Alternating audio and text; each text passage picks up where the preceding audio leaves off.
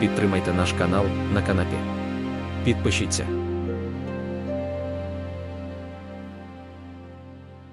Через 2 місяці їхньому подружньому життю мало не настав кінець, бо Ауреліано II, намагаючися загладити свою провину перед Петрою Котес, вирішив сфотографувати її в уборі королеви Мадагаскару. Коли Фернанда довідалася про це, то поскладала свій посаг у скрині і, ні з ким не попрощавшись, поїхала геть із Макондо. Ауреліано II наздогнав її на дорозі в долину. Після довгих принизливих прохань і обіцянок виправитися, йому зрештою вдалося повернути дружину додому, а коханку він знову покинув. Певна своїх сил Петра Котес не виявила ніякого занепокоєння, адже це вона зробила його чоловіком. Він був іще дитиною, яка нічого не відала про справжнє життя, з напханою різними фантазіями головою. Коли Петра Котес витягла його з Мелькіадесової кімнати і визначила йому місце в світі. Він народився потайним, відлюдькуватим, схильним до роздумів на самоті, а вона сформувала йому нову, зовсім іншу вдачу, жваву, товариську, відкриту, наповнила його радістю життя, прищепила любов до бучних веселощів та марнотратства і врешті-решт перетворила його зовні й всередині на того чоловіка, про якого мріяла для себе з юних літ. Потім він оженився. Рано чи пізно сини одружуються. Він довго не насмілювався повідомити їй цю новину. І поводився зовсім по-дитячому. Закидав її незаслуженими докорами, придумував якісь образи, сподіваючись, що Петра Котес порве з ним сама. Одного разу, коли Ауреліано II кинув своїй коханій нове несправедливе звинувачення, вона обійшла пастку і поставила все на свої місця. «Вся річ у тім, – мовила вона, – що ти хочеш одружитися з королевою». Присоромлений Ауреліано II зобразив напад гніву, оголосив себе людиною, якої не зрозуміли і яку незаслужено образили, і перестав навідувати будинок коханки. Петра Котес ні на мить не втратила своєї чудової витримки звіра в засідці. Вона слухала музику, звуки фанфар, гамір бурхливого весільного бенкету, так, ніби все це було тільки одним із нових вибриків Ауреліано II. Тим, хто висловлював її співчуття, вона відповідала безтурботною усмішкою. «Не тривожтеся, королеви у мене на побігеньках». А сусідці, яка запропонувала їй запалити заговорені свічки перед портретом утраченого коханця, вона сказала впевнено і загадково: «Єдина свічка, через яку він повернеться, горить не згасаючи». Як вона й припускала, Ауреліано II з'явився в будинку відразу ж після медового місяця. З ним були його постійні приятелі і мандрівний фотограф, а ще він приніс сукню і горностаєву мантію, в якій Фернанда вирядилася на карнавалі. Серед гамору веселого бенкету Ауреліано II примусив Петру Котес убратися королевою, проголосив її єдиною і довічною володаркою Мадагаскару, звелів сфотографувати її і роздав фотографії своїм друзям. Петра Котес не тільки погодилася взяти участь у цій грі, але й глибоко в душі відчула жалість до свого коханця, вирішивши, що він, либонь, чимало натерпівся, коли вже вигадав такий небуденний спосіб примирення. О 7 годині вечора, все ще залишаючись в уборі королеви, вона прийняла Ауреліано II в своєму ліжку.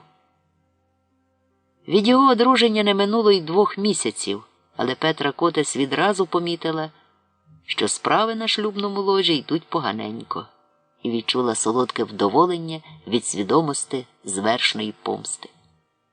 Проте через 2 дні, коли Ауреліано II, не насмілившися з'явитися особисто, прислав до неї посередника, аби домовитися про умови, на яких вони розійдуться, Петра Котес зрозуміла, що їй буде потрібно більше терпіння, ніж вона гадала, бо її коханець, здається, зібрався принести себе в жертву правилам пристойності.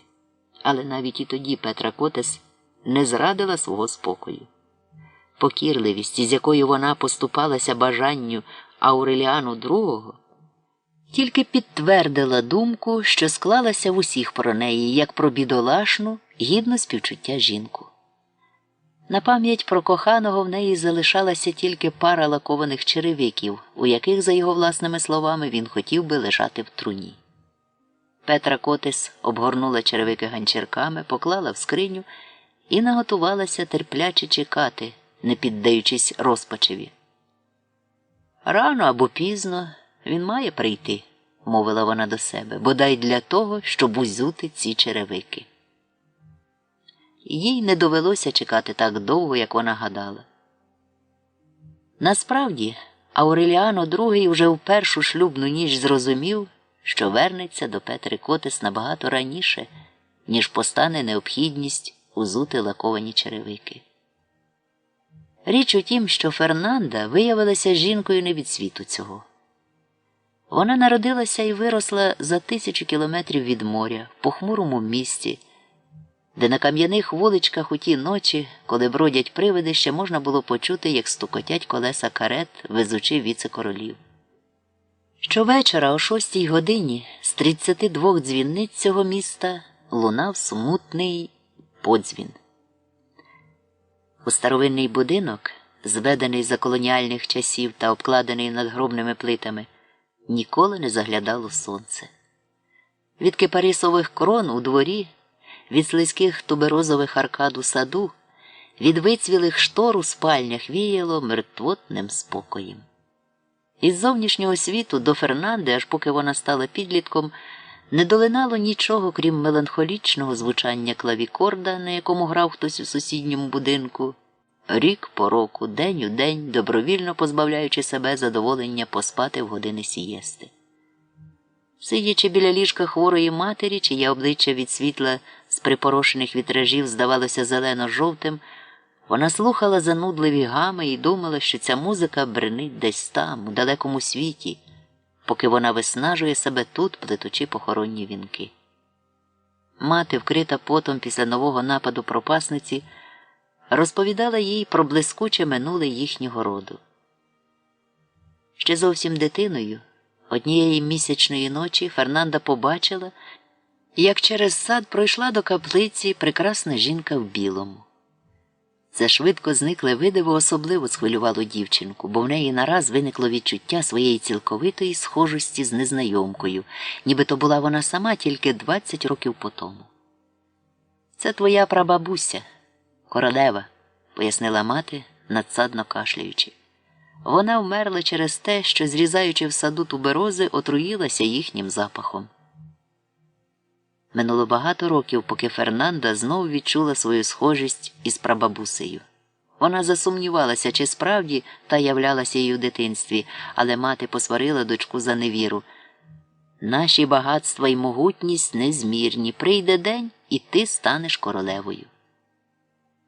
Фернанда повірила її словам, дарма що вдома на довгий, укритий тонкою скатертиною і заставлений сріблом стіл, їй подавали, звичайно, тільки чашечку шоколаду на воді і одне печиво. Вона марила про легендарне королівство аж до дня весілля, незважаючи на те, що її батько, Дон Фернандо, був змушений заставити будинок, аби купити їй посаг. Ці мрії не були викликані ні простодушністю, ані манією величі, просто її так виховали. Відколи Фернанда пам'ятала себе, вона завжди ходила на золотий горщик із родовим гербом. Коли їй виповнилося 12 років, і вона вперше залишала будинок, виряджаючися в монастирську школу, для неї подали екіпаж, хоч до школи було всього 2 квартали. Її однокашниці дивувалися, що її посадовлено окремо, на стілець із дуже високим бильцем, і вона не приєднується до них навіть під час перерви. «Ви їй не рівня», – пояснювали черниці, – «вона буде королевою». Подруги повірили в це, бо вже на той час Фернанда була найгарніша, найшляхетніша і найскромніша дівчина з усіх, яких вони бачили в своєму житті. Минуло 8 років. Навчившися писати вірші латиною, грати на клавіакордах, вести розмову про соколині лови з кабальєро та про апологетику з архієпископом, обговорювати державні справи з іноземними правителями а божественні з папою, Фернанда вернулася в рідну домівку і знову почала плести похоронні вінки. Будинок виявився занедбаним, у ньому зосталися найнеобхідніші меблі, декілька канделябрів та срібний сервіз. Усе інше довелося поступово спродати, адже треба чимось платити за науку. Її мати померла від нападу пропасниці. Батько, Дон Фернандо, весь у чорному, із золотим ланцюжком від годинника впоперек грудей, видавав їй у понеділок срібну монету на домашні витрати і забирав сплетені за тиждень похоронні вінки. Більшу частину дня він просиджував, замкнувшися в своєму кабінеті, а в тих рідкісних випадках, коли виходив у місто, завжди повертався перед 6-ю годиною, щоб устигнути помолитися разом з донькою. Фернанда ніколи ні з ким не приятелювала, ніколи не чула про те, що країна стікає кров'ю у війнах, ніколи не переставала слухати щоденні вправи на піаніно. Вона вже почала втрачати надію стати королевою, як раптом одного дня біля парадного входу пролунало кілька нетерплячих ударів молотком. Фернанда відчинила двері ставному військовому з надзвичайно гречними манерами. На щоці в нього красувався шрам, на грудях золота медаль. Він замкнувся з батьком у кабінеті. Через 2 години Дон Фернандо зайшов до її кімнати. «Збирайся», – сказав він, – «тобі доведеться вирядитись в далеку подорож». Ось так Фернанду і привезли до Макондо. А там життя одним махом, брутально і нещадно, звалило на неї весь тягар тієї реальної дійсності, яку батьки приховували від дочки стільки років. Повернувшись додому, вона замкнулася в своїй кімнаті і довго плакала, незважаючи на благання і пояснення Дона Фернандо, який намагався вилікувати рану, завдану її серцю нечуваним знущанням. Фернанда вже була вирішила, що не залишить своєї спальні до самісінької смерті. Аж тут по неї приїхав Ауреліано II. Це надзвичайно вразило її, бо приголомшена кривавими подіями в Макондо, не тямлячись від люті через свою ганьбу, Фернанда збрехала йому про себе, щоб він ніколи не міг довідатись, хто вона насправді така. Вирушаючи на пошуки, Ауреліано II знав тільки 2 певні прикмети. У неї характерна вимова уродженки гір, і за фахом вона плетільниця похоронних вінків. Він шукав, не шкодуючи сили. З тією ж бездумною відвагою, з якою Хосе Аркадіо Буендіа перейшов гірський хребет, щоб заснувати Макондо, з тією ж сліпою гординею, з якою полковник Ауреліано Буендіа провадив свої даремні війни, з тією ж безрозсудною впертістю, з якою Урсула боролася за життя свого роду, шукав Ауреліано II Фернанду. Ні на мить не занепадаючи духом. Він питав, де продаються похоронні вінки, і його вели від одного будинку до іншого, щоб він міг вибрати краще. Він питав, де живе найгарніша жінка, яка будь-коли існувала на землі, і всі матері вели його до своїх дочок. Він блукав ущелинами неясності, заповідниками часу, викресленого з пам'яті, лабіринтами розчарувань. Він перейшов жовту пустелю, де луна повторювала його думки, а туга породжувала примарні видива. Після багатьох тижнів марних пошуків він потрапив до невідомого міста, де всі дзвони калатали, як за небіжчиком. Він одразу впізнав, хоч ніколи доти їх не бачив і нічого про них не чув, і стіни, роз'їдені сіллю північних вітрів, і старезні балкони з порохнявого почорнілого дерева, і прибитий біля вхідних дверей шматочок картону з розмитим дощами надписом «Продаються похоронні вінки». Від цієї хвилини й до того крижаного ранку, коли Фернанда під охороною ігумені назавжди покинула батьківський дім, минуло так мало часу, що черниці ледве встигли пошити посаг і повкладати в скрині канделябри, срібний сервіз, золотий горщик та незліченні й непотрібні уламки родинної катастрофи, що затягалася аж на 2 століття. Дон Фернандо не схотів супроводжувати молодих. він пообіцяв приїхати до Макондо пізніше, коли розквитається зі своїми боргами, і, благословивши дочку, знову замкнувся в кабінеті, звідки почав посилати Фернанді коротенькі листи з жалобними віньєтками і родовим гербом. Листи ці започаткували певне духовне спілкування між батьком і дочкою. Для Фернанди день від'їзду був днем її справжнього народження. Для Ауреліано II він став майже водночас і початком, і кінцем щастя. Фернанда привезла з собою пригарний календарик, оздоблений позолотою, де її духівник позначив фіолетовим чорнилом дати утримання від виконання подружнього обов'язку. Сюди входили Страсний тиждень, неділі, перша п'ятниця кожного місяця, дні обов'язкові для відвідування мес, дні постів та обітниць стриманості, а також і числа, що випадали через періодичні нездужання. Таким чином, у календарі залишалося лише 2 придатні дні, розкидані де-не-де серед густого лісу фіолетових хрестів. Певен того, що час повалить на землю цю колючу загорожу, Ауреліано II затягнув весільне свято далі, ніж було передбачено. Стомившись від сили селенної порожніх пляшок з-під шампанського та бренді, які їй знай доводилося відвозити на смітник, щоб вони не забили весь будинок, і водночас заінтригована тим, що молодята лягають спати в різний час і в різних кімнатах, а фанфари та музика не стихають і худобу ріжуть далі, Урсула згадала свій власний досвід і спитала Фернанду, чи немає, бува, у неї пояса цнотливості, адже рано або пізно він викличе в місті кепкування, а це може погано скінчитися. Але Фернанда зізналася, що просто чекає, поки минуть 2 тижні після весілля, і тоді вже дозволить собі перше зближення з чоловіком. Коли минув цей термін, вона справді розчинила двері своєї спальні, наготувавшись принести себе в жертву для спокутування гріхів. І Ауреліано II побачив найпрекраснішу в світі жінку з очима зляканої лані і довгим волоссям мідяного кольору, розсипаним на подушці. Зачарований цим видовищем, він не відразу зауважив, що Фернанда вбралася в білу сорочку аж до кісточок, з довгими рукавами і великим крулем, майстерно обкиданим отворотом на рівні живота. Ауреліано II не міг утриматись від сміху. «Зроду не бачив нічого непристойнішого», – вигукнув він, зареготавши на весь будинок. «Я взяв за себе черницю».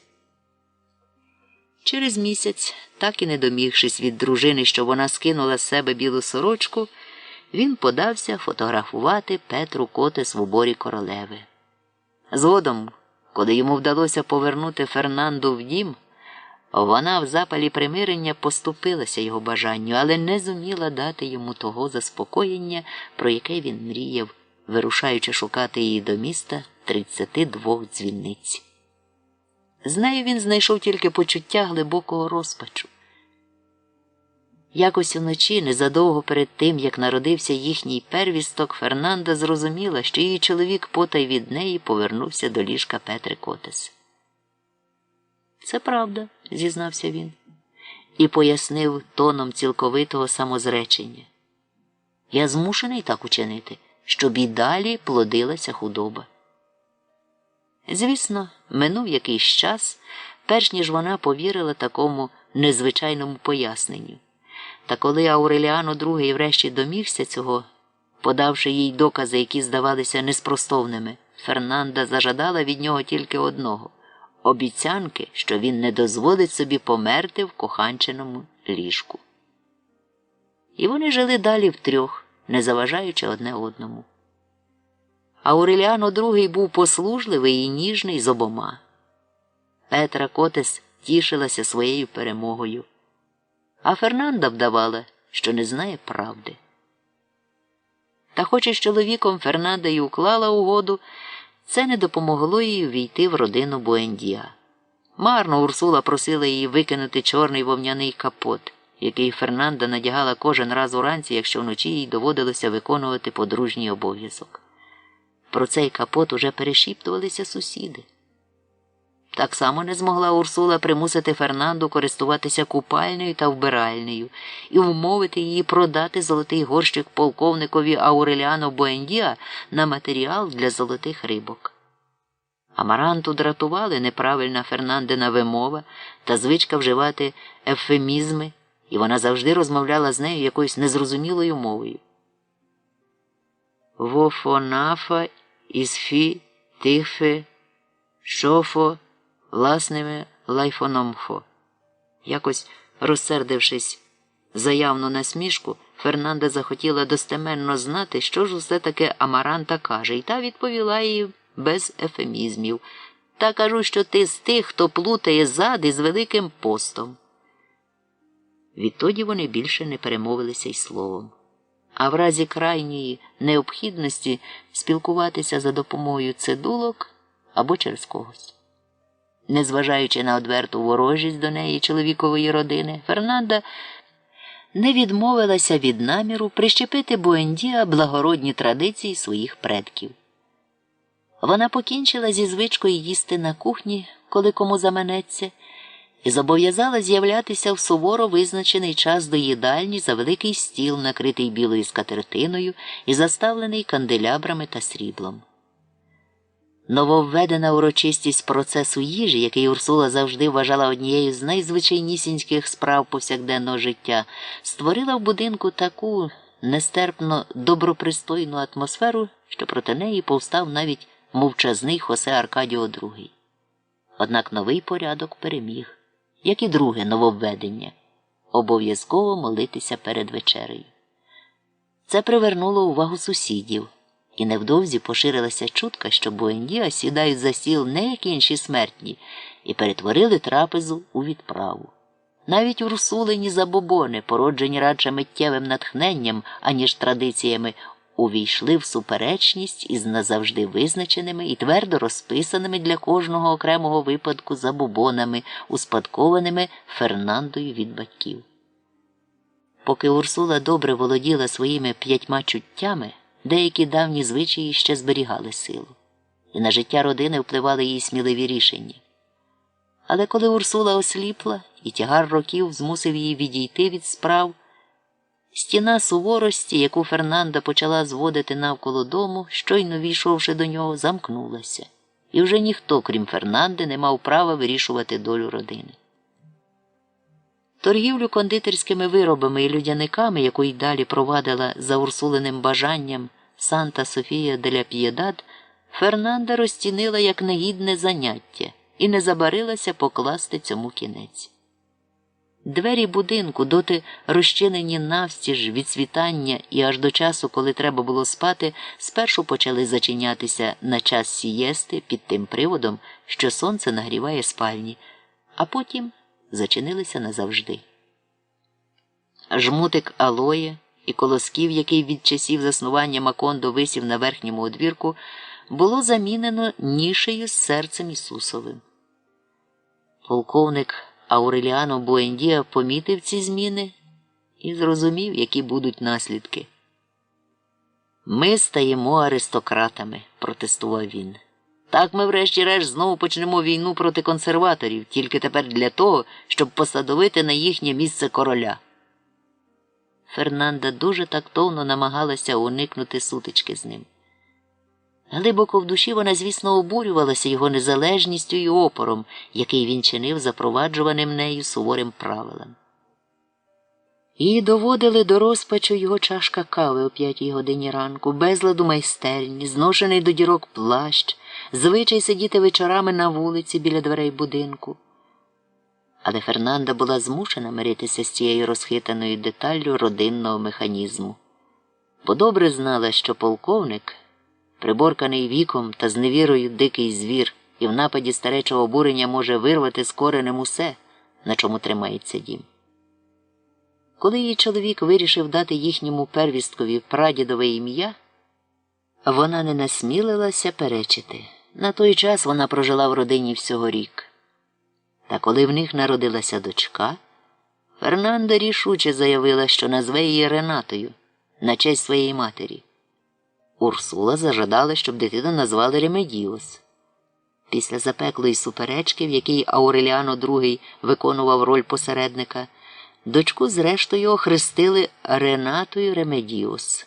Але мати називала її Ренатою, а всі інші – Меме, скороченим ім'ям від Ремедіос.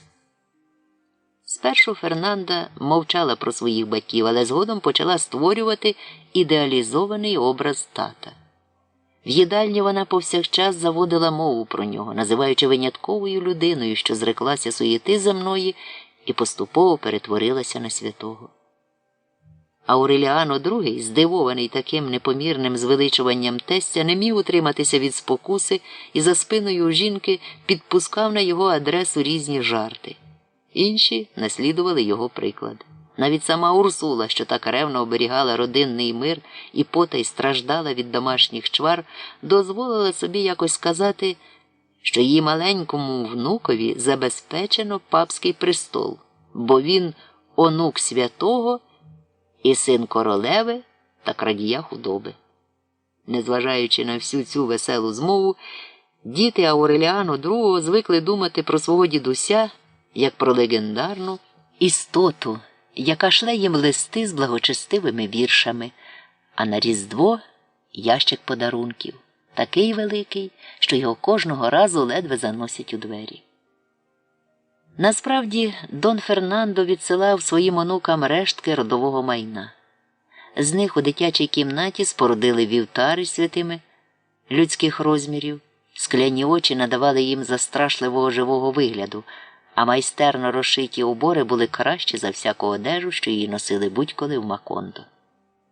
Мало-помалу похоронна пишнота старосвітських і похмурих панських покоїв переїхала в світлий будинок Буендія. «Нам переслано уже весь родинний цвинтар», – зауважив якось Ауреліано II. «Бракує тільки плакучих верб і надгробків». І хоча в дідових ящиках діти ніколи не знаходили нічого такого, чим можна було б погратися, вони однаково цілий рік нетерпляче чекали грудня. Бо ж хай там як, а поява старовинних і завжди несподіваних речей вносила пожвавлення у їхнє життя. На 10-те Різдво, коли маленького Хосе Аркадіо вже ладнались виряджати до семінарії, прибув, трохи раніше, ніж завжди, міцно збитий і просмолений по швах, щоб не проникло вологи, велетенський дідів ящик. На ньому готичними літерами було зазначено адресу «Високородній сеньорі Фернанді дель Карпіо де Буендія». Поки Фернанда читала в спальні листа, діти кинулися розкривати ящик. Їм, як звичайно, допомагав Ауреліано II. Вони зішкребли смолу, повитягали цвяхи, зняли захисний шар тирси і виявили під ним довгу скриню, закручену мідними гвинтами. Відкрутивши всі 8 гвинтів, Ауреліано II скрикнув і ледве встиг відштовхнути дітей у бік.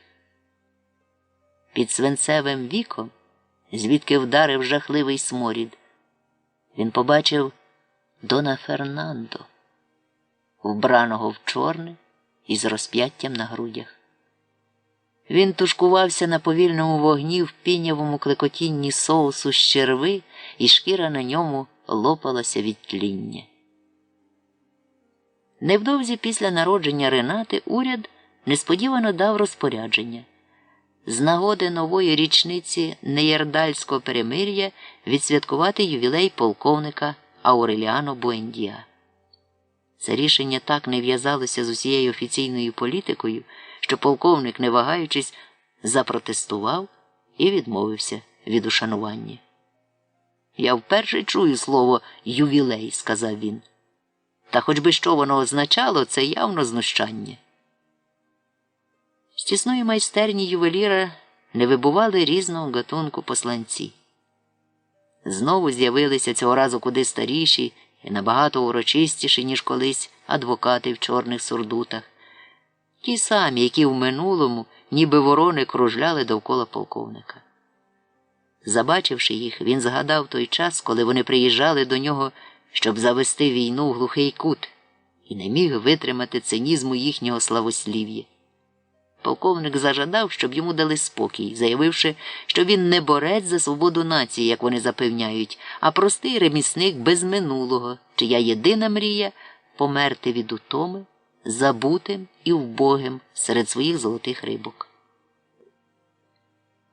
Та найбільше його обурило повідомлення, що президент республіки збирається бути на святкуванні в Макондо і вручити йому орден пошани. Полковник Ауреліано Буендіа звелів переказати президентові слово в слово таке: він нетерпляче дожидатиме цієї пізньої, але заслуженої нагоди, щоб всадити в нього кулю. І то не за всі зловживання та беззаконня уряду, а за неповагу до старої людини, яка нікому не чинить зла. Він виріг свою погрозу з таким запалом, що президент республіки в останню хвилину відмінив поїздку і послав йому орден з особистим представником. Полковник Герінельдо Маркес, на якого тиснули з усіх боків, поступився проханням та вимогам і залишив ложе паралітика, сподіваючись переконати давнього товариша по зброї. Коли полковник угледів крісло гойдалку, яку несли 4 чоловіки, і свого друга, що сидів серед великих подушок, то ані на мить не засумнівався в тому, що полковник Герінельдо Маркес, котрий замолоду ділив з ним усі перемоги та поразки, переборов свої немочі з єдиною метою – підтримати його в прийнятому рішенні. Але, дізнавшись про справжню причину відвідин, наказав винести крісло гойдалку з майстерні разом із полковником Герінельдо Маркесом.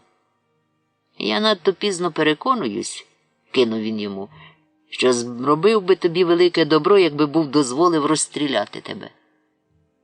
Таким чином, ювілей провели без участі будь-кого з полковникової родини. Він зовсім випадково збігся в часі з карнавальним тижнем, але нікому не вдалося вибити з голови полковника Ауреліано Буендіа вперту думку, що уряд передбачав і цей збіг, щоб іще жорстокіше поглумитися з нього. В своїй самітній майстерні він чув військову музику, залпи артилерійського салюту, бамкання дзвонів і уривки фрази з промов, виголошуваних перед будинком з нагоди присвоєння вулиці його імені. Очі полковника Ауреліано Буендіа налилися сльозами від обурення і безсилого гніву. І вперше після своєї поразки він пожалкував, що вже немає молодечої відваги, щоб розпочати кровопролитну війну і не залишити й сліду від влади консерваторів. Ще не встигла влягтися луна ушанування, як у двері майстерні постукала Урсула. «Не заважайте мені», – сказав полковник, – «я працюю». «Відчини», – мовила Урсула спокійно, але наполегливо. «Це свята не стосується». Тоді він відсунув засув і побачив у коридорі 17 чоловіків різної зовнішності, типу і кольору, але з однаковим у всіх самотнім виглядом, за яким їх відразу можна було впізнати будь-де на земній кулі. То були його сини. Не змовляючись заздалегідь, навіть доти не знавши один одного, вони з'їхались із найдальших закутків узбережжя, приваблені чутками про ювілей. Усі вони з гордістю носили ім'я Ауреліано і прізвища матерів. За ті 3 дні, які сини прогостювали, на радість Урсулі та на обурення Фернанді, вони перевернули в домі все догори дном, неначе там пройшла війна. Амаранта розшукала серед старих паперів записника, де Урсула свого часу занотувала дати їхніх народжень та хрестин і проти кожного імені відзначила адресу. З допомогою цього списку можна було поновити в пам'яті всі 20 років війни, простежити всі нічні походи полковника від того ранку, коли він вирушив з Макондо на чолі загону, який складався з 21 чоловіка, вирушив, щоб наздогнати химеру повстання, і аж до його останнього повернення додому в зашкарублому від крові плащі. Ауреліано II не пропустив нагоди відсвяткувати приїзд новоспечених родичів бенкетом, де рікою лилося шампанське і грав акордеон. Це свято визнали запізнілою відповіддю на злочасний карнавал, організований до ювілею. Гості побили на друзки половину всіх ваз у будинку, поламали трояндові кущі, ганяючись за биком, якому збиралися дати чосу, перестріляли всіх курей, примусили Амаранту танцювати з ними сумні вальси П'єтро Креспі, а Ремедіос натягти штани і видертися на стовп по приз, а потім упустили до їдальні обмазану жиром свиню, яка звалила з ніг Фернанту. Проте ніхто не скаржився на ці напасті, бо землетрус, що перевернув весь дім, виявився цілющим. Полковника Ауреліано Буендіа, який спочатку зустрів своїх синів з недовірою і навіть узяв під сумнів походження декого з них, потішили їхні витівки, і перед від'їздом він подарував кожному по золотій рибці. А відлюдькуватий Хосе Аркадіо II запросив їх на північі бої. І це мало не скінчилося трагедією. Бо ж багато хто з Ауреліано був великим знавцем різних махінацій, до яких вдаються півнярі, і зразу ж виявив шахрайства падре Антоніо Ісабеля. Побачивши, які можливості для гульні та веселощів відкриває така численна рідня, Ауреліано II вирішив, що всі вони повинні залишитися працювати в нього.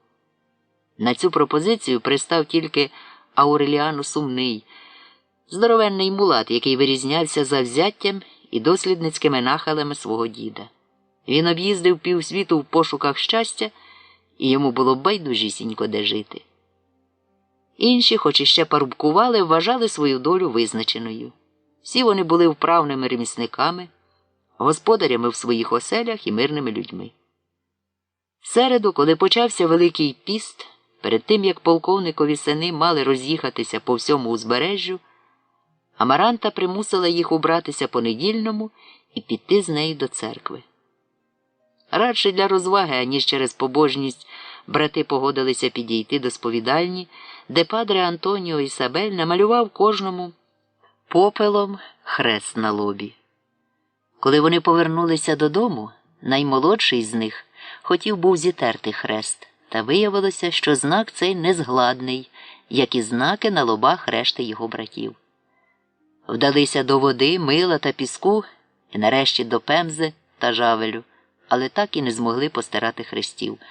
Навпаки, Амаранта і всі інші, хто був у церкві, легко постирали свої. «Тим краще», – сказала Урсула, прощаючись з онуками. «Віднині вас уже ніхто ні з ким не сплутає». Вони від'їхали гуртом, з оркестром попереду, пускаючи в повітря ракети. І залишили в місті враження, що рід Буендіа має сім'я ще на багато віків. Ауреліано Сумний вибудував на околиці міста фабрику льоду, про яку мріяв божевільний винахідник Хосе Аркадіо Буендіа. Через місяць після свого прибуття до Макондо, коли всі вже його пізнали і полюбили, Ауреліано Сумний ходив по місту, шукаючи підхоже житло для матері і незаміжньої сестри. Вона не була полковниковою дочкою, і зацікавився великим і незграбним і старим будинком на розі площі, який здавався незаселеним. Він спитав у людей, де його господар, і хтось йому відповів, що будинок нічий, а раніше в ньому мешкала одна самотня вдова, яка живилася землею і вапном зі стін. За останні роки перед смертю її бачили на вулиці тільки двічі – в капелюшку з дрібненьких штучних квітів і черевиках кольору старого срібла. Вона щоразу йшла через площу до поштової контори, щоб відіслати листа єпископові. Ауреліано Сумному розповіли, що з нею жила тільки жорстока служниця, яка вбивала собак, котів та всіх інших тварин, які забігали на подвір'я, і викидала трупи на вулицю, щоб дозолити всьому місту смородом падла. Минуло хто зна скільки часу, відколи сонце перетворило на мумію останню викинуту тварину, і всі були певні, що господиня будинку і служниця померли задовго до закінчення війни, а сам будинок стоїть лише тому, що вже давно не було ні лютої зими, ні урагану. Двері з поїденими іржею завісами трималося, здавалося, тільки на густому павутинні, яке геть позавісувало їх. Віконні рами понабрякали від вогкості, у тріщинах на цементній підлозі галереї росла трава і польові квіти. Шастали ящерки та різне гаддя. Все ніби підтверджувало ту думку, що тут принаймні років 50 уже ніхто не живе. Нетерплячому Ауреліану Сумному вистачило б куди менше доказів, щоб наважитися увійти в дім. Він штовхнув плечем парадні двері, і трухляве дерево безшумно впало додолу купою пороху та землі, яку понаносили терміти, що влаштували в дошках свої гнізда.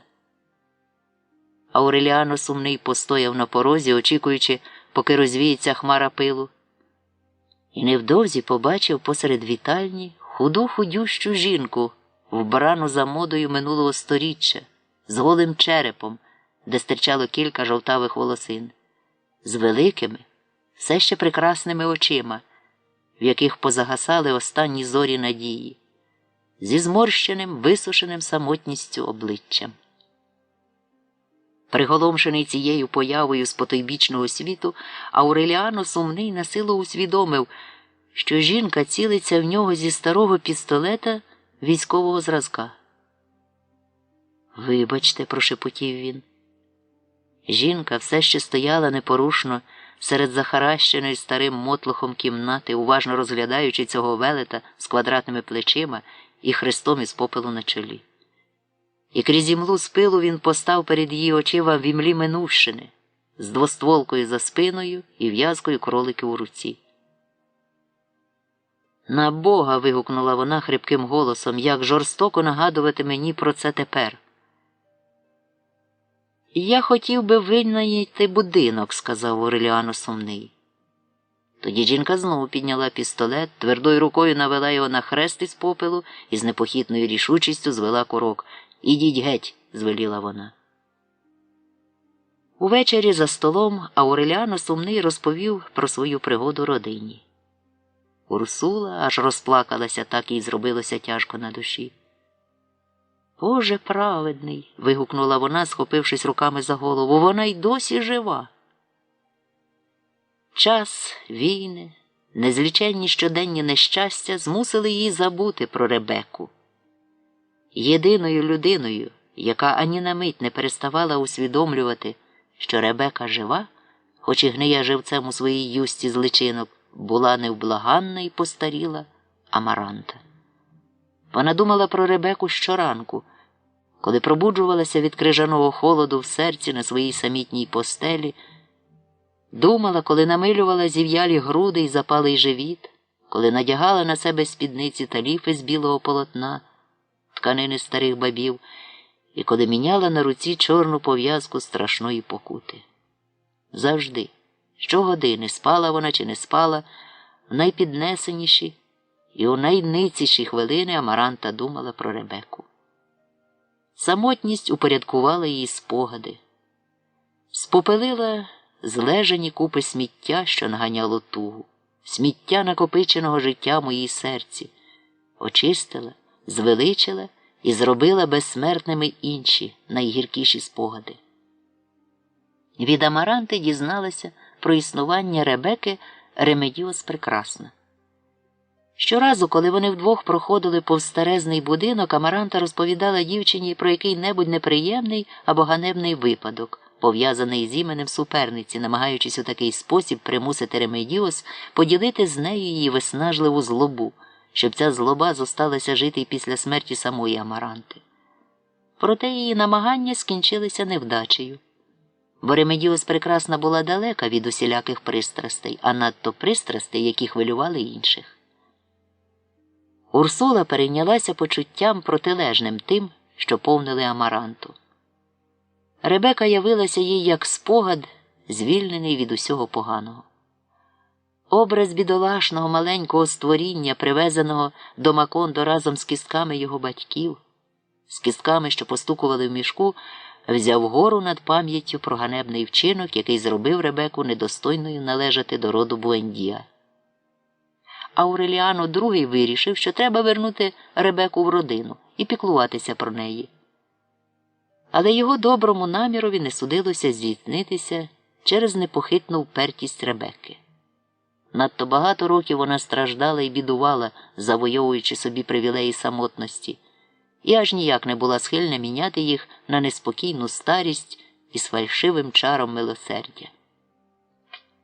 У лютому, коли до Макондо знов приїхали 16 синів полковника Ауреліано Буендіа, все ще позначені хрестами з попелу, Ауреліано сумний під шум гульні розповів їм про Ребеку, і вони за якісь півдня відновили колишній вигляд її будинку. Позаміняли двері та віконні рами, пофарбували фасад у світлі веселі кольори, попідпирали стіни і заново зацементували підлогу галереї. Але вони не дістали дозволу продовжити перебудову всередині оселі. Ребека навіть не підійшла до дверей.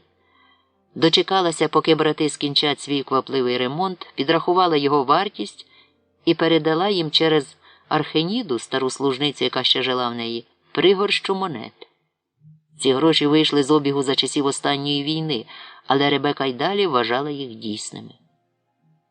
І тільки тоді всі усвідомили, яка страшна прірва відокремлює її від світу, і зрозуміли, що Ребеку годі витягти з її впертого затворництва, поки в ній жевріє бодай іскорка життя. Після другого приїзду до Макондо синів полковника Ауреліано Буендіа ще один з них, Ауреліано Житній, залишився в місті і став працювати зразом з Ауреліано Сумним. Ауреліано Житній був одним із перших дітей полковника, привезених для хрещення, і Урсула з Амарантою дуже добре запам'ятали його, бо він за кілька годин перебив усі крихкі речі, які тільки траплялися йому під руку. Час поменшив його колишнє бажання рости вгору, і нині це був чоловік середнього зросту з подзьобаним віспою обличчям. Однак притаманне йому дивне прагнення все руйнувати зосталося, як і раніше. Він побив стільки тарілок, навіть тих, до яких не доторкався, що Фернанда швиденько купила йому олов'яний посуд, перш ніж він знищить останні рештки дорогих сервізів. Але й на міцних олов'яних тарілках невдовзі поз'являлися прим'ятини та щербини. Ця невліковна властивість, що вкидала в розпач навіть самого Ауреліано Житнього, надолужувалася щиросердям, яке викликало довіру до нього з першого погляду, та гідною подиву працьовитістю. За короткий час він так розширив виробництво льоду, що перевищив купівельну спроможність місцевого ринку. І Ауреліану Сумному довелося поміркувати над питанням, як збувати продукцію в інших поселеннях долини. Саме тоді він і намислив захід, який став вирішальним не тільки для модернізації виробництва на його фабриці, а й для встановлення зв'язку Макондо з рештою світу. «Треба прокласти залізницю», – сказав він. Уперше слово «залізниця» пролунало в Макондо. Побачивши на столі зроблене Ауреліано Сумним креслення, що було прямим продовженням схем, які Хосе Аркадіо Буендіа подав колись до посібника з сонячної зброї, Урсула впевнилася в своїй підозрі, що час рухається по колу.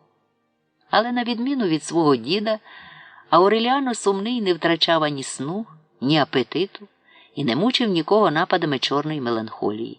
Навпаки, задумуючи найнеймовірніші проекти, він твердо вірив, що незабаром здійснить їх. Робив реальні розрахунки вартості і термінів, а тоді виконував свій задум, ні на мить не піддаючись сумнівам і розпачу. Якщо Ауреліано II і був чимось схожий на прадіда, і не схожий на полковника Ауреліано Буендіа, то це передусім своєю цілковитою несприйнятливістю до набутого гіркого досвіду. Він дав гроші на залізницю так само легко, як дав колись на безглузде навігаційне починання Хосе Аркадіо II. Ауреліано Сумний подивився на календар і поїхав у середу, пообіцявши вернутися, коли закінчаться дощі. Відтоді про нього нічого не чули. Ауреліано Житній, задихаючись від лишків продукції, став провадити досліди з виробництва льоду на основі фруктових соків замість води. І несподівано негадано започаткував виробництво морозива, сподіваючись у такий спосіб урізноманітнити продукцію фабрики, яку він уже вважав своєю, бо його брат безслідно зник. Закінчилися дощі, минуло літо, а від Ауреліано Сумного не було жодної звістки. І лише на початку зими, в найжаркішу пору дня, одна жінка, яка прала на річці білизну, вибігла вкрай збуджена з дикими зойками на центральну вулицю міста. там їде щось жахливе, нарешті спромоглася пояснити вона. Ніби кухня на колесах і тягне за собою ціле місто. В ту ж мить Макондо здригнулося від страшного гучного свисту і якогось пихкотіння, що нагадувало задишку. Кілька тижнів перед тим багато хто бачив, як артілі робітників укладали шпали та рейки, але ніхто не звернув уваги на ці роботи, сприйнявши їх за новий фокус циган, котрі знов повернулися, закликаючи народ, як і 100 років тому, своїми тамбуринами та свищиками, що вже не вселяли ніякої довіри, та вихваляючи незрівнянні властивості хто зна якої дурної мікстури, буцімто винайденої корисливими єрусалимськими мудрецями.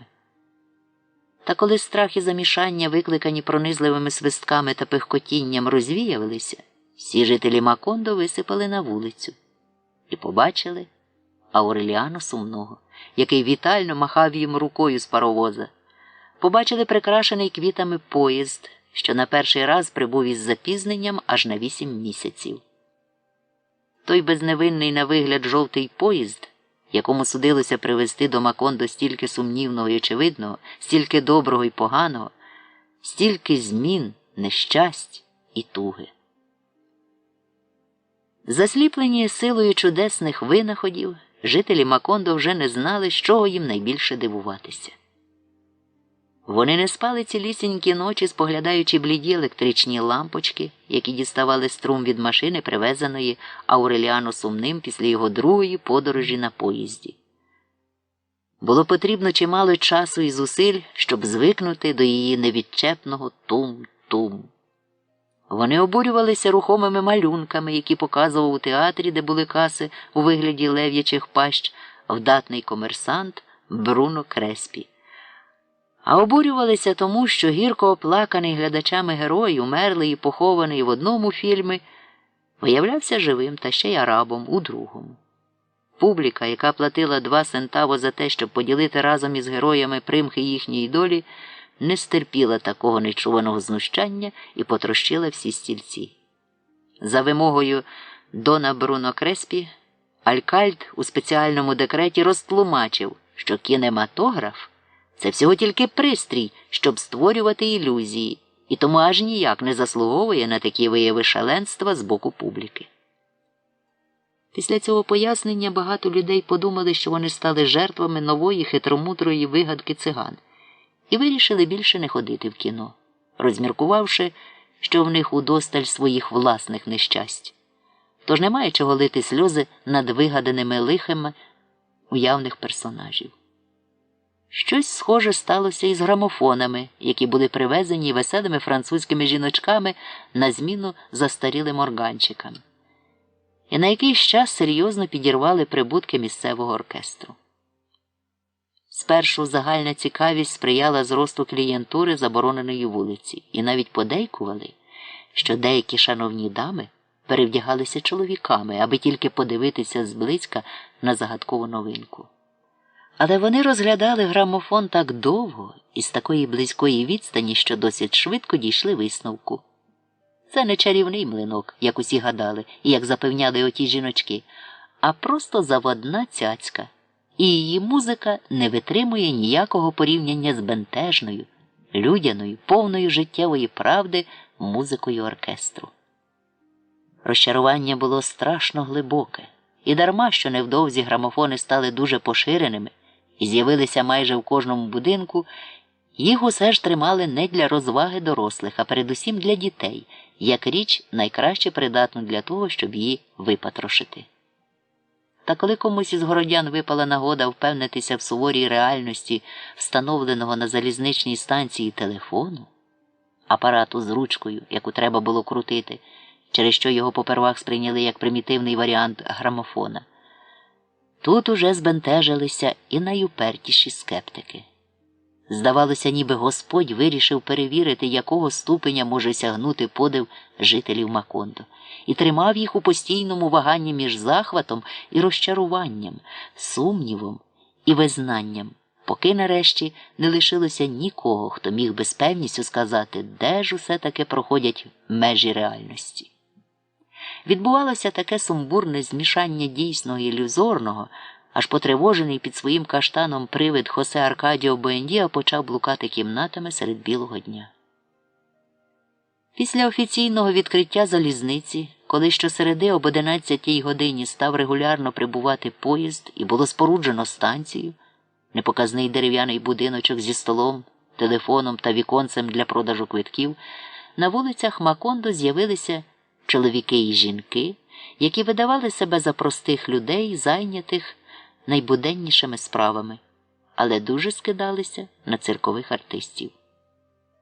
У місті, де народ уже не раз обпікся на циганських штучках, ці еквілібристи вуличної торгівлі, які з однаковим красномовством могли всучити вам чайник зі свистком і правила стриманості для спасіння душі на 7-й день посту, не могли сподіватися на успіх, проте добряче заробляли на тих, хто, стомившись від їхнього базікання, здавався на умовляння.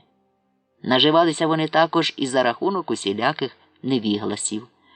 Разом із цими шарлатанами однієї середи прибув до Макондо, а потім з'явився на обід у дім Буендіа усміхнений товстун – містер Герберт. На ньому були штани для верхової їзди, гетри, корковий шолом та окуляри в сталевій оправі, за якими, мов два топази, жовтіли очі, а шкіру мав достоту північу. Ніхто за столом не звертав на нього уваги, доки він не з'їв перше гроно бананів. Ауреліано II зустрів містера Герберта випадково, в готелі Хакоба, де той каліченою іспанською мовою обурювався щодо відсутності вільних номерів і привів його в свій дім, як часто робив з приїжджими. Містер Герберт був власником кількох прив'язаних аеростатів. Він об'їздив із ними півсвіту і всюди мав гарні прибутки. Однак йому не вдалося підняти в повітря жодного жителя Макондо, бо для них прив'язаний аеростат був кроком назад, адже їм випало побачити і випробувати летючу мату циган. Тож він збирався від'їхати найближчим поїздом. Коли на стіл було подане смугасте, мов тигр, гроно бананів, що їх, звичайно, приносили до їдальні на обід, містер Герберт відірвав від нього перший банан не дуже охоче. Але потім відірвав іще один, за ним іще. Продовжуючи розмовляти, він їв банан за бананом, ретельно пережовуючи, смакуючи, але не з тою утіхою гурмана, а радше з відчуженим виглядом ученого. Упоравшися з першим гроном, він попросив друге. Відтак витягнув із скриньки для інструментів, яку завжди носив із собою, невеличкий футляр із оптичними приладами. З підозріливістю скупника діамантів він пильно вивчив один банан, препарував його спеціальним ланцетом, зважив на аптекарських терезах, виміряв з допомогою зброярських калібрів. Потім, діставши зі скриньки комплект інших приладів, визначив температуру і вогкість повітря та інтенсивність освітлення. Ця процедура була така цікава, що ніхто не міг їсти спокійно. Кожен чекав, коли вже містер Герберт дасть відповідні пояснення. Але він не сказав нічого, що дозволило б розгадати його наміри. В наступні дні містера Герберта бачили на околиці міста з сачком і кошиком у руках. Він ловив метеликів. А в середу приїхала група інженерів, агрономів, гідрологів, топографів та землемірів. Вони кілька тижнів обстежували ті самі місця, де містер Герберт ловив метеликів. Згодом прибув сеньор Джек Браун у причепленому до хвоста жовтого поїзда вагоні, оздобленому сріблом, з оббитими єпископським оксамитом диванами та дахом із синього скла. У спеціальному вагоні також прибули і закрутились навколо сеньора Брауна поважні чиновники в чорному, ті самі адвокати, які в інші часи супроводили скрізь полковника Ауреліано Буендіа. І це наштовхувало людей на думку, що агрономи, гідрологи, топографи і землеміри, так само як містер Герберт з його прив'язаними аеростатами та різнокольоровими метеликами, і сеньор Браун з його мавзолеєм на колесах і злими німецькими вівчарками, мають якийсь стосунок до війни.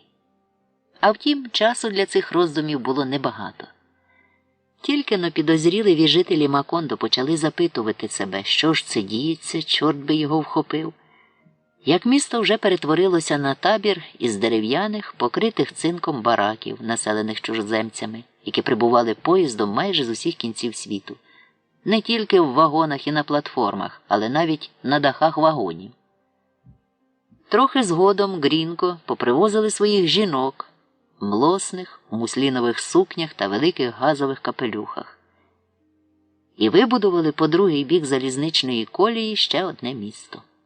В ньому були обсаджені пальмами вулиці, будинки з дротяними сітками на вікнах, білі столики на верандах, підвішені до стелі вентилятори з величезними лопатями і просторі зелені моріжки, де вільно гуляли павичі та перепілки.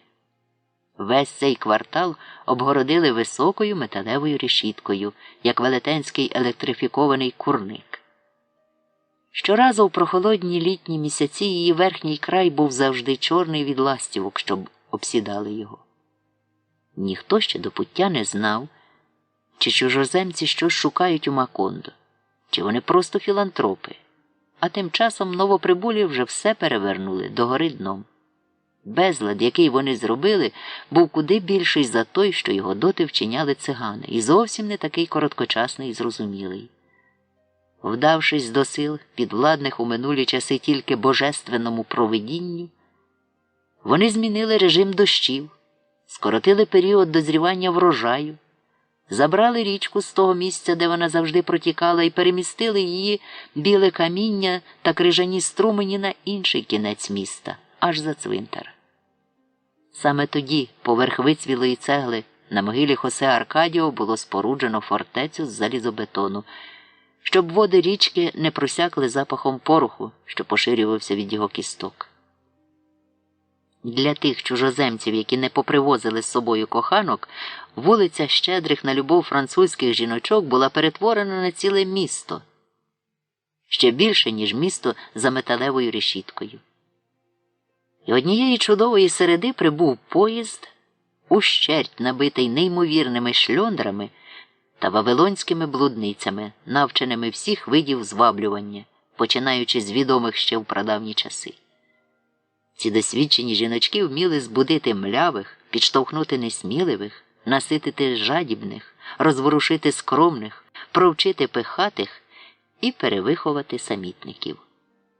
Вулиця турків, осяяна вогнями магазинів із заморськими товарами, які з'явилися на місці старих арабських крамничок, у суботні ночі кишіла юрбами шукачів пригод. Вони товклися біля столів з азартними іграми та біля стойок тирів, у провулку, де провіщали долю і розгадували сни, довкола столиків із фрітангою та напоями. Щоранку в неділю ці столики височили, як острівці серед розпростертих на бруківці тіл. Іноді це були блаженні п'яниці, але найчастіше бідолашні роззяви, звалені пострілом, ударом кулака, ножа або пляшки в нічній бійці. Відбувалося нашестя в Макондо таке велелюдне і несподіване, аж попервах було неможливо ходити вулицями, бо заважали розкидані меблі, скрині та будівельні матеріали, власність тих, хто, ні в кого не питаючи дозволу, будував собі оселю на першій ліпшій вільній ділянці. Або ж зупиняло скандальне видовище – парочки, що серед білого дня привселюдно кохалися в гамаках, почеплених між мигдалевими деревами. Єдиний тихий закуток створили мирні антильські негри, які вибудували собі на околиці цілу вулицю дерев'яних будинків на палях і вечорами, повсідавшись у палісадниках, виспівували на незрозумілому жаргоні сумні псалми. Сталося стільки змін і за такий короткий час, що вже через 8 місяців після візиту містера Герберта старожили Макондо не впізнавали свого міста. Ось і вскочили в халепу, частенько казав тоді полковник Ауреліано Буендія. І все тільки тому, що почастували якогось грінго бананами. Ауреліано II навпаки сяяв від задоволення, бачачи цю лавину чужоземців. Дуже швидко будинок наповнився всілякими незнайомцями, невиправними гультяями з різних кінців землі. Довелося побудувати нові спальні на подвір'ї, розширити їдальню і замінити старий стіл іншим на 16 осіб, купити новий посуд і столові прибори. Але навіть і після цього доводилося обідати в кілька змін. Фернанді залишилося тільки притлумлювати огиду і по-королівськи услуговувати гостям, що відзначалися найнеподобнішою поведінкою. Наносили бруду в галерею, мочилися просто в саду, під час сієсти стелили свої мати, де заманеться, і варнякали, що спаде на думку, не звертаючи ніякої уваги ні на збентеження дам, ні на криві усмішки чоловіків. Амаранта була так обурена цим нашестям плебеїв, що знову стали їсти на кухні, як у давні часи. Полковник Ауреліано Буендіа впевнений, що більшість тих, хто заходить до майстерні привітатися з ним, роблять це не з прихильності чи поваги до нього, а тому, що їм цікаво подивитися на історичну реліквію, на музейну викопну тварину, взяв двері на засув і тепер дуже рідко сидів біля дверей на вулиці. Тільки Урсула, навіть коли вже стала волочити ноги і ходити навпомацки, тримаючись за стіни, відчувала дитячу радість, коли наближався день приходу поїзда. «Готуйте м'ясо і рибу», – загадувала вона 4 куховаркам, які мріяли чим скоріше повернутися під спокійне керування Санта-Софії-де-ля-П'єдад. «Наготуйте всякої всячини. Хто зна, чого захочеться чужинцям». Поїзд прибував у найжаркішу пору дня. Під час обіду будинок гудів, наче базар. Пітні нахлібники, які навіть не знали в обличчя своїх щедрих господарів, удиралися гамірним натовпом до їдальні і квапилися зайняти найкращі місця за столом. А куховарки наштовхувалися одна на одну, бігаючи з велетенськими каструлями, повними супу, казанками з м'ясом та овочами, тарелями з рисом, розливаючи невичерпними ополониками цілі бочки лимонаду. Безлад був такий, що Фернанда впала в розпач, переконана. Багато хто їсть двічі. І не раз їй кортіло відвести душу у лайці базарної перекупки, коли якийсь неуважний столувальник, сплутавши її дім із шинком, просив рахунок. Після візиту містера Герберта минуло понад рік, але відтоді стало відомо тільки одне. Грінго думають саджати банани на зачарованих землях, що їх перейшов Хосе Аркадіо Буендіа з супутниками, шукаючи дороги до великих відкриттів. Ще 2 сини полковника Ауреліано Буендіа з хрестами із попелу на лобі приїхали до Макондо, принесені цим, подібним до вивергнутої лави, потоком переселенців, і виправдовували свій приїзд словами, які, здається, пояснювали загальну для всіх новоприбулих спонуку. «Ми приїхали», – заявили вони, – «бо всі їдуть». Ремедіос прекрасна була єдиною людиною, що не заразилася банановою лихоманкою. Дівчина мовби затрималась у порі чудової юності і ставала з кожним днем чимраз непідлатливіша для різних умовностей, чимраз байдужіша до різних хитрощів та підозріливості, знаходячи щастя у власному світі простих речей. Неспроможна зрозуміти, навіщо жінки ускладнюють собі життя корсажами та спідницями, вона пошила собі з грубого полотна щось на взірець балахона, який надягала просто через голову, і в отакий спосіб раз і назавжди вирішила проблему, як бути вдягненою і відчувати себе голою водночас. На її погляд, стан голизни був єдиним підхожим станом для домашніх умов.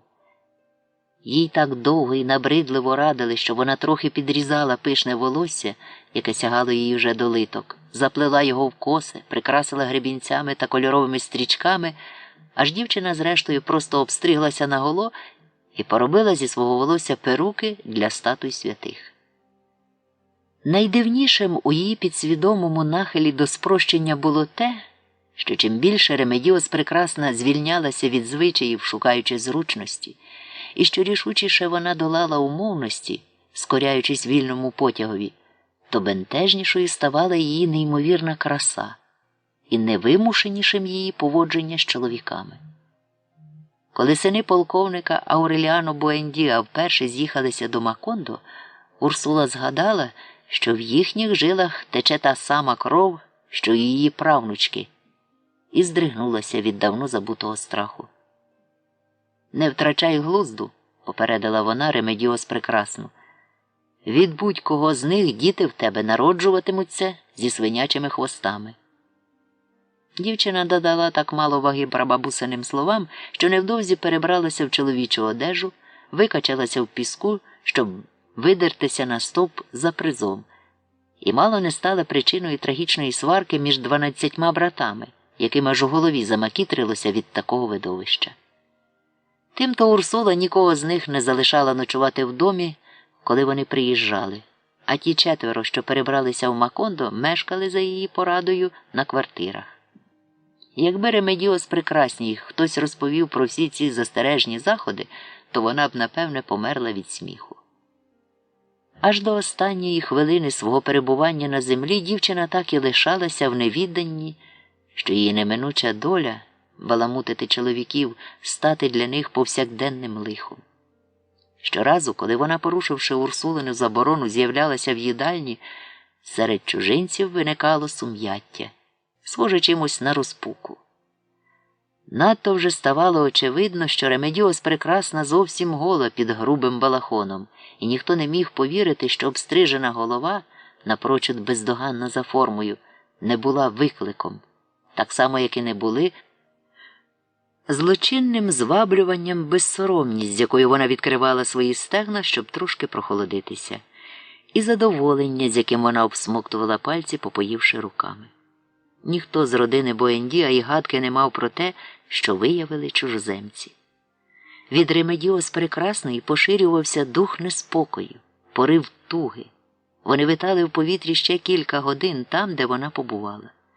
Чоловіки, досвідчені в мінливостях кохання, яке вони пізнали в всіх країнах світу, запевняли, що їм ніколи не доводилося пройматися хвилюванням, хоч трохи подібним до того, яке збуджував у них природний запах Ремедіос Прекрасної. В галереї з бегоніями, у вітальні, в будь-якому куточку будинку вони могли безпомилково вказати місце, де побувала Ремедіос Прекрасна, і визначити час, що минув відтоді. Після неї в повітрі залишався чіткий слід, який було годі сплутати з чимсь, але ніхто з родини не помічав його, бо він уже став одним із повсякденних запахів будинку, а чужинці відчували одразу. Тому тільки вони й розуміли, як міг померти від кохання молодий офіцер, а той кабальєро, що прибув із далеких країв, упасти в розпач. Не усвідомлюючи того, що вона оточена стихією тривоги, що її присутність викликає у чоловіків нестерпне відчуття внутрішньої катастрофи, Ремедіос Прекрасна поводилася з ними без найменшого лукавства і остаточно добивала їх своєю простодушною люб'язністю.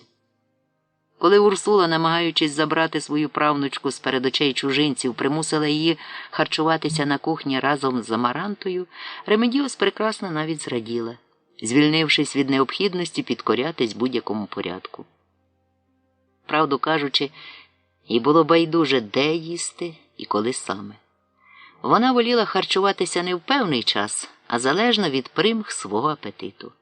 Інколи вона раптом уставала попоїсти о 3-й годині ранку, а потім спала аж до вечора і могла жити отак, переплутавши весь розпорядок дня протягом місяців, поки нарешті якась випадковість повертала її до встановленого в будинку регламенту. Але навіть і тоді вона вставала з постелі об 11-й годині ранку, замикалася зовсім гола на 2 години в купальні і, вбиваючи скорпіонів, помало очунювала після глибокого і довгого сну. Відтак починала обливатися водою, зачерпуючи її в басейні видовбаною тиквою.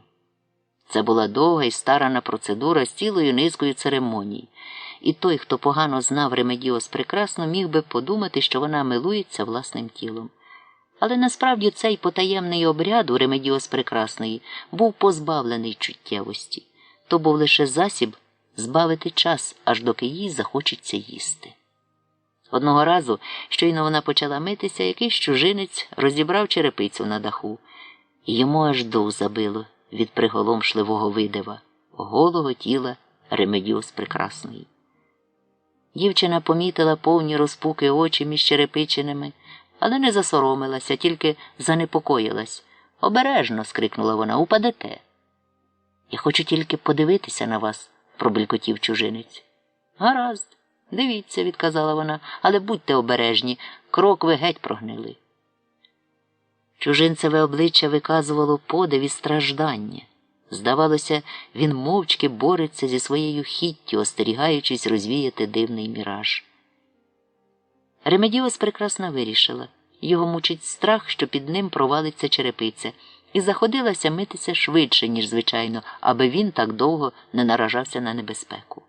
Обливаючись водою, дівчина зауважила, що то погано, коли дах у такому стані, і, мабуть, скорпіони лізуть у купальню з прогнилого від дощів листя, яким укрита черепиця. Чужинець подумав, що за її словами ховається прихильність, і коли Ремедіос Прекрасна почала митися, він не втримався від спокуси і благально прошепотів: «Дозвольте мені намилити вас».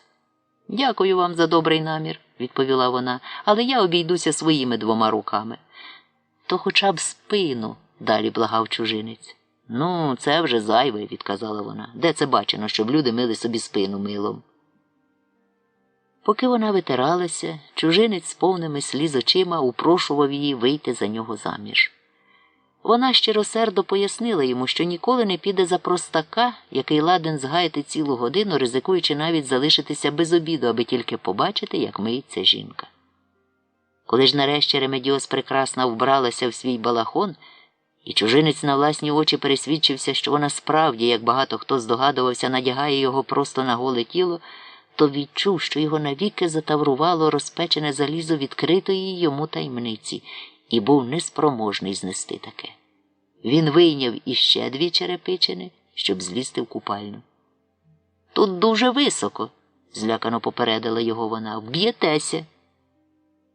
Прогнилий дах завалився зі страшенним гуркотом гірського обвалу, і чоловік, ледве встигнувши скрикнути від жаху, впав сторч на цементовану підлогу, розчерепив собі голову і відразу помер. Чужинці, які прибігли на шум з їдальні і поквапилися винести труп, відчули, що шкіра його випускає густий запах Ремедіос Прекрасної. Цим запахом так було просякнуто тіло небіжчика, що навіть із розколини в черепі замість крові точилася амбра, насичена тим самим таємничим ароматом. Отоді всі зрозуміли, що запах Ремедіос Прекрасної мордує чоловіків і після смерті, аж поки їхні кості обернуться на порох. Однак ніхто не пов'язав цього страшного випадку із загибелю 2 чоловіків, які доти вмерли через Ремедіос Прекрасну. Потрібна була ще одна жертва, щоб чужинці та корінні мешканці Макондо почали вважати правдою легенду про те, що від Ремедіос Прекрасної віє не подихом кохання, а згубними флюїдами смерті. Нагода впевнитись у цьому випала через кілька місяців у той день, коли Ремедіос Прекрасна пішла в гурті своїх подруг подивитися на бананові плантації. Для жителів Макондо віднедавна стало розвагою прогулюватися нескінченними, пройнятими вогкістю проходами між рядами бананових дерев. Тут тиша видавалася ніби перенесеною звідкись, де нею зовсім не послуговувалися, бо погано передавала голоси. Інколи важко було розчути співрозмовника на відстані півметра, однак щось сказане аж на другому кінці плантації долинало зовсім чітко. Дівчата Макондо використовували цю властивість для гри, як привід для сміху та страху, жартів і залякувань, а вечорами згадували прогулянку як безглуздий сон. Тиша бананових алей зажила в Макондо такої слави, що Урсула не наважилась відмовити Ремедіос Прекрасній у цій розвазі і пустила її на плантації, поставивши, однак, умову надягти капелюшка і все, що належить. Тільки-но дівчата ступили на плантації, як повітря наповнилося згубним ароматом. Чоловіки, що копали зрошувальні рови, відчули себе під владою якихось дивних чарів, під загрозою якоїсь невидимої небезпеки, і чимало з них піддалися непереборному бажанню розридатися. Ремедіос Прекрасна та її перелякані подруги ледве встигли сховатися в найближчому будинку від натовпу розпалених самців, готових накинутися на них. Трохи згодом дівчат визволили з їхнього сховища 4 Ауреліано, чиї хрести з попелу навіювали всім священний жах, неначе були ознакою вищої касти, печаттю невразливості. Ремедіос Прекрасна нікому не розповіла, що один робітник, скориставшися з метушні, судорожно вчепився їй рукою в живіт, достуто як орел лапою за край прірви. На якусь мить ніби яскравий спалах засліпив дівчину. Вона рвучко повернулася до нападника і побачила розпачливий погляд, який проник їй у серце, і зажеврів там жаринками жалости. Увечері на вулиці Турків цей робітник вихвалявся своїм щастям. А кілька хвилин по тому удар кінського копита розтрощив йому груди. Натовп чужинців, зібравшись над умирущим, дивився, як він б'ється в агонії посеред бруківки, захлинаючись власною кров'ю. Припущення, що Ремедіос Прекрасна обдарована здатністю приносити смерть, було тепер підтверджене 4 незаперечними доказами. Хоч декотрі хвальки й полюбляли казати, що за одну ніч із такою спокусливою жінкою варто віддати життя, насправді ж то все було тільки слова. Адже щоб полонити серце Ремедіос Прекрасної, ба навіть уберегти себе від пов'язаних із нею небезпек, цілком вистачило б такого первісного і простого почуття, як кохання. Та саме це нікому не спадало на думку. Урсула геть занехаяла правнучку. Раніше, іще сподіваючись врятувати дівчину для світу, вона намагалася зацікавити її нехитрими домашніми справами. «Чоловікам потрібно більше, ніж ти думаєш», – загадково мовила вона. «Крім того, ти мусиш іще варити, прибирати, страждати через кожну дрібницю». В душі Урсула розуміла, що дурить себе, намагаючись підготувати правнучку до родинного щастя, бо знала напевно. В світі не знайдеться такого чоловіка, котрий, удовольнивши свою жагу, зміг би стерпіти бодай один день недбальство Ремедіос Прекрасної. Народження останнього Хосе Аркадіо і несхитне бажання виростити з нього папу римського змусили Урсулу відмовитися від турбот про правнучку. Вона полишила дівчину на саму себе, вірячи, що рано чи пізно станеться чудо і знайдеться чоловік, досить холоднокровний, щоб завдати собі на плечі такий тягар. Амаранта набагато раніше за Урсулу облишила будь-які спроби зробити з Ремедіос Прекрасної господиню. Уже в ті вечори, коли Ремедіос Прекрасна ледве погоджувалася крутити ручку швадської машинки, Амаранта дійшла висновку, що її вихованка просто дурепа. «Доведеться розіграти тебе в лотерею», – сказала Амаранта, стурбована цілковитою байдужістю дівчини до розмов про чоловіків. Пізніше, коли Урсула наказала Ремедіос Прекрасній, ідучи до церкви, закривати обличчя мантилією, Амаранта подумала собі. Ця таємничість може стати дуже звабливою, і невдовзі з'явиться чоловік, якого так розбере цікавість, що він почне терпляче шукати вразливого місця в серці дівчини. Але після того, коли Ремедіос Прекрасна нерозважно відштовхнула претендента, який здавався привабливішим за принца, Амаранта втратила останню надію. Що ж до Фернанди, то ця й не намагалася зрозуміти Ремедіос Прекрасну.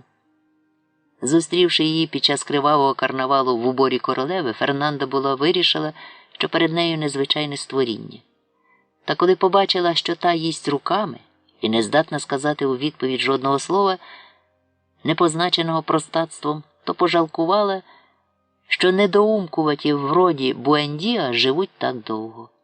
І хоча полковник Ауреліано Буендіа і далі вірив та повторював серед усіх людей, яких йому доводилося бачити, що Ремедіос Прекрасна – єдина людина з найбільш здоровим глуздом, хоча він доводив це зі своєю гідною подиву здатністю насміхатися над присутніми, рідня покинула дівчину на волю Божу.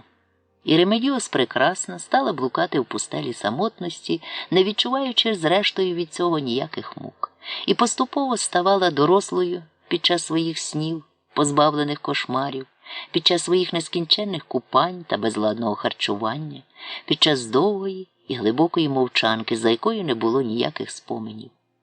І це тривало аж до того березневого дня, коли Фернанда, збираючись зняти з мотузки в саду простирадла і поскладати їх, погукала на допомогу всіх жінок. Щойно вони взялися до справи, як Амаранта помітила, що Ремедіос прекрасна раптом стала напрочуд бліда, навіть аж ніби прозора. «Тобі погано?» – спитала вона.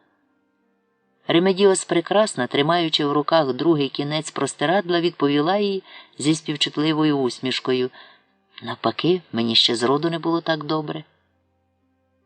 Тільки но Ремедіос прекрасна вимовила ці слова, як Фернанда відчула, що лагідний осяйний вітер вириває її із рук простирадла, і побачила, як вони розгортаються в повітрі на всю ширину. Амаранта ж відчула таємничий трепет мережева на своїх спідницях, і тієї хвилини, коли Ремедіос прекрасна почала підноситися вгору, вчепилася в свій кінець простирадла, щоб не впасти. Тільки Урсула, вже майже зовсім сліпа, зберегла ясність розуму розпізнати природу цього нездоланного вітру. Вона полишила простирадла на ласку його світлосяйних струменів і дивилася, як Ремедіос прекрасна махає їй на прощання рукою, оточена сліпучо-білим тріпотінням простирадел, що підіймалися разом з нею. Разом з нею вони пронизали шар повітря, в якому літали жуки та цвіли жоржини, полинули з нею вище, де вже не було 4-ї години дня, і назавжди зникли з нею в тій далекій високості, де її не змогли б наздогнати навіть птахи пам'яті, які літають найвище. Чужинці вирішили, що Ремедіос прекрасна зрештою скорилася своїй неминучій долі бджолиної матки, а родина намагається врятувати честь байкою про Вознесіння. Терзаючись заздрощами, Фернанда трохи згодом усе ж визнала чудо і довго ще потім набридала Господові благаннями повернути їй простирадла. Більшість старожителів Макондо також повірили в чудо. Вони навіть позапалювали свічки і заходилися читати заупокійні молитви. Можливо, люди ще довго не гомоніли б ні про що інше, коли б дуже хутко подив не поступився місцем жахові, яким сповнила місто звістка про варварське знищення всіх Ауреліано. Полковник Ауреліано Буендіа якоюсь мірою передчував трагічний кінець своїх синів, хоча й не вважав ці передчуття пророцтвом. Коли Ауреліано Пеляр і Ауреліано Аркайя, ті двоє, що прибули разом з потоком чужинців, висловили бажання залишитися в Макондо, батько намагався відраяти їх. Він не розумів, що вони робитимуть у місті, де з настанням темноти стало небезпечно ходити. Але Ауреліано Житній і Ауреліано Сумний дали братам роботу на своїх підприємствах. Полковник Ауреліано Буендіа мав усі поки що не зовсім ясні для нього самого підстави не схвалювати їхнього рішення. Від тієї хвилини, коли він побачив сеньора Брауна в першому автомобілі, що з'явився в Макондо, оранжевій машині з відкидним верхом і клаксоном, який своїм дзявканням наганяв жаху на міських собак, колишній вояк весь час обурювався плазуванням людей перед цим Грінго і зрозумів, щось змінилося в натурах чоловіків відтоді, як вони брали на плече рушниці, залишали своїх жінок і дітей і йшли на війну. Після неірландського перемир'я місцевою владою Макондо були алькальди, позбавлені самостійності, декоративні судді, вибрані спосеред мирних і стомлених консерваторів міста. Це урядування нікчем, зауважував полковник Ауреліано Буендіа, дивлячись на босих, озброєних дерев'яними кийками поліцаїв. Ми стільки воювали, і все це для того, щоб нам не перефарбували будинки у блакитний колір. Коли виникла бананова компанія, місцеві чиновники були замінені деспотичними чужинцями, яких сеньор поселив у електрифікованому курнику, щоб вони тішилися перевагами свого високого сану і не страждали від спеки, москітів та незлічених незручностей і нестатків, що судилися городянам. Замість колишніх поліцаїв з'явилися наймані зарізяки, озброєні мачете. Замкнувшись у майстерні, полковник Ауреліано Буендіа розмірковував про ці переміни. І вперше за всі мовчазні роки своєї самотності відчув болісну і несхитну впевненість у тому, що з його боку було помилкою не довести війну до рішучого кінця. Саме в один із тих днів брат уже давно забутого всіма полковника Магніфіко Вісбаля підійшов разом із 7-річним онуком до лотка, щоб випити лимонаду. Хлопчик випадково хлюпнув напоєм на уніформу капрала поліції, що стояв поряд.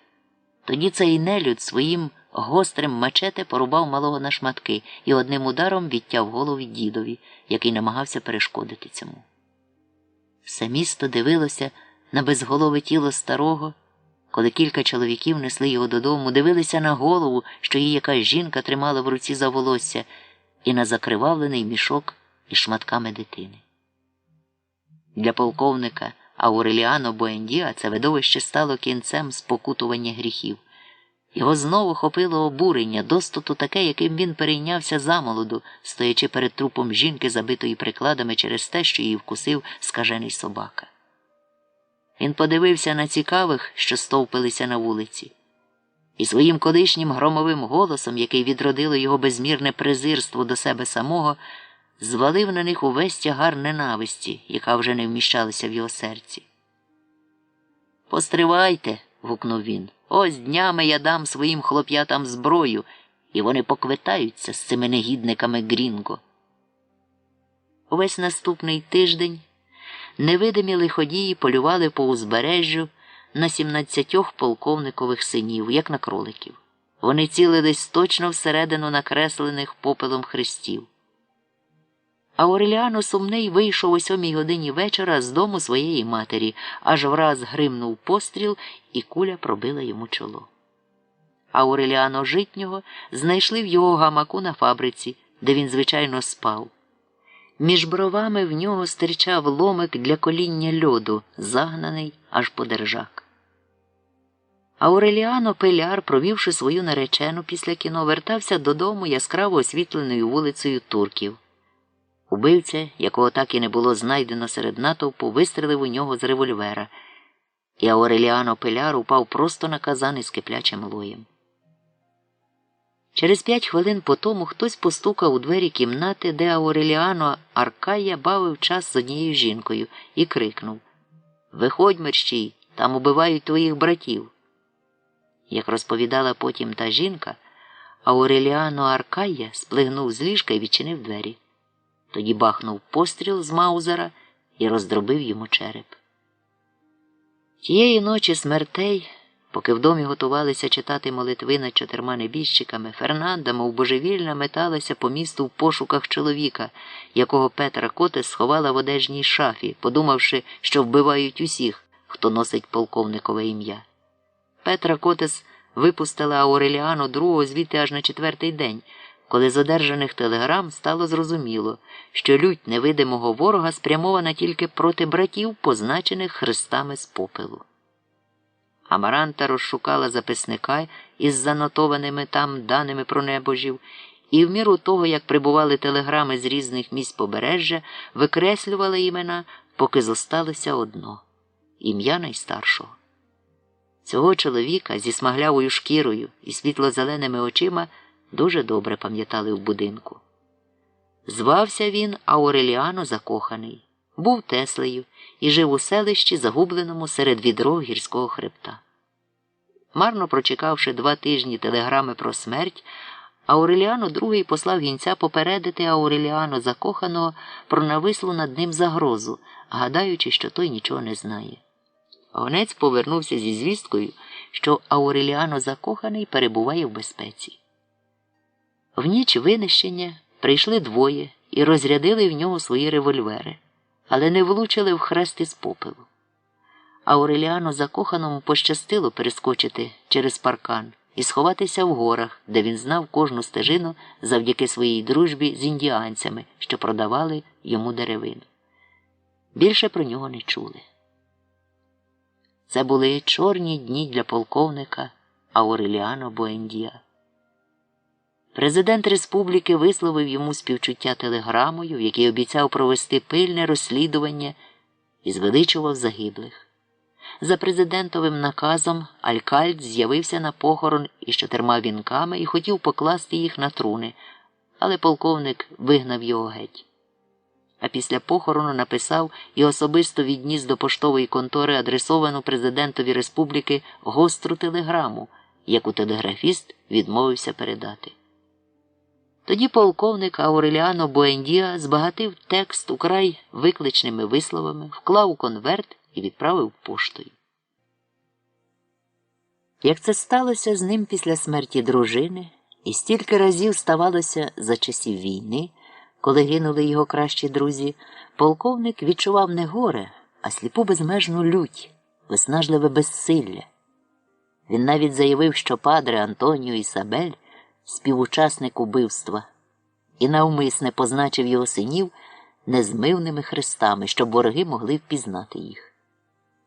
Старезний служитель Божий, який уже дещо схибнувся з розуму і в своїх проповідях з Амвону лякав парафіян безглуздими тлумаченнями Святого Письма, прийшов до оселі Буендіа з чашею, де, звичайно, тримав попіл для першого дня посту, і хотів помазати попелом усю родину, аби довести, що він легко змивається водою. Але страх перед нещастям так глибоко запав у душі, що навіть Фернанда не погодилася на дослід над собою, і ніхто більше не бачив, щоб бодай один Буендіа прийшов до сповідальні в перший день посту. Минуло багато часу, а полковник Ауреліано Буендіа не міг повернути собі втрачений спокій. Він занедбав виготовлення золотих рибок, їв тільки надсилу і блукав кімнатами, як сновида, волочачи підлогою плащ і пережовуючи свій глухий гнів. На кінець 3-го місяця його волосся геть посивіло, доти підкручені кінчики вусів обвисли над безбарвними губами. Але зате очі знов зробились тими 2 розжареними вуглинками, що налякали всіх після його появи на світ і колись одним тільки поглядом змушували рухатися стільці. Мордуючись люттю, полковник Ауреліано Буендіа марно силкувався пробудити в собі передчуття, які змолоду вели його стежками небезпеки на пустелі слави. Він гинув, заблукавши в цьому чужому домі, де ніхто й ніщо вже не викликало в ньому ані найменшої прихильності. Якось він зайшов до Мелькіадесової кімнати, намагаючись виявити сліди тієї минувшини, що передувала війнам, але побачив лише сміття, бруд та купи різного мотлоху, понагромаджуваного за стільки років запустіння. Палютурки книжок, яких давно вже ніхто не читав, і розкислі від вогкості пергаменти були вкриті мертвотно-блідою цвіллю. А в повітрі, колись найчистішому і найсвітлішому в будинку, стояв нестерпний запах прогнилих спогадів. Іншого разу вранці він побачив під каштаном Урсулу. Вона плакала, припавши головою до колін свого померлого чоловіка. Полковникові Ауреліано Буендіа, єдиному з усіх мешканців будинку, не було дано бачити могутнього діда, зігнутого півстоліттям негод. «Привітайся з батьком», – сказала Урсула. Він затримався на хвилину біля дерева і ще раз переконався, що навіть це спорожніле місце не породжує в ньому жодних почувань. «То що він каже?» – спитав полковник Ауреліано Буендіа. «Він сумує», – відповіла Урсула. «Йому здається, що ти маєш небавом умерти». «Скажи йому», – всміхнувся полковник, – «що людина вмирає не тоді, коли повинна, а тоді, коли може». Пророцтво покійного батька тільки розворушило останні жаринки гордості, які ще тліли в серці полковника Ауреліано Буендіа. Але він сприйняв їхній короткий спалах як раптовий приплив колишньої сили і почав допитуватись у матері, де вона закопала золоті монети, знайдені в гіпсовій статуї святого Йосифа. «Ти ніколи про це не дізнаєшся», – відказала вона йому з твердістю, породженою гірким досвідом минулого. І додала: З'явиться колись хазяїн грошей, він і викопає. Ніхто не міг зрозуміти, чому чоловік, який завжди відзначався безкорисливістю, раптом став з такою жадібністю мріяти про гроші. І то не якісь там скромні суми на повсякденні потреби, а ціле багатство. Дізнавшись про те, навіть Ауреліано II остовпів з подиву. Колишні товариші по партії, до яких полковник Ауреліано Буендіа звернувся з проханням про гроші, уникали зустрічей з ним. Саме в цей час полковник сказав такі слова. «Єдина справжня різниця між лібералами і консерваторами полягає нині в тому, що ліберали відвідують ранню месу, а консерватори – пізню». Однак він виявляв таку наполегливість, так благав, так принижував власну гідність, що потроху з мовчазною запопадливістю і безжалісною впертістю проник усюди і за 8 місяців зібрав більше грошей, ніж сховала Урсула. Після цього він подався до хворого полковника Герінельдо Маркеса, аби той допоміг йому почати нову загальну війну. Якийсь час полковник Герінельдо Маркес і справді був єдиною людиною, яка могла, незважаючи навіть на параліч, що прикував його до крісла, орудувати вкритими іржею важелями повстання. Після неєрдальського перемир'я, поки полковник Ауреліано Буендіа шукав забуття, виготовляючи золоті рибки, полковник Герінельдо Маркес підтримував зв'язки з тими повстанськими офіцерами, які залишилися вірними йому до кінця. Разом з ними він пройшов крізь війну, повну щоденних принижень, прохань і доповідних записок, нескінченних «прийдіть завтра», «ось уже незабаром», «ми розглядаємо вашу справу з належною увагою». Це була війна, приречена на поразку, війна проти всіх отих з пошаною до вас, ваших слуг покірних, які знай лише обіцяли дати, але так ніколи і не дали ветеранам довічних пенсій. Ота перша кривава 20-літня війна не завдала ветеранам стільки шкоди, скільки оця й руйнівна війна постійних відстрочок. Сам полковник Герінельдо Маркес, що врятувався від 3 замахів на нього, зостався живий після 5 поранень і вийшов неушкоджений з незліченних тяжких боїв, все ж не витримав жорстокого натиску вічного чекання і прийняв останню, остаточну поразку – старість. Він сидів у своєму кріслі-гойдалці, розглядаючи квадрати сонячного світла на підлозі, і думав про Амаранту. Своїх соратників він більше не бачив, крім одного разу, в газеті на фотографії, де кілька ветеранів стояли поряд із новим президентом республіки, що його імені полковник Герінельдо Маркес не знав. Обличчя колишніх вояків виказували гнів. Президент саме подарував їм значки зі своїм зображенням, щоб вони носили їх на вилогах, і повернув одне з покритих пилом і кров'ю знамен, щоб ним укривали їхні труни. Інші ветерани, найдостойніші, досі ще чекали повідомлення про пенсію в темних кутках громадської добродійності. Одні вмирали від голоду, інші, живлячися своєю киплячою люттю, жили далі і повільно гнили від старости у принадливому лайні слави.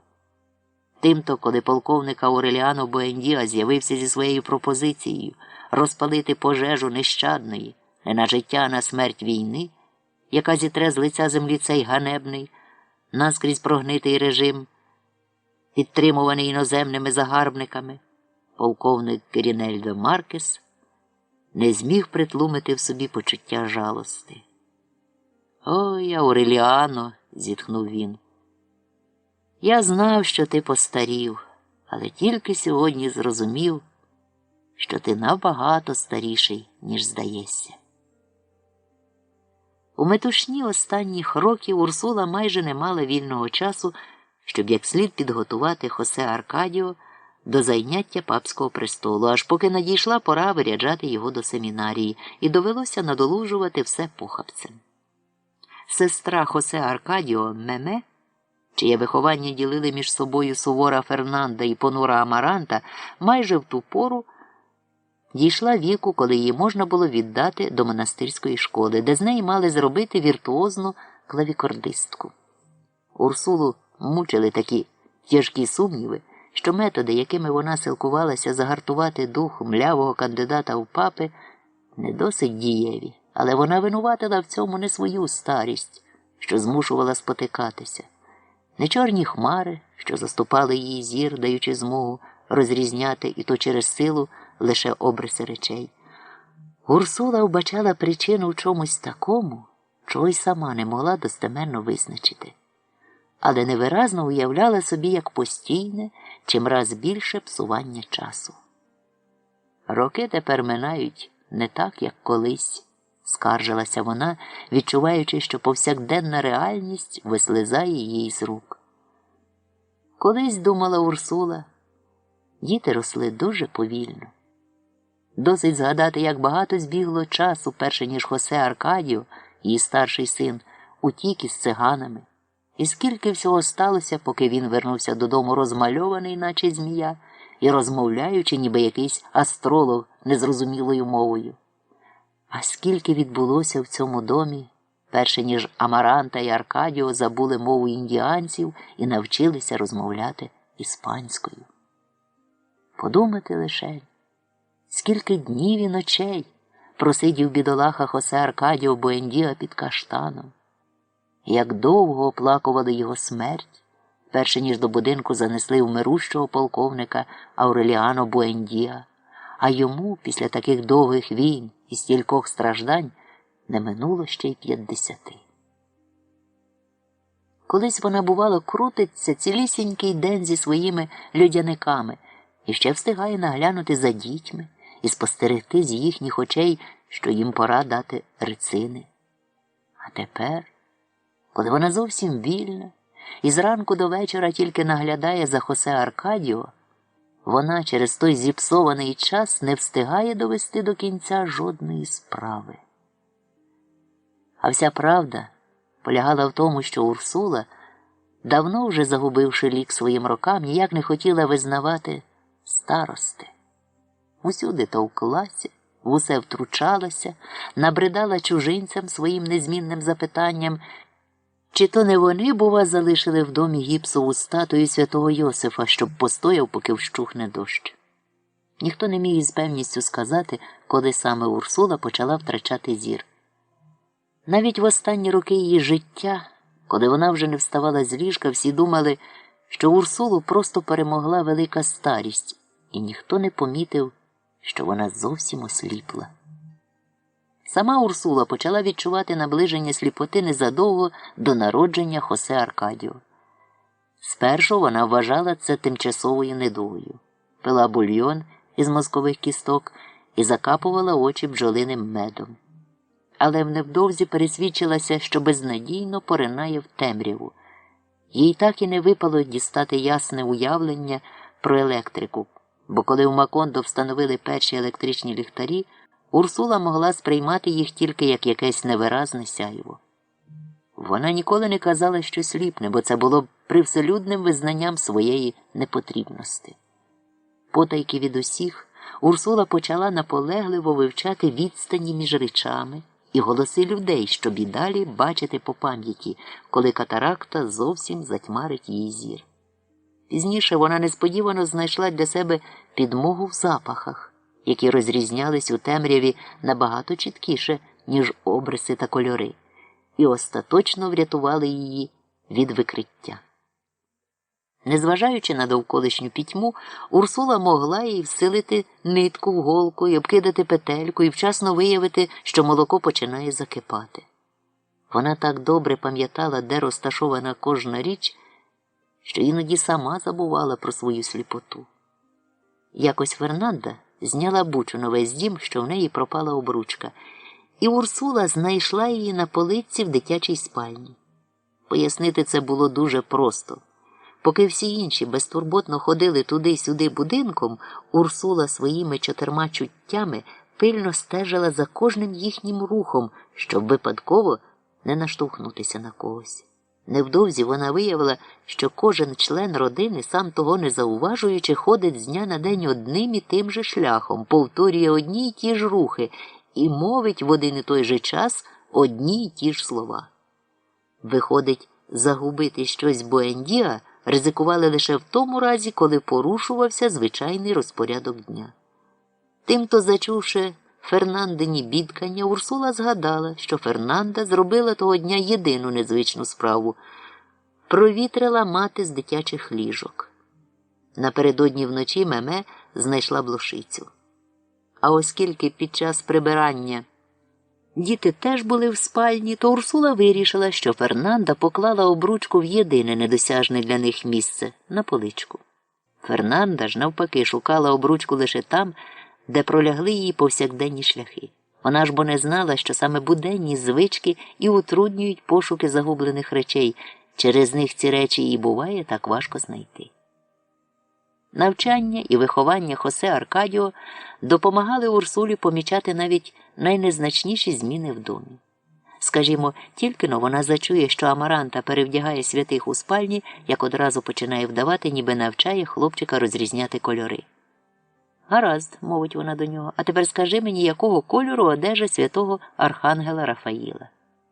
Таким чином, хлопчик давав Урсулі ті відомості, в яких їй відмовляли очі. І задовго до його від'їзду до семінарії Урсула навчилася визначати навпомацки за фактурою тканини кольори одягу на святих.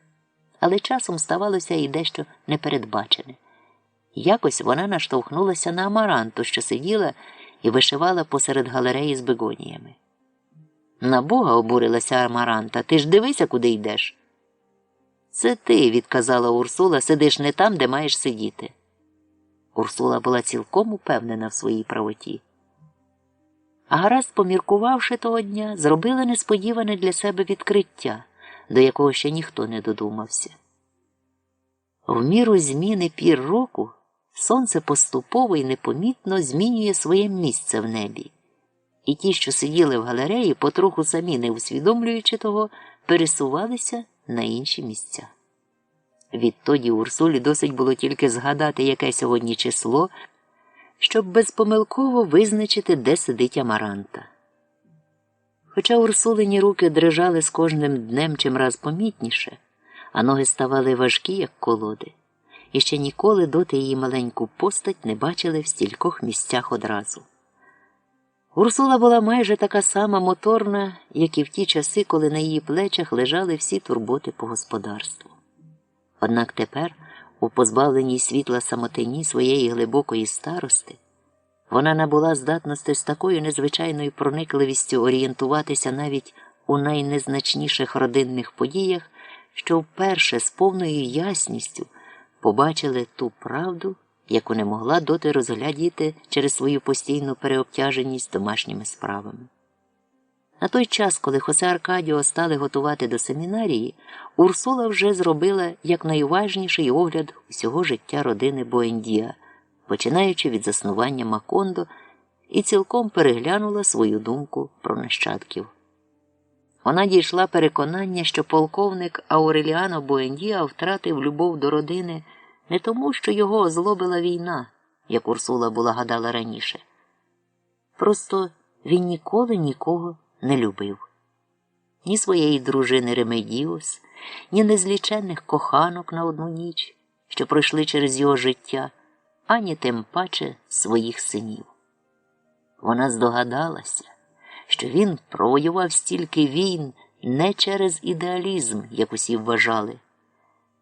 Відмовився від остаточної перемоги не через утому, як усі гадали, а перемагав і зазнавав поразок із однієї і тієї ж причини.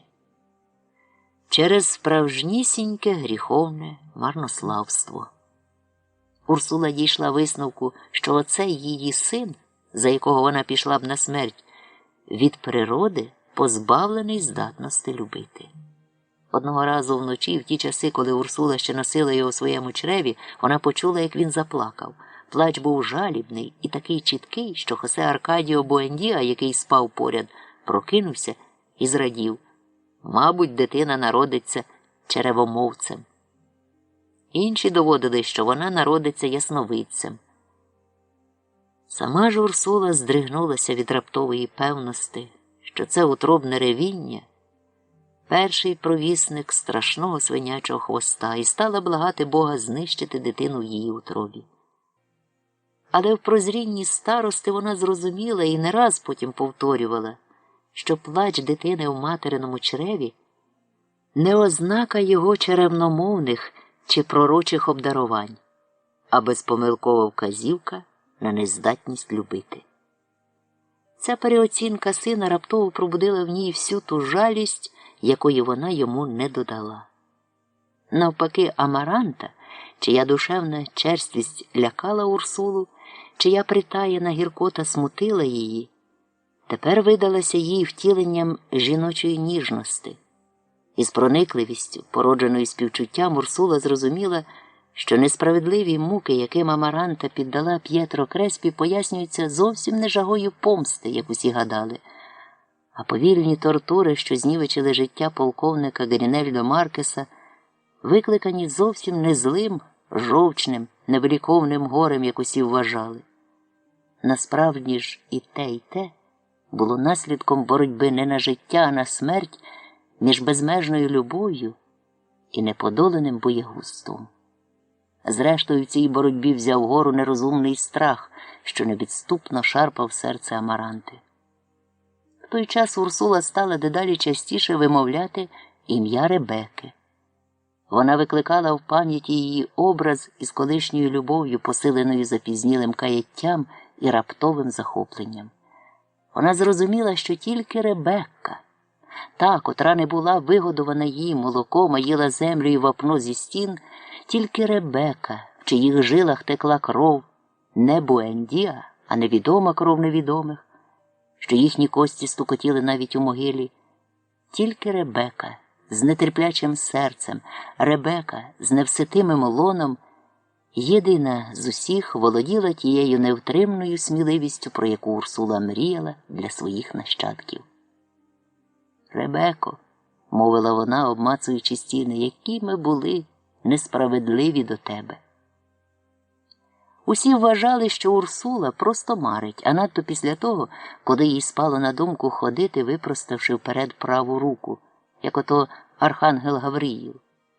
Проте Фернанда зауважила, що подеколи сонце здорового глузду осяває морок цього марення, адже Урсула могла, не затнувшися, відповісти, скільки грошей витрачено в домі за минулий рік. Десь така ж думка зринула й у Амаранти, коли одного разу на кухні Урсула, помішуючи суп у горщику і не знаючи, що її слухають, раптом сказала, що ручний млинок для кукурудзи, який був куплений у перших циган, і зник ще раніше, ніж Хосе Аркадіо 65 разів об'їхав навколо світу, і досі стоїть у Пілар Тернери. Теж майже столітня, але міцна і жвава, незважаючи на свою неймовірну гладкість, якої лякались діти, як колись голуби лякались її дзвінкого сміху, Пілар Тернера не здивувалася зі слів Урсули. Вона вже почала пересвідчуватися, що пильна мудрість старих людей може іноді бути проникливішою, ніж карти. І все ж, коли Урсула побачила, що їй не вистачає часу утвердити Хосе Аркадіо в його покликанні, вона засмутилася. Стала помилятися, намагаючись роздивитися очима ті речі, які набагато ясніше бачила інтуїцією. Якось уранці вона вилила хлопчикові на голову чорнило з чорнильниці, подумавши, що то квіткова вода. В своєму невідпорному бажанні у все втручатися вона робила похибку за похибкою, відчувала чим далі частіші напади туги і марно силкувалася виплутатись із павутини мороку, яка оповивала її чимраз більше.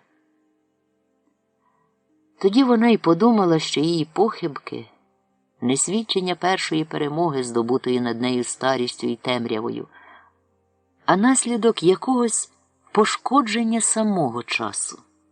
Раніше, думала вона, поки Бог не шахрував іще з місяцями і роками, як отой турок, що відміряє ярд перкалю, все йшло інакше. А тепер не тільки діти ростуть швидше, але й людські відчуття змінилися. Ще не встигла Ремедіос прекрасно вознестися душею і тілом на небо, а вже безсовісна Фернанда почала бурчати по закутках, навіщо в неї забрали простирадла. Не встигли ще охолонути в могилах тіла 16 Ауреліано, як Ауреліано II вже знову привів до себе цілий гурт п'яниць, щоб грати на акордеоні і жлуктити шампанське. Нібито загинули не християни, а собаки. І цей будинок божевільних, який коштував їй стільки здоров'я і стільки людяникових фігурок, був створений лише для того, щоб перетворитися на кубло пороків. Поки пакували скриню Хосе Аркадіо, Урсула, перебираючи гіркі спогади, питала себе: а чи не краще лягти в могилу, щоб тебе загорнули землею? І безстрашно запитувала Бога, чи він і справді вважає, що люди зроблені з заліза і можуть витерпіти стільки мук і страждань. Але запитуючи отак, вона тільки чимраз дужче заплутувалася, і в ній зростало непереборне бажання говорити все, що спаде на думку, як ото роблять чужинці, і врешті збунтуватися бодай на одну мить, на ту коротку мить, якої вона так палко жадала, і яку стільки разів відкладала, зробивши самозречення основою свого існування. І ще страшенно хотілося плюнути бодай раз на все, вивернути з серця неосяжні купи поганих слів, які давили її ціле сторіччя покори. «От гад!» – вигукнула Урсула. Амаранта, яка почала складати в скриню одежу, вирішила, що матір укусив скорпіон. «Де він?» – злякано спитала вона. «Хто?» «Та скорпіон», – уточнила Амаранта. Урсула тицнула пальцем собі в серце. «Тут». Один четвер, о 2 годині дня, Хосе Аркадіо виряджали до семінарії. Урсула завжди пам'ятатиме його таким, яким уявляла собі під час зростання. Худим і серйозним хлопцем, що стояв, задихаючись від спекоти, в костюмчику з зеленого вельвету з мідними гудзиками та накрохмаленим бантом на комірі, і не зронив, як вона його вчила, жодної сльози. Коли Хосе Аркадіо пішов, у їдальні залишився гострий запах квіткової води, якою Урсула поливала хлопчикові голову, щоб легше було знаходити його в будинку. Поки тривав прощальний обід, родина приховувала своє хвилювання за веселими балачками і з перебільшеним захватом відгукувалася на жарти падре Антоніо Ісабеля. Та коли понесли геть оббиту оксамитом скриню зі срібними косинцями, всі відчули себе так, ніби з будинку винесено труну. Лише полковник Ауреліано Буендіа відмовився брати участь у проводах. «Досі нам бракувало тільки одного», – пробурчав він під ніс, – «найсвятішого папи». Через 3 місяці Ауреліано II та Фернанда відвезли Меме до монастирської школи і повернулися з клавікордами, які зайняли місце піаноли. Саме в цей час Амаранта почала ткати собі похоронний покрівець. Бананова лихоманка трохи вляглася. Корінні жителі Макондо виявили, що їх відсунули на задній план чужинці, але на силу зберігши свої попередні прибутки, вони все ж відчували радість, неначе їм пощастило врятуватися після аварії корабля. В домі Буендіа і далі запрошували до столу гостей, але колишнє спокійне родинне життя відновилося лише через кілька років, коли не стало бананової компанії. Проте традиційна гостинність була піддана ґрунтовним змінам, адже тепер влада перейшла до рук Фернанди. Урсула перебувала на вигнанні в країни пітьми. Амаранта з головою поринула в пошиття покрівця. Тож колишня кандидатка на королівський престол дістала повну свободу вибирати співтрапезників на свій смак і нав'язувати їм суворі правила, прищеплені їй батьками. Завдяки такому суворому порядкуванню дім Буендіа перетворився на твердиню віджилих звичаїв у місті, приголомшеному тією вульгарністю, з якою чужинці розтринькували свої легко нажиті статки. Фернанда вважала порядними людьми тільки тих, хто не мав нічого спільного з банановою компанією. Навіть її дівер Хосе Аркадіо II став жертвою її дискримінаторського заповзяття, бо в сум'ятті перших днів бананової лихоманки він знову продав своїх чудових бойових півнів і пішов наглядачем на плантацію. «Щоб і ноги його тут не було, поки на ньому зараза від цих чужинців», – сказала Фернанда. Життя в будинку зробилося таким суворим, що Ауреліну II стало безперечно затишніше в Петри Котес. Спершу під тим приводом, що хоче полегшити дружині тягар турбот, він переніс до коханчиного будинку свої бенкети. Потім під тим приводом, що худоба втрачає плодючість, перемістив хлів і стайні. А тоді під тим приводом, що в будинку Петри Котес не так жарко, переправив туди маленьку контору, де вів свої справи. Коли Фернанда спостерегла, що стала солом'яною вдовою, було вже запізно. Ауреліано II майже не їв удома і приходив туди лише ночувати. Одне слово, бував у жінки про людське око. Якось через свій недогляд він не щувся, як ранок застав його в ліжку Петри Котес. Супереч усім сподіванням, він не почув від дружини не тільки ані найменшого докору, ба навіть найлегшого зітхання. Однак того ж дня Фернанда відіслала до коханчиного будинку 2 скрині з його одежею. Відіслала їх удень, та ще й звеліла нести серединою вулиці, перед очима всього міста, гадаючи, що заблудлий чоловік не витримає ганьби і з похиленою головою повернеться до свого стіла. Але цей героїчний жест не тільки зайвий раз довів, як погано знала Фернанда вдачу свого чоловіка і звичаї Макондо, що не мали нічого спільного зі звичаями її батьків. Кожен, хто бачив скрині, сказав собі подумки: ось нарешті завершилась, як і слід було сподіватися, історія, що її інтимні подробиці вже ні для кого не були таємницею. Ауреліано II відсвяткував даровану йому свободу 3-денним бенкетом. На додаток до всіх нещасть, Фернанда в своїх темних і довгих убраннях зі своїми давно немодними медальйонами і недоречною гордістю мала вигляд дочасно постарілої, а виряджена в яскравій сукні з натурального шовку коханка, чиї очі сяяли радістю від свідомості того, що її потоптані права поновлено, здавалося, цвіла другою молодістю.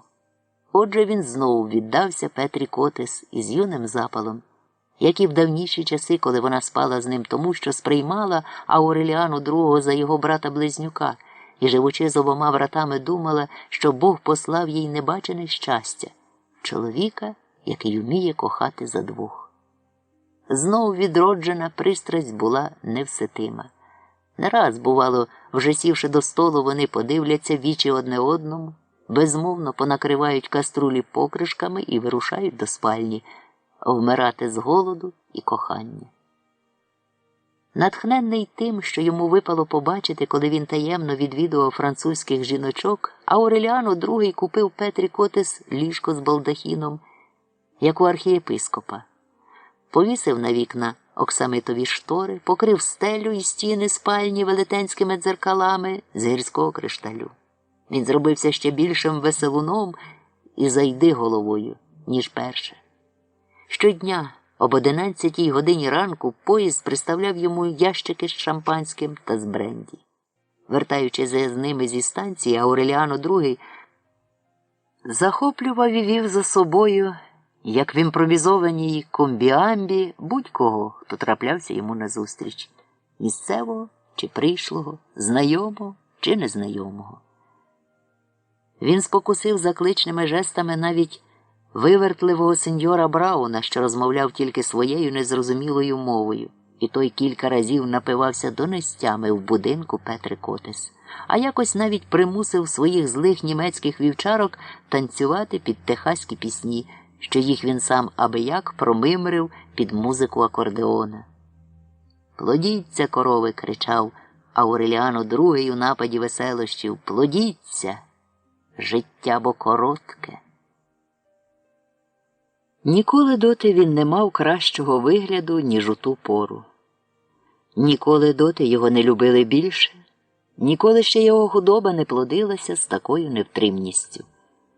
Для нескінченних бенкетів порізано стільки телят, свиней і курей, аж земля на подвір'ї зробилася чорна й в'язка від крові. Сюди весь час викидали кістки й нутрощі, звалювали недоїдки, тож доводилося щогодини спалювати все це, щоб грифи не повиймали гостям очі. Ауреліано II погладшав, його обличчя стало буряково-фіолетовим, розпливлося і нагадувало черепашечу морду. А все через страшенний апетит, з яким не міг зрівнятися навіть апетит Хосе Аркадіо після його повернення з кругосвітніх блукань. Слава про неймовірну ненажерливість Ауреліано II, його нечуване марнотратство та неперевершену гостинність поширилася за межі долини і привернула увагу найзнаменитіших прожер.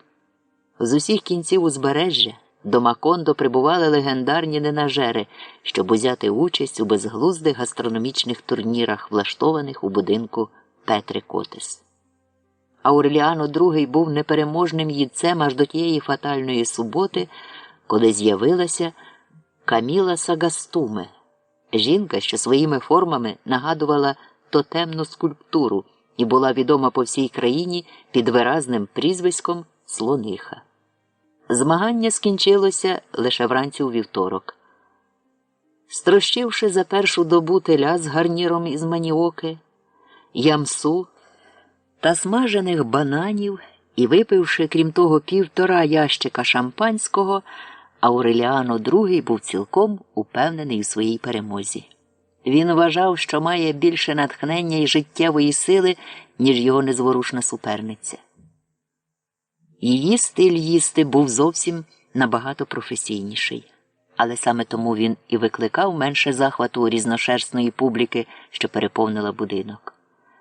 Поки Ауреліано II у жадобі перемоги, забувши всі правила пристойності, рвав м'ясо зубами, Слониха розтинала його на частинки з мистецтвом хірурга і їла, не хапаючись, ба навіть відчуваючи якесь задоволення.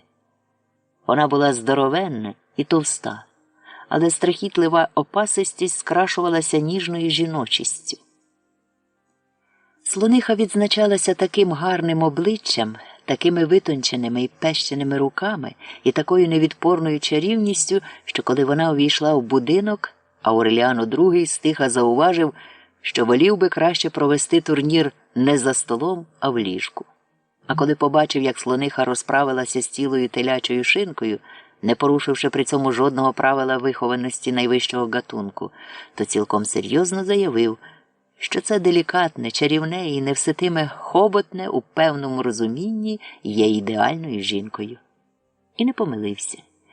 Чутки, які прокотилися перед появою Слонихи про те, що вона ненажерливий орел-ягнятник, виявилися безпідставними.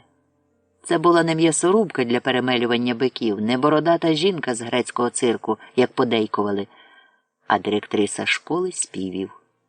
Мистецьки поглинати їжу вона навчилася, вже ставши шанованою матір'ю родини, коли намагалася знайти спосіб, як змусити своїх дітей більше їсти, але не з допомогою штучного збудження апетиту, а шляхом створення повного душевного спокою. Її підтверджена практикою теорія ґрунтувалася на тому, що людина, у якої сумління в цілковитому порядку, здатна їсти без перерви доти, доки стомиться. Отже, вона залишила свою школу і родинне вогнище не через марнослав'я, а з причин морального порядку, щоб позмагатися із чоловіком, який прославився на всю країну як безпринципний ненажера. Щойно побачивши Ауреліано II, Слониха відразу зрозуміла, що її суперника підведе не шлунок, а вдача. І справді, наприкінці першої ночі вона зберегла свою боєздатність, а Ауреліано II вичерпав усю свою снагу сміхом та балаканиною. Вони поспали 4 години. Після того кожен випив по порції соку з 50 апельсинів, по 8 літрів кави і по 30 сирих яєць. Другого ранку, після довгих годин неспання, розправившися з 2 свиньми, гроном бананів і 4 ящиками шампанського слониха почала підозрювати, що Ауреліано II, сам того не відаючи, відкрив її власний метод, але, на відміну від неї, відкрив зовсім випадково. Отже, супротивник виявився небезпечнішим, ніж вона думала. Проте, коли Петра Котес подала на стіл смажених індичок, Ауреліано II був на крок від апоплексичного удару. «Якщо не можете, не їжте більше», – запропонувала йому слониха, – «нехай буде нічия». Вона сказала це від щирого серця, адже сама вона, як людина чесна, не змогла б з'їсти ні шматочка більше, знаючи, що кожним своїм ковтком наближає смерть супротивника. Однак Ауреліано II розтлумачив її слова як новий виклик. Давлячись, він поглинув індичку і, переповнивши свою неймовірну місткість, знепритомнів. Упав до лілиць на таріль з пообгризуваними кістками. З рота в нього бігла піна, мов скаженого собаки, і вихоплювалося передсмертне хрипіння. У темряві, в яку він зненацька поринув, йому здалося, ніби його скинули аж із верхівки якоїсь вежі в безодню. І під час останнього короткого спалаху свідомості Ауреліано II зрозумів, що в кінці цього довгого падіння його чекає смерть. «Віднесіть мене до Фернанди», – іще встиг сказати він. Друзі, які приставили його додому, вирішили, що він виконує дану дружині обіцянку не вмирати в коханчиному ліжку. Петра Котес почистила лаковані черевики, в яких він хотів лежати в труні, і вже шукала, ким би їх передати, коли їй звістили, що Ауреліано II поза небезпекою. І справді, через тиждень він уже був здоровий, а ще через 2 тижні відзначив своє воскресіння з мертвих небаченим доти бенкетом. Він і далі жив у будинку Петри Котес, але тепер щодня навідував Фернанду, а часом залишався обідати з родиною, немов би доля поміняла все місцями, зробивши його чоловіком наложниці і коханцем дружини. Фернанда врешті-решт змогла трошки перепочити.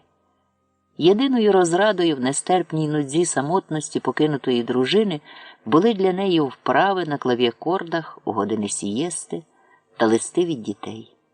2 на місяць вона відписувала Хосе Аркадіо і Меме, і в її докладних листах не було й рядка правди. Фернанда приховувала від дітей свої нещастя, уміло ховала печаль цього будинку, який, незважаючи на залиті сонячним промінням бегонії, на задушливу полуденну спекоту, на часті вибухи святкових веселощів, що проникали з вулиці, з кожним днем, чим далі більше, уподібнювався до похмурого будинку її батьків. Фернанда самотньо блукала серед 3 живих привидів і 1 мертвого. Привида Хосе Аркадіо Буендіа, який мав звичку вмощуватися в темному кутку вітальні і з напруженою увагою слухати, як вона грає на клавікордах. Від колишнього полковника Ауреліано Буендіа зосталася сама тільки тінь. Відколи полковник востаннє вийшов із дому з наміром умовити полковника Герінельдо Маркеса розпочати нову безнадійну війну, він залишав свою майстерню тільки щоб справити потребу під каштаном. Він нікого більше не приймав, крім перукаря, який приходив через кожні 3 тижні.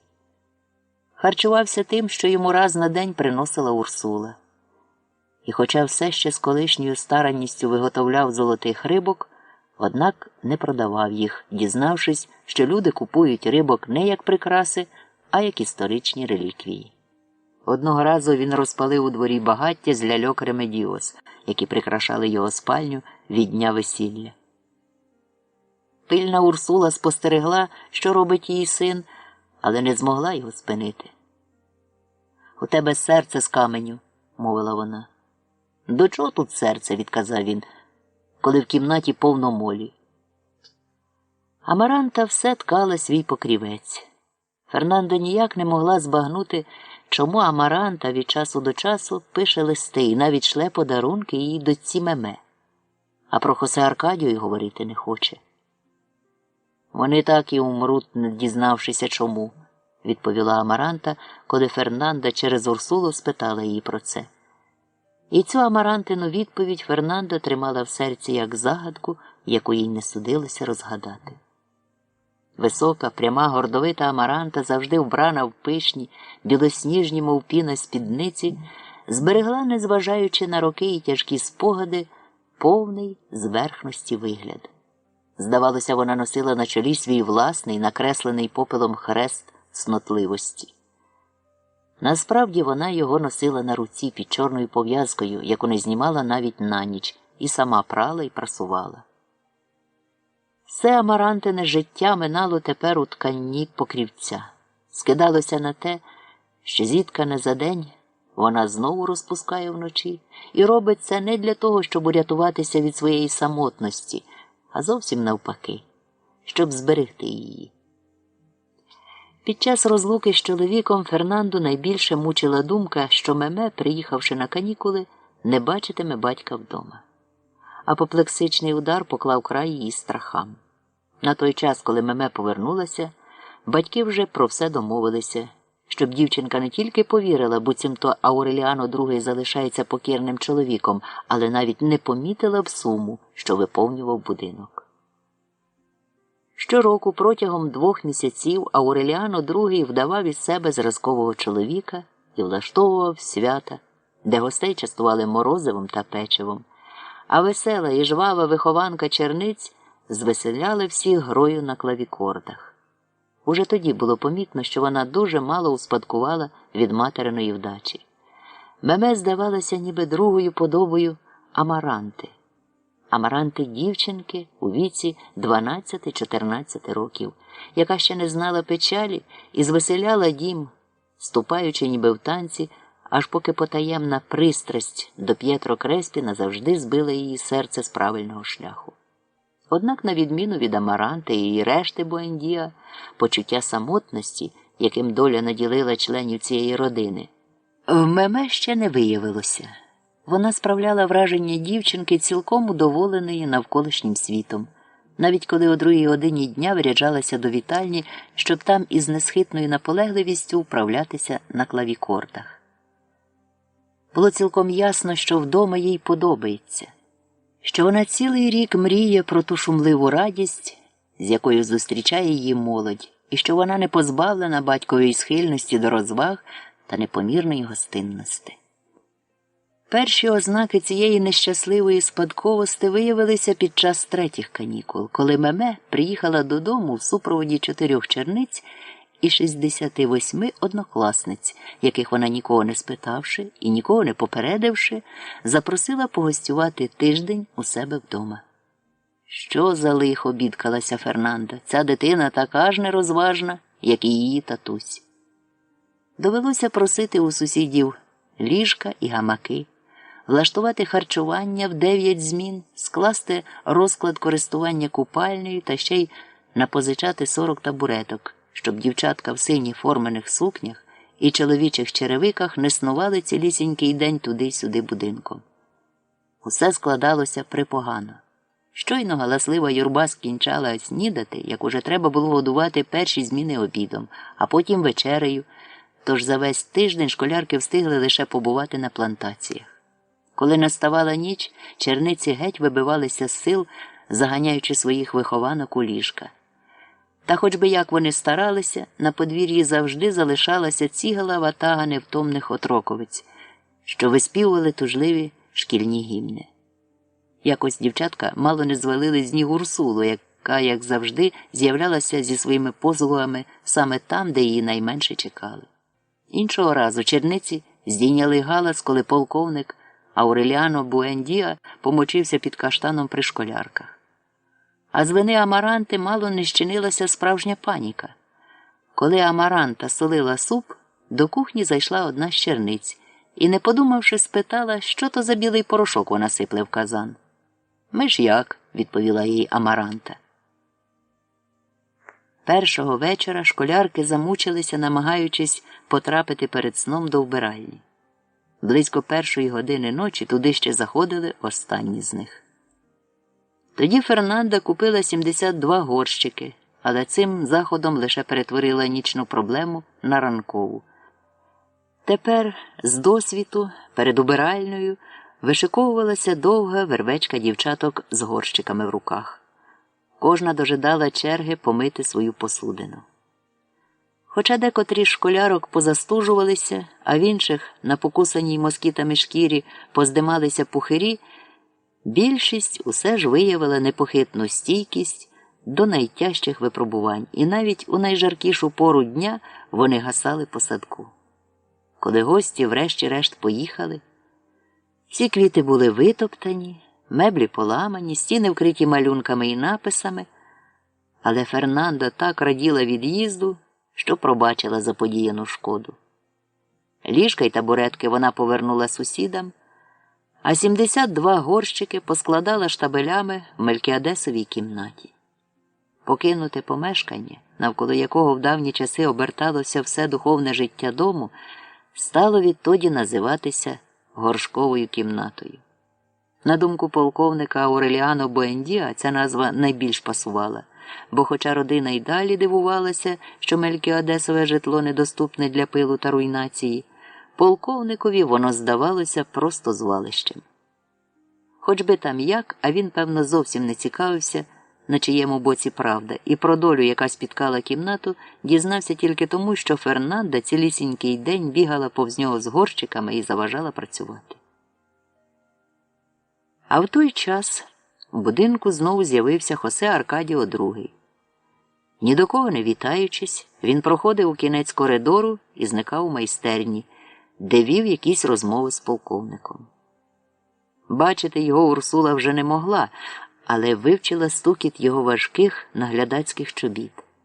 І дивувалася, яка неподоланна відстань відокремлює його від родини, навіть від брата-близнюка, з яким у дитинстві він грав у хитромудрі ігри з перевдяганнями, а нині не мав жодної спільної риси.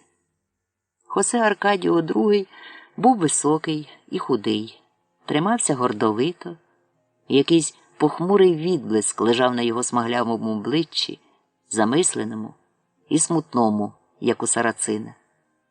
Він був більше схожий на свою матір Санта Софію де ля П'єдад, ніж на Буендіа.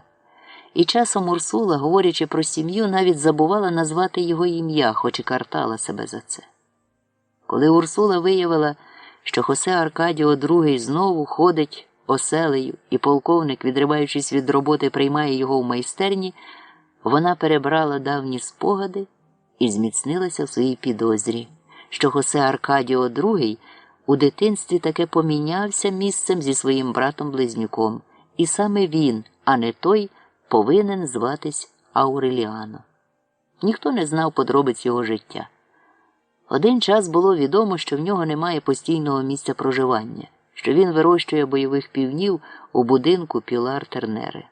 Іноді там ночує, а майже всю решту ночей проводить у спальнях французьких жіночок. Він плив за течією, не маючи ні уподобань, ні шанолюбних прагнень, наче мандрівна зірка в планетній системі Урсули. Як по правді, Хосе Аркадіо II перестав належати до своєї родини і не зміг би належати до будь-якої іншої уже від того далекого ранку, коли полковник Герінельдо Маркес повів його до казарми. І не тому, що хотів показати хлопчикові розстріл, а щоб він на все життя запам'ятав смутну і дещо глузливу посмішку розстріляного.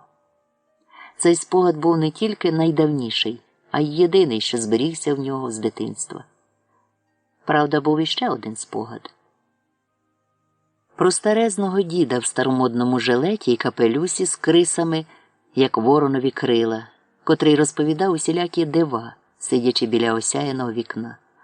Але Хосе Аркадіо II не знав, до якого часу належить цей спогад. Він був туманний, не залишив у душі гіркого осаду і нічого його не навчив, на відміну від першого, що, по суті, визначив напрямок цілого його життя. І в міру того, як він старів, цей спогад чим далі чіткіше виринав із пам'яті, немов би плин часу наближав його. Урсула спробувала звернутися по допомогу до Хосе Аркадіо II, щоб витягти полковника Ауреліано Буендіа з добровільного ув'язнення. «Умов його піти в кіно», – просила вона. Щоправда, картини йому не подобаються, та хай хоч подихає свіжим повітрям. Але невдовзі вона зауважила, що Хосе Аркадіо II так само нечутливий до її благань, як і полковник. І обидва вони вкриті однаковою бронею, непробивною для будь-яких уподобань.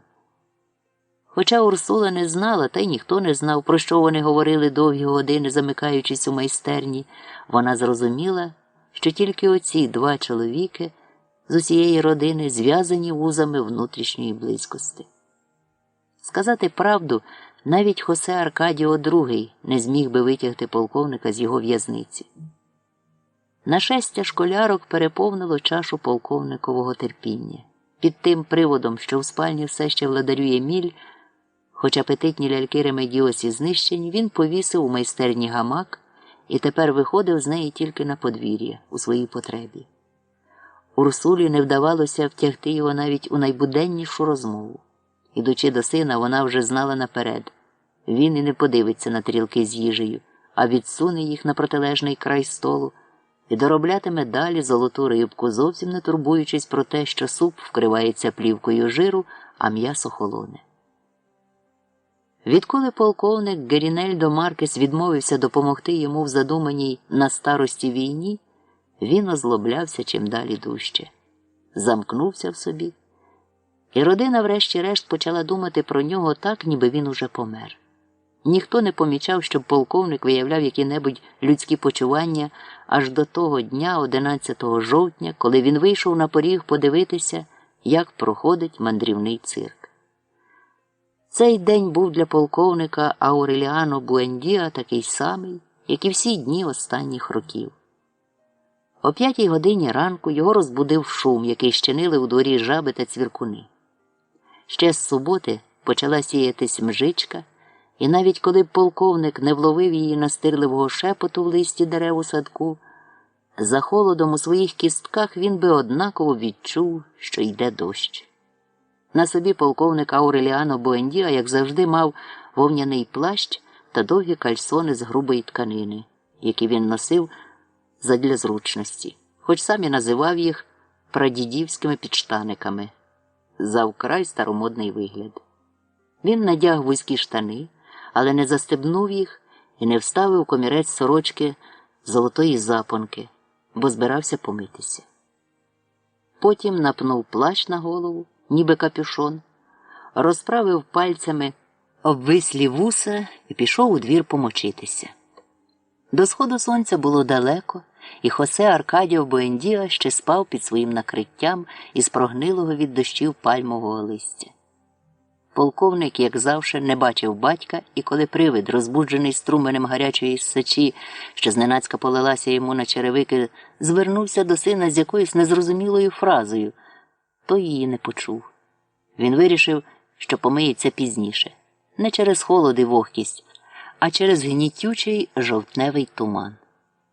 Коли полковник повертався до майстерні, то відчув запах диму від печей, які розпалювала Санта-Софія деля П'єдад, і зачекав на кухні, поки закипить кавник, щоб забрати з собою чашку кави без цукру. Санта-Софія деля П'єдад спитала його, як завжди питала вранці, який сьогодні день тижня. І він відповів, що вівторок, 11 жовтня.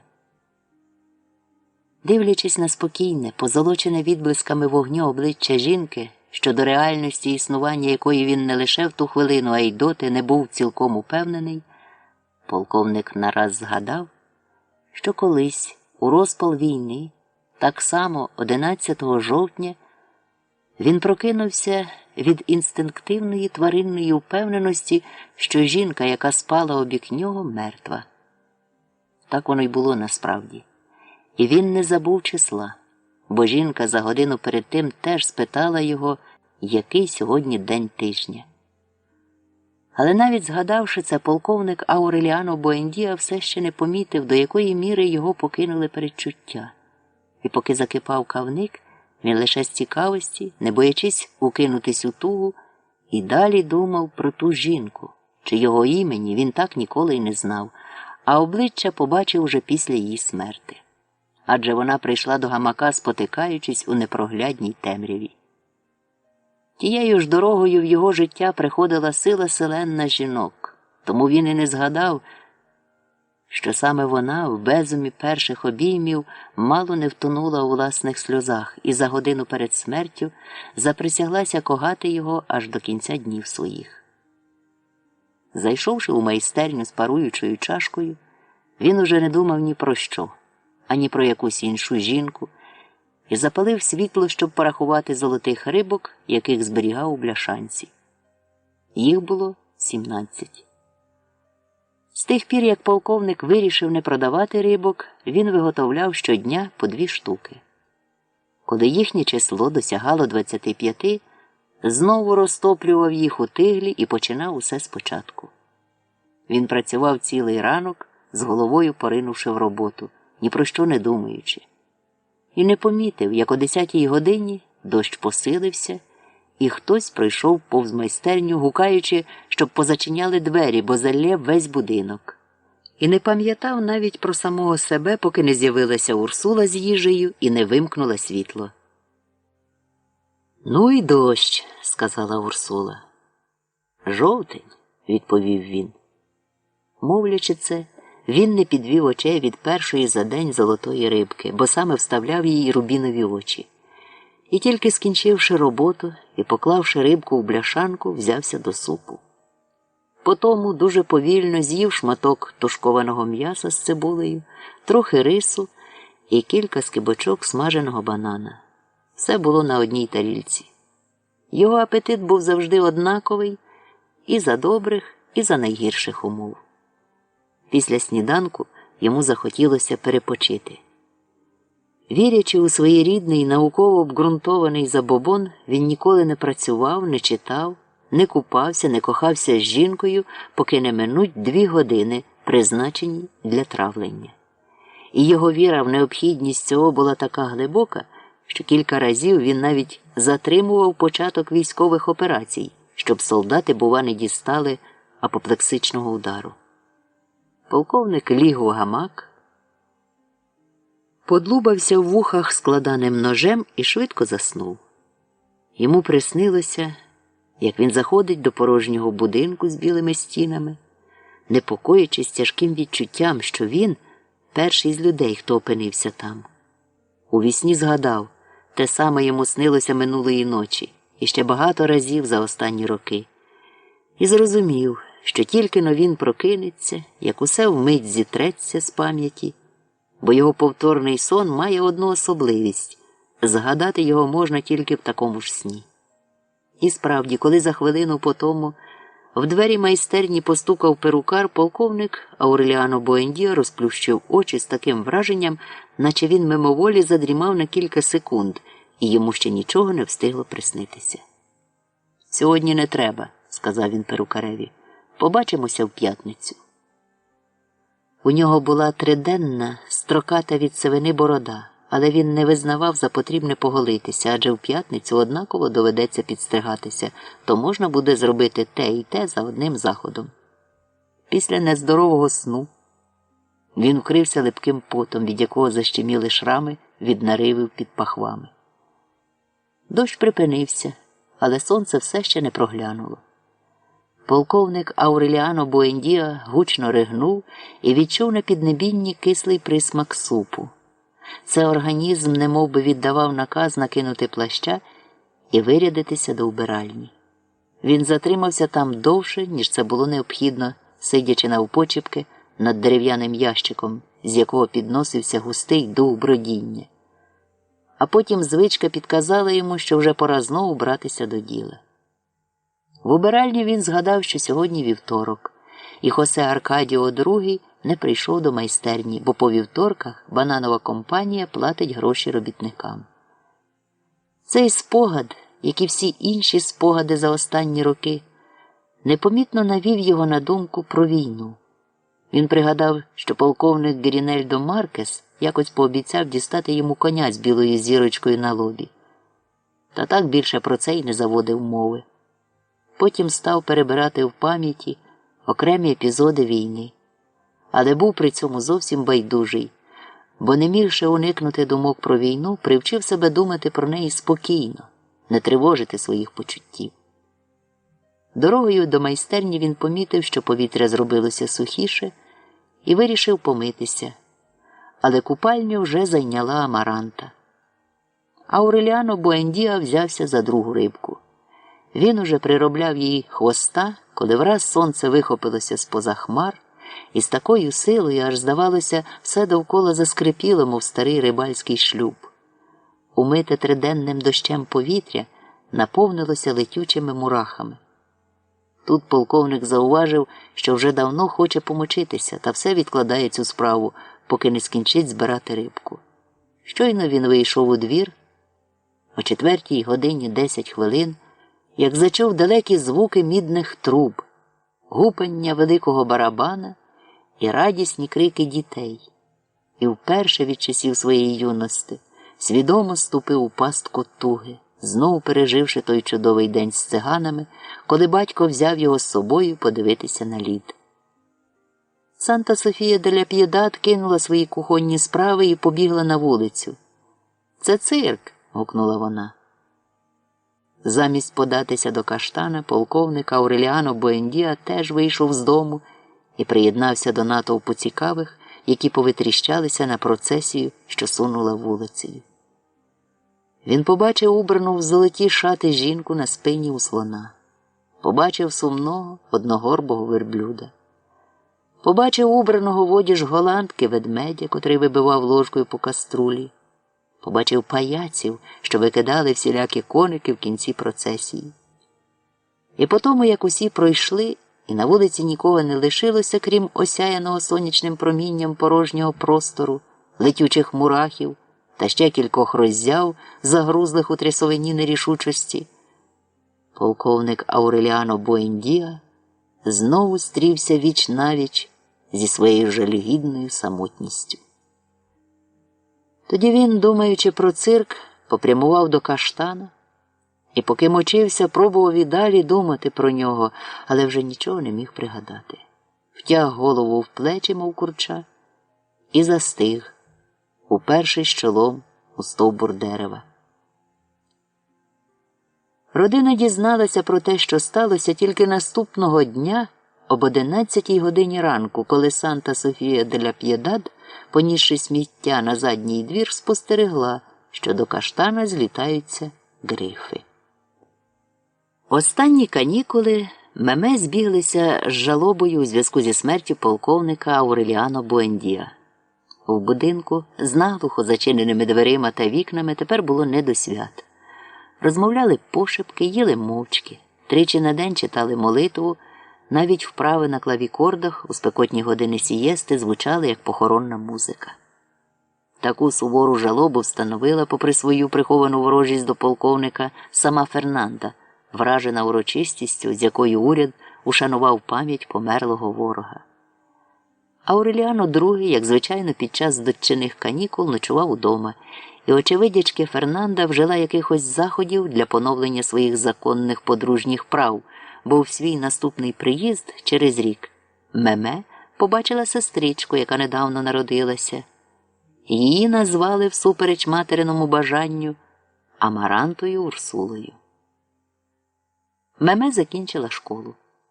Диплом, що кваліфікував її як талановиту клавікордистку, було одностайно затверджено, коли вона блискуче виконала народні мелодії XVII століття на святі з нагоди завершення її науки, яке й поклало край жалобі. Ще більше, ніж мистецтво Меме, гостей захопила її незвичайна двоїстість. Легкодумна, навіть трохи дитинна вдача, здавалося, робила її нездатною до будь-яких серйозних занять. Проте, сівши за клавікорди, Меме цілковито змінювалася. В ній проявлялася несподівана зрілість, що надавала її вигляду цілком дорослої людини. Так бувало завжди. Як по правді, в Меме не було особливого покликання до музики. Але не бажаючи перечити матері, вона твердо вирішила досягти високої досконалості у грі на клавікордах. З таким самим успіхом її могли присилувати вивчити будь-яку іншу справу. Уже в дитинстві їй надокучила суворість Фернанди. Її звичка вирішувати все за інших. І Меме ладна була принести ще тяжчу жертву, аби тільки не стикатися з непохитністю матері. На випускній церемонії у дівчини склалося таке враження, ніби пергамент з готичним шрифтом і пишними великими літерами звільняє її від зобов'язань, які вона взяла на себе не так через послух, як задля власного спокою. І вона думала, що відтепер навіть уперта Фернанда не стане більше згадувати про інструмент. Адже самі черниці називали його музейним експонатом. У перші роки Меме здавалося, що її розрахунки виявилися помилковими, бо хоча вже півміста встигло виспатися під музику її клавікордів на родинних прийомах, на всіляких благодійних концертах та шкільних вечорах і патріотичних ушануваннях, Фернанда й далі запрошувала до будинку кожну нову людину, якщо вважала її здатною оцінити талант дочки. І тільки після смерті Амаранти, коли родина знову на певний час поринула в жалобу, Меме вдалося замкнути клавікорди, а ключа сховати в одній із шаф, не побоюючись, що мати почне розслідувати, коли саме із чиєї провини він загубився.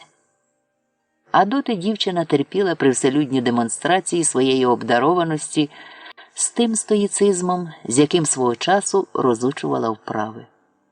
Цим вона платила за свою свободу.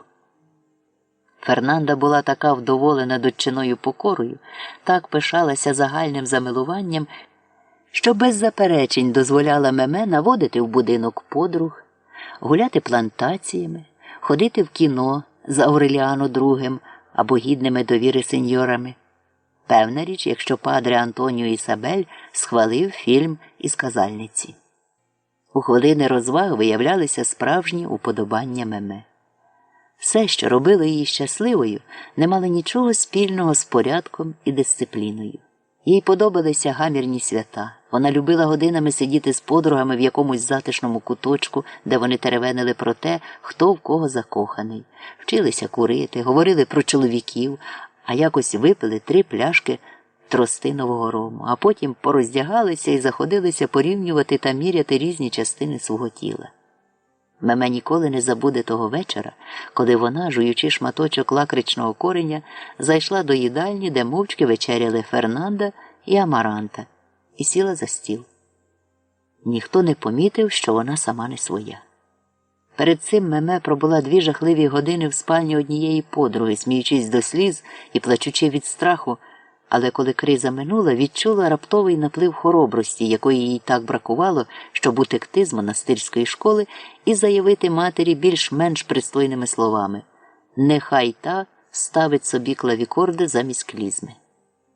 Сидячи на чільному місці і сьорбаючи курячий бульйон, що лився їй у шлунок, як жива вода, Меме раптом побачила Фернанду і Амаранту в нещадному сяйві істини.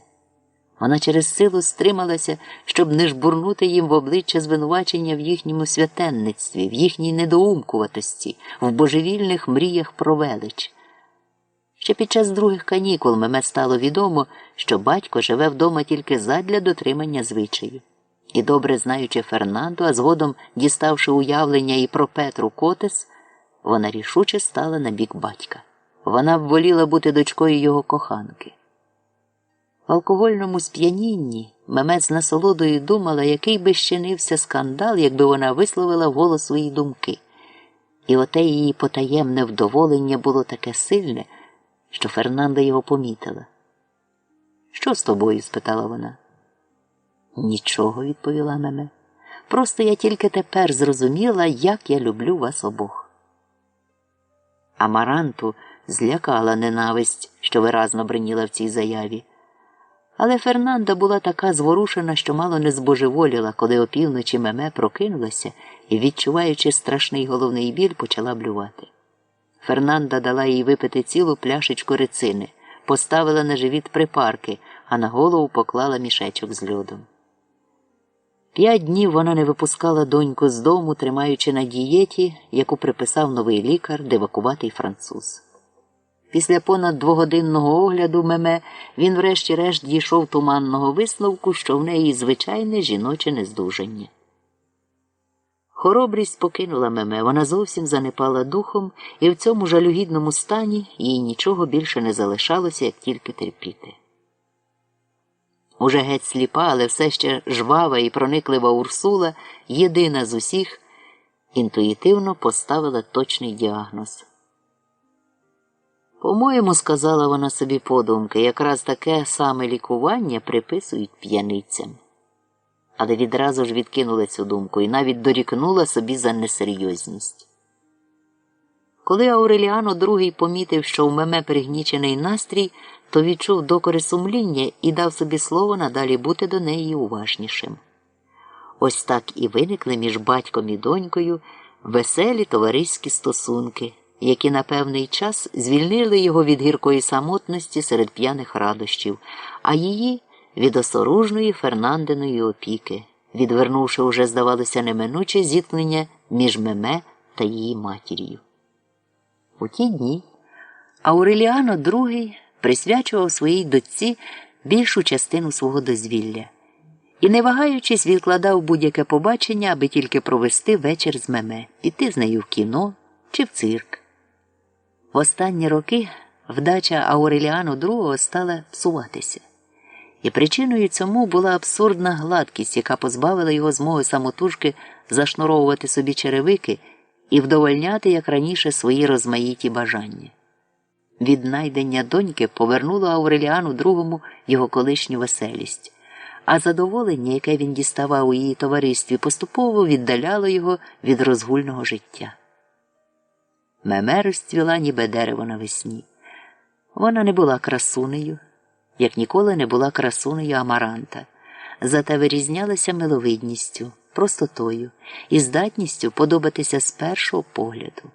Притаманний їй дух сучасності ображав старомодну поміркованість і погано приховану черствість Фернанди, і навпаки, подобався Ауреліану II.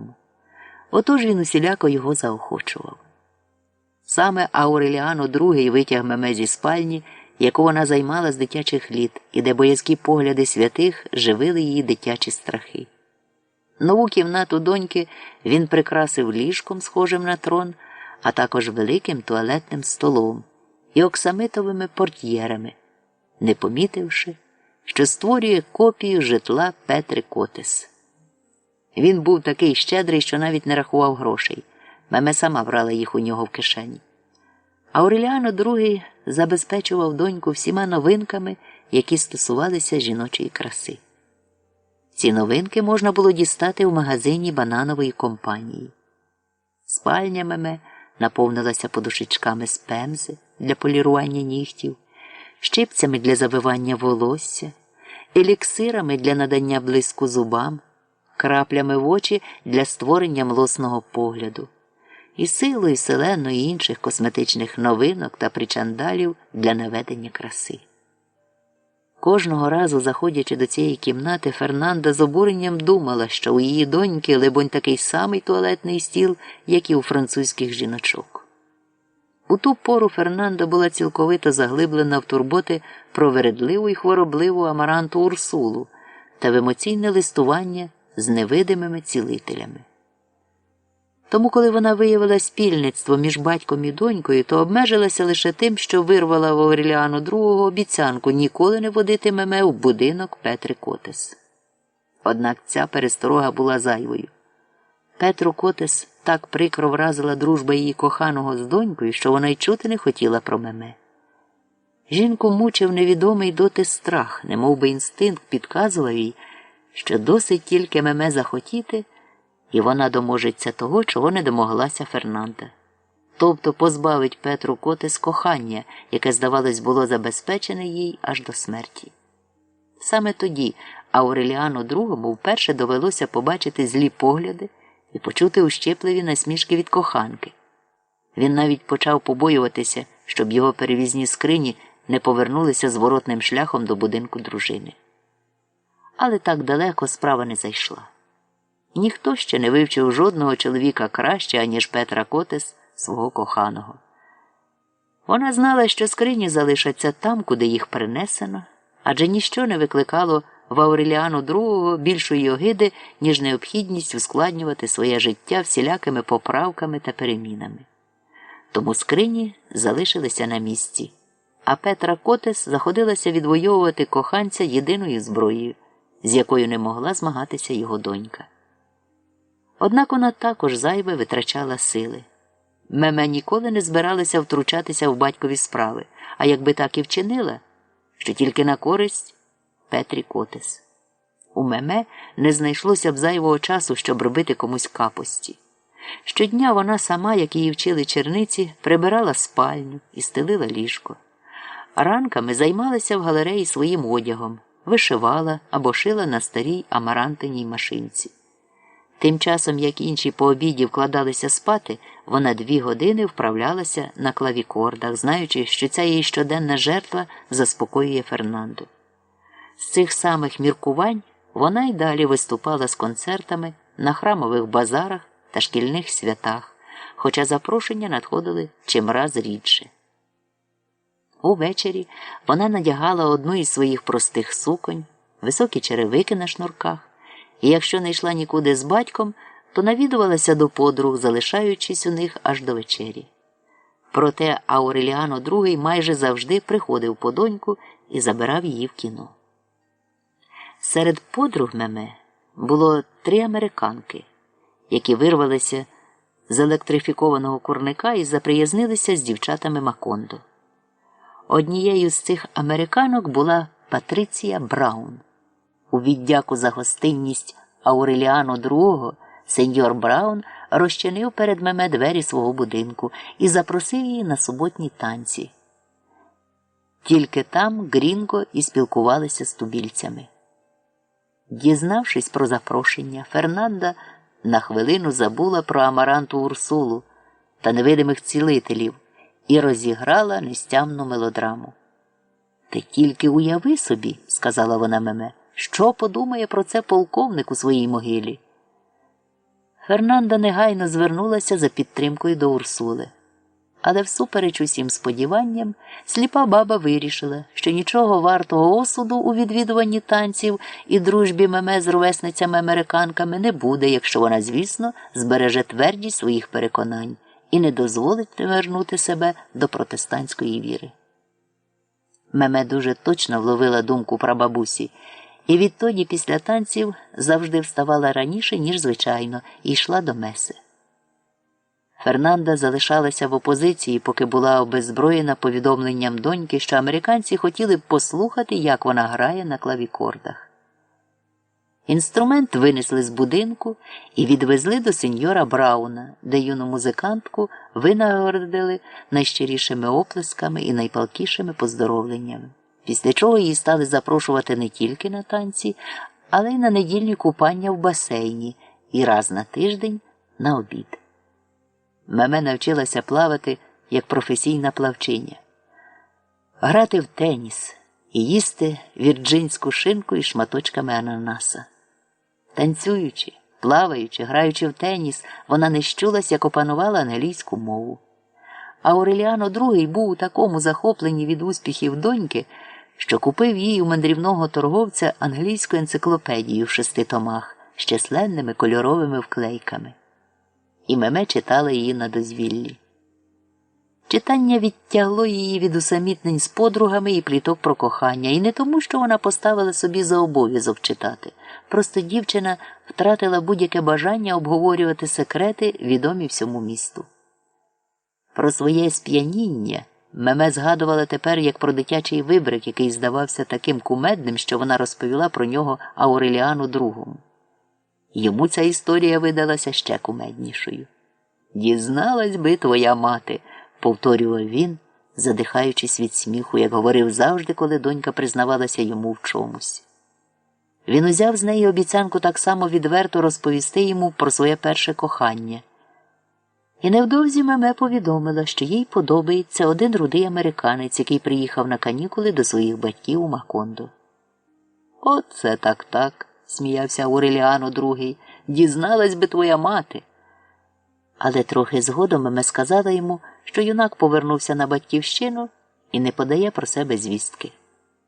Зрілий розум Меме сприяв усталенню родинного миру, і Ауреліано II поступово знову став учащати до Петри Котес. Хоча бенкети вже не звеселяли його тіло і душу, як раніше, але він усе ж не пропускав нагоди розважитися і видобути з чохла акордеон, де кілька клавішів були підв'язані шнурками від черевиків. Вдома Амаранта все вишивала свій покрівець, а Урсула дозволила старощам затягти себе в глибини пітьми, звідки їй уже нічого не вдавалося розгледіти, крім привида Хосе Аркадіо Буендіа під каштаном. Фернанда ще дужче зміцнила свою владу. В листах, які вона щомісяця писала синові, не було в той час жодного рядка неправди. Мати приховувала від Хосе Аркадіо тільки своє листування з невидимими цілителями. Вони знайшли у неї доброякісну пухлину товстої кишки і готували Фернанду до телепатичного оперативного втручання. Уже можна б сказати було, що в стомленій від життєвих потрясінь родині Буендіа на довгі роки запанували мир і благоденство. Але нагла смерть Амаранти викликала новий переполох. Ця смерть стала для всіх несподіванкою. Амаранта вже зістарілася і трималася осібно, проте ходила вона дуже прямо. На вигляд була міцною і, здавалось, як і раніше, зберігала своє залізне здоров'я. Від того дня, коли вона остаточно відштовхнула полковника Грінельдо Маркеса і замкнулася в спальні, щоб виплакатися, ніхто не знав, про що вона думає. А коли вийшла, то весь запас її слів був вичерпаний назавжди. Вона не плакала ні після вознесіння Ремедіос Прекрасної, ні після вбивства всіх Ауреліано, ні після смерті полковника Ауреліано Буендіа, людини, яку вона любила більше від усіх на світі, хоча зрозуміла це тільки в ту хвилину, коли його труп знайшли під каштаном. Вона допомогла підняти небіжчика з землі, одягла його в військову форму, причесала, поголила, підкрутила йому вуса краще, ніж це робив сам полковник у часи своєї слави. Ніхто не побачив у її діях вияву любові. Всі вже звикли до того, що Амаранта добре обізнана з похоронними обрядами. Фернанда з обуренням говорила, що Амаранта не розуміє зв'язків католицизму з життям і бачить лише його зв'язки зі смертю, неначе католицизм не релігія, а кодекс правил поховання. Однак Амаранда, заглиблена в хащу своїх спогадів, не чула її вчених промов на захист католицької релігії. Вона увійшла в старість, зберігши живими всі свої печалі. При звуках вальсів П'єтро Креспі їй, як із замолоду, хотілося плакати, немов би час та гіркий досвід нічого її не навчили. Хоча вона власноручно викинула на смітник циліндри з музикою, під тим приводом нібито картон зогнив від вогкості, в її пам'яті вони й далі оберталися і надавали руху молоточкам. Амаранта намагалася втопити ці звуки у нечистій пристрасті до свого небожа Ауреліано Хосе, намагалася шукати захисту від них у спокійному заступництві полковника Грінельдо Маркеса, але не змогла позбутися тієї мани навіть з допомогою найвідчайдушного вчинку своєї старости, коли за 3 роки до вирядження маленького Хосе Аркадіо до семінарії вона купала його і пестила не як бабуся внука, а як жінка чоловіка. За чутками так робили французькі жіночки. Ще у 12-14 років їй хотілося так само пестити П'єтро Креспі, що стояв перед нею в своїх вузьких штанях для танців і під стук метронома відмічав такти з махами чарівної палички. Іноді Амаранта мучилася тим, що залишила позад себе в житті цілий потік страждань. Часом це доводило її до такої люті, що вона колола собі пальці голкою. Та найбільше її терзав, бісив і засмучував духмяний, але вже поїдений черв'яками квітник кохання, який мав умерти тільки разом з нею. Як ото полковник Ауреліано Буендіа не міг не думати про війну, так і Амаранта не могла не думати про Ребеку. Але якщо брат зумів позбавити свої спогади гостроти, вона свої тільки більше розпалила. Протягом багатьох років Амаранта благала Господа лише про те, щоб він не наслав на неї покару вмерти раніше за Ребеку. Щоразу, проходячи повз будинок колишньої суперниці і помічаючи на ньому нові руйнації, Амаранта тішила себе думкою, що її молитви почуто. Якось, шиючи в галереї, вона раптом відчула глибоку впевненість, що сидітиме так само в тій самій позі, при тім же освітленні, коли їй сповістять про смерть Ребекки. Відтоді Амаранта сиділа і чекала, як ото чекають листа. І якийсь час це було достоту так, навіть відривала гудзики і знову їх пришивала, щоб чекання не стало довшим і нудотнішим через безділля. Ніхто в будинку і гадки не мав, що Амаранта че свій розкішний покрівець для Ребекки. Коли Ауреліано сумний розповів, що Ребека перетворилася на замогильне видиво зі зморшкуватою шкірою та кількома жовтавими волоконцями на черепі, Амаранта не здивувалася. Описаний ним привид був цілковито схожий на той, який вона вже давно створила в своїй уяві. Вона вирішила, що опорядить труп Ребеки, позамазує парафіном руйнівні сліди часу на її обличчі, зробить їй перуку з волосся святих. Одне слово, виготовить гарний труп, загорне його в полотняний покрівець, покладе в труну, оббиту зовні плюшем, а всередині пурпуром, і в супроводі пишної похоронної процесії відпровадить на поживу хробакам.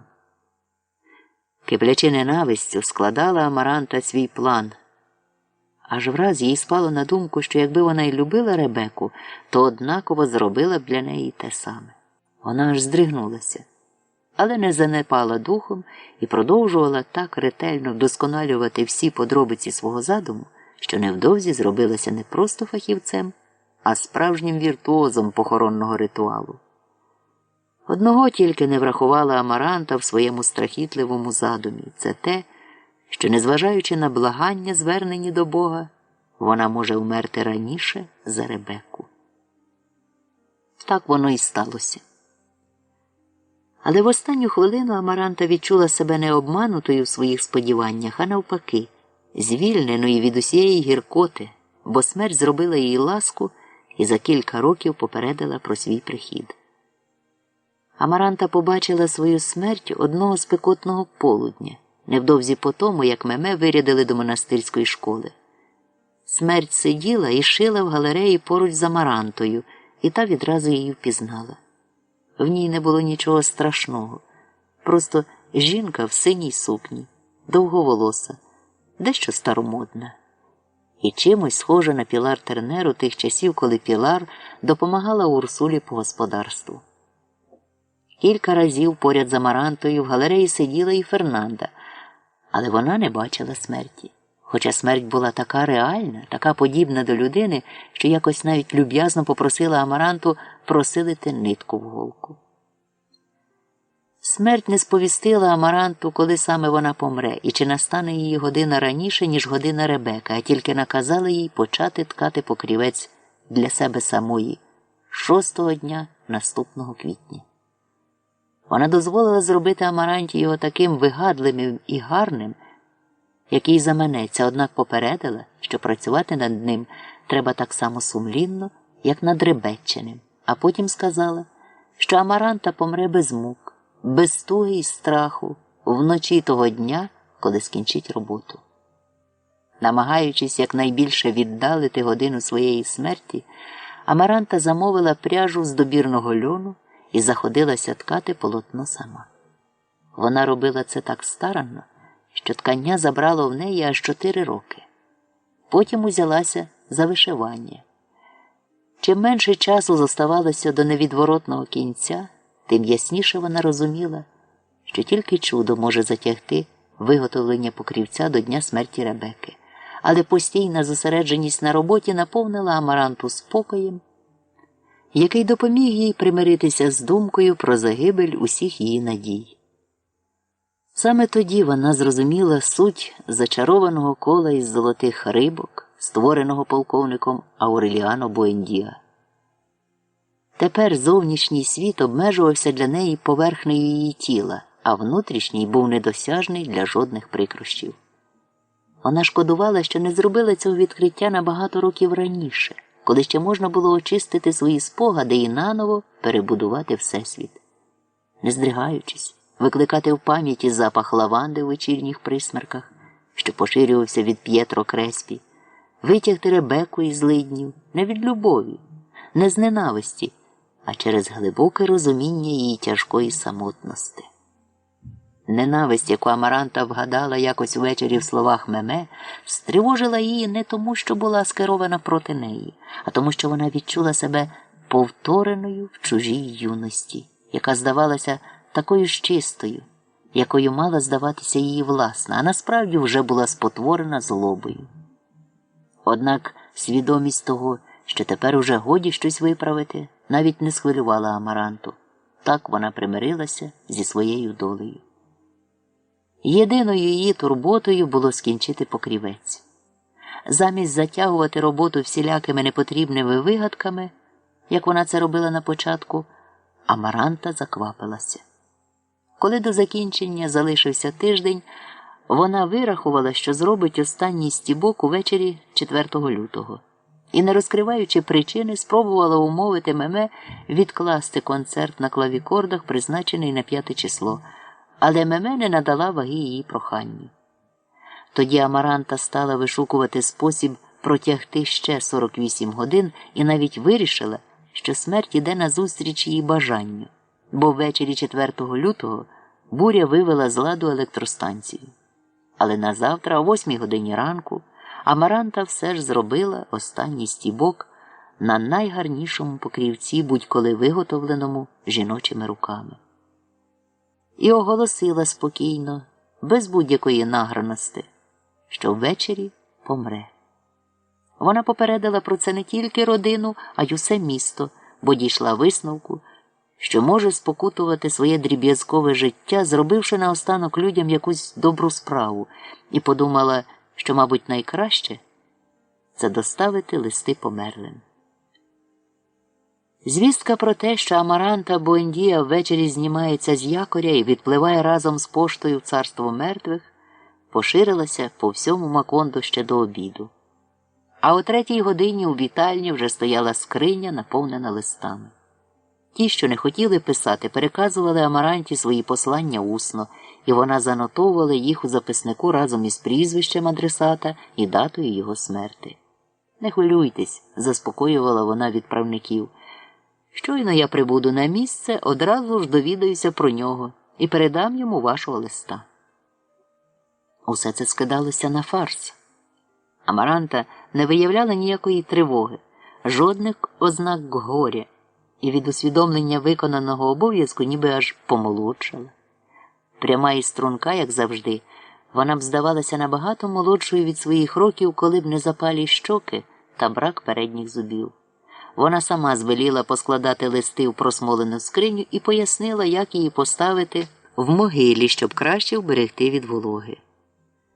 Вранці вона покликала столяра до вітальні і постояла, поки він зняв з неї мірку для труни. Можна було подумати, що він збирається шити їй сукню. В останні години вона виявила таке завзяття, що у Фернанди виникла підозра, чи Амаранта, бува, не пожартувала з них, оголосивши про свою смерть. Урсула, пам'ятаючи про звичай усіх Буендія вмирати не хворівши, вірила, що Амаранта справді дістала призвістку про свою смерть, однак побоювалася, коли б через всю цю метушню навколо листів та занепокоєння тим, щоб вони дійшли швидше, ошалілі відправники не поховали її доньку живцем. Тимто, голосно сварячись, Урсула стала звільняти будинок від сторонніх людей і на 4 годину домоглася свого. На цей час Амаранта скінчила роздавати свої речі бідним і залишила собі на простій труні зі струганих дощок тільки переміну білизни та вельветові туфлі без каблуків. Усе це повинні були надягти на неї після смерти. Вона не забула поклопотатися про туфлі, пам'ятаючи, що коли вмер полковник Ауреліано Буендія, довелося купувати йому нові черевики, бо в нього залишилися тільки пантофлі, які він носив у майстерні. Десь перед 5 годиною Ауреліано II прийшов до Меме, щоб провести її на концерт, і здивувався, що будинок прибрано, мов для похорону. Якщо хтось у той час і здавався живим, то це Амаранта. Вона була спокійнісінька і навіть знайшла час позрізати собі мозолі. Ауреліано II і Меме жартома попрощалися з нею і пообіцяли влаштувати через тиждень бенкет з нагоди її воскресіння. О 5-й годині, приваблений поголосом, що Амаранта Буендіа збирає листи для померлих, падре Антоніо Ісабель прийшов маслосвятити її і був змушений чекати понад чверть години, поки присмертна вийде з купальні. Коли ж вона явилася перед ним у сорочці з мадаполаму із розпущеним по спині волоссям, старий священик подумав, що з нього посміялися, і відіслав служку зі святими дарами. Проте вирішив усе ж скористатися з нагоди і висповідати Амаранту, яка майже 20 років ухилялася від сповіді. Амаранта заявила йому, що не потребує ніякої духовної допомоги, бо сумління у неї чисте. Фернандо це обурило. Не турбуючись про те, що її можуть почути, вона голосно спитала себе, який же це тяжкий гріх учинила Амаранта, що віддає перевагу блюзнірській смерті без покаяння над ганьбою зізнання. Тоді Амаранта лягла і примусила Урсулу привселюдно засвідчити її незайманість. «Хай ніхто не тішиться ілюзіями», – вигукнула вона, щоб почула Фернанда. «Амаранта Буендіа йде з цього світу такою, якою в нього і прийшла». Більше вона вже не вставала. Відкинувшись, мов хвора на подушки, вона заплела свої довгі коси і уклала їх над вухами. Саме з такою зачіскою, як їй пояснила смерть, і мала вона лежати в труні. Потім Амаранта попросила Урсулу принести дзеркало і знову, після перерви майже в 40 років, побачила своє спотворене роками і стражданнями обличчя. І здивувалася, що воно достоту таке, яке вона собі і уявляла. За тишею в спальні Урсула зрозуміла, що донька скоро помре. «Попрощайся з Фернандою», – благально попросила вона. «Хвилина примирення дорожча цілого життя, прожитого в дружбі». «Та це вже ні до чого», – відказала Амаранта. Меме все ще думала про Амаранту, коли на імпровізованій сцені знову спалахнуло світло і почалося друге відділення програми. Посередині п'єси, яку вона виконувала, хтось шепнув їй на вухо про те, що сталося, і концерт урвали. Зайшовши до будинку, Ауреліано II був змушений проштовхуватись крізь натовп, перш ніж побачив тіло перестарілої незайманиці. Вона лежала негарна, бліда, з чорною пов'язкою на руці, загорнута в розкішний покрівець. Труна стояла у вітальні біля скрині з поштою. Після 9 ночей поминання Амаранти Урсула злягла і більше вже не вставала. Її взяла під своє опікування Санта Софія де ля П'єдад, носила їй до спальні їжу та воду для вмивання і розповідала про все, що діялося в Макондо. Ауреліано II часто навідував Урсулу і дарував їй різну одежу, а вона складала її біля ліжка поряд із найнеобхіднішими для щоденного вжитку речами і незабаром наскладала біля себе цілу скриню. Їй удалося завоювати любов маленької Амаранти Урсули, яка була в усьому схожа на неї, і вона навчила дівчинку читати. Ніхто навіть тепер не здогадувався про Урсулину сліпоту, хоча всі вже розуміли, що бачить стара погано. Проте ясність її думок, уміння обходитися без сторонньої допомоги викликали припущення, що вона просто придушена тягарем своїх 100 років. Вільний час і душевний спокій надавали їй змогу пильно стежити за життям будинку, тож вона перша помітила мовчазні муки Меме. «Ходи-но сюди», – якось сказала вона дівчині. «А тепер, коли ми з тобою самі, признайся, бідній бабі, що з тобою». Меме, збентежено посміхнувшись, ухилилася від розмови. Урсула не наполягала, але після того, як Меме перестала заходити до неї, її підозра посилилася. Урсула знала, що дівчина встає тепер раніше, ніж звичайно, і ні хвилини не всидить спокійно, доки не настане час, коли можна піти з дому. Що цілісіньку ніч вона перевертається з боку на бік на своєму ліжку в сусідній кімнаті і що їй не дає спати метелик, який літає по кімнаті. Одного разу Урсула чула, як Меме сказала, що йде до батька, і подивувалася з недогадливості Фернанди, котра нічого не запідозрила, Хоча невдовзі потому прийшов Ауреліано II і спитав, де донька. У Меме з'явилися якісь секретні справи, невідкладні зобов'язання, таємні турботи. Це було цілком очевидно і ще задовго до того вечора, коли Фердинанда підняла на ноги весь дім, побачивши, як Меме цілувалася з якимось чоловіком у кіно. Поринувши в свої переживання, Меме вирішила, що їй виказала Урсула. Насправді ж вона сама себе викрила. Вже давно залишила вона за собою цілу низку слідів, які могли збудити підозру навіть у сліпого. І якщо Фернанді було потрібне стільки часу, щоб виявити їх, то тільки тому, що її увагу відвертали таємні стосунки з невидимими цілителями. А втім і Фернанда врешті-решт спостерегла, що донька то надовго замовкне, то враз здригнеться, то настрій у неї різко зміниться. Вона встановила за Меме прихований, але не всепущий нагляд. Проте, як і раніше, дозволяла дочці гуляти з подругами, допомагала вдягатися на суботні свята і жодного разу не задала нескромного запитання, яке б могло насторожити дівчину. У Фернанди вже назбиралося чимало доказів, що Меме робить зовсім не те, про що каже. І все ж мати не висловила своїх підозр, дожидаючи вирішального доказу. Якось увечері Меме повідомила, що йде з батьком у кіно.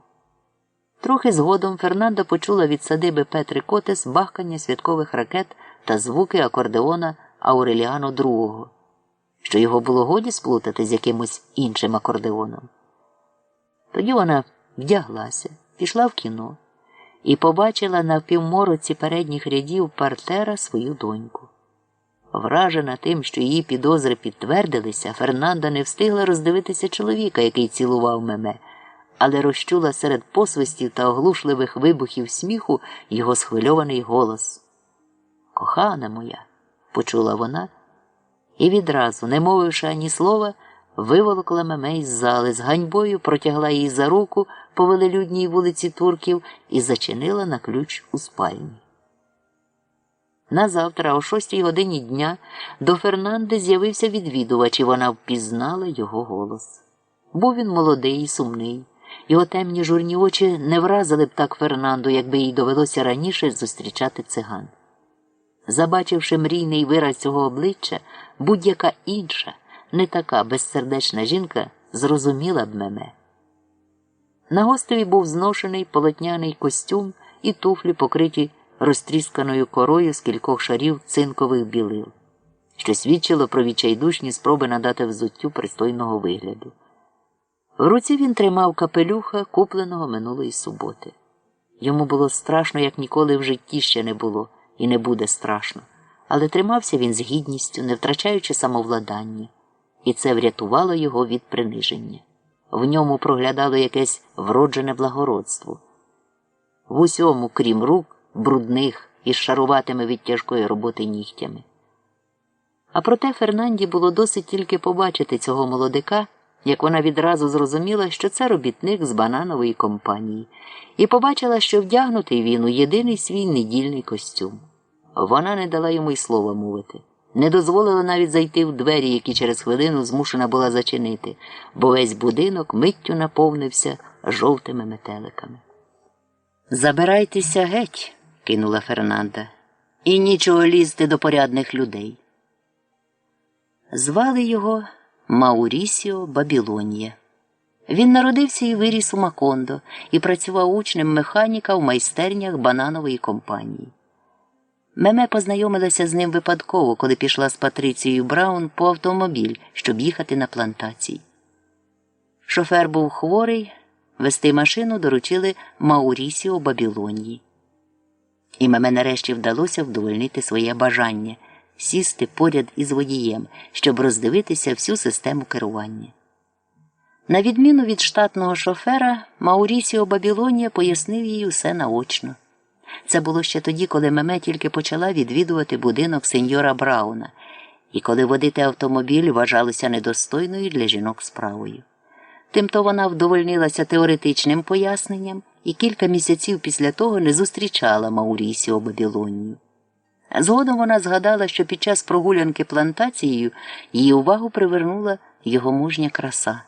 Не сподобалися тільки грубі руки.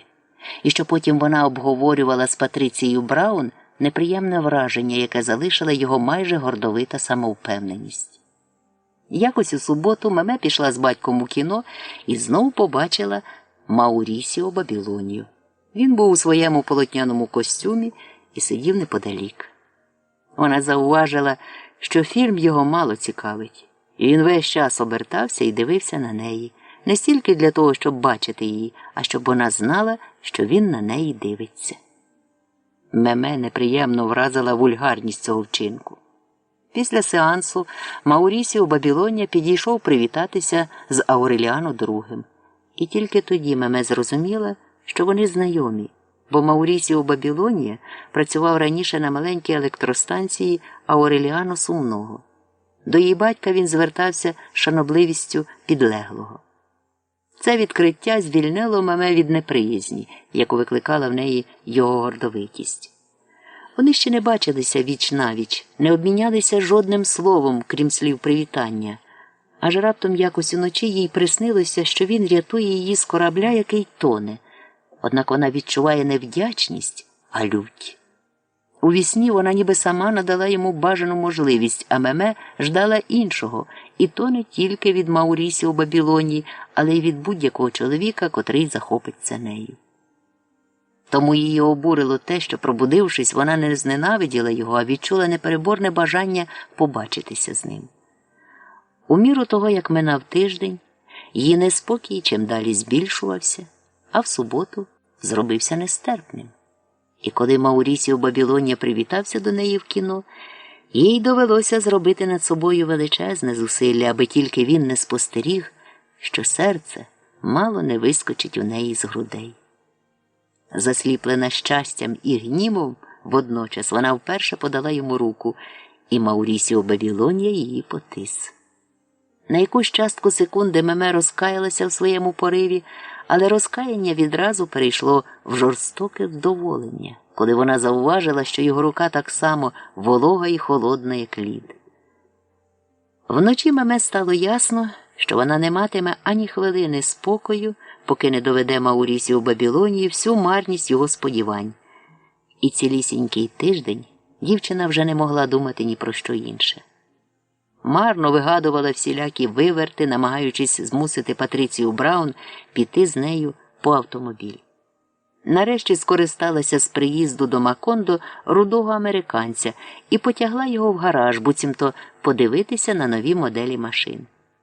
Побачивши Маурісію Бабілонію, Меме нарешті зрозуміла. Вся річ у тім, що вона вмирає від бажання залишитися з ним віч-навіч. Він теж усе зрозумів, щойно вона зайшла, і це розсердило її. «Я хочу подивитися на нові моделі», – сказала Меме. «Непоганий привід», – відказав він. Меме здалося, ніби полум'я його зарозумілості обпалило її, і вона стала гарячково шукати спосіб, щоб принизити Маурісіо Бабілонію. Та він не дав їй це зробити. «Не лякайтеся», – мовив він, притишивши голос. «Не вперше жінка губить голову через чоловіка». Вона почулася такою беззахисною, що пішла геть з гаража, навіть не глянувши на нові моделі, і цілісіньку ніч переверталася з боку на бік у ліжку, плачучи від обурення. Рудий американець, котрий, правду сказати, вже почав був цікавити Меме, здавався їй тепер немовлям у пелюшках. Саме тоді вона зауважила, що жовті метелики передують появі Маурісіо Бабілонії. Вона бачила їх і раніше, найчастіше в гаражі, але гадала, що їх вабить туди запах фарб. Якось вона почула, як вони пурхають над її головою в напівтемряві кінозалу. Але тільки коли Маурісіо Бабілонія став переслідувати її, мов той привид, видимий тільки для неї в людському натовпі, Меме збагнула, що жовті метелики мають якийсь стосунок до нього. На концертах, у кіно, в церкві під час меси, всюди, де Маурісіо Бабілонія був серед публіки, Меме досить було розшукати поглядом зграйку жовтих метеликів, щоб знайти його. Якось Ауреліано II почав бурчати, проклинаючи їхнє набридливе кружляння, і Меме мало не довірила батькові свою таємницю, адже вона обіцяла про все розповідати йому. Однак інстинкт підказав їй, цього разу він не засміється і не скаже, як звичайно, дізналась би твоя мати. Якось уранці, коли Фернанда і Меме підрізали троянди, Фернанда раптом скрикнула і відтягла доньку вбік. Саме з того місця, де стояла Меме, вознеслася на небо Ремедіос Прекрасна. Фернанду налякало якесь тріпотіння, яке зненацька наповнило повітря, і їй на мить здалося, що чудо повториться із її донькою. Але то були метелики. Вони з'явилися перед очима Меме так несподівано, ніби виникли просто з сонячного проміння, і в неї тьохнуло серце. Тієї ж миті в сад зайшов Маурісіо Бабілонія з пакунком у руці. Як він пояснив, то був подарунок від Патриції Браун. З усиллям болі Меме взяла себе в руки і, зобразивши досить невимушену усмішку, попросила його покласти пакуночок на поруччя галереї, бо в неї руки в землі. Фернанда майже не звернула уваги на чоловіка, якого через кілька місяців вижене з будинку, навіть не згадавши, що вже раз його бачила. Вона тільки помітила хворобливо-жовтий колір його шкіри. «Дуже дивний чоловік», – зауважила Фернанда. «З обличчя видно, не житець він на цьому світі». Меме вирішила, що мати просто ніяк не може забути метеликів. Скінчивши підрізати троянди, вона помила руки, забрала пакунок до спальні і там розгорнула. В пакунку виявилось щось схоже на китайську іграшку. 5 вкладених одна в одну коробочок, а в останній була листівка, на якій хтось, що ледве вмів писати, старанно вивів: «У суботу побачимося в кіно». Меме злякалася, адже подарунок тривалий час пролежав у галереї, і Фернанда могла поцікавитися, що там усередині. Сміливість і винахідливість Маурісіо Бабілонії сподобалися Меме. Проте його простодушна впевненість, що вона неодмінно прийде на побачення, вколола її. Меме знала, що в суботу ввечері Ауреліано II зайнятий. Проте увесь тиждень вона відчувала такий болісний неспокій, що в суботу умовила батька відвести її в кіно, а після сеансу прийти по неї. Поки лампи в залі ще світилися, над її головою безперестану кружляли нічні метелики. А потім це сталося. Вогні погасли, і поряд з нею сів Маурісіо Бабілонія. Меме почувалася так, ніби вона безпорадно борсається в страшній трясовині, і врятувати її може, як це було у вісні, тільки цей пропахлий мастилом чоловік, ледь помітний у напівтемряві кінозали. «Якби ви не прийшли, – сказав він, – то ніколи більше мене не побачили б». Меме відчула на своєму коліні тягар його руки і зрозуміла – від цієї миті вони обоє вже не беззахисні. «Мене в тобі обурює, – всміхнувшись, мовила вона, – що ти завжди кажеш саме те, чого не слід говорити». Вона закохалася в нього до нестями, втратила сон, апетит і так глибоко поринула в самотність, що навіть батько зробився для неї завадою. Щоб збити з пантелику Фернанду, вона склала довгий, дуже заплутаний список різних запрошень та справ, забула про своїх подруг і відкинула будь-які умовності, аби тільки побачитися з Маурісіо Бабілонією. Байдуже де і в який час. Спочатку їй не подобалася його грубість. Коли вони вперше залишилися самі на пустирі за гаражем, він безжально довів її до якогось тваринного стану, що геть знесилив її. Згодом Меме зрозуміла, що це також своєрідні пестощі, і відтоді зовсім втратила спокій. Стала жити тільки своїм коханням, знемагаючи від пристрасного бажання знов і знов поринати в запаморочливий запах мастила та жавелю. Незадовго до Амарантиної смерті Меме раптом на короткий час посеред божевілля віднайшла ясний розум і затремтіла від непевності майбутнього. Тоді вона почула про одну жінку, що ворожила на картах, і тайком пішла до неї. Це була Пілар Тернера. Побачивши Меме, вона відразу зрозуміла приховані причини, які привели дівчину до її кімнати. «Сідай», – мовила Пілар. Мені не потрібні карти, щоб передректи майбутній дівчині з роду Буендіа. Меме не знала і ніколи не дізналася, що столітня віщунка доводиться їй прабабусею. Та й не повірила в цьому. Того дня вона з цікавістю вислухала вкрай відверті пояснення Пілар, що, мовляв, болісну знемогу кохання можна заспокоїти тільки в ліжку. Цієї ж думки був і дотримувався й Маурісіо Бабілоння, але Меме не хотіла вірити. Глибоко в душі вона вважала, що він так каже, бо не віглас, як і кожен робітник. Тоді вона гадала, що один різновид кохання знищує інший його різновид, бо ж людина за своєю природою, погамувавши голод, втрачає цікавість до їжі. Пілар Тернера не тільки розвіяла хибний погляд Меме, але й запропонувала до її послуг старе мотузяне ліжко, де сама зачала Аркадіо, діда Меме, а потім Ауреліано Хосе. Крім того, вона навчила Меме, як запобігати небажаній вагітності за допомогою гірчичних ванн, і дала їй рецепти напоїв, які, коли вже трапиться така біда, допоможуть позбутися усього, навіть докорів сумління. По цій розмові Меме відчула такий самий приплив хоробрості, як і вдень пиятики з подругами. Однак Амарантина смерть змусила її відкласти здійснення задуманого.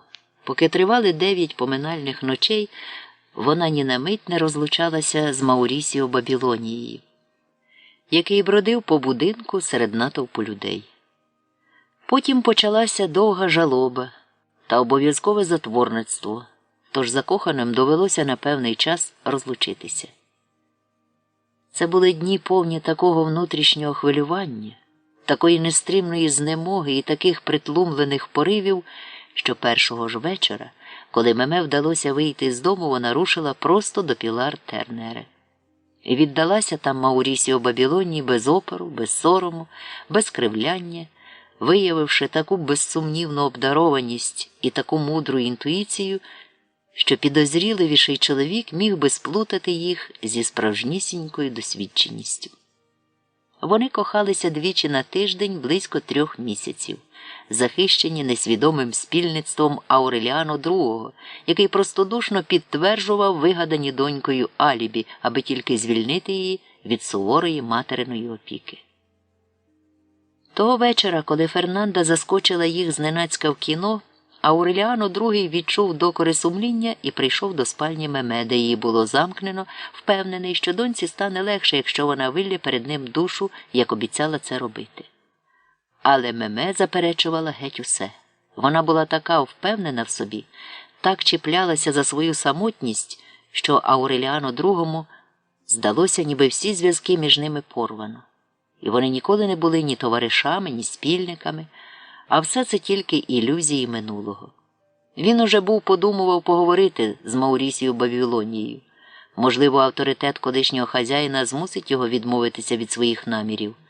Та Петра Котес переконала Ауреліано II не втручатися в жіночі справи, тож він і далі витав у стихії нерішучості, втішаючись надією, що ув'язнення вилікує страждання його доньки. Меме не виявляла жодних ознак горя, і навіть навпаки, Урсула чула з сусідньої кімнати, що вона міцно спить уночі, спокійно займається своїми справами вдень, регулярно їсть і має добре травлення. Тільки одна річ здалася дивною Урсулі після майже 2 місяців домашнього арешту Меме. Та ходила до купальні не вранці, як усі інші, а о 7 годині вечора.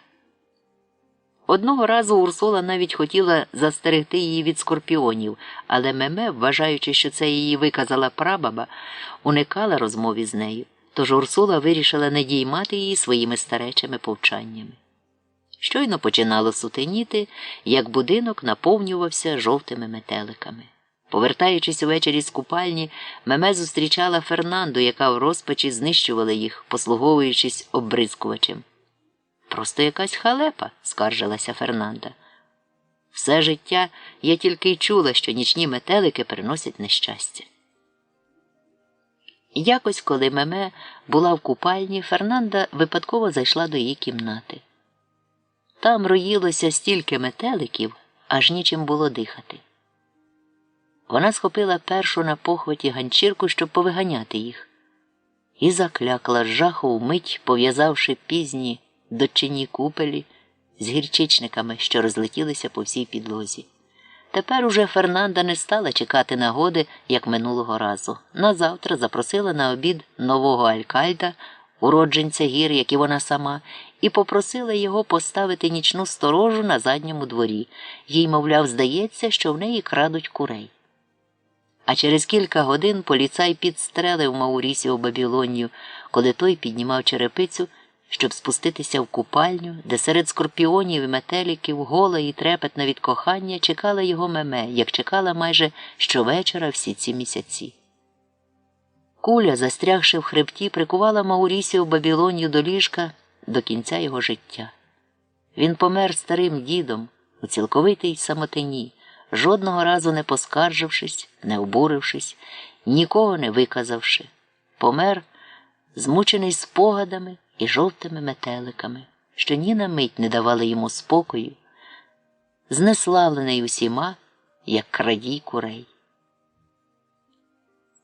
Події, що мали завдати смертельного удару всьому Макондо, вже замріли на горизонті, коли в будинок принесли сина Меме Буендія. Місто пробувало в такому сум'ятті, що ні в кого не було охоти займатися родинними скандалами, тож Фернанда вирішила, скориставшися зі сприятливої ситуації, сховати хлопчика, неначе він ніколи і не народжувався на світ. Вона була вимушена забрати внука. Обставини, за яких його доставили, робили відмову неможливою.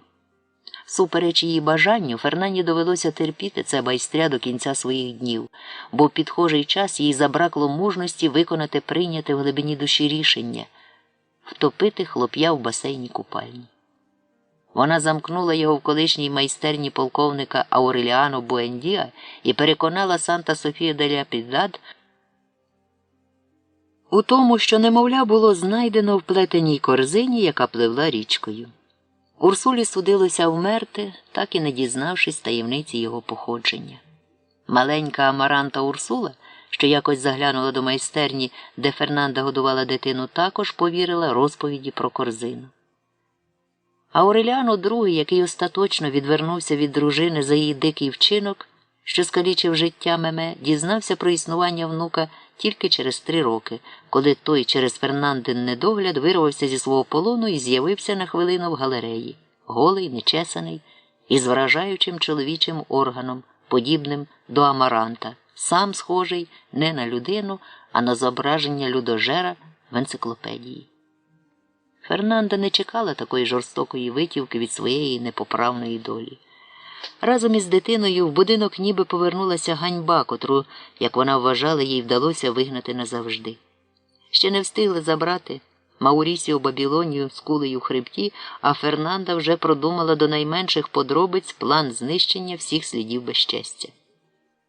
Не порадившися з чоловіком, вона зібрала наступного дня свій багаж, склала в маленьку валізу 3 переміни білизни для доньки і за півгодини до відходу поїзда зайшла до неї в спальню. «Ходімо, Ренато», – мовила вона. Фернанда нічого не пояснювала. Меме зі свого боку не чекала та й не прагнула пояснень. Вона не знала, куди вони йдуть.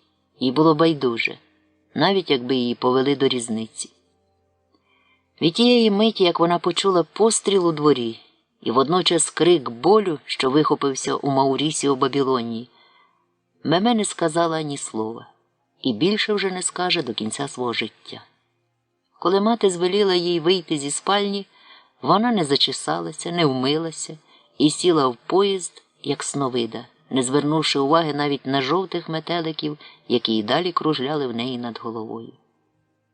Фернанда ніколи не дізналася та й не намагалася з'ясувати, чи кам'яна мовчанка доньки була нарочита, а чи вона оніміла після трагічного удару.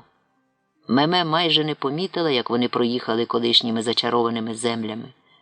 Вона не бачила безкраїх тінистих бананових плантацій обід залізничного полотна, не бачила білих будинків Грінго з садами, висушеними спекою і пилом, не бачила жінок у коротких штанях та ковтинках у синю та білу смужку, що грали в карти на верандах, не бачила волів, які тягли курними дорогами вози, вантажені бананами.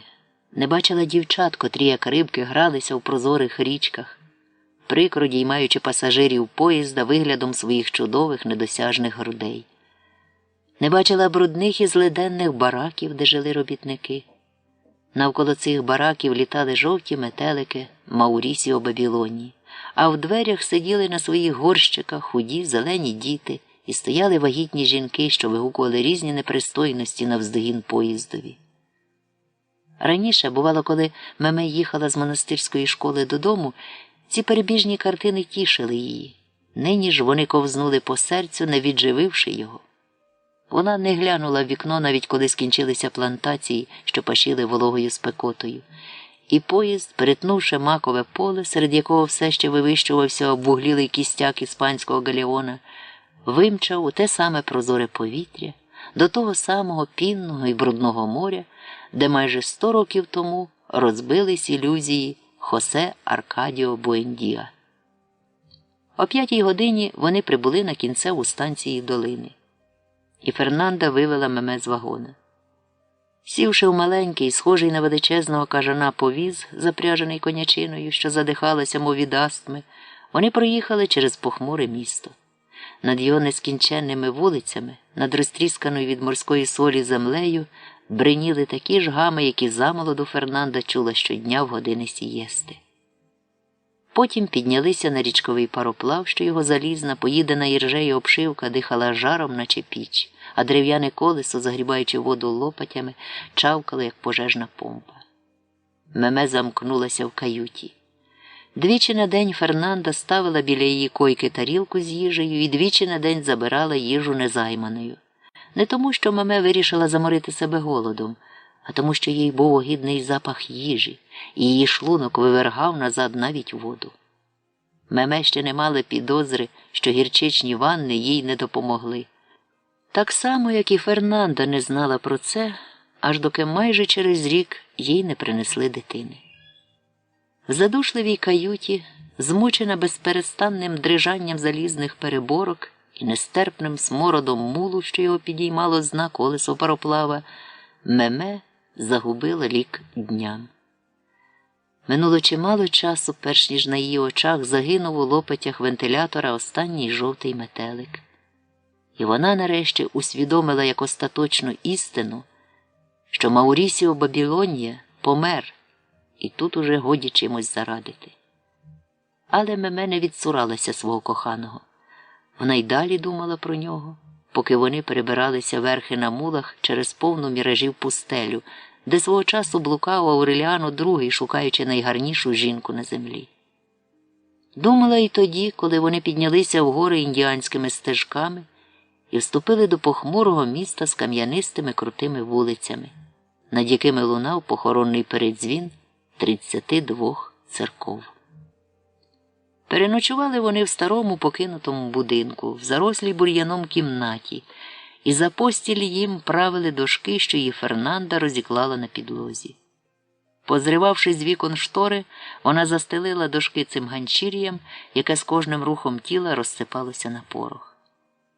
Меме здогадалася, де вони, бо в жахові безсоння побачила, як повз неї пройшов убраний в чорне кабальєро, котрого в далекий святвечір принесли до них у свинцевій скрині.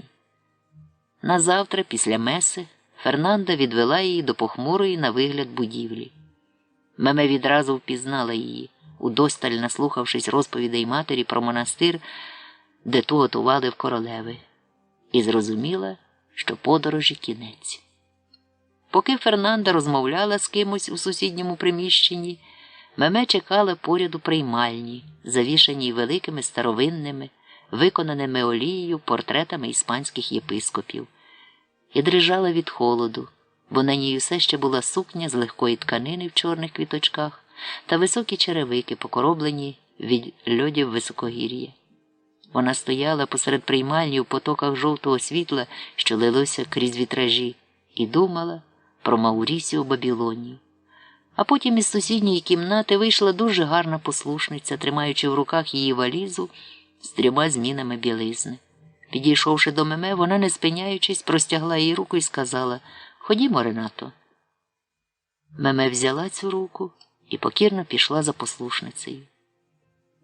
Коли Фернанда востаннє побачила доньку, та йшла, намагаючися ступати в лад із послушницею, уже по той бік щойно зачиненої за нею залізної решітки монастирського двору.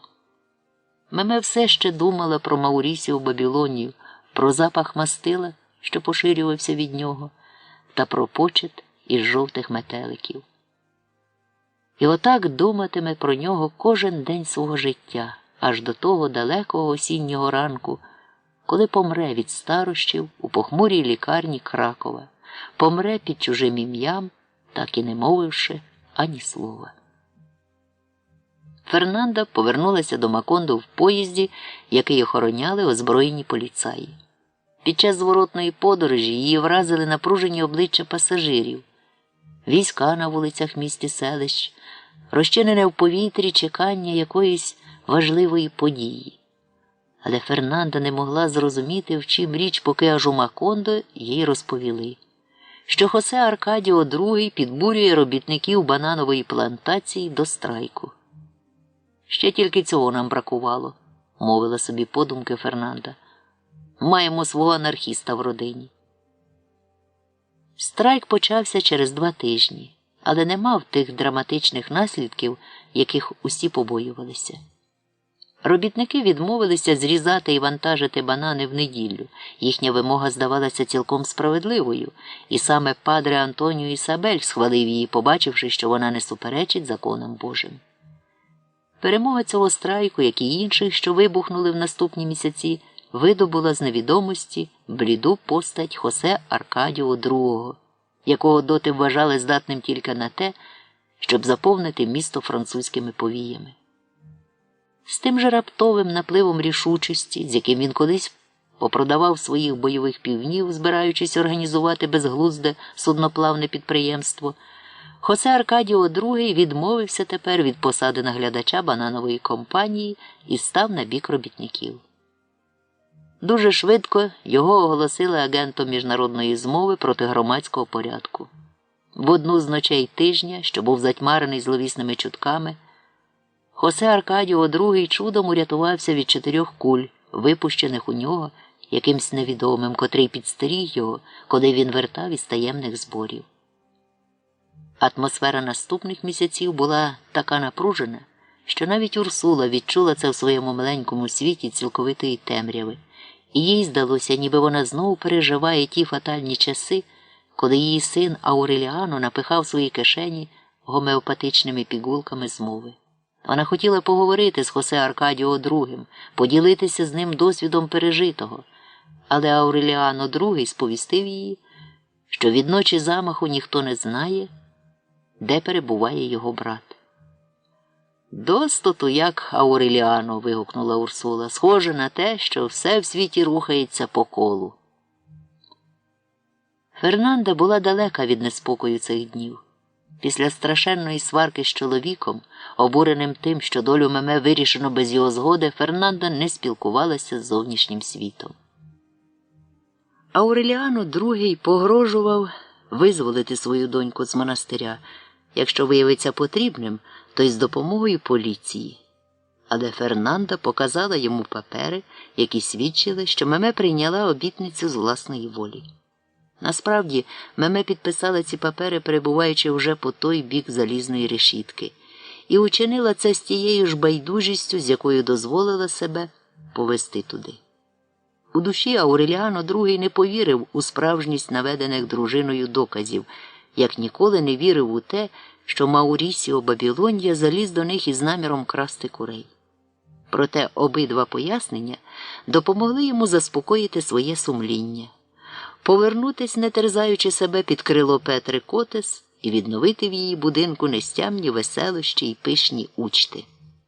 Далека від тривоги, що охопила все місто, глуха до страшних урсулиних пророцтв, Фернанда підкрутила останні гайки в механізмі свого замислу. Вона написала дуже докладного листа Хосе Аркадіо, який уже невдовзі мав одержати сан клірика, і повідомила, що його сестра Рената захворіла на жовту пропасницю і спочила в Бозі. Потім полишила Амаранту Урсулу на Санта-Софію-де-ля-П'єдад і заходилася налагоджувати своє листування з невидимими цілителями, яке розладналося через нещастя з Меме. Насамперед вона призначила остаточну дату телепатичної операції, але невидимі цілителі відповіли їй, що було б нерозумно робити операцію, поки у Макондо не скінчилися заворушення. Фернанда, охоплена нетерплячкою і дуже погано обізнана зі становищем, пояснила їм у наступному листі, що ніяких заворушень у місті немає, що то все дурні витівки її навіженого дівера, котрий останнім часом захоплюється проспілковими дурощами. Як ото раніше був схибнутий на півнячих боях і судноплавстві. Вони ще не дійшли згоди в ту спекотну середу, коли в дім постукала стара черниця з плетеною корзиною на руці. Санта-Софія-де-ля-П'єдад, яка відчинила двері, подумала, що це подарунок від когось, і хотіла забрати в черниці її ношу, покриту гарною мережевною салфеткою. Але стара не дала, заявивши, що їй наказано передати корзину особисто, дотримуючи суворої таємниці, донії Фернанді дель Карпіо де Буендіа. У корзині лежав син Меме. Колишній духівник Фернанди пояснив їй у листі, що хлопчик народився за 2 місяці перед тим, і вони дозволили собі охрестити його іменням Ауреліано на честь діда, бо мати навіть не розтулила уст, щоб висловити свою волю. Всередині Фернанди все повстало проти такого глуму долі, але в неї вистачило сили приховати це від черниці. «Скажемо, що знайшли його в корзині, яка пливла по річці», – всміхнулася вона. «Ніхто цьому не повірить», – зауважила черниця. «Якщо всі цьому вірять у Святому Письмі», – відказала Фернанда, – «то я не бачу причини, чому їм не повірити мені». Дожидаючи поїзда, черниця пообідала в будинку Буендіа і більше жодного разу не згадала про дитину, як її звеліли в монастирі.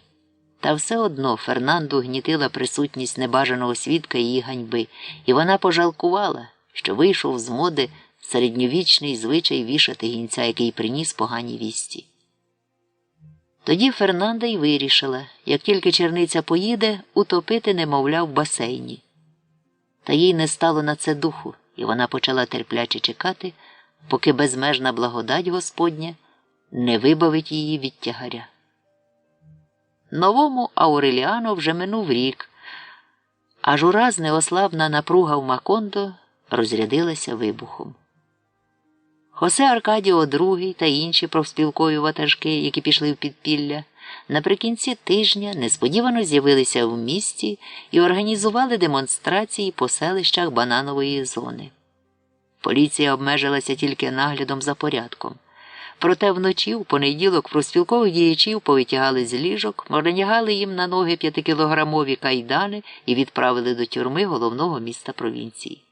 Серед інших були схоплені Хосе Аркадіо II і Лоренцо Гавілан. Полковник, учасник Мексиканської революції, висланий до Макондо, який запевняв, що був свідком героїчних вчинків свого кума Артеміо Круса. Однак, не просидівши й 3 місяців, усі вони знову вийшли на волю. Бо уряд і бананова компанія не змогли дійти згоди про те, хто повинен оплачувати харчування заарештованих. Нову хвилю невдоволення викликали недоброякісні продукти та каторжні умови праці.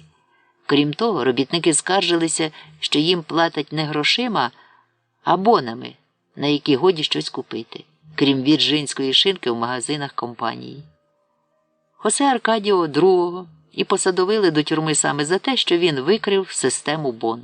Він пояснив, що система здешевлює утримання торговельного флоту компанії, бо зворотним рейсом судна везуть товари для магазинів, а якби цього вантажу не було, то їм би довелося ходити порожнем від Нового Орлеана до портів, де вони завантажуються бананами. Решта претензій робітників стосувалися побутових умов і медичного обслуговування. Лікарі компанії не оглядали хворих, а просто вишиковували їх у чергу перед амбулаторією, і медична сестра клала кожному на язик по пігулці кольору мідного купоросу, байдуже, чим захворів пацієнт – малярією, трипером чи запором. Це була до такої міри загальна терапія, що діти ставали в чергу по кілька разів і замість ковтати пігулку забирали їх додому для гри в лото замість фішок. Робітники жили в страшній скупченості в напіврозвалених бараках. Інженери не потурбувалися побудувати для них убиральні, натомість поставили по селищах на Різдво по одній переносній убиральні на кожні 50 чоловік, показавши привселюдно, як треба користуватися цими спорудами, щоб вони служили скільки-мога довше. Зістарілі адвокати в чорних сурдутах, ті, що колись обсідали полковника Ауреліано Буендіа, тепер представляли інтереси бананової компанії, спростували всі звинувачення робітників, виявляючи при цьому вправність, яка межувала з чаклунством. А коли робітники склали загальну, одноголосно схвалену петицію, то минуло немало часу, перш ніж вдалося офіційно довести її до відома бананової компанії. Щойно сеньор Браун зачув про петицію, як зараз же причепив до поїзда свій розкішний вагон зі скляним дахом і чкурнув із Макондо разом із найзначнішими представниками своєї фірми. Однак наступної суботи робітники розшукали одного з них у борделі, де він лежав голий з жінкою, яка згодилася заманити його в пастку, і примусили підписати копію петиції. Проте засмучені законники довели на суді, що цей чоловік не мав ніякого стосунку до бананової компанії, і щоб ніхто не взяв під сумнів їхніх аргументів, змусили власті посадовити його в тюрму як самозванця. Згодом робітники захопили самого сеньора Брауна, котрий подорожував інкогніто в 3 класі, і примусили його підписати другу копію петиції. Назавтра він став перед суддями. Волосся в нього було пофарбоване в чорний колір, і розмовляв він бездоганною іспанською мовою. Адвокати довели, що це не сеньор Джек Браун, головний директор бананової компанії, уродженець міста Пратвіль, штат Алабама, а сумирний торговець лікувальними травами, який народився в Макондо і там же був охрещений ім'ям Дагоберто Фонсека. Невдовзі, після нової спроби робітників добратися до сеньора Брауна, законники порозвішували в громадських місцях копії свідоцтва про його смерть, завіреного консулами і радниками посольства, яке засвідчувало, що 9 червня Джека Брауна роздушила пожежна машина в Чикаго. Стомившись від цієї казуїстичної маячні, робітники махнули рукою на місцеву владу і звернулися зі своїми скаргами у верховні судові інстанції. Але й там штукарі від юриспруденції довели, що вимоги робітників цілком незаконні з тієї простої причини, що в штаті бананової компанії немає, ніколи не було і не буде ніяких робітників. Вона їх наймала від випадку до випадку для тимчасових робіт. Так було спростовано брехливі вигадки про вірджинську шинку, чудодійні пігулки та різдвяні вбиральні, і рішенням суду встановлено і урочисто проголошено повсюди, що робітників як таких не існувало. Розпочався могутній страйк. Роботи на плантаціях припинилися, фрукти гнили на деревах, поїзди по 120 вагонів стояли без руху в тупиках залізниці. Міста і селища наповнились безробітними. На вулиці Турків настала нескінченна субота. В більярдній готелю Хакоба біля столів цілу добу товклися гравці, дожидаючи своєї черги. В той день, коли було оголошено, що армія дістала наказ відновити громадський порядок, Хосе Аркадіо II саме грав у більярд. Хоч він і не був обдарований здатністю ясновидіння, однак це повідомлення сприйняв як призвістку смерті, якої чекав іще від того далекого ранку, коли полковник Герінельдо Маркес дозволив йому подивитися на розстріл. Проте погане передчуття не позбавило його властивої йому витримки. Він ударив києм по кулі і здійснив задуманий карамболь. Через якийсь час гуркіт барабана, гавкітливі звуки горна, метушня та крики на вулиці сповістили йому, що не тільки партії в більярд, але й другій безмовній самотній грі, яку він від дня того розстрілу на світанку вів сам із собою, настав кінець. Тоді Хосе Аркадіо II Вийшов на вулицю і побачив їх. Там було 3 полки, і від їхнього розміреного кроку під барабанний дріб двихтіла земля. Осяйний полудень просяк смердючим віддихом цього багатоголового дракона. Солдати були низькорослі, кремезні, грубі, від них поширювався запах кінського поту і розпареної на сонці сириці. І в цих людях відчувалася мовчазна і нездоланна безстрашність горців.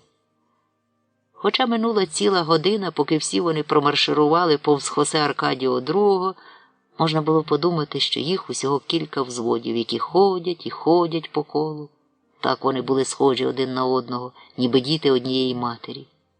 І усі з однаково тупим виглядом несли на собі тягар ранців та фляг, і ганьбу гвинтівок із примкнутими багнетами, і чумний бубон сліпого послуху, і почуття честі.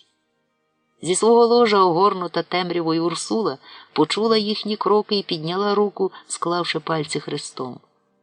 Санта Софія де ля П'єдад на мить завмерла, схилившись над мереженою скатертиною, яку закінчувала прасувати. І подумала про свого сина, Хосе Аркадіо II, а той стояв у дверях готелю Хакоба і незворушно дивився, як проходять мимо останні солдати. За законами воєнного стану війська мали взяти на себе роль посередника в суперечці, але ніяких спроб для примирення сторін не було зроблено. Після того, як солдати продемонстрували свою силу, пройшовши через Макондо, вони поставили гвинтівки в козли, а тоді заходилися зрізати банани і вантажити виведені з тупиків поїзди. Робітники, які доти спокійно вичікували, пішли в ліси і, озброєні самими тільки мачете, розпочали боротьбу проти штрейкбрехерів. Вони попалили садиби і крамниці компанії, розібрали залізничне полотно, щоб перешкодити рухові поїздів, які тепер розчищали собі дорогу кулеметним вогнем. Поперерізали телефонні та телеграфні дроти. Вода в зрошувальних каналах забарвилася кров'ю. Сеньора Брауна, що сидів живий і здоровий у своєму електрифікованому курнику разом із його родиною та родинами його співвітчизників, вивезли під охороною солдатів із Макондо і доставили в безпечне місце. Події вже загрожували перерости в нерівну і криваву громадянську війну, коли влада звернулася до робітників із закликом зібратися всім у Макондо. В зверненні вказувалося, що цивільний і військовий правитель провінції прибуде до міста наступної п'ятниці і розгляне конфлікт. Хосе Аркадіо II був у натовпі, що сходився до станції з самого ранку у п'ятницю. Напередодні він узяв участь у нараді профспілкових керівників, де йому і полковникові Гавілану доручили бути в юрбі і скеровувати її дії залежно від обставин. Хосе Аркадіо II було не по собі. Відколи стало відомо, що війська встановили навколо привокзальної площі кулемети, а обгороджене залізною решіткою містечко бананової компанії захищене гарматами, він увесь час відчував у роті якийсь солонувато-гіркуватий присмак.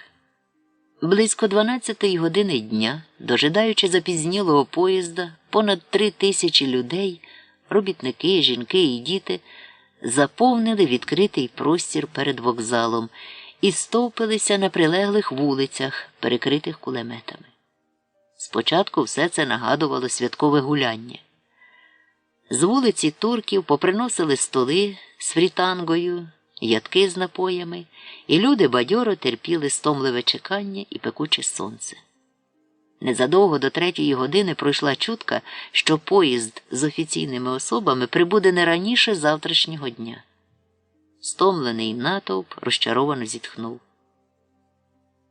Старший лейтенант піднявся на дах вокзального павільйону, звідки на натовп дивилися дула 4 кулеметів, і попросив тиші. Біля Хосе Аркадіо II стояла гладка боса жінка з 2 дітьми, десь 4 і 7 років. Вона взяла на руки меншого і попросила Хосе Аркадіо II, якого зовсім не знала, підняти старшого хлопчика, щоб той краще міг почути, що казатимуть.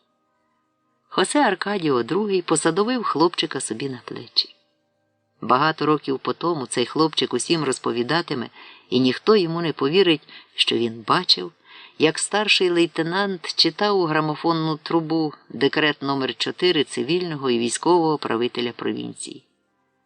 Декрет був підписаний генералом Карлосом Кортесом Варгасом та його секретарем майором Енріке Гарсіа Ісарою.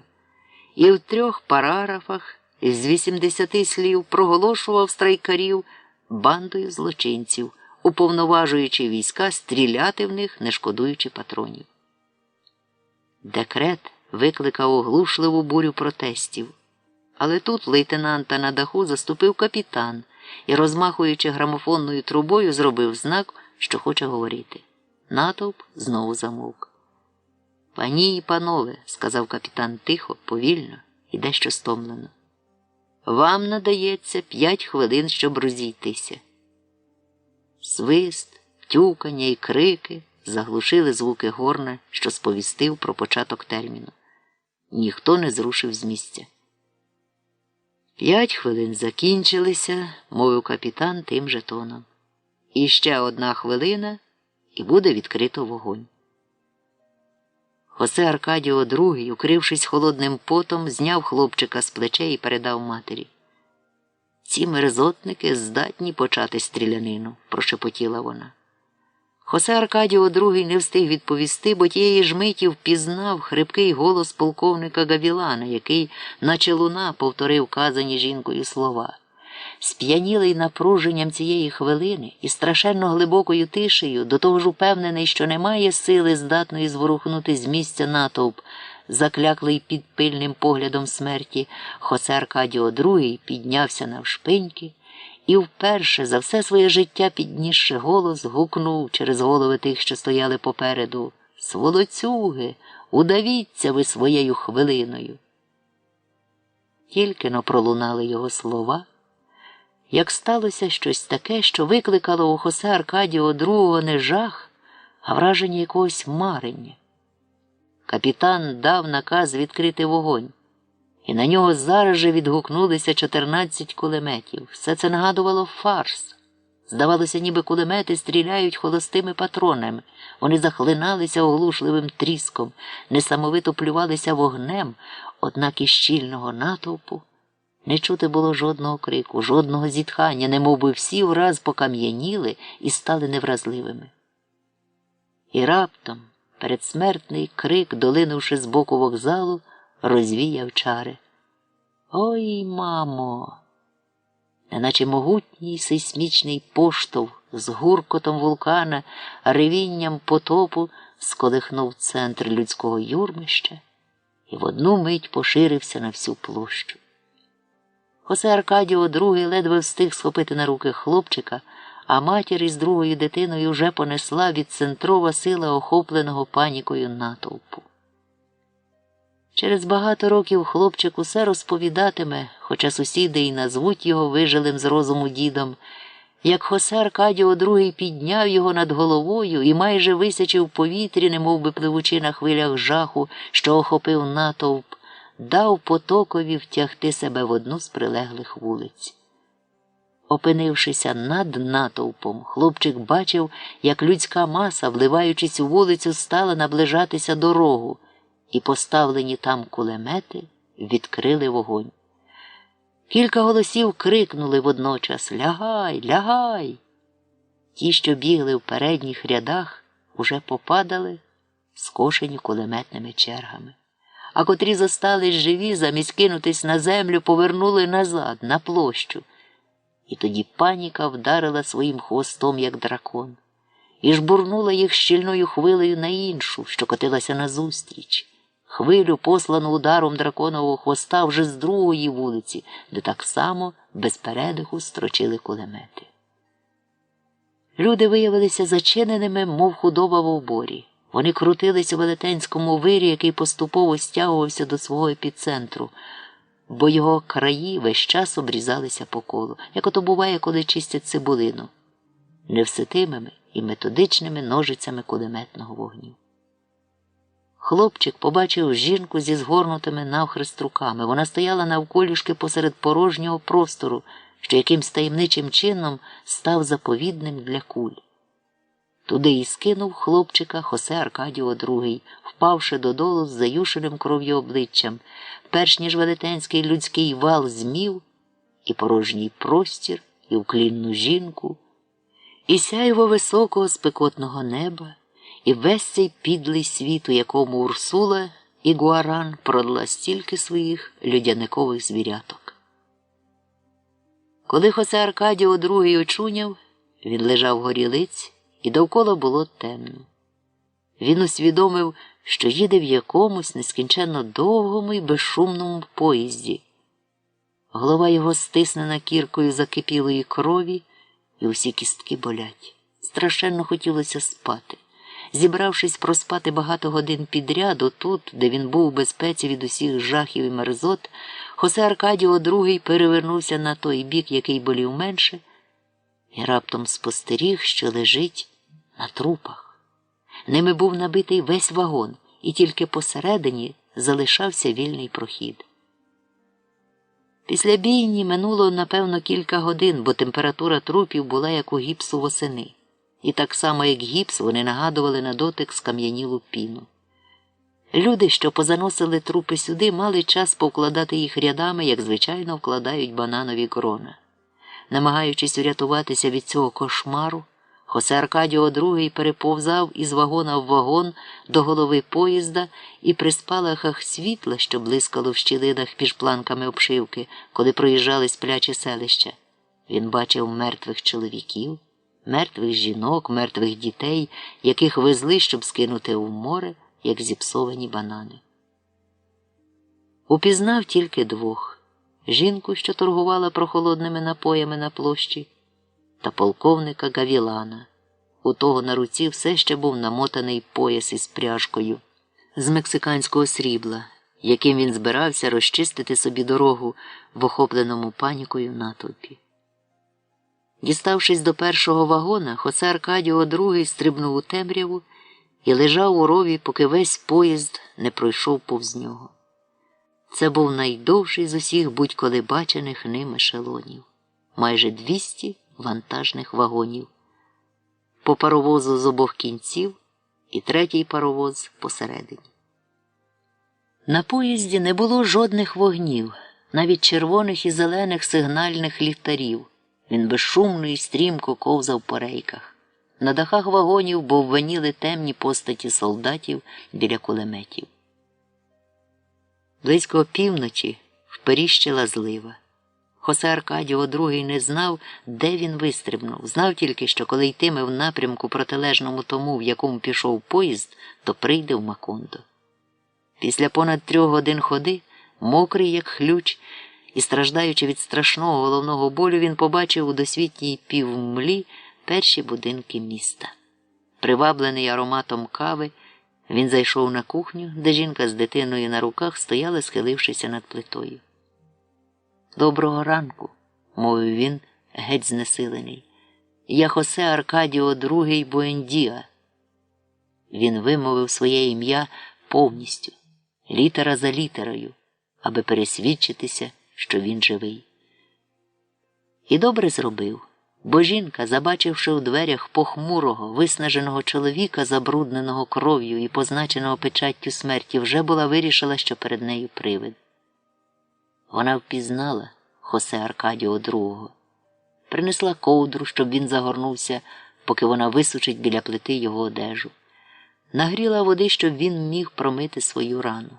У нього була тільки зідрана шкіра. І дала йому чисту пелюшку, щоб він перев'язав собі голову. Потім поставила перед ним невелику чашку кави без цукру. Саме так, розповідали їй, п'ють Буендіа, і розвісила одежу проти вогню. Хосе Аркадіо II не мовив і слова, поки не допив кави. «Там було, мабуть, 3000», – прошепотів він. «Чого?» «Мертвих», – пояснив він. «Напевно, всі ті, що зібралися на вокзалі». Жінка подивилася на нього з жалістю. «Тут мертвих не було», – заперечила вона. від часів твого родича, полковника Ауреліано Буендіа, в Макондо нічого не ставалося.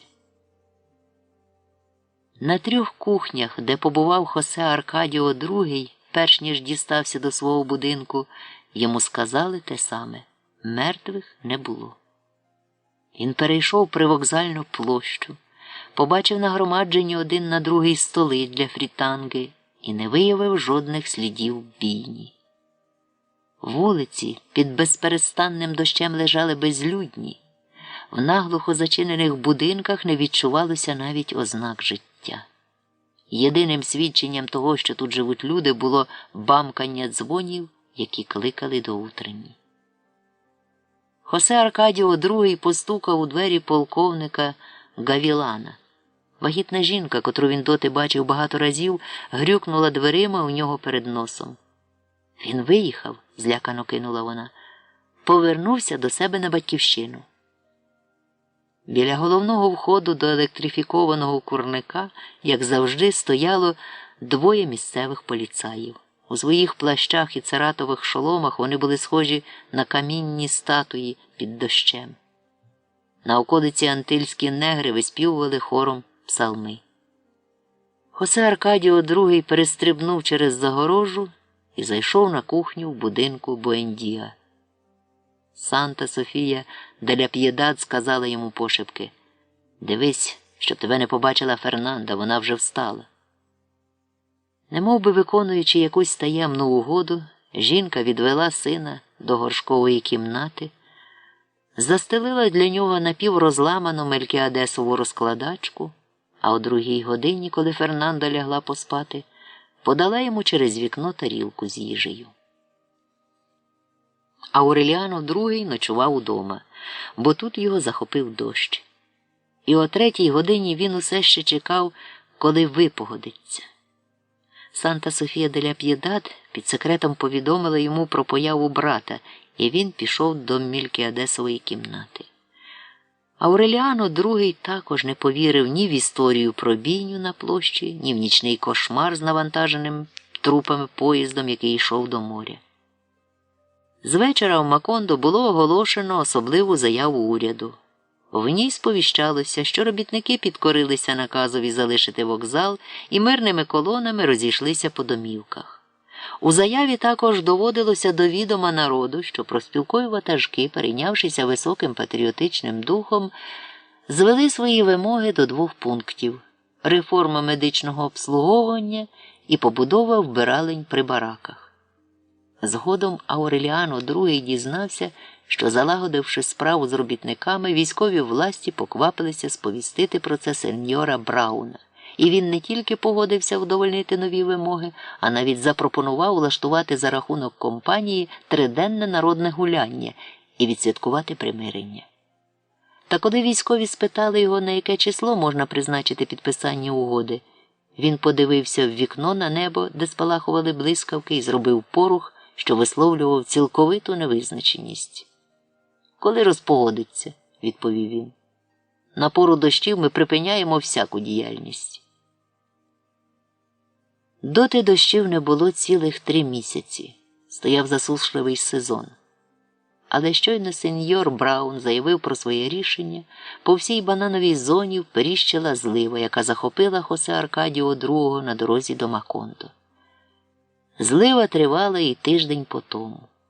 Офіційну версію, що її 1000 разів повторювали і утовкмачували народові всіма, які тільки мав уряд засобами інформації, зрештою нав'язали кожному.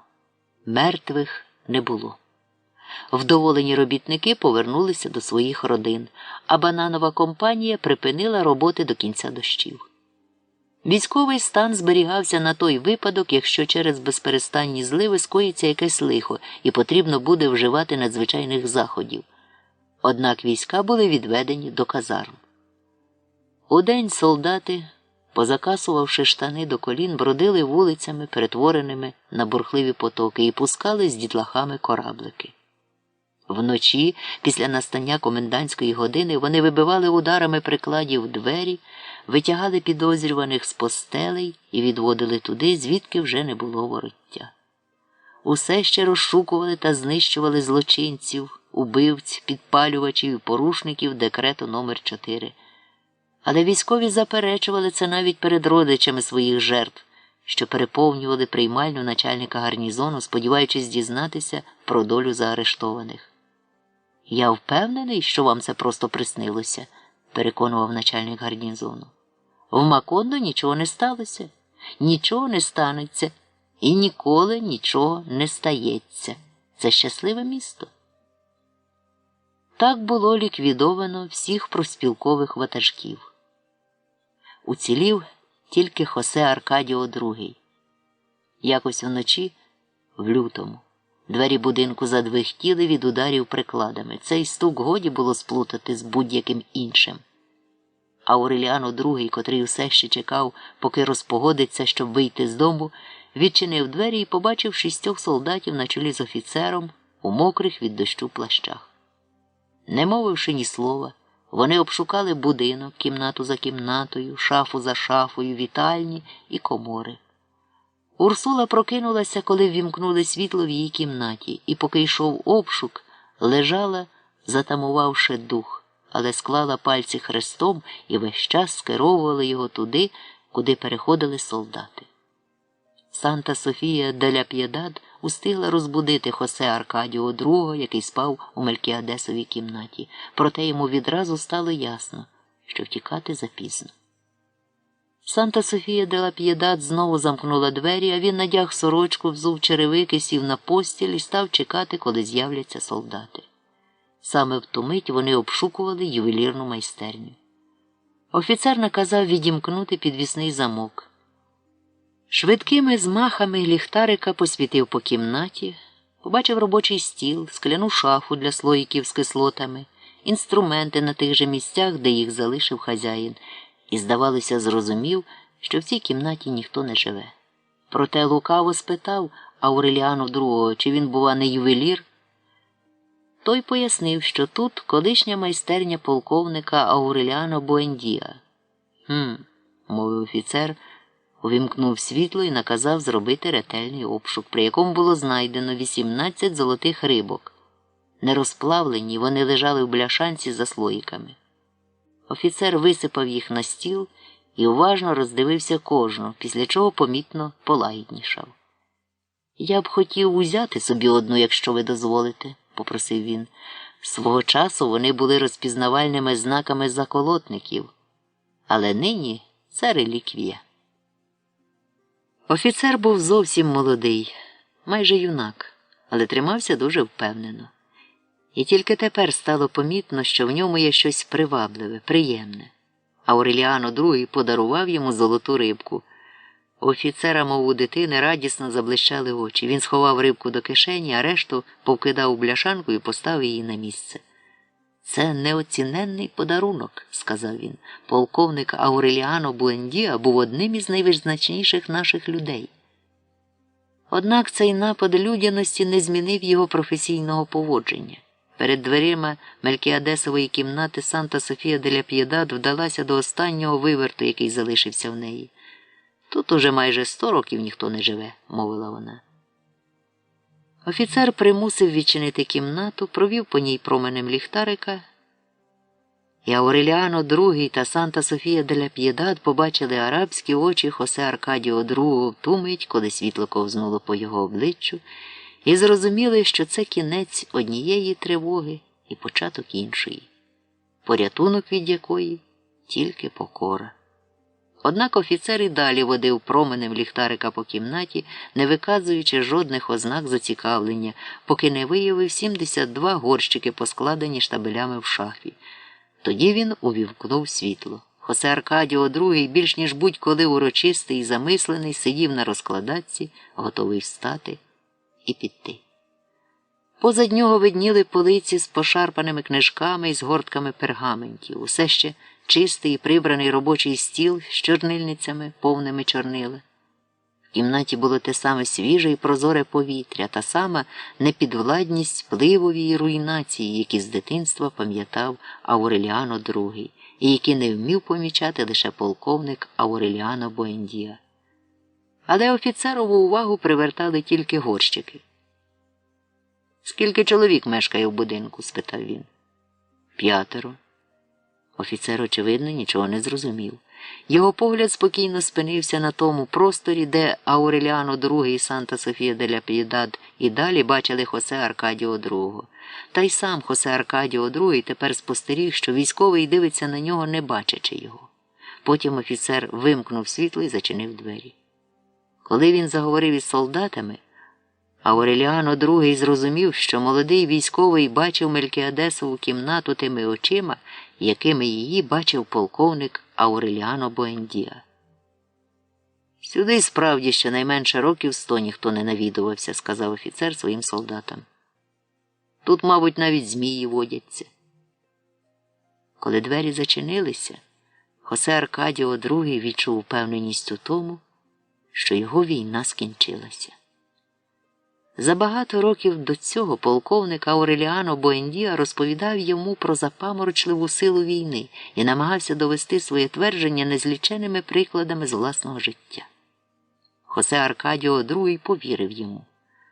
Але в ту ніч, поки офіцер дивився на нього, не помічаючи його, він згадав про напруження останніх місяців, про мерзоти тюрми, про паніку на вокзалі, про поїзд, навантажений трупами. І дійшов висновку, що полковник був просто шарлатан або дурень. Хосе Аркадіо II не розумів, навіщо було витрачати стільки слів, щоб пояснити, що саме відчуваєш на війні, коли досить тільки одного слова – страх. Захищений у Мелкіадесовій кімнаті чаклунським світлом, шумом дощу, відчуттям своєї невидимості, він нарешті здобув той спокій, якого не мав жодної хвилини за все своє минуле життя. І єдине, що ще викликало в нього страх, це думка, коли б його, бува, не поховали живцем. Він розповів про це Санта-Софії де ла П'єдад, яка носила йому їсти, і вона обіцяла зробити все можливе, аби тільки прожити якнайдовше і упевнитися на власні очі, що його ховають мертвим. Тоді, звільнившись нарешті від усіх страхів, Хосе Аркадіо II взявся вивчати Мелкіадесові пергаменти. І що менше він розумів їх, то з більшим задоволенням вивчав далі. Він звик до шуму дощу, який через 2 місяці вже перетворився на нову форму тиші, і тільки поява Санта-Софії де ля П'єдад порушувала його самотність. Він упрохав її залишати йому їжу на підвіконні, а на двері почепити замок. Інші члени родини забули про Хосе Аркадіо II, навіть Фернанда, яка не заперечувала проти перебування дівера в будинку, відколи їй стало відомо, що офіцер застав його в кімнаті, але не помітив. Через півроку добровільного ув'язнення Хосе Аркадіо II, коли війська залишили Макондо, Ауреліано II, що страшенно хотів потеревенити з ким-небудь, поки вщухне дощ, зняв замок із дверей кімнати. Тільки-но він ступив до середини, як у ніс йому вдарив сморід від горщиків. Вони були виставлені на підлогу і неодноразово використані за призначенням. А Хосе Аркадіо II, полисілий, байдужий до нудотних отруйних випарів, усе читав і перечитував незрозумілі пергаменти. Він весь світився якимсь ангельським сяйвом. Зачувши, що розчинилися двері, він лише підвів очі від столу і знову пустив їх. Але братові було досить і цієї короткої миті, щоб побачити в його погляді повторення непоправної долі прадіда.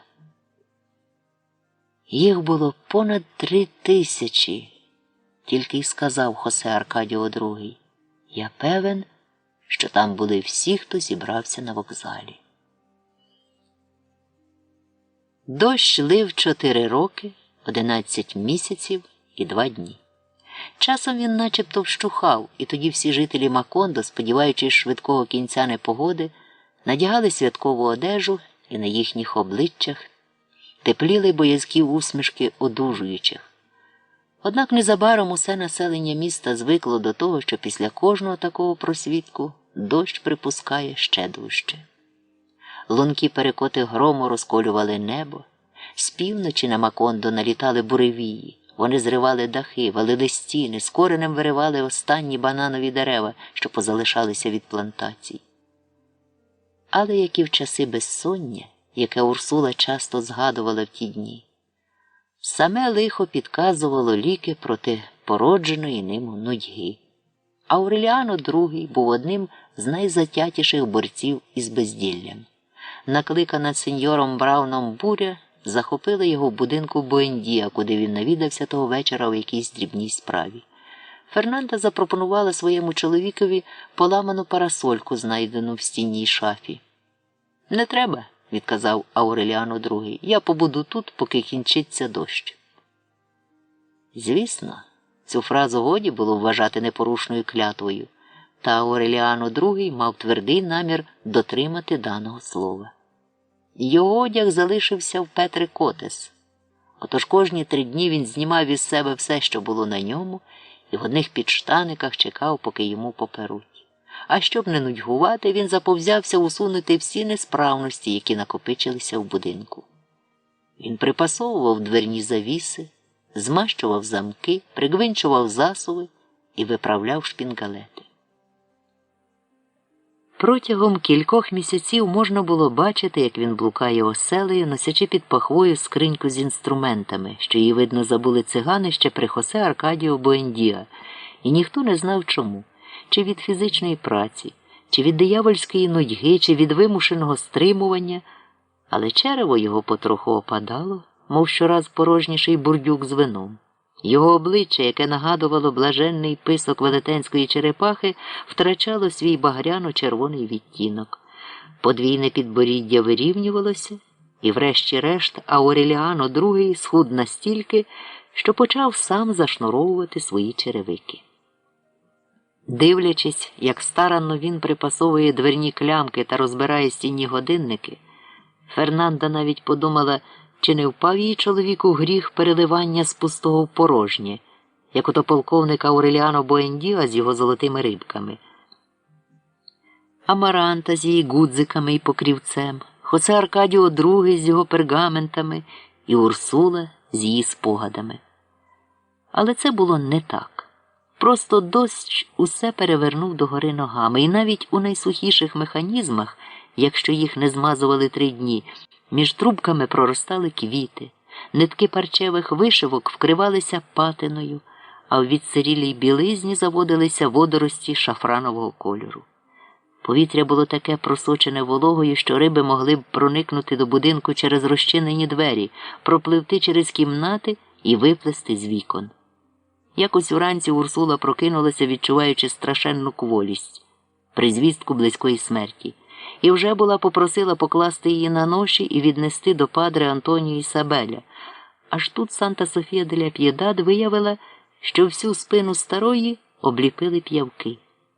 Їх припікали головешками і віддирали одну за одною, щоб вони не висмоктали в Урсули рештки її крові.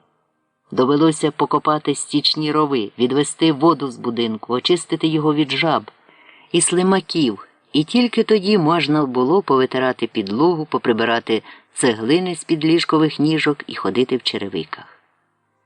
Переобтяжений сотнями дрібниць, що вимагали його уваги, Ауреліано II не помічав наближення старощів, але якось увечері, непорушно сидячи в гойдалці, споглядаючи ранній присмерк і думаючи про Петру Котес без хвилювання, він раптом відчув, що старіє.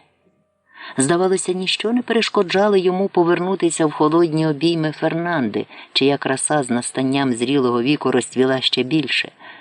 Але дощ охолодив усі бажання і наповнив його байдужим спокоєм пересиченої людини.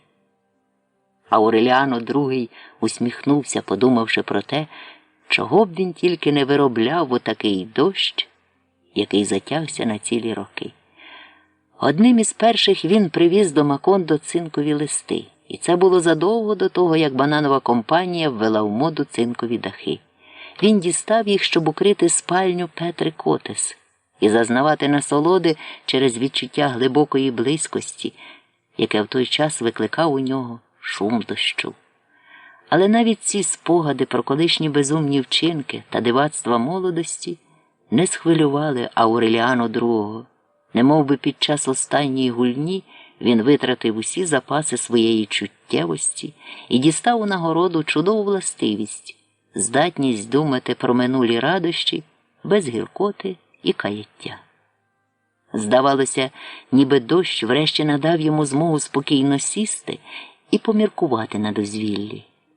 А скринька з маслянкою та плоскогубцями пробудила в його душі запізнілу тугу за тими корисними справами, якими він міг би зайнятися в житті і не зайнявся.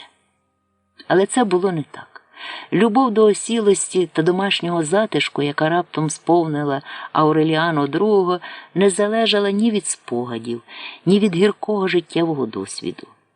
Її породив дощ, викликав з минулого, з того далекого дитинства, коли він читав у Мелькіадесовій кімнаті чарівні казки про летючі килими та про китів, що ковтали цілі кораблі з усім екіпажем. В один із таких днів через Фернандин недогляд і пробрався в галерею малий Ауреліано. Ауреліано II відразу впізнав у хлопчикові свого внука. Він підстриг йому волосся, одягнув його, навчив не боятися людей. І незабаром уже ніхто не мав сумніву в тому, що це законний Ауреліано Буендіа з усіма характерними родовими ознаками, випнутими вилицями, здивованим поглядом і самотнім виглядом. Відтоді Фернанда заспокоїлася. Вона вже давно намагалася приборкати свою гординю, але не знала, як це зробити, бо що більше думала про можливі виходи зі становища, то більш нерозумними вони їй видавалися. Коли б вона знала, що Ауреліано II зустріне отак свого внука з добродушною поблажливістю діда, то не вдавалася б до всіляких зачіпок та відтягувань. І ще з минулого року відмовилася б від убивання своєї плоті. Для Амаранти Урсули, в котрої на той час замість молочних зубів уже повиростали постійні, небіж став живою іграшкою, якою вона розважалася в нудотні години дощу. Одного разу Ауреліано II згадав, що в колишній спальні Меме валяється забута всіма англійська енциклопедія. Він заходився показувати дітям малюнки. Спочатку зображення тварин, потім географічні карти, пейзажі далеких країн, портрети знаменитих людей. А що Ауреліано II не вмів читати англійською і ледве міг упізнавати найбільш відомі міста та найславетніших людей, то був змушений вигадувати імена і придумувати пояснення до малюнків, аби тільки вдовольнити невситиму дитячу цікавість. Фернанда була впевнена, що її чоловік повернеться до своєї коханки, тільки-но розпогодиться. Спершу вона побоювалася, коли б він, бува, не спробував прослизнути до її власної спальні, бо тоді б їй довелося пройти через ганебне пояснення, розповівши йому, що після народження Амаранти Урсули вона втратила здатність до подружнього життя. Саме ці страхи й стали причиною її посиленого листування з невидимими цілителями, яке раз у раз уривалося через порушення поштового зв'язку. В перші місяці дощу через бурю скоїлося кілька залізничних катастроф, і Фернанда з одного листа невидимих цілителів зрозуміла, що її послання не дійшли за призначенням.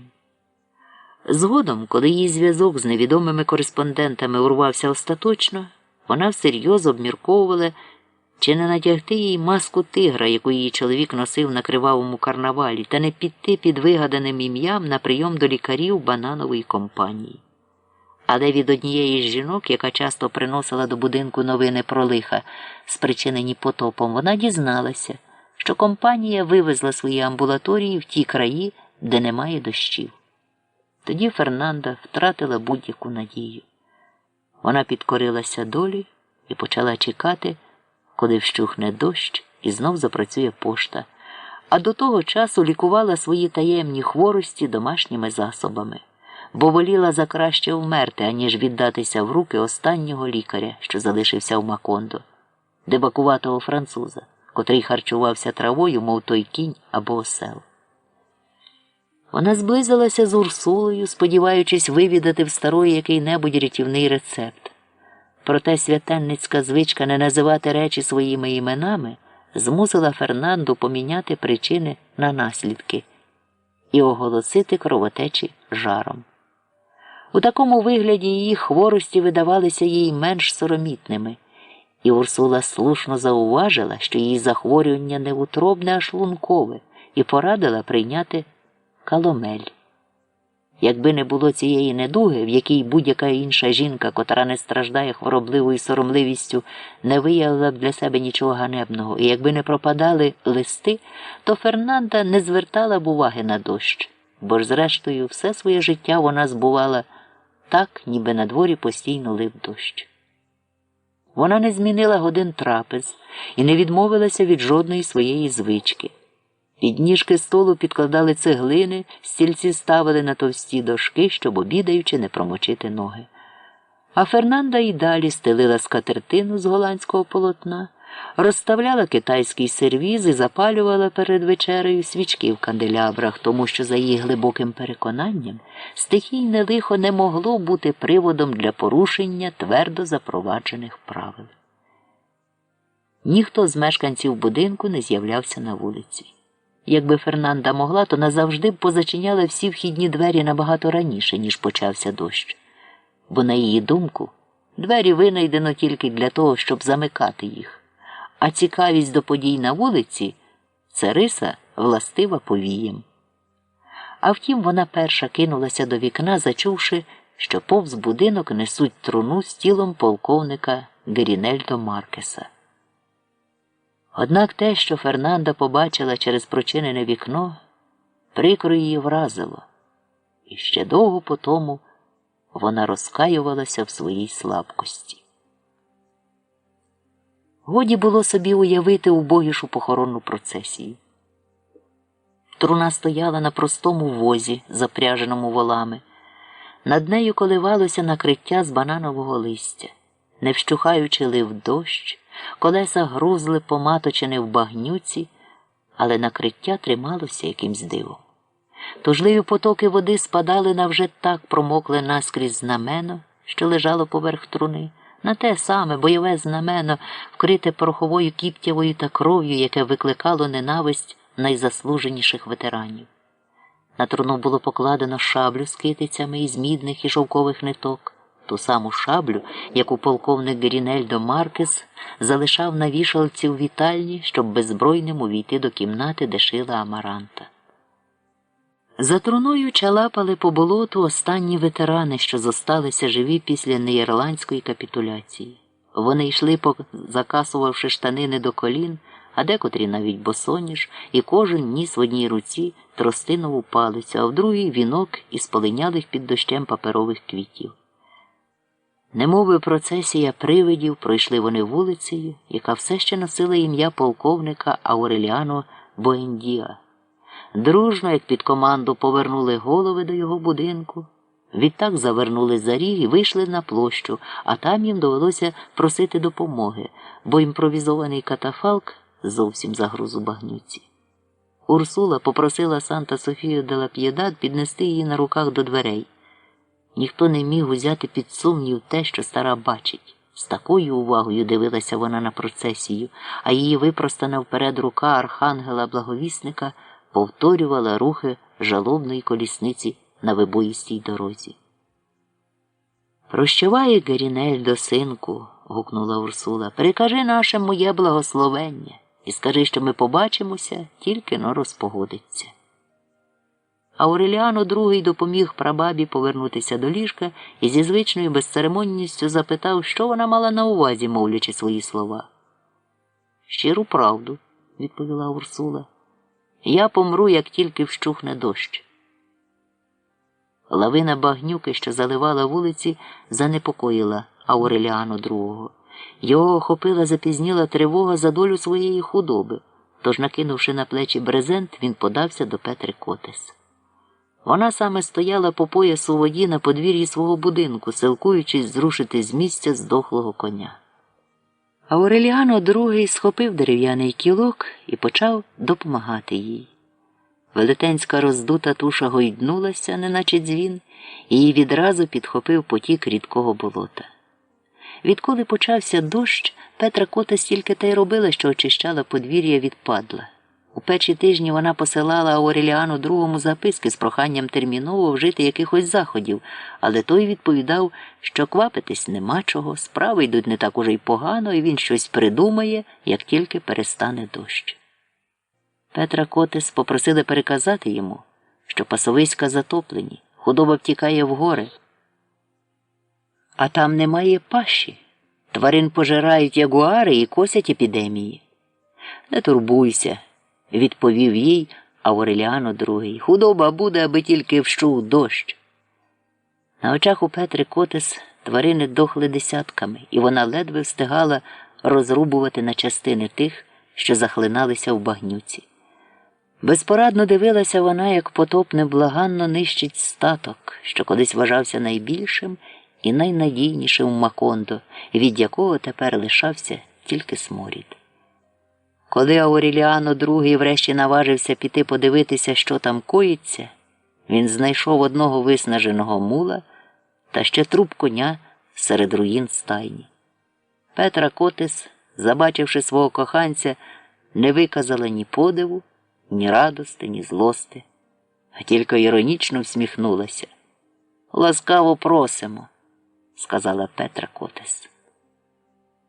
Вона постаріла, страшенно схудла. Її мигдалевидні очі дикого звіра, що постійно бачили лише дощ, дивилися смутно і упокорено.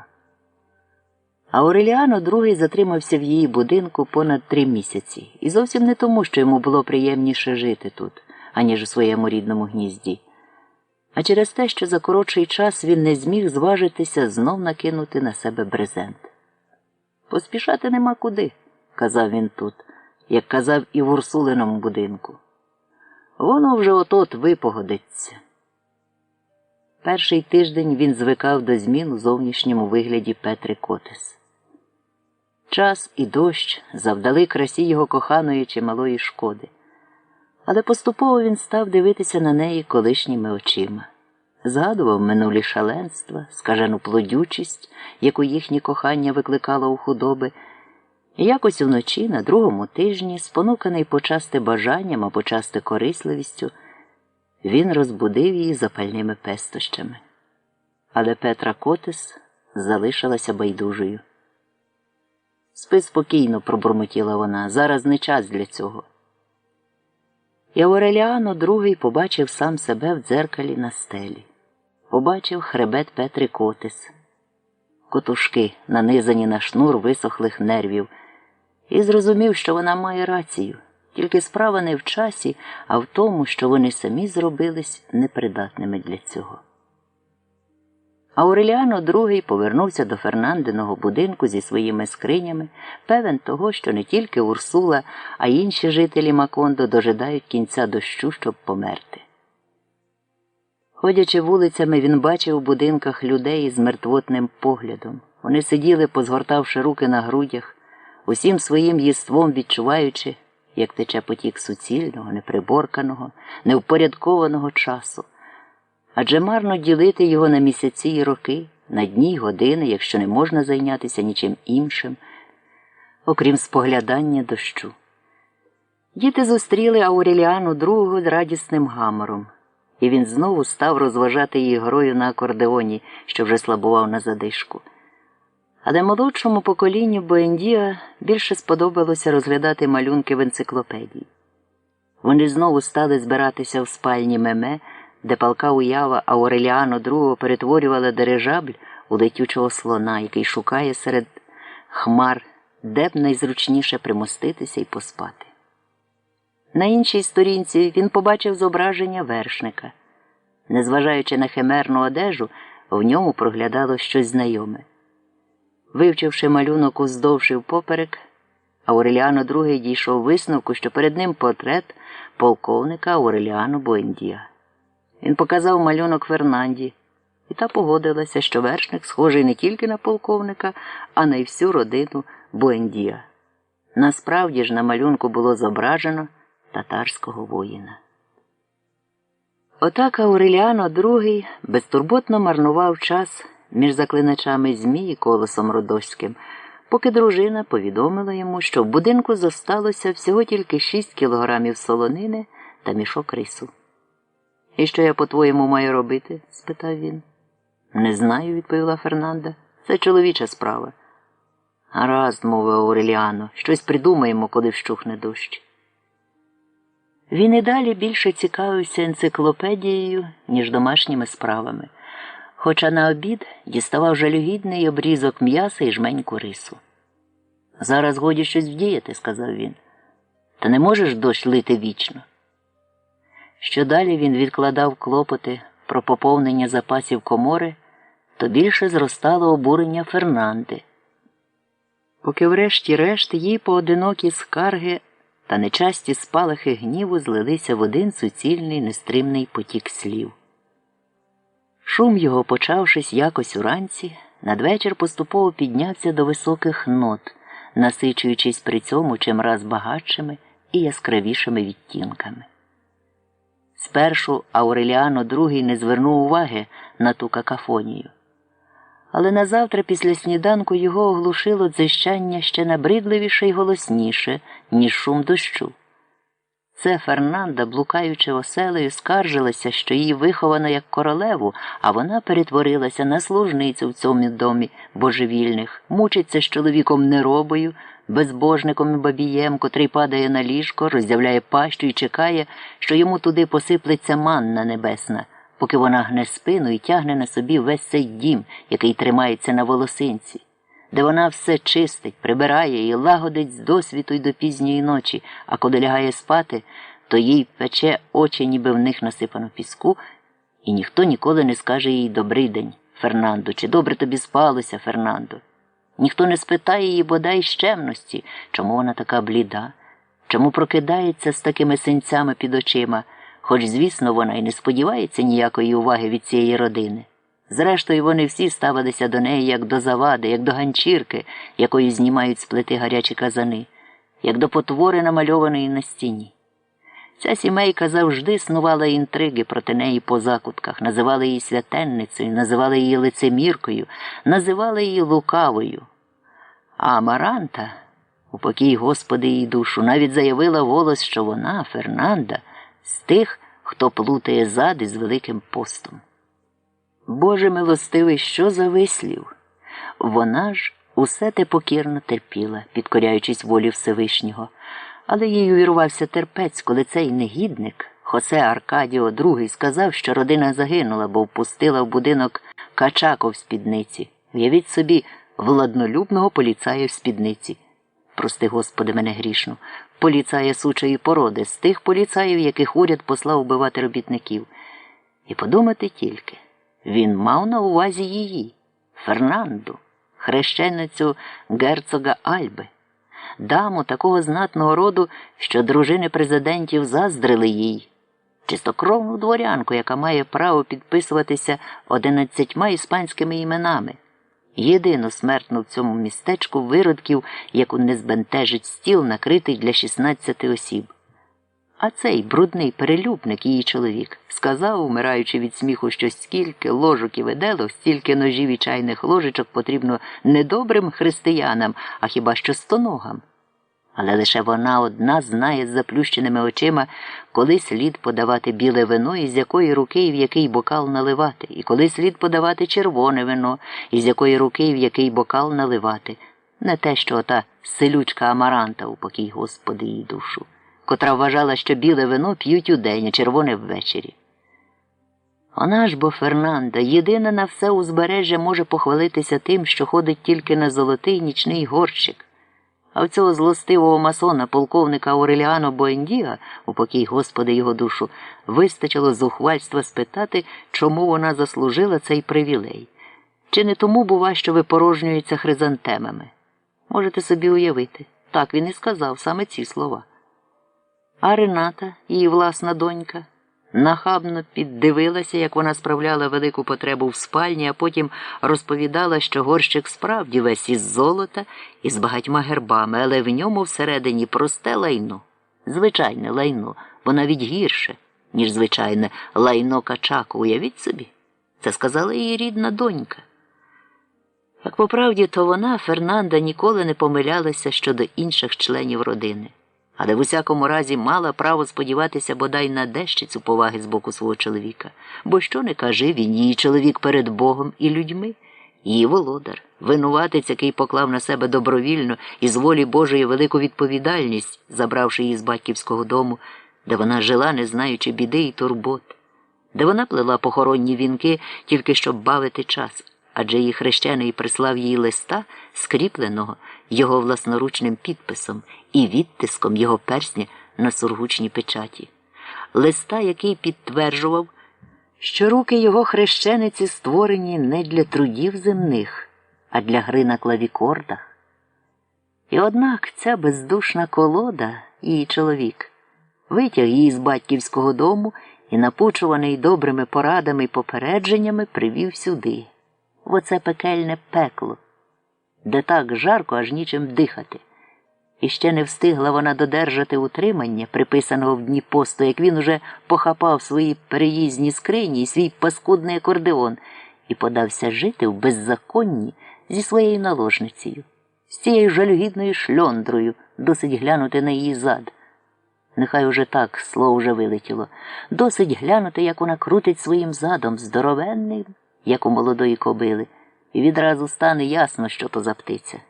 Зовсім іншої породи, ніж вона, Фернанда, яка залишається дамою і в палаці, і в свинарнику, і за столом, і в ліжку, вродженою дамою, богобоязливою, законопослушною, покірною своїй долі. Вона, звісно, не погодиться виробляти всілякі брудні речі, що їх можна виробляти з отією. Ота, звісно, готова на все, як француженки. Вона навіть гірша за них у 1000 разів. Француженки хоч поводяться чесно, чіпляючи над дверима червоного ліхтаря. Ще бракувало, щоб він виробляв таке паскудство з нею, з Фернандою, єдиною і улюбленою донькою доні Ренати Арготе і дона Фернандо дель Карпіо. Цього святого чоловіка, істинного християнина, кавалера ордена Святого Гробу. Вони, батьки її, особливою милістю Божою, не гниють у могилі, шкіра в них і після смерті залишається чистою і гладенькою, як ідвабна сукня нареченої, а очі живими й прозорими, як смарагди. «Ну, це вже неправда», – урвав її Ауреліано II. «Коли його привезли, він добряче засмердівся». Він терпляче слухав цілий день, аж поки врешті спіймав Фернанду на неточності. Фернанда нічого не відповіла, тільки стишила голос. За вечерею її гудіння, від якого можна було здуріти, заглушило шум дощу. Ауреліано II сидів за столом, похнюпивши голову, їв дуже мало і рано пішов до себе в спальню. Назавтра за сніданком Фернанда вся аж тряслася. Вона, видно, мало спала вночі, але спогади про минулі кривди начебто вже не мучили її. Та коли Ауреліано II спитав, чи не могла б вона дати йому варене яйце, Фернанда не обмежилася простим повідомленням про те, що яйця скінчилися ще минулого тижня, але почала в'їдливу, звинувачувальну промову проти чоловіків, які бавлять час, милуючися своїм брудним пупом, а потім ще й нахабно вимагають, щоб їм подали на стіл печінку жайворонка. Ауреліано II, як звичайно, покликав дітей і став розглядати з ними малюнки в енциклопедії. Але Фернанда вдала, що прибирає в спальні Меме, хоч насправді їй хотілося тільки одного. Нехай він чує, як вона бурмоче, що певна річ лише той, хто згубив усякий сором, може вбити в голову бідним створінням, ніби то в енциклопедії намальований полковник Ауреліано Буендія. Вдень у години сієсти, коли діти лягли спати, Ауреліано II сів у галереї, де Фернанда знайшла його й там. Вона дражнила чоловіка, знущалася з нього, кружляла довкола з невблаганним дзижчанням гедзя. Вона казала, що, звісно, поки в будинку не залишиться на їжу саме тільки каміння, її чоловік сидітиме, як перський султан, і витріщатиметься на дощ, бо він – ледацюга, дармоїд, нікчема, ганчірка, звик жити за рахунок жінок і гадає, що взяв за себе дружину Іони, що її мало стурбувала розповідь про кита. Ауреліано II слухав Фернанду понад 2 години, байдужий, ніби глухий. Він не перебивав дружину до пізнього вечора, аж поки йому вже стало несила терпіти її слова, які барабанним боєм відлунювали в його мозку. «На Бога замовчи», – благально озвався він. Фернандо у відповідь тільки підвищила голос. «Не замовчу», – відказала вона. «Той, кому не до вподоби мої слова, нехай забирається геть». Тоді Ауреліано II утратив самовладу. Він неквапом підвівся, ніби збираючись потягтися, і з холодною люттю почав знімати з підставок один за другим горщики та вазони з бегоніями, папороттю, материнкою, і кидати їх на підлогу, розбиваючи на друзки. Фернанда злякалася. Досі вона не уявляла собі, яка страшна сила впливу прихована в її знетямленій балаканині. Та вже було пізно шукати шляхів до примирення. Сп'янілий від раптового і нестримного відчуття свободи, Ауреліано II розбив скляну гірку, почав діставати звідти посуд і жбурляти додолу тарілки, склянки, келихи. Зберігаючи цілковитий спокій, він із серйозним зосередженим виглядом і тією ж ретельністю, з якою колись обліплював будинок кредитками, бив об стіни богемський кришталь, квіткові вази з ручним розписом, картини, що зображували дівчат у човнах, навантажених трояндами, дзеркала в позолочених рамах і все, що можна було розбити в усіх кімнатах будинку від вітальні аж до комірчини. А тоді завершив свою справу великим глиняним глеком, який стояв на кухні. Глек розлетівся в дворі на скалки з гуркотом, подібним до вибуху бомби.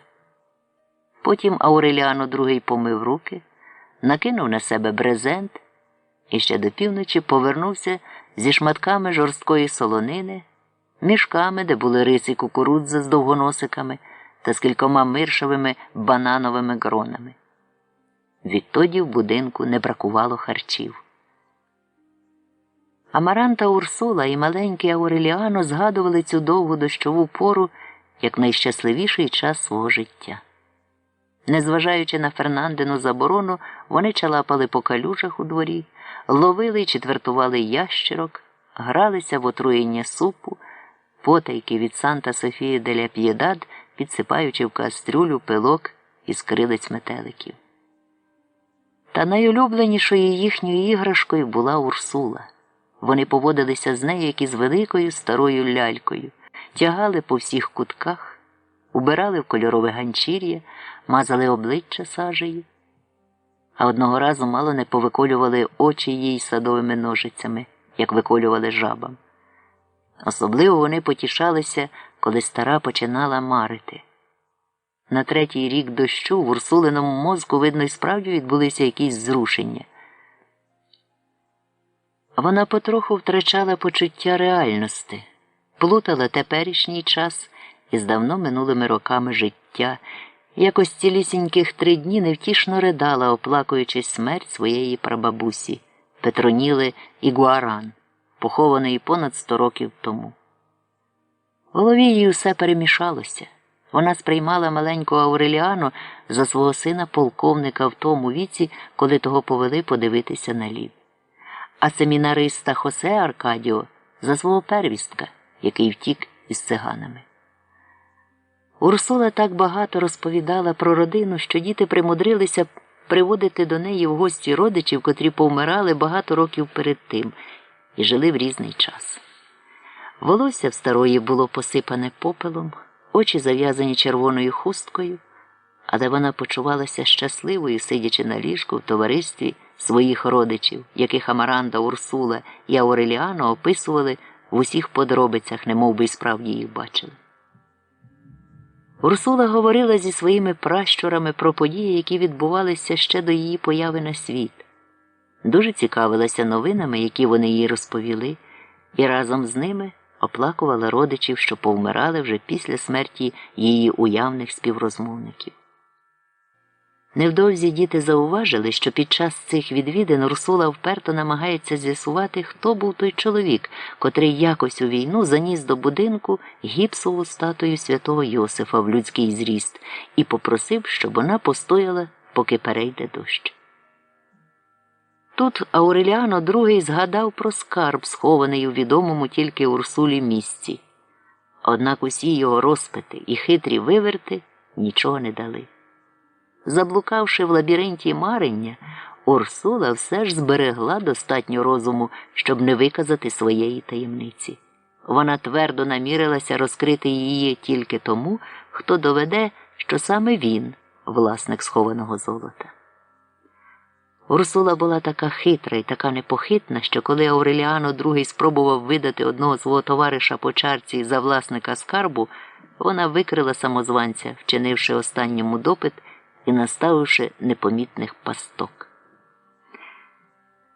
Упевнений в тому, що Урсула забере свою таємницю в могилу, Ауреліано II найняв артіль землекопів, буцімто збираючись повикопувати у внутрішньому і задньому дворах осушувальні рови, власноручно перетикав усю землю залізним прутом, обнишпорив її металошукачами різного типу, проте за 3 місяці виснажливих пошуків не знайшов нічого схожого на золото.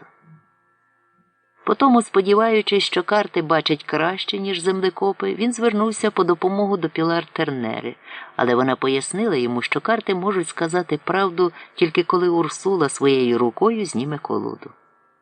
І все ж ворожка підтвердила існування скарбу і навіть уточнила, що він складається з 7214 монет у 3 парусинових мішках, зав'язаних мідним дротом і закопаних у крузі радіусом 122 метри, за центр якого править Урсулине ліжко.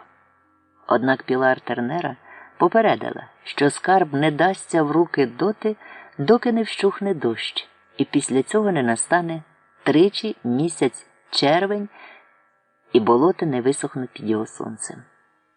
Велика кількість і неясні подробиці цих відомостей нагадали Ауреліану II розповіді спіритів, і він одразу вирішив шукати далі, хоча на дворі стояв серпень, і до визначених передбаченням умов залишалося щонайменше 3 роки. Насамперед його надзвичайно здивувала, ба навіть спантеличила та обставина, що від Урсулиного ліжка до огорожі заднього двору виявилося рівно 122 метри. Коли Фернанда побачила, як Ауреліано II міряє кімнати і почула, як він наказує землекопам поглибити рови ще на 1 метр, вона злякалася, що її чоловік схибнувся слідом за своїм братом. Охоплений лихоманкою пошуків, на взірець тієї, яка мучила його прадіда на шляху до відкриттів, Ауреліано II витратив свої останні запаси жиру і знов повернулася його колишня схожість із братом-близнюком. Він був подібний до Хосе Аркадіо II не тільки худорлявою поставою, але й неуважливим поглядом і відчуженим виглядом. Дітям він більше не виділяв уваги. Весь у багнюці з голови до п'ят. Він їв, коли трапиться, примостившись де-небудь у кутку кухні, і ледве відповідав на випадкові запитання Санта-Софії де ля П'єдад. Бачачи, що Ауреліано II працює з таким запалом, якого в ньому годі було запідозрити, Фернанда сприйняла його азарт за любов до праці, болісну жадобу наживи за самовідданість, упертість за наполегливість. Тепер її гризли докори сумління, коли вона згадувала всі оті уїдливі слова, кинуті чоловікові просто в вічі, щоб вивести його із стану апатії. Але Ауреліано II в той час було не до прощень і примирень. Стоячи по шиї в трясовині з мертвих гілок та зогнилих квітів, він перекопував сад. Внутрішні і задні двори були вже геть розриті. І так глибоко підкопався під фундамент східної галереї, що якось уночі мешканці будинку попрокидалися від тріску звідкись під землі. У них уже була майнула думка про землетрус, але виявилося, що то провалилася підлога в 3 кімнатах будинку, а в підлозі галереї утворилася здоровенна тріщина, яка сягала аж до Фернандиної спальні. Але й тоді Ауреліано II не відмовився від своїх пошуків. Хоча остання надія згасла, і йому залишалося тільки чіплятися за віщування карт, він усе ж зміцнив підкопаний фундамент, залив тріщину вапняним розчином і копав далі уже з західного боку. Там його і застав другий тиждень червня наступного року, коли дощ нарешті почав ущухати.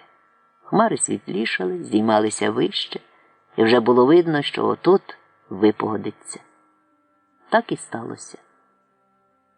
У п'ятницю о 2 годині дня добре сонце осяяло світ, воно було червоне і шерехате, як цеглина, і майже таке саме свіже, як вода. І відтоді дощ не йшов цілих 10 років. Макондо лежало в руїнах. Замість вулиць тяглися болота, де з багна і твані стирчали уламки меблів та кістяки тварин, порослі різнокольоровими півниками. Остання пам'ять про орди чужинців, що повтікали з Макондо так само поквапно, як і понаїжджали. Будинки, дуже швидко споруджені під час бананової лихоманки, були покинуті. Бананова компанія вивезла все своє майно, і на місці її містечка, огородженого металевою решіткою, позалишалися тільки купи сміття та бруду. Дерев'яні котеджі з прохолодними верандами, де чужинці вечорами безтурботно грали в карти, позникали, ніби зметені згубним вітром, перед течею того майбутнього урагану, який через кілька років зітре Макондо з лиця землі. Після цього згубного вітру збереглося тільки одне єдине свідоцтво того, що тут колись жили люди – рукавичка, забута Патріцією Браун в автомобілі, увитому братками. Зачаровані землі, досліджені Хосе Аркадіо Буендіа в часи заснування міста, ті землі, на яких згодом процвітали бананові плантації, тепер були болотом, утиканим гнилими пнями, а на оголеному далекому обрії ще протягом кількох років безгучно пінилося море. Ауреліано II був приголомшений, коли в першу неділю надягнув суху одежу і вийшов подивитися, що сталося з містом. Ті, хто вижив після дощу, все це були люди, які оселилися в Макондо ще до потрясінь, викликаних навалою бананової компанії, сиділи посередині вулиці, тішачись першими сонячними променями. Їхня шкіра ще зберігала зеленавий відтінок, притаманний водоростям, з неї ще не вивітрився стійкий запах комірчини, що в'ївся за роки дощу, але на обличчях сяяли радісні усмішки від усвідомлення того, що місто, де вони народилися, знову належить їм. Чудова вулиця Турків знов стала такою, як і в минулі часи, коли араби в капцях без задників і з товстими металевими сережками в вухах, араби, які мандрували землею, обмінюючи дрібнички на папуг, врешті-решт знайшли у Макондо надійне пристановище після тисячолітніх блукань. За час, поки йшов дощ, товари, розкладені на лотках, порозпадалися на шматки, а товари, виставлені в дверях, попліснявіли. Прилавки були поточені термітами, стіни роз'їдені вогкістю, але араби вже третього покоління сиділи на тих самих місцях так само, як і їхні предки, батьки й діди, мовчазні, незворушні, не підвладні ні часові, ні стихіям. Такі самі живі, чи, може, такі самі мертві, якими вони були після епідемії безсоння, або після 32 війн, розв'язаних полковником Ауреліано Буендіа. Духовна стійкість арабів, яка збереглася серед решток гральних столів і столиків з фрітангою, серед уламків стрілецьких тирів і руїн провулка, де відгадувалися сни і провіщалося майбутнє, викликала такий подив, що Ауреліано II з властивою йому прямотою спитав арабів, які це темні сили прикликали вони собі на поміч, щоб не втонути під час бурі, і як, чорт забирай, примудрилися не захлинутися. Він повторював це запитання, йдучи від дверей до дверей, і всюди зустрічав одну й ту ж ухильну усмішку, один і той же мрійливий погляд, і діставав одну й ту ж відповідь. А ми плавали. Із усіх жителів Макондо тільки у Петри Котес виявилося арабське серце. На її очах валилися стіни хлівів і стаєнь, та вона не занепала духом і підтримувала порядок у домі. Останній рік вона все намагалася викликати до себе Ауреліано II, безперестану посилаючи йому записки. Проте він відповідав, що не знає, якого дня повернеться до її дому. Але хоч би коли це сталося, він неодмінно принесе з собою мішок із золотими монетами і вимостить ними спальню. І Петра Котес почала копатися в тайниках свого серця, шукаючи там силу, яка допомогла б їй перетерпіти гірку долю. І знайшла злість, справедливу, голодну злість, і заприсяглася поновити статок, прогайнований коханцем і знищений дощем. Це рішення було таке непохитне, що коли через 8 місяців після останньої записки Ауреліано II нарешті прийшов до Петри Котес, то вона, зелена, розпатлана, з запалими очима та коростявою шкірою, писала номери на клаптиках паперу, роблячи з них лотерейні квитки.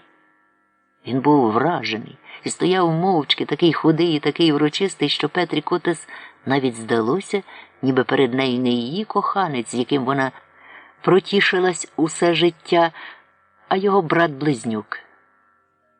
«Ти з глузду з'їхала», – зрештою озвався він. «Та ж у тебе нема чого розігрувати в лотерею. Хіба що кістки?» Тоді вона запропонувала йому заглянути в спальню. І там Ауреліано II побачив мула. Мул був худющий і жвавий, як і вона, бо Петра Котес живила його ще й своєю злістю. А коли більше не зосталося ні трави, ні кукурудзи, ні коріння, привела до себе в спальню і годувала перкалевими простирадлами, перськими килимами, плюшевими ковдрами, оксамитовими шторами та покривалом з архієпископської постелі, вишитим золотими нитками і оздобленим шовковими китичками. Урсулі довелося докласти чимало зусиль, щоб виконати свою обіцянку – вмерти, як тільки ущухне дощ. Раптові просвідки в її свідомості, поодинокі під час дощу, почастішали з серпня, коли почав віяти палючий вітер, який подушив трояндові кущі, висушив усі болота на камінь і назавжди позасипав пекучим пилом поіржавілі цинкові дахи Макондо та його сторічні мигдалеві дерева. Урсула заплакала від жалю до себе самої, дізнавшись, що понад 3 роки була за іграшку для дітей. Вона змила бруд з обличчя, поскидала з себе кольорові ганчірки, сухих ящірок і жаб, разки чоток та намиста, поначіплювані по всьому тілу, і вперше після смерті Амаранти встала з постелі сама, без нічієї допомоги, готова знову взяти участь у родинному житті. Невгамовне серце скеровувало її в пітьмі. Ті, що помічали Урсулині непевнені рухи або несподівано натикалися на її архангельську руку, постійно випростану на рівні голови, приписували все це немічності старечої плоті і досі не могли навіть припустити, що вона просто сліпа. Але й сліпота не завадила Урсулі виявити, що квіткові клумби, які вона так дбайливо доглядала ще від першої перебудови будинку, порозмивані дощами і порозкопувані Ауреліано II, підлога і стіни порозтріскувалися, меблі порозхитувалися і повицвітали, двері позривано з завіс, а в родині з'явився новий незнайомий дух покори і смутку. Пробираючись навпомацки через порожні спальні, Урсула чула безперервне гудіння термітів, що точили дерево, тріпотіння молі по одежних шафах і грізний шум від велетенських рудих мурах, які, розплодившись за роки дощу, попідривали фундамент будинку. Якось вона відчинила скриню з білизною та одежею і мусила гукати на поміч Санта-Софію де ля П'єдад. Зі скрині полчищами посунули таргани, що попереїдали майже всі речі. «Хіба можна жити далі в такому недбальстві?» – сказала Урсула. «Ці тварюки зрештою пожеруть і нас?» Від того дня вона не давала собі ні хвилини спокою. Стаючи у досвіта, кликала на допомогу всіх, кого тільки могла, навіть дітей. Вона розвішувала сушитися на сонці останню вцілілу одіж та білизну, якою ще можна було користуватися, гнала тарганів геть, несподівано атакуючи їх усілякими отрутами, законопачувала ходи, повигризувані термітами в дверях та віконних рамах, душила негашеним вапном мурах по їхніх норах. Спонукувана гарячковим бажанням усе відновити, вона дісталася до найбільш занедбаних покоїв.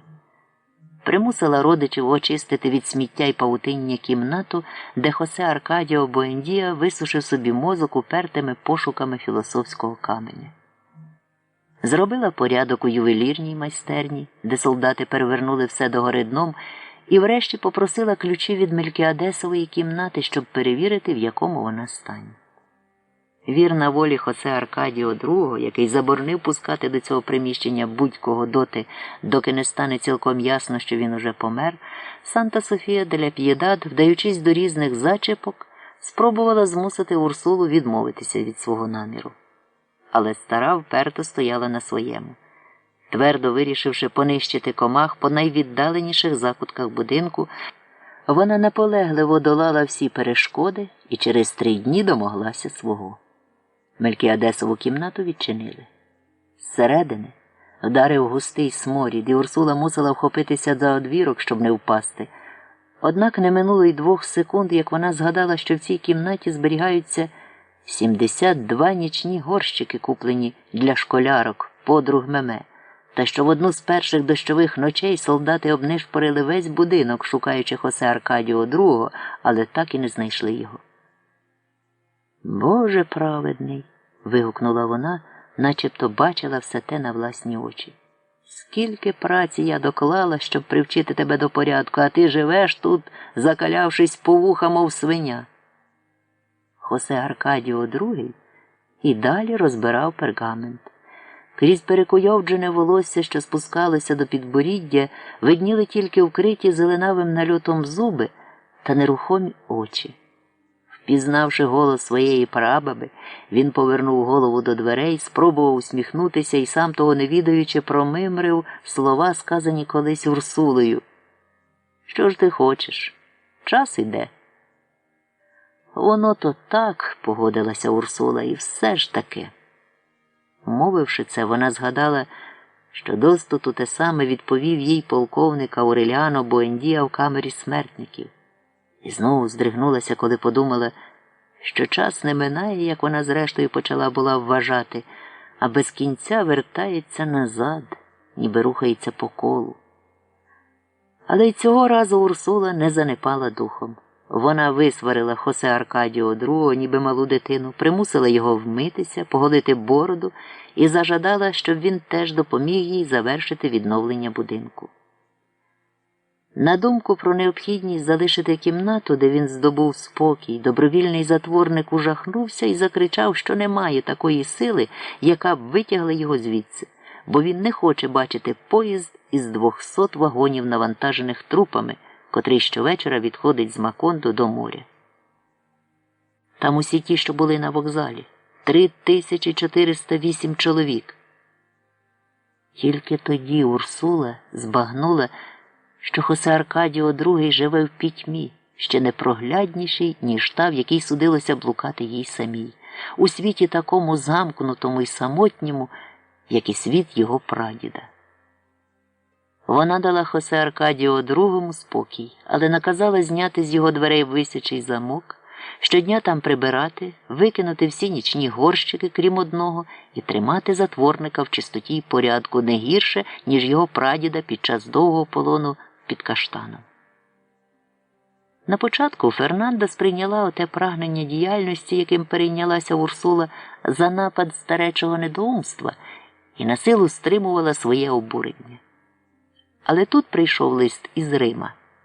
Хосе Аркадіо повідомляв про свій намір відвідати Макондо перед прийняттям довічної обітниці.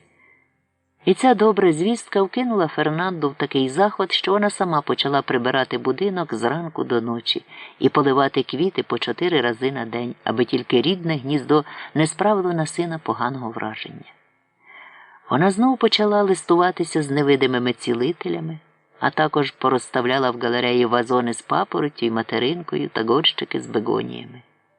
Потім Фернанда, продавши срібний столовий сервіз, купила глиняний посуд, олов'яні супниці, ополоники та мельхіорові ложки і виделки, після чого стінні шафи звикли зберігати в своїй глибині порцеляну від компанії обох Індій та богемський кришталь, набули жалюгідного вигляду. Але Урсулі цього було замало.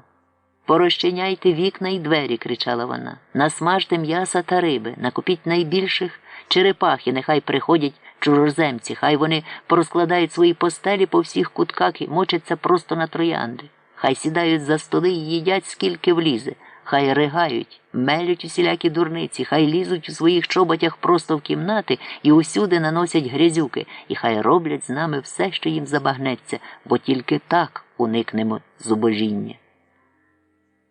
Але Урсула бажала неможливого. Вона була вже надто стара, надміру зажилася на білому світі, і їй вже стало не до снаги повторити чудо з людяниковими фігурками, а нащадки не успадкували її життєвої стійкости. І за Фернандиним наказом двері будинку залишалися замкнутими. Коштів Ауреліано II, який знову попереносив свої скрині до будинку Петри Котес, ледве вистачало на те, щоб родина не вмерла голодною смертю. Виручивши трохи грошей з лотереї, в якій було розіграно мула, Ауреліано II і Петра Котес купили нових тварин і заснували примітивний лотерейний заклад. Ауреліано II ходив по оселях і пропонував квитки. Він власноручно розмальовував їх чорнилом різних кольорів, намагаючись надати клаптикам паперу якомога привабливішого і переконливішого вигляду. Мабуть, він і не помічав того, що багато людей купували його квитки, спонукуваті почуттям вдячності, а більшість – із жалости. Однак навіть найжалісливіші покупці разом із квитком діставали також і надію виграти свиню за 20 центаву, а телицю за 32. Ця надія так збуджувала їх, що ввечері по вівторках у дворі Петри Котес збирався натовп людей, які чекали тієї хвилини, коли вибраний навздогад хлопчик витягне з торбинки щасливий номер. Невдовзі ці збіговиська перетворились на щотижневий ярмарок, і щойно починало вечоріти, у дворі розставляли столи з фрітангою, лотки з напоями, і багато хто з щасливців одразу жертвував виграну тварину в загальний казан, але з умовою, що хтось запросить музикантів і поставить горілку. Таким чином, Ауреліано II мимоволі взяв до рук акордеон, і йому знову довелося стати учасником скромних турнірів не на жер.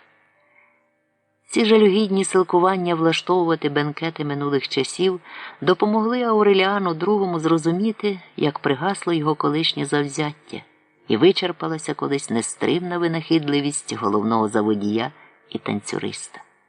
Нині він був зовсім не той. 120 кілограмів ваги, які обтяжували його того дня, коли він кинув виклик слонисі, скоротилися до 78. Простодушне, розпухле від пияцтва обличчя, схоже на приплюснутий писок черепахи, тепер видовжилося і стало подібним швидше до морди ігуани. Цього обличчя не покидав неясний вираз смутку і утоми. Але ніколи доти Петра Котес не кохала Ауреліано II так палко, як тепер.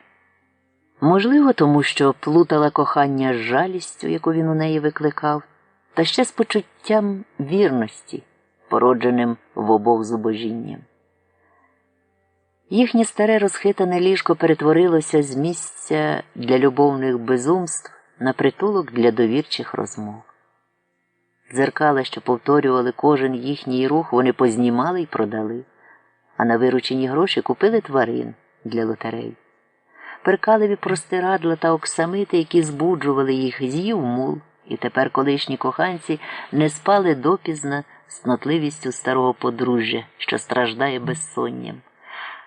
А той час, який вони колись витрачали, вичерпуючи себе самих, використовувався для підбиття підсумків та підрахунку центаву.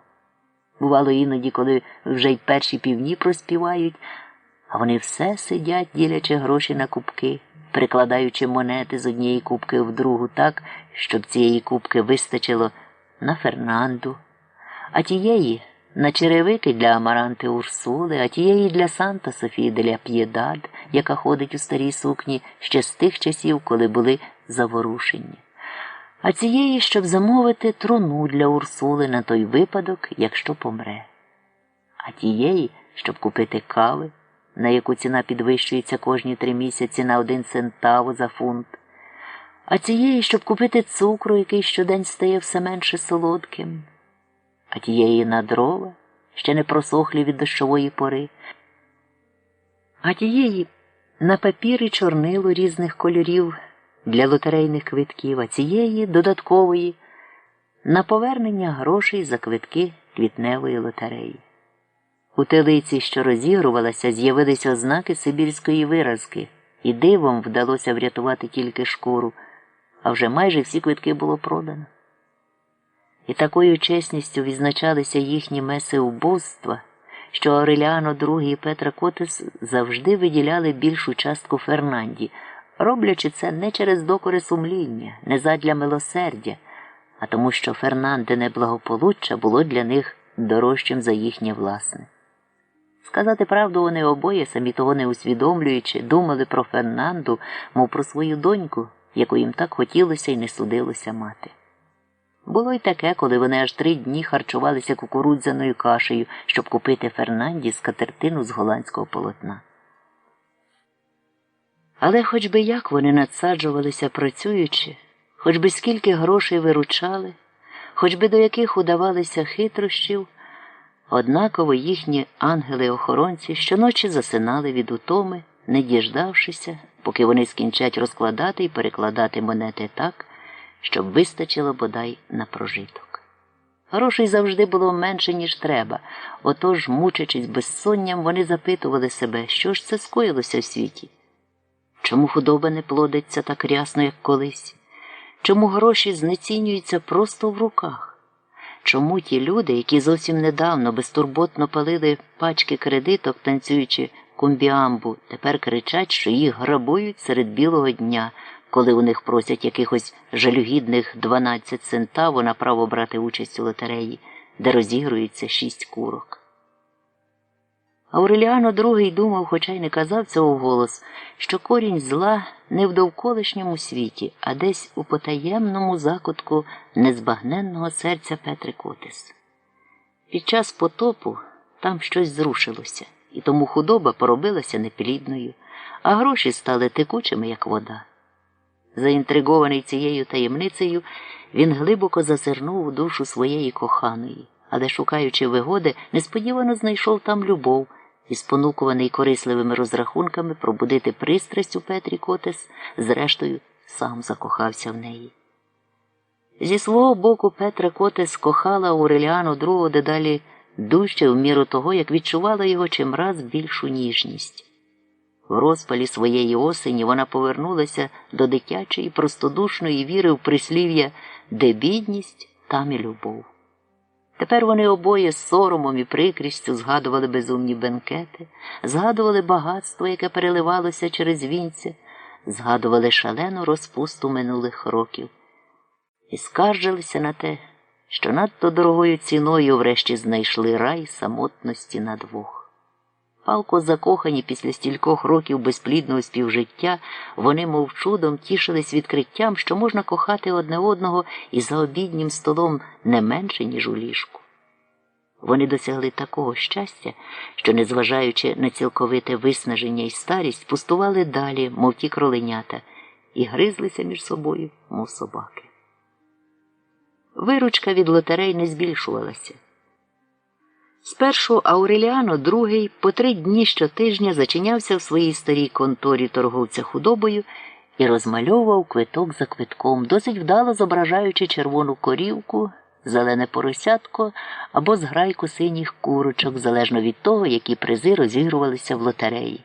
І старанно виводив друкованими літерами назву, якою Петра Котес надумала охрестити підприємство – «Лотерея Божественного провидіння». Але згодом йому довелося розмальовувати понад 2000 квитків щотижня. І зрештою він відчув таку втому, що замовив каучукові штампи з назвою лотереї, зображеннями тварин і номерами. Відтоді його робота звелася до змочування штампа, який він прикладав до подушечок, просочених чорнилом різних кольорів.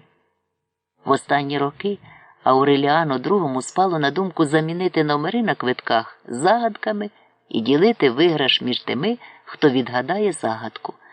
Однак ця система виявилася надто складною.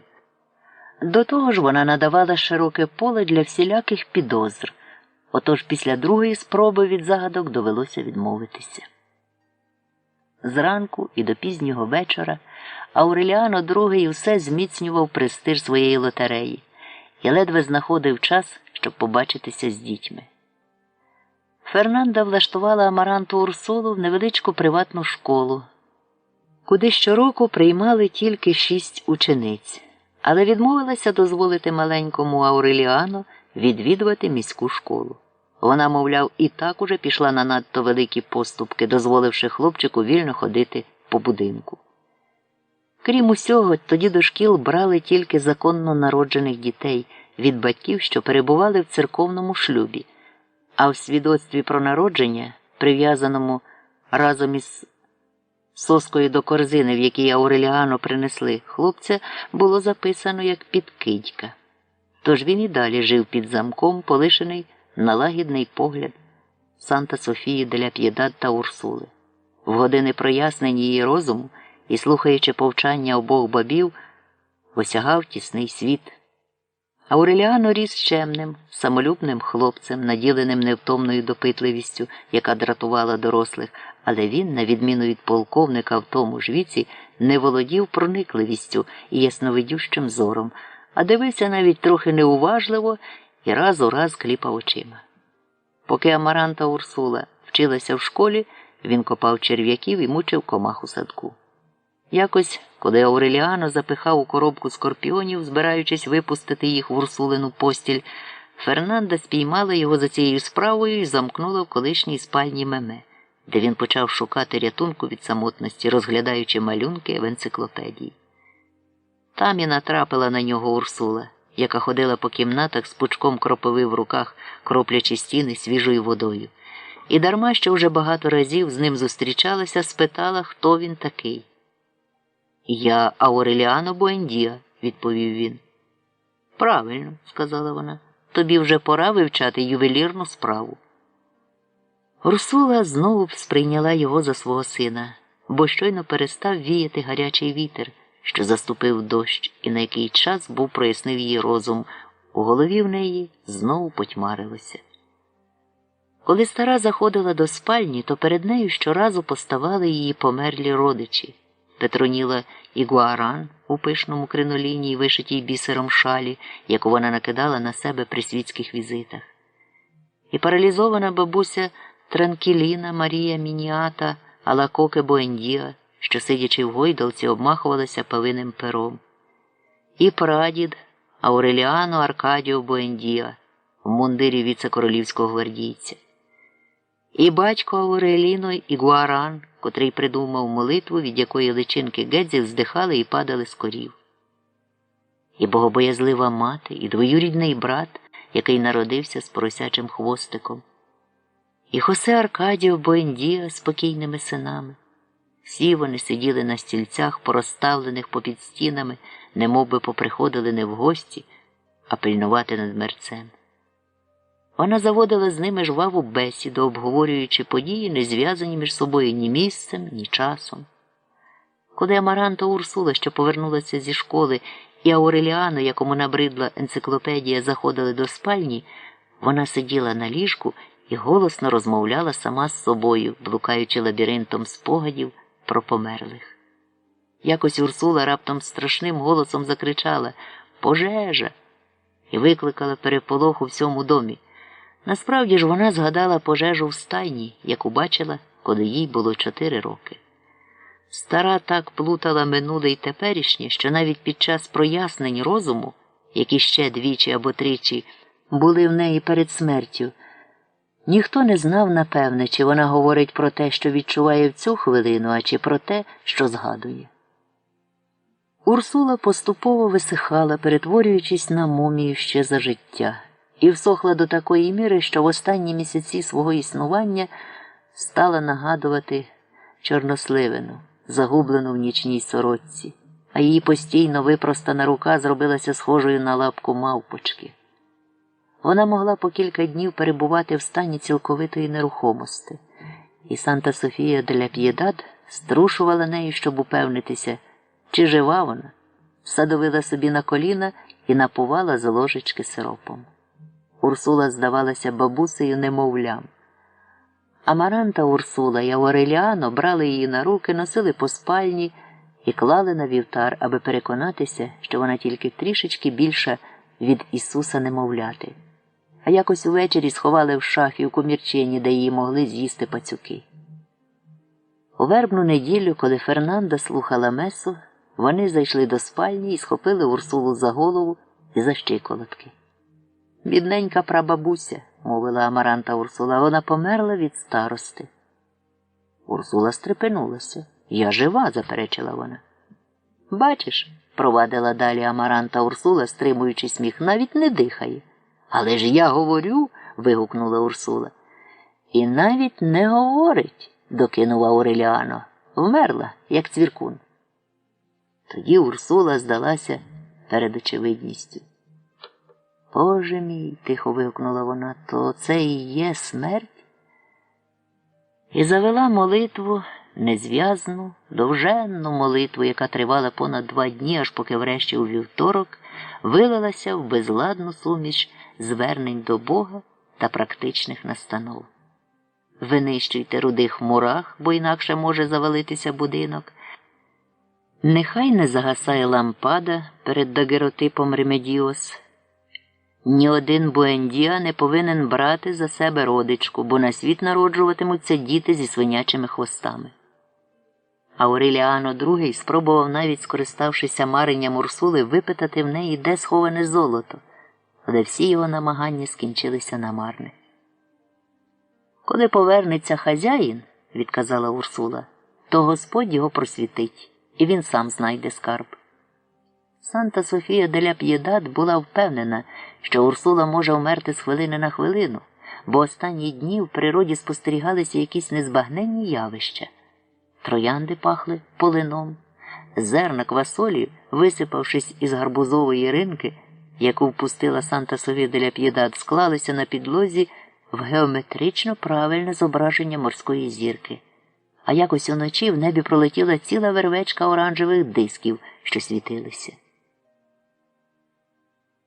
Вона вмерла рано вранці в четвер страсного тижня.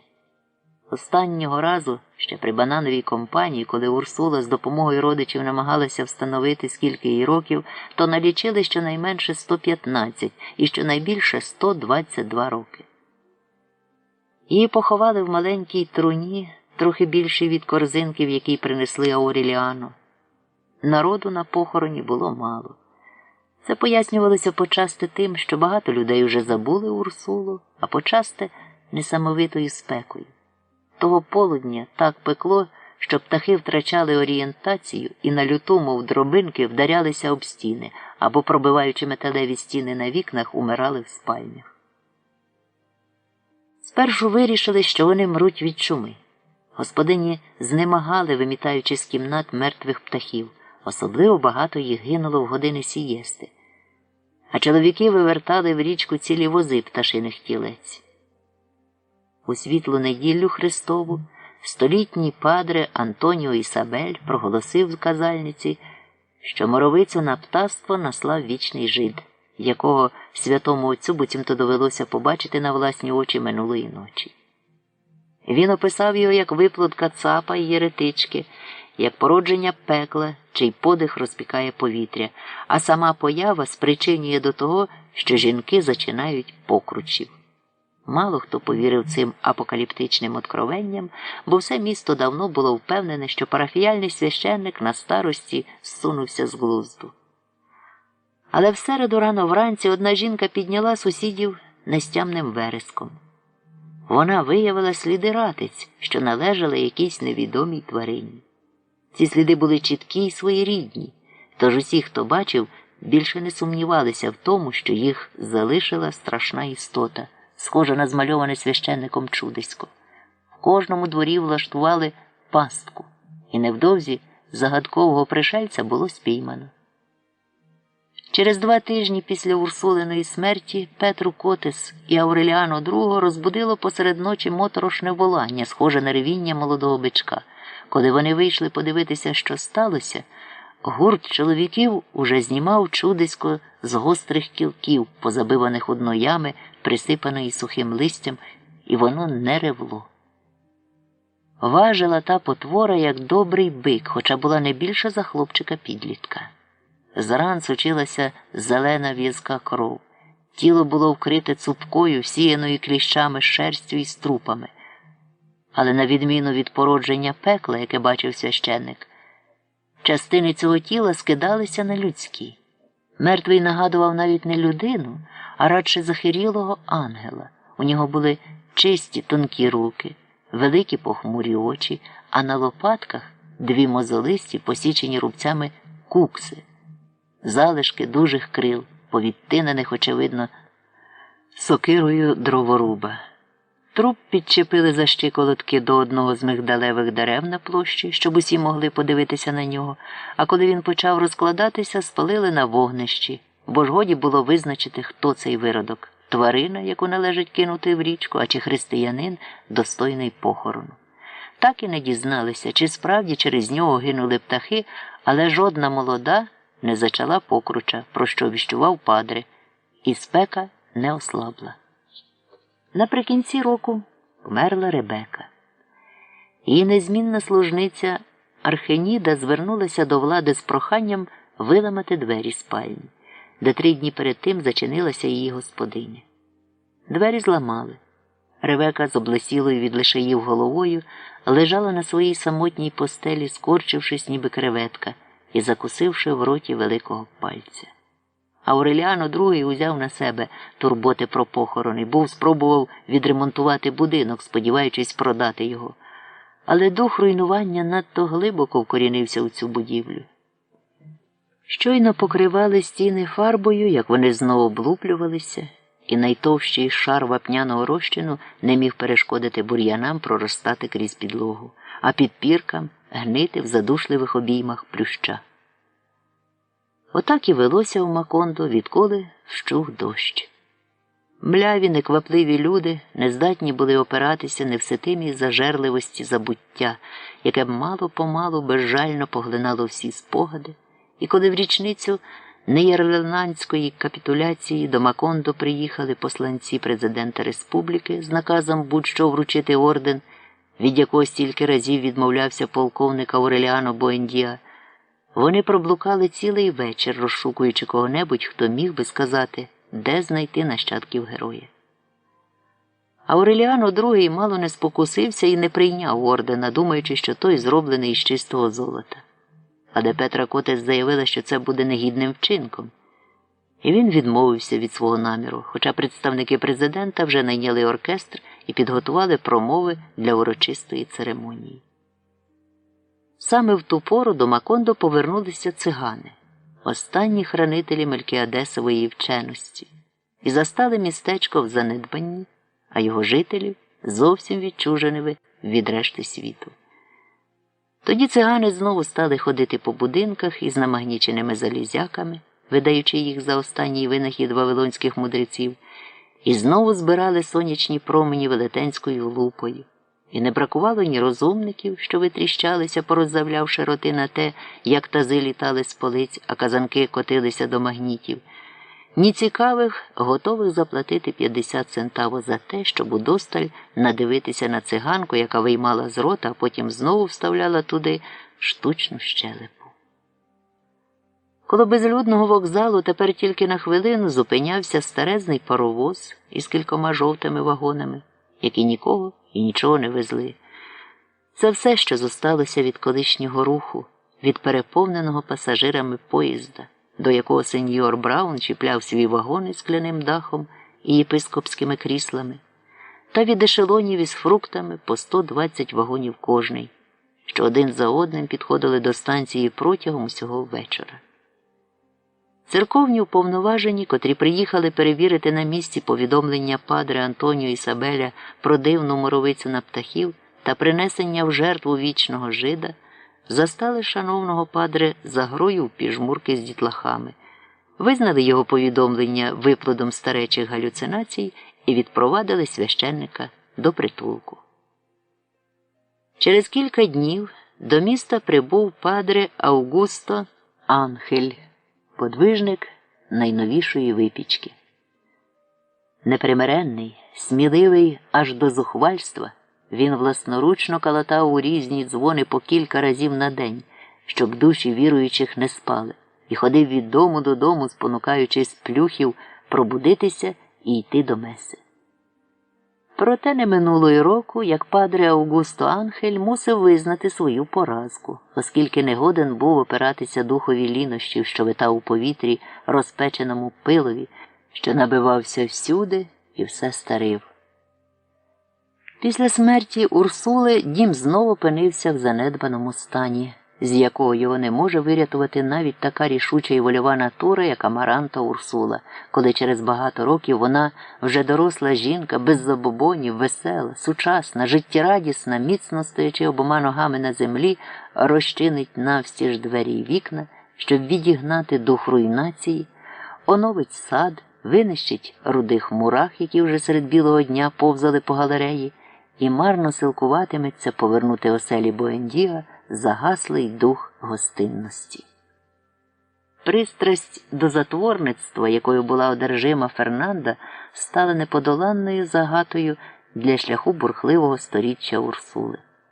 Фернанда не лише відмовилася розчинити двері, коли затих спекотний вітер, але й звеліла позабивати вікна дошками, щоб поховати себе живцем, дотримуючи батьківських напучень.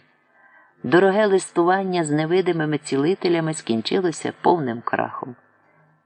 Після багатьох відстрочень Фернанда замкнулася в своїй спальні в призначений день і годину, лягла на ліжко, повернувшись головою на північ, накрита тільки білим простирадлом.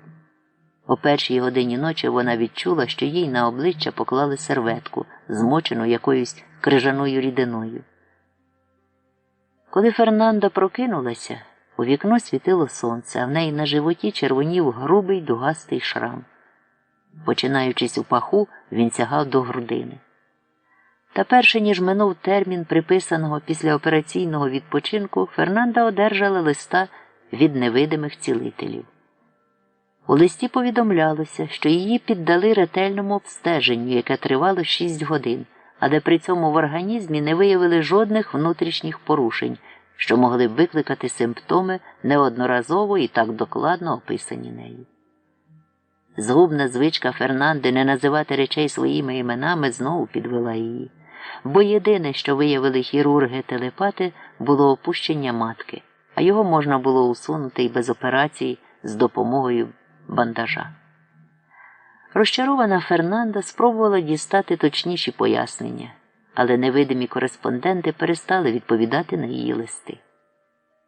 Розчавлена вагою незрозумілого слова «бандаж», Фернанда вирішила, відкинувши соромливість, спитати у лікаря-француза, що воно таке.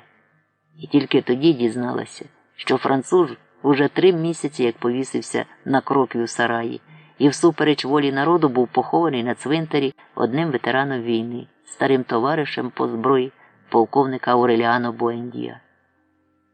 Тоді Фернанда звірилася своєму синові Хосе Аркадіо, і той прислав їй бандажі з Рима разом з інструкцією, як ними послуговуватися. Спочатку Фернанда вивчила інструкцію на пам'ять, а потім викинула її в убиральню, щоб приховати від усіх свою недугу. Але це було зайвою пересторогою, бо мешканці будинку не звертали на Фернанду ніякої уваги. Санта Софія де ля П'єдад поринула в самотню старість. Вона варила убогий обід для своєї родини, а решту часу присвячувала доглядові за Хосе Аркадіо II. Амаранта Урсула, яка до певної міри успадкувала красу Ремедіос Прекрасної, тепер старанно готувала уроки, а не марнувала час, як раніше, на те, щоб мучити Урсулу. Дочка Ауреліано II стала виявляти неабиякий розум і відзначалася старанністю. Ці риси відживили в душі батька надії, які колись викликала в нього Меме. Він пообіцяв Амаранті Урсулі, що згідно зі звичаєм, упровадженим ще за Бананової компанії, пошле її до Брюсселя закінчувати освіту. І ця мрія спонукала його знову відродити землі, спустошені потопом. Ауреліано II бачили в домі рідко, він приходив туди тільки заради Амаранти Урсули, бо для Фернанди він з часом перетворився на зовсім чужу людину, а малий Ауреліано, стаючи юнаком, дедалі більше заглиблювався в свою самотність. Ауреліано II вірив, що старість пом'якшить серце Фернанди, і вона дозволить своєму невизнаному внукові прилучитися до життя міста, де, звісно, ніхто й не подумає порпатися в його родові. Але Ауреліано, очевидно, вподобав затворництво й самотину, не виявляючи ані найменшого бажання пізнати світ, що починався за порогом будинку. Коли Урсула примусила родичів відчинити Мелькіадесову кімнату, Ауреліано почав тинятися біля дверей, зазирати в щілину, і невідомо як і коли, він та Хосе Аркадіо II встигли заприятелювати. Ауреліано II зауважив їхню дружбу набагато пізніше, ніж вона зав'язалася. Це сталося в той день, коли хлопчик заговорив про криваву бійню на вокзалі. Якось за столом хтось пожалкував, що Бананова компанія залишила Макондо, бо відтоді, мовляв, місто почало занепадати. Але малий Ауреліано вступив у суперечку, і в його словах уже відчувався зрілий чоловік, здатний висловлювати свої думки. На його думку, яка не збігалася з загально прийнятою, Макондо процвітало і мало велике майбутнє, поки його не збила з доброго шляху, не розбестила, не пограбувала дощенту Бананова компанія, чиї інженери викликали потоп, не бажаючи йти на поступки робітникам. Хлопчик говорив так розумно, що здався Фернанді блюзнірською пародією на Ісуса серед книжників. Він розповів із точними і переконливими подробицями, як війська розстріляли з кулеметів натовп робітників. Понад 3000 чоловік, що зібралися біля вокзалу, розповів, як трупи повантажили в ешелон із 200 вагонів і поскидали в море. Фернанда, як і більшість людей, переконана в справедливості офіційної версії, яка проголошувала, буцімто на привокзальній площі нічого не сталося, була шокована думкою, що хлопчик успадкував анархістські нахили полковника Ауреліано Буендіа і наказала йому замовкнути. Ауреліано II, навпаки, підтвердив достовірність розповіді свого брата-близнюка. І справді, Хосе Аркадіо II, якого всі вважали божевільним, був у той час найрозумнішим з усіх домочадців. Він навчив малого Ауреліано читати і писати, залучив до дослідження пергаментів і прищепив хлопчикові свою особисту думку про те, що принесла Макондо Бананова компанія. Думка ця настільки не збігалася з брехливою версією, прийнятою істориками і висвітлюваною в підручниках, що через багато років, коли Ауреліано вступить у життя, усі вважатимуть його розповідь вигадкою. У відлюдній кімнатці, куди не проникали ні палючий вітер, ні пил, ні спека, вони обидва згадували далекий привид старого діда в капелюсі із крисами, як воронові крила. За багато років перед їхнім народженням, сидячи ось тут спиною до вікна, він розповідав про Всесвіт. Обидва водночас зауважили, що в цій кімнаті завжди березень і завжди понеділок. І тоді вони зрозуміли, як помилялася родина, вважаючи Хосе Аркадіо Буендіа божевільним. Навпаки, він єдиний на весь дім мав досить ясний розум, щоб осягнути ту істину, що час у своєму русі також стикається з перешкодами і зазнає аварій, а тому від часу може відколотися шматок і навіть застрягнути в якійсь кімнаті. Крім того, Хосе Аркадіо II вдалося класифікувати криптографічні знаки пергаментів і скласти з них таблицю. Він упевнився, що вони відповідають абетці від 47 до 53 літер, які написано окремо, схоже на маленьких павучків і кліщів, а сполучені в рядки нагадують білизну, порозвішувану сушитися на дротині. Ауреліано згадав, що бачив щось подібне в англійській енциклопедії. Він приніс її і почав порівнювати. Таблиці справді збігалися. І ще Ауреліано II пробував влаштовувати лотереї з загадками. Він став відчувати вранці якусь заваду в горлі. Немов би там застряг клубок здушених сліз. Петра Котес вирішила, що це просто недуга, викликана поганим часом. І понад рік щіточкою змащувала йому піднебіння бджолиним медом та соком редьки. Коли ж пухлина в горлі так розрослася, що зробилося важко дихати, Ауреліано II відвідав Пілар Тернеру і спитав, чи вона не знає якої-небудь цілющої трави. Але його незламна бабуся, що дожила вже до 100 років на відповідальній роботі хазяйки підпільного борделя, як і перша вважала медицину забобоном, і звернулася по консультацію до карти. Випав червовий король, поранений у горло шпагою пікового валета. Звідси вона дійшла висновку, що Фернанда намагалася повернути чоловіка додому, послуговуючись таким застарілим засобом, як стромляння шпильок у його портрет, але, не маючи достатніх знань з чаклунства, викликала внутрішню пухлину. Ауреліано II не пам'ятав, щоб з нього були які-небудь фотографії, крім весільних, що зберігалися цілі й неушкоджені в родинному альбомі. Тимто він потайки від своєї дружини обшукав весь будинок, аж поки зрештою виявив у глибині комода з 50 бандажів у незвичній упаковці. Гадаючи, що ці гарні гумові штуки мають якийсь стосунок до чаклунства, він запхнув одну з них до кишені і поніс показати Пілар Тернері. Та не змогла, напевне, сказати про призначення і природу таємничого предмета, але він видався їй таким підозрілим, що вона звеліла принести оті 50 бандажів і про всяк випадок спалила їх у вогнищі, яке розіклала в дворі. Щоб зняти гадану причину, наслану Фернандою, вона порадила Ауреліану II взяти квочку, покропити її власною сечею, а відтак закопати живцем під каштаном. Ауреліано II виконав цю пораду зі щирою вірою в успіх і тільки-но присипав сухим листям пориту землю, як йому вже здалося, ніби дихати стало легше. Фернанда пояснила собі зникнення бандажів помстою невидимих цілителів, нашила на сорочці зі споду кишеню і зберігала там нові бандажі, що прислав їй син.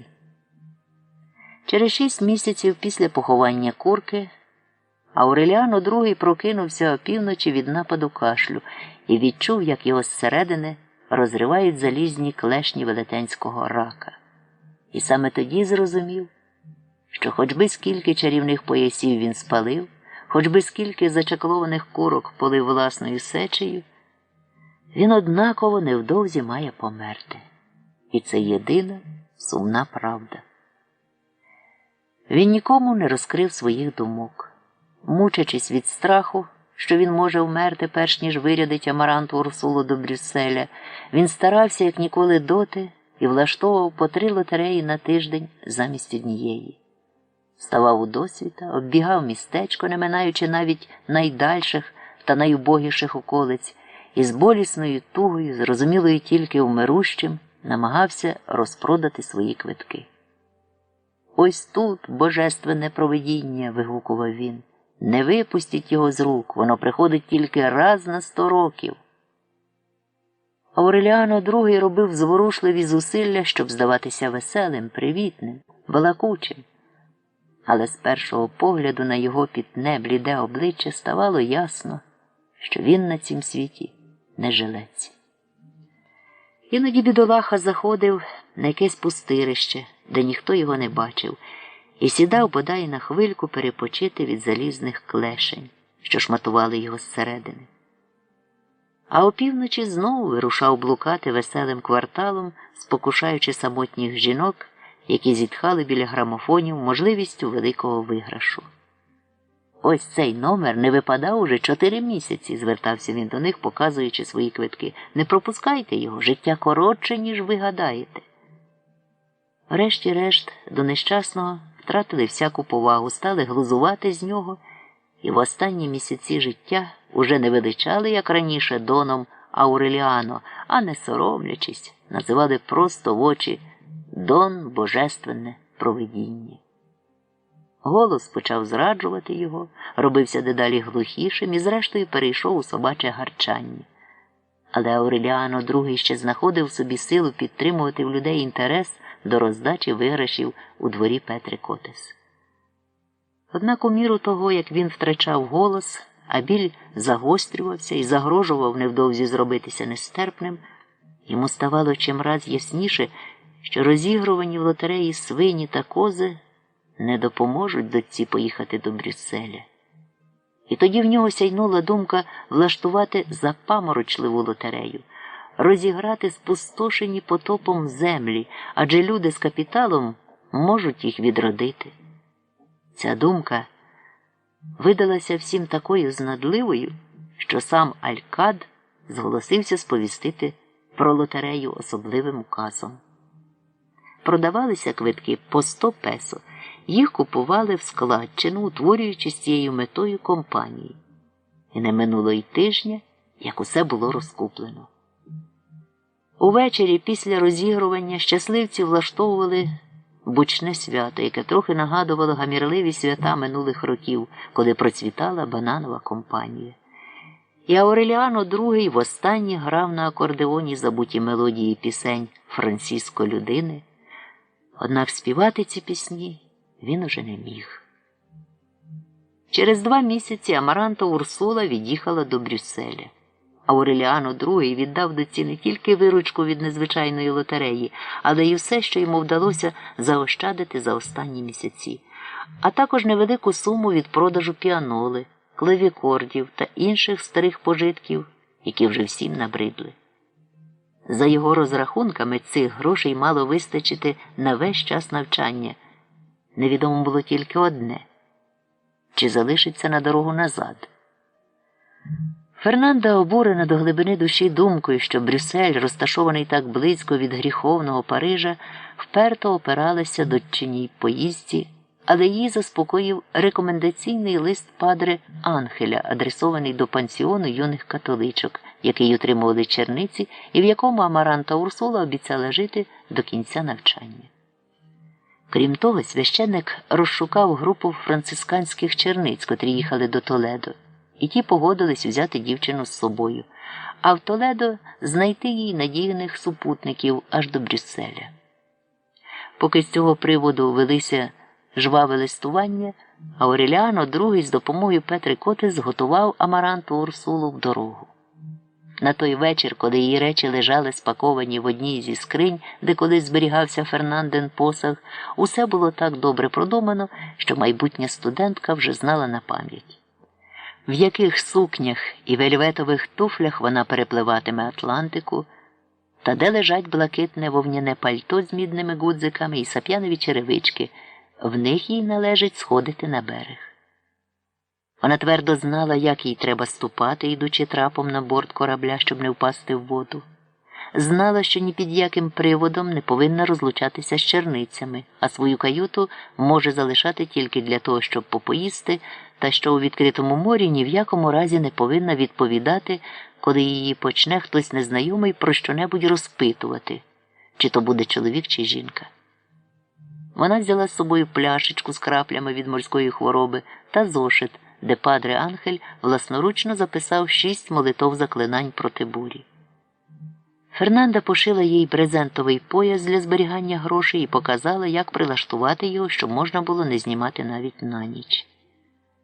Вона намагалася подарувати дочці золотий нічний горщик, вимитий жавелем і продезінфікований спиртом. Але Амаранта Урсула не прийняла подарунок, мовляв, вона боїться, що її майбутні товаришки по коледжу глузуватимуть з нею. Мене кілька місяців, і Ауреліано II на смертному ложі згадає дочку такою, якою бачив її востаннє. Амаранта Урсула марно силкується опустити запорошене скло вагона 2-го класу, щоб вислухати останні Фернандині напучування. На ній блідорожева шовкова сукня з бутоньєркою штучних братків на правому плечі, сап'янові черевички з перетинкою і на низькому підборі та шовкові панчохи з круглими гумовими підв'язками. Вона невисокого зросту, з розпущеним довгим волоссям і жвавим поглядом, подібним до погляду Урсули в такому ж віці. А її манера прощатися без сліз, але й без усмішки говорить про твердість духу, успадковану від прапрабаби. Прискорюючи ходу, поки поїзд набирав швидкість, Ауреліано II йшов обік вагона і вів Фернанду під руку, щоб вона не спіткнулася. Побачив, як донька кінчиками пальців послала йому повітряний поцілунок і ледве встиг махнути рукою у відповідь. Подружжя довго стояло нерухомо під палючим сонцем, дивлячись, як поїзд перетворюється на чорну цяточку на обрії. Це вперше після весілля вони стояли, побравшися за руки. 9 серпня, ще до того, як прийшов перший лист із Брюсселя, Хосе Аркадіо II розмовляв з Ауреліано в Мелкіадесовій кімнаті і раптом чомусь сказав: «Запам'ятай назавжди, їх було понад 3000, і всіх кинули в море». Відтак упав до лілиць на пергаменти і умер з розплющеними очима. Тієї ж хвилини на Фернандиній постелі скінчилася довга болісна боротьба, яку його брат-близнюк вів із залізними клешнями рака, що шматували йому горло. За тиждень до цього Ауреліано II повернувся в батьківський будинок без голосу, без подиху, самі шкіра та кістки. Повернувся зі своїми переїзними скринями та облупленим акордеоном, щоб виконати свою обіцянку – померти біля дружини. Петра Котес допомогла йому зібрати білизну і попрощалася з ним, не проливши жодної сльозинки, але забула покласти в скриню лаковані черевики, в яких він хотів лежати в труні. Тому, коли їй стало відомо, що Ауреліано II помер, вона вдяглася в чорне, загорнула черевики в газету і попросила у Фернанди дозволу підійти до тіла. Фернанда не дала їй переступити навіть через поріг. «Спробуйте стати на моє місце», – благала Петра Котес. «Уявіть собі, як я його любила, коли йду на таке приниження».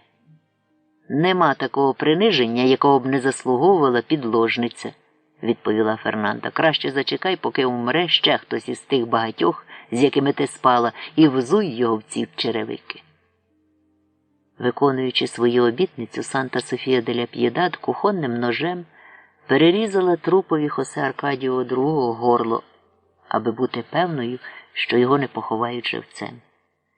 Тіла братів поклали в однакові труни, і тоді всі побачили, що в смерті вони знову зробилися так само схожими один на одного, якими були замолоду.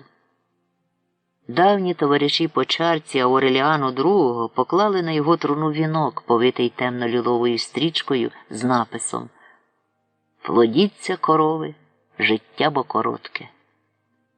Фернандо обурило таке блюзнірство, і вона наказала викинути вінок на смітник. У метушні останніх приготувань засмучені п'янички, які виносили труни з будинку, переплутали їх і поховали тіло Ауреліано II в могилі, викопаній для Хосе Аркадіо II, а тіло Хосе Аркадіо II в могилі, призначеній для його брата. І ще багато років Ауреліано не залишав Мелкіадесової кімнати. Він вивчив на пам'ять фантастичні легенди з розшарпаної книжки, стислий виклад учення ченця Германа Паралітика, нотатки про демонологічну науку, віки Нострадамуса та його дослідження про чуму. І таким чином перейшов у юнацтво, не маючи уявлення про свій час, але володіючи найважливішим знанням людини середньовіччя. Хоч би коли Санта Софія де ля П'єдад зайшла до кімнати, вона незмінно заставала Ауреліано заглибленим у читання. Рано вранці вона приносила йому чашку кави без цукру, опівдні тарілку вареного рису з кількома шматочками смаженого банана, єдине, що їли вдома після смерті Ауреліано II. Вона підстригала йому чуприну, висвічувала комах, перешивала для хлопця старий одяг і білизну, які знаходила по забутих скринях. А коли в того почали сіятися вуса, принесла бритву і мисочку для гоління, що належали полковникові Ауреліано Буендіа. Син Меме був схожий на нього більше, ніж власні сини полковника, навіть більше, ніж Ауреліано Хосе. Цю схожість особливо підкреслювали випнуті вилиці та рішуча і водночас трохи сувора лінія вуст. Свого часу, коли в Мелкіадесовій кімнаті сидів Ауреліано II, Урсулі здавалося, що він говорить сам до себе. Те саме думала тепер Санта Софія де ля П'єдад і про Ауреліано. Насправді ж Ауреліано розмовляв із Мелкіадесом. Одного спекотного полудня, невдовзі після смерті братів-близнюків, він побачив на ясному тлі вікна похмурого дідугана в капелюсі з крисами, мов воронові крила. Старий був ніби втіленням якогось туманного образу, збереженого пам'яттю Ауреліано ще задовго до його появи на світ. До того часу Ауреліано вже скінчив класифікацію абетки пергаментів, тому на Мелкіадесове запитання, чи він дізнався, якою мовою зроблено нотатки, він, не вагаючись, відповів – санскритом. Мелкіадес сказав, що йому вже недовго залишилося навідуватися до своєї кімнати. Але він спокійно і остаточно відійде до царства смерті, знаючи, що Ауреліано встигне вивчити санскрит до того, як пергаментам сповниться 100 років і можна буде розшифровувати їх.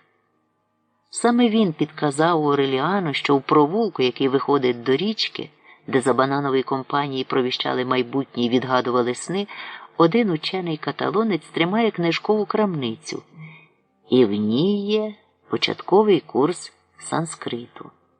Тож Ауреліано повинен поквапитися придбати цю книжку, бо за 6 років її переточить міль. Уперше за все своє довге життя Санта Софія де ля П'єдад виявила якесь почуття, і це було почуття великого подиву, що охопило її, коли Ауреліано попросив, щоб вона принесла йому з крамниці каталонця книжку, яка стоїть між визволеним Єрусалимом і поемами Мільтона в правому кутку другого ряду книжкових полиць. А що Санта Софія де ля П'єдад не вміла читати, то визубрила на пам'ять усі ці відомості і роздобула потрібні гроші, продавши одну з 17 золотих рибок, схованих у майстерні. Тільки вона та Ауреліано знали, де вони лежать після тієї ночі, коли солдати обшукали будинок. Ауреліано успішно вивчав санскрит, а Мелкіадес з'являвся чим далі рідше і ставав усе більше далеким, поступово розчиняючись у сліпучому полуденному сяйві. Під час останньої появи Мелкіадеса юнак не бачив його, а тільки відчував невидиму присутність і чув нерозбірливий шепіт: «Я помер від пропасниці в болотах Сінгапура». Відтоді до кімнати почали проникати пил, спека, терміти, руді мурахи та міль, яка мала перетворити на порохно книжки і пергаменти разом із записаною в них премудрістю. В домі не бракувало їжі. Назавтра, по смерті Ауреліано II, один його приятель, із тих, що принесли вінок із нешанобливим написом, запропонував Фернанді гроші, які він позичив у її покійного чоловіка. Відтоді щосереди в будинку з'являвся розсильний з плетеною корзиною, повною всілякої їжі. Вмісту корзини з лишком вистачало на тиждень. Ніхто в будинку не здогадувався, що весь цей харч посилала Петра Котес, яка вважала, що постійна милостиня – певний спосіб принизити ту, котра принизила її. Однак злоба, накопичена в душі Петри Котес, розвіялася раніше, ніж вона сама сподівалася. І все ж колишня коханка Ауреліано II спочатку з гордістю, а потім через співчуття і далі посилала їжу його вдові. А згодом, коли Петрі Котес забракло сили продавати квитки, а люди втратили інтерес до лотереї, бували випадки, що вона сама сиділа надголодь, але годувала Фернанду і виконувала взяти на себе зобов'язання доти, доки на власні очі не побачила її похорону. Зменшення числа мешканців будинку нібито мало полегшити Санта Софії де ля П'єдад важкий тягар щоденних турбот, який понад півстоліття лежав на її плечах. Ніхто ніколи не чув жодного слова скарги від цієї мовчазної, замкнутої жінки, яка подарувала родині ангельську доброту Ремедіос Прекрасної і загадкову зарозумілість Хосе Аркадіо II, а також присвятила все своє самотнє мовчазне життя вирощуванню малюків, які навряд чи й пам'ятали, що вони її діти і внуки. Ніби плоть від плоті своєї доглядала вона Ауреліано, котрий справді доводився їй правнуком, про що вона й гадки не мала. У будь-якому іншому домі їй не довелось би розгортати мату на підлозі в комірчині і спати там під безперервну нічну метушню пацюків.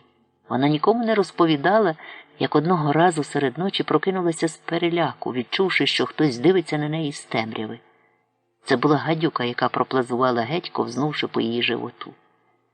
Санта Софія де ля П'єдад знала, що коли б розповіла про це Урсулі, стара поклала б її спати в свою постіль.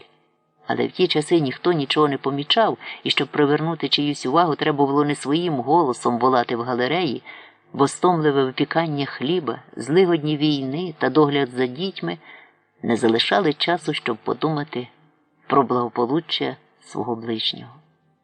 Єдиною людиною, котра пам'ятала про Санта Софію де ля П'єдад, була Петра Котес, яку та жодного разу і в очі не бачила. Петра Котес завжди, навіть у важкі дні, коли їй з Ауреліано II доводилось цілісінькі дні чаклувати над жалюгідною виручкою від лотерей, турбувалися про те, щоб у Санта Софії де ля П'єдад була пристойна одежа і пара добротних черевиків, у яких не соромно вийти на люди. Коли Фернанда з'явилася в будинку, то мала всі підстави вважати Санта Софію де ля П'єдад за незмінну служницю. І хоч їй багато разів пояснювали, хто така насправді Санта Софія де ля П'єдад, однаково Фернанді це здавалось якимось безглуздям, і вона на силу запам'ятовувала і відразу ж забувала, хто перед нею – мати її чоловіка, її свекруха. Очевидно, Санта Софія де ля П'єдад не відчувала свого підлеглого становища. Навпаки, їй ніби навіть подобалося мовчки, безнастанно зазирати в усі закутки і підтримувати чистоту і ладу цій оселі, де вона мешкала з юності. Хоч будинок, а надто за часів бананової компанії, більше скидався на казарму, ніж на родинне вогнище. Але після Урсулиної смерті Санта Софія де ля П'єдад, незважаючи на всю свою дивовижну моторність і працездатність, стала підупадати на силі. І не тільки тому, що сама зістарілася, а й через те, що будинок старів з дня на день. Стіни вкрилися ніжним мохом, двір поріс травою, під натиском бур'янів цементна підлога в галереї порозтріскувалася, і крізь шпари попробивалися ті самі жовтенькі квіточки, які мало не 100 років тому Урсула виявила в склянці, де лежала Мелькіадесова вставна щелепа. Не маючи ні часу, ні снаги опиратися несамовитому натискові природи, Санта Софія де ля П'єдад проводила цілісінькі дні по спальнях, полохаючи ящірок, котрі вночі верталися знову. Якось вранці вона зауважила, що руді мурахи залишили переточений ними фундамент, перейшли через сад, забралися на галерею, де висохлі бегонії набули землистого відтінку, і проникли вглиб будинку. Санта Софія де ля П'єдад спробувала винищити їх, спершу послуговуючись просто мітлою, потім отрутами і врешті негашеним вапном. Але все було марно. Наступного дня руді мурахи налазили знову, напосідливі і непереможні. Фернанда, яка тільки те й робила, що писала листи своїм дітям, не усвідомлювала нестримного натиску руйнації. І Санта Софії де ля П'єдад доводилося битися самій. Вона воювала з бур'янами, не пропускаючи їх на кухню, змітала зі стін хащі павутиння, яке за кілька годин з'являлося знову, вишкрібала мурахів деревоточців із їхніх нір. Та коли вона помітила, що пил та павутина проникли навіть до Мелькіадесової кімнати, хоча вона підмітала і прибирала її 3 на день, і що, незважаючи на її розпачливі зусилля зберегти чистоту, кімната чим далі більше набуває того брудного і жалюгідного вигляду, який пророчо спостерегли тільки 2 людей – полковник Ауреліано Буендіа і молодий офіцер. Вона визнала себе переможеною. Тоді Санта Софія де ля П'єдад надягла поношену вихідну сукню, старі Урсулині черевики, прості панчохи, подарунок Амаранти Урсули, і зав'язала у вузлик 2 або 3 свої останні переміни білизни. «Мені вже більше не сила», – сказала вона Ауреліано. «Цей будинок завеликий для моїх бідних кісток». Ауреліано спитав, куди ж вона піде. І стара невизначено махнула рукою. ніби не мала ані найменшого уявлення про свою дальшу долю. Все ж вона сказала, що збирається прожити свої останні роки в двоюрідної сестри, яка мешкає в Ріоачі. Але ці слова звучали непереконливо. Від часу смерті своїх батьків Санта-Софія де ля П'єдад ні з ким у Макондо не підтримувала зв'язків, ні звідки не одержувала ні листів, ні посилок, і жодного разу не казала, що в неї є родичі. Ауреліано віддав їй 14 золотих рибок, бо вона збиралася піти геть із своїм єдиним статком – 1 песо і 25 сентаво. Ауреліано спостерігав з вікна, як вона, горблячись під тягарем років і волочачи ноги, повільно перейшла двір із клуночком у руках, як струмила руку в отвір у хвіртці, опустила за собою клямку. І більше він ніколи її не бачив і нічого про неї не чув. Дізнавшись про те, що Санта-Софія де ля П'єдад пішла з дому, Фернанда цілий день торочила якісь дурниці. Вона перерила всі скрині, комоди і шафи, перебрала одну за одною всі речі і нарешті пересвідчилася, що свекруха нічого не взяла. Потім попекла собі пальці, спробувавши вперше в житті розпалити піч, і змушена була просити Ауреліано зробити їй таку ласку і показати, як варити каву. З часом саме йому і довелося взяти на себе всі кухонні справи. Ставши з постелі, Фернанда знаходила сніданок уже на столі. Поснідавши, верталася до спальні і знову з'являлася тільки в обідню годину, щоб узяти їжу, залишену їй Ауреліано в печі на ще теплому приску, віднести до їдальні і з'їсти, поважно сидячи між 2 канделябрами за накритим полотняною скатертиною столом, обабіч якого стояло 15 порожніх стільців. Навіть зоставшися у будинку вдвох, Ауреліано і Фернанда далі жили, замкнувшись кожне в своїй неподіленій самотності. Вони прибирали тільки свої спальні, а решту кімнат обволікало павутиння. Воно обсновувало стіни, товстим шаром вкривало балки. Саме в цю пору у Фернанди склалося таке враження, ніби в кімнатах позаводилися домовики. Речі, а надто такі, без яких важко обійтися бодай один день, ніби набули здатності пересуватися з місця на місце. Фернанда кілька годин поспіль могла шукати ножиці, хоч була цілком упевнена, що поклали їх на ліжко, і тільки перевернувши все, знаходила ножиці на полиці в кухні, хоч їй здавалося, що вона не зазирала туди щонайменше 4 дні. То раптом із шухляди зникали виделки, а назавтра 6 виделок валялося на вівтарі, а 3 стирчали з умивальника. Речі ніби гралися в піжмурки. І ці витівки особливо дратували Фернанду, коли вона сідала писати листи. Чорнильниця, щойно поставлена праворуч, переміщалася ліворуч. Прес-пап'є зовсім зникало зі столу, а через 3 дні Фернанда виявляла його в себе під подушкою. Сторінки листа до Хосе Аркадіо потрапляли в конверт для листа до Амаранти Урсули. І Фернанда весь час жила в тривозі, що переплутає конверти, як це не раз і бувало. Якось у неї пропала ручка з пером. Минуло 15 днів і цю ручку приніс поштар. Виявивши її у себе в кишені, він довго носив з будинку в будинок, розшукуючи хазяїна. Спочатку Фернанда думала, що всі ці зникнення, як і пропажа бандажів, справа рук невидимих цілителів, і навіть почала писати їм листа з проханням дати їй спокій. Та невідкладна потреба змусила її урвати листа на півслов'я. Коли вона повернулася до кімнати, лист зник. Та й сама Фернанда вже забула про свій намір написати його. Якийсь час вона підозрювала Ауреліано, почала стежити за ним, підкидаючи різні речі на його дорозі, сподіваючись упіймати хлопця, коли він перекладатиме їх з місця на місце. Але невдовзі переконалася, що Ауреліано виходить із Мелькіадесової кімнати тільки на кухню та до вбиральні, і що він людина, нездатна до жартів. Тож Фернанда і дійшла висновку, що все це витівки домовиків, і вирішила закріпити кожну річ на тому місці, де їй належить бути. Довгими шворками вона поприв'язувала ножиці до узголів'я ліжка, коробочку з перами і прес-пап'є до ніжки столу, а чорнильницю приліпила клеєм до стільниці праворуч від того місця, де звичайно клала папір.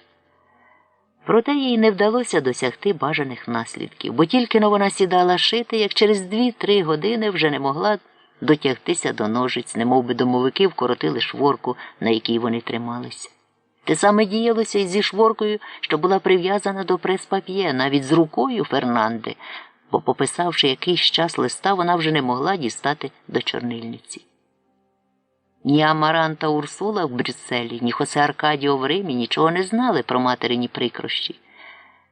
Вона писала дітям, що цілком щаслива, та й справді була щаслива саме тому, що почувала себе вільною від усіх обов'язків, немов би знов повернулася до батьківської оселі, де їй не доводилося стикатися з повсякденними дрібницями.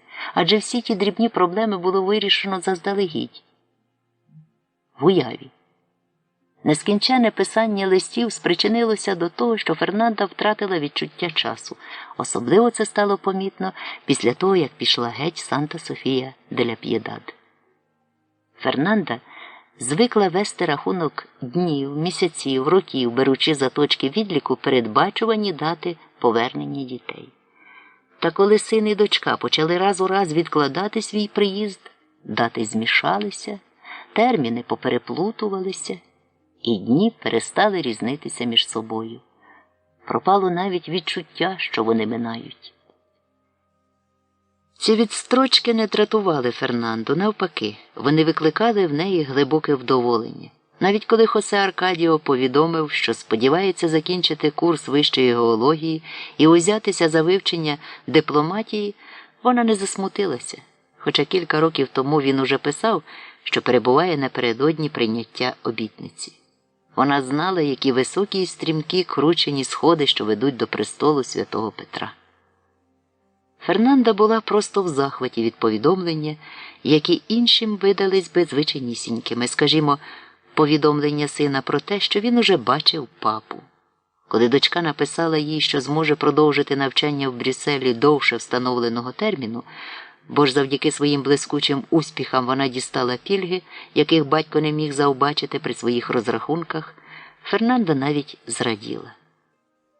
Понад 3 роки минуло від того дня, коли Санта-Софія де ля П'єдад принесла Ауреліану підручник санскриту, і лише тепер йому вдалося перекласти перший аркуш пергаментів. Він здійснив велетенську роботу, і все ж зробив тільки перший крок на шляху, що його довжину годі було виміряти, бо іспанський переклад іще не розкривав сенсу. Це були зашифровані вірші. Ауреліано не мав вихідних даних, щоб знайти ключ до шифру, але, згадавши Мелькіадесові слова про крамничку вченого каталонця, де є книжки, які дозволяють проникнути в глибокий зміст пергаментів, вирішив поговорити з Фернандою і попросити дозволу вийти на пошуки. В кімнаті, заваленій купами сміття, що виростали з запаморочливою швидкістю і уже заповнили майже весь вільний простір, Ауреліано добирав слова для цієї розмови. Шукав найпереконливішу форму звертання, передбачав найсприятливіші обставини, але при зустрічах із Фернандою на кухні, коли вона виймала їжу з печі, а іншої можливості зустрітися з нею він не мав, заздалегідь обмірковане прохання застрягало в горлі, і в хлопця пропадав голос. Уперше він став вистежувати Фернанду. Прислухався до її кроків у спальні, слухав, як вона відчиняє двері, щоб забрати у поштаря листи від дітей і віддати йому свої. До пізньої ночі чув тверде, несамовите скрипіння пера в папір, поки нарешті клацав вимикач, і Фернанда бурмотіла в темряві молитви. І тільки тоді Ауреліано засинав, вірячи, що наступний день подарує йому сподівану нагоду. Він так надіявся дістати дозвіл, що якось уранці обстриг собі волосся, яке вже відросло до плечей, поголив віхтювату бороду, натяг на себе вузькі штани та невідомо від кого успадковану сорочку з пристібним коміром, подався на кухню і став чекати, коли Фернанда прийде по їжу. Але перед ним постала не та жінка, яку він доти зустрічав щодня. Жінка з гордо піднятою головою і твердою ходою, а стара баба якоїсь надприродної краси, в пожовклій, горностайвій мантії та та позолоченій картонній короні на голові. Вигляд у неї був такий млосний, ніби вона перед тим довго плакала потайки. Відколи Фернанда знайшла у валізах Ауреліано II поїдене міллю вбрання королеви, вона часто його вдягала. Всяк, хто був би побачив, як Фернанда крутиться перед дзеркалом, захоплено споглядаючи свою королівську поставу, безперечно сприйняв би її за божевільну. Але вона зовсім не збожеволіла. Просто королівське вбрання стало для неї засобом пробудження пам'яті. Надягнувши його вперше, Фернанда відчула, що серце їй стислося, очі налилися слізьми. Вона знову почувала запах вакси від чобіт військового, який прибув по неї, щоб зробити її королевою, і душа її сповнилася тугою за втраченими ілюзіями. Вона відчула себе такою старою, такою зношеною, такою далекою від кращих часів свого життя, що затужила навіть за тими днями, які завжди здавалися їй найчорнішими. І аж тоді зрозуміла, як їй бракує і запахів материнки, що їх вітер розносив по галереї, і туману, який здіймався в присмерку над трояндовими кущами, і навіть брутальних чужинців. Її серце, грудка злежаного попелу, яке доти успішно опиралося найтяжчим ударам повсякденних турбот, розсипалося від першого натиску туги за минулим. З роками, які спустошували її, потреба відчувати печаль перетворилася на погану звичку. Самотність зробила її схожою на інших людей. Однак того ранку, коли вона, зайшовши на кухню, зустріла блідого кощавого юнака з дивним блиском в очах, юнака, який простягав їй чашку кави, вона засоромилася свого недоладного вигляду. Фернанда не тільки відмовила Ауреліано в його проханні, а й почала ховати ключі від дому до потайної кишені, де тримала бандажі. Та це була зайва пересторога, бо Ауреліано, якби захотів, однаково зміг би вислизнути з дому і повернутися непоміченим. Але невпевненість у довколишньому світі, вироблена за роки затворництва, та звичка до послугу засушили в серці юнака зерно бунту. Він повернувся до своєї келії і далі вивчав пергаменти, дослухаючись до глибоких зітхань, які до пізньої ночі долинали з Фернандиної спальні. Одного ранку він, як звичайно, пішов на кухню розпалити піч і виявив у хололім попелі обід, що його напередодні залишив для Фернанди. Тоді він зазирнув до спальні і побачив Фернанду. Вона лежала, випроставшись на постелі, вкрита горностаєвою мантією, прекрасна, як ніколи, і її шкіра зробилася біла й гладенька, наче слонова кістка. Достоту такою знайшов її Хосе Аркадіо, повернувшись до Макондо 4 місяці потому. Годі було уявити собі сина, більш схожого на свою матір. Хосе Аркадіо був одягнений у костюм із чорної тафти, сорочку з цупким, круглим комірцем. Замість краватки він носив вузьку шовкову стрічку, зав'язану бантом. Це був блідий, млявий чоловік із здивованим поглядом і безвільним ротом. Чорне, блискуче, гладеньке волосся з прямим тоненьким проділом посеред голови мало штучний вигляд, властивий перукам святих, а синєві тіні, що позоставалися на чисто поголеному підборідді блідого, як парафін обличчя, ніби свідчили про докори сумління. Він мав бліді руки нероби, помережені зеленкуватими венами, а на вказівному пальці лівої руки був масивний золотий перстень із круглим жовтуватим опалом. Відчинивши йому двері, Ауреліано відразу побачив, хто перед ним, і зрозумів, що людина ця прибула здалеку. Усюди, де Хосе Аркадіо проходив, пахло квітковою водою, якою Урсула змочувала йому голову, коли він був ще дитиною, щоб знаходити його в мороці своєї сліпоти. Годі було сказати чому, але після стількох років відсутності Хосе Аркадіо і далі залишався постарілою дитиною, страшенно сумною і самотньою. Він одразу попрямував до спальні своєї матері, де Ауреліано, за рецептом Мелькіадеса, щоб зберегти тіло від розкладу, вже 4 місяці кип'ятив ртуть у тиглі, який колись належав дідові його діда, Хосе Аркадіо ні про що його не спитав.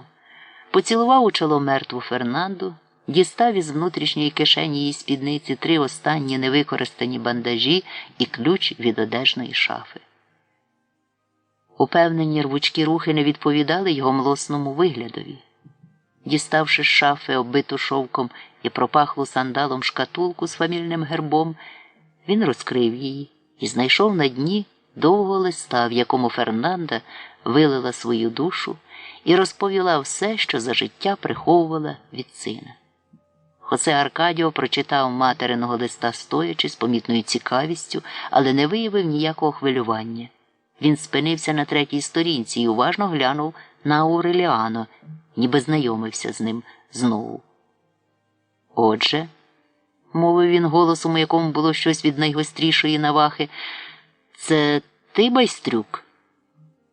«Я Ауреліано Буендіа». «Забирайся до своєї кімнати», – звелів Хосе Аркадіо. Ауреліано подався до себе і навіть не вийшов подивитися на малолюдний похорон Фернанди. Іноді через розчинені двері кухні він бачив, як Хосе Аркадіо, важко дихаючи, блукає оселею, а пізно вночі із старезних спалень до Ауреліано все ще долинали його кроки. Голосу Хосе Аркадіо він не чув багато місяців, і не тільки тому, що дядько не озивався до нього й словом, але й тому, що Ауреліано сам не мав ні бажання поговорити, ні часу подумати про щось інше, крім пергаментів.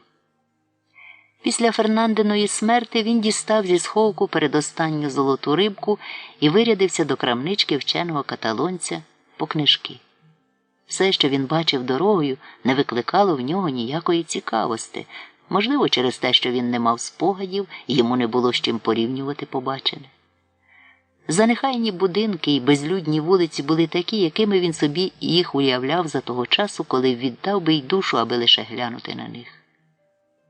Він сам дав собі дозвіл, у якому йому відмовила Фернанда, і наважився вийти з дому. Тільки один раз, з однією єдиною метою і на дуже короткий час.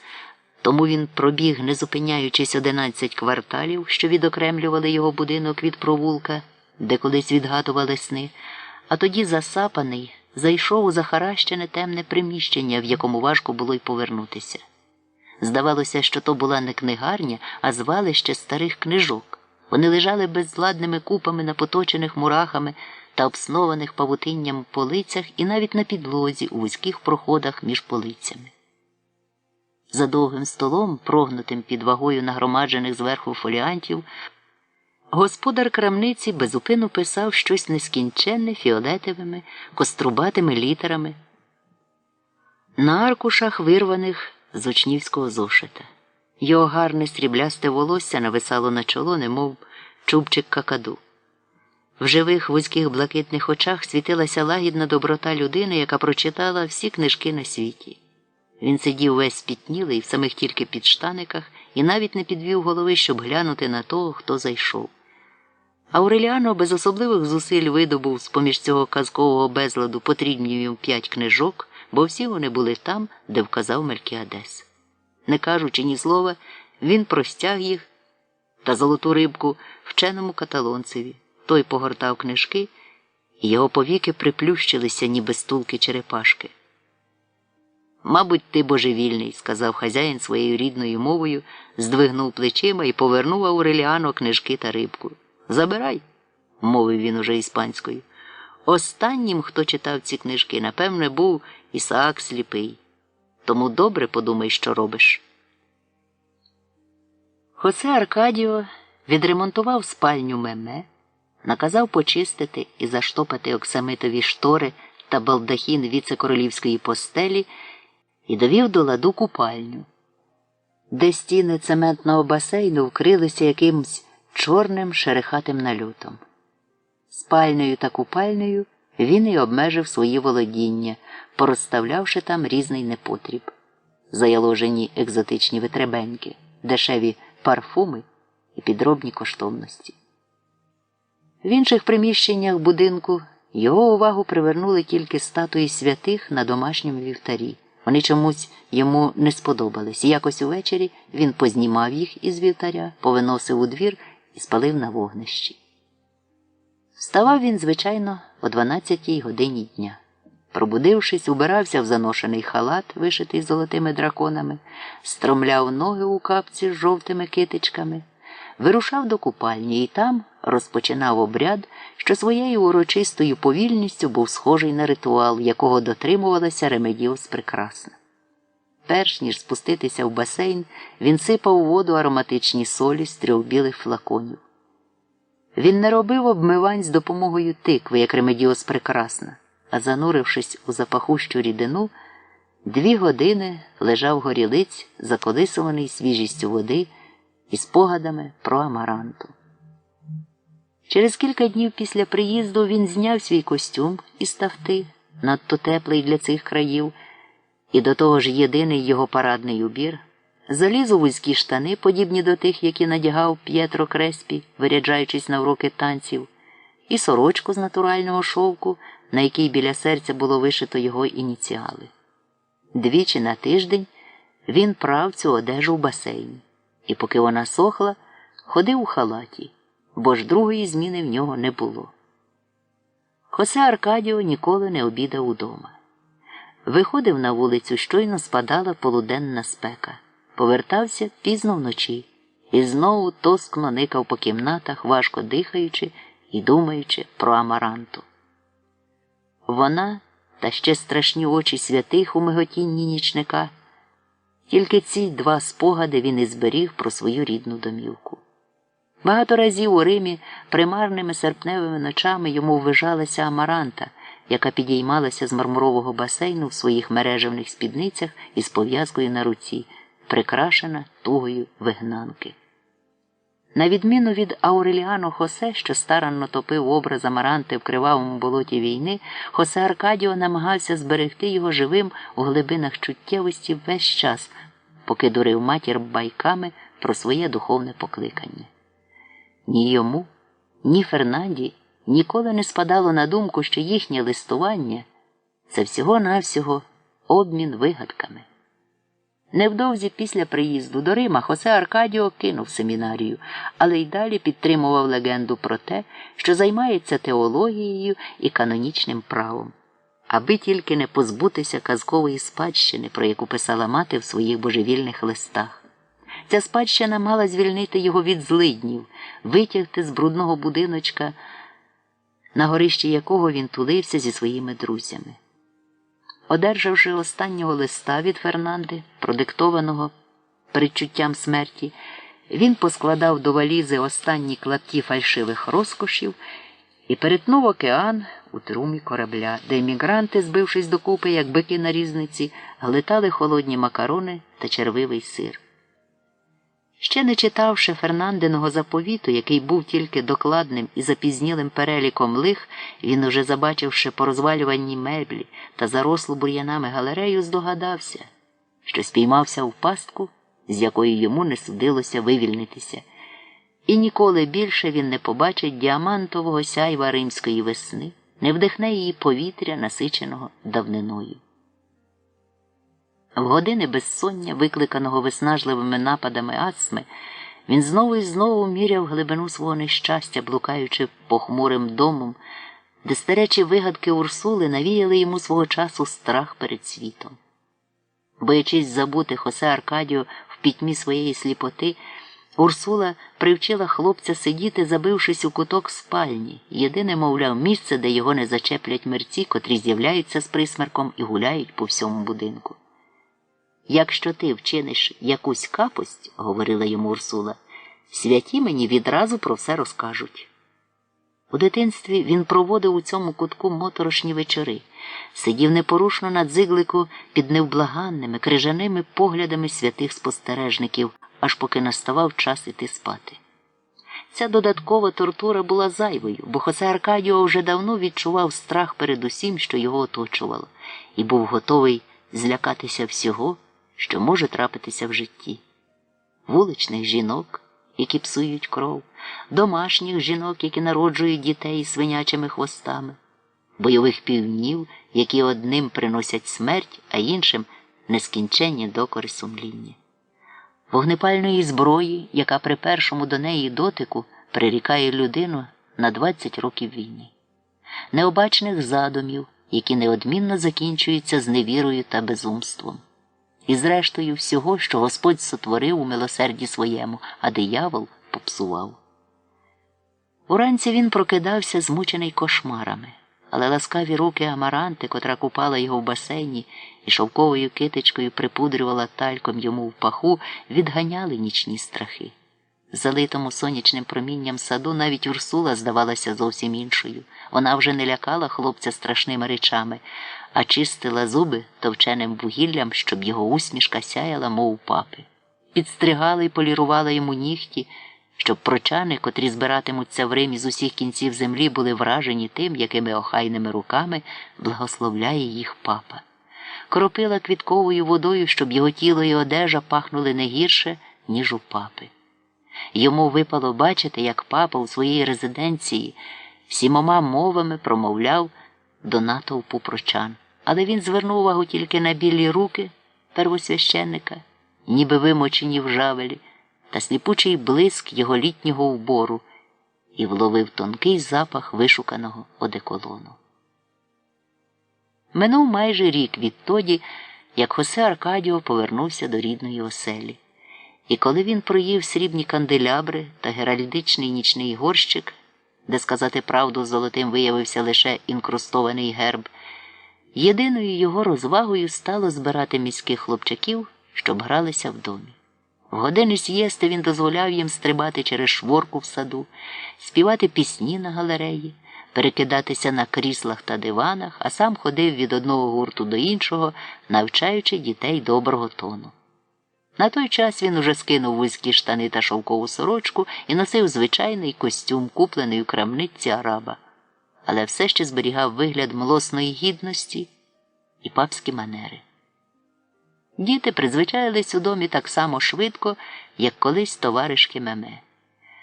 До пізнього вечора було чути, як вони базікають, співають, вибивають чечітку. Будинок тепер скидався на школу-інтернат із неслухняними учнями.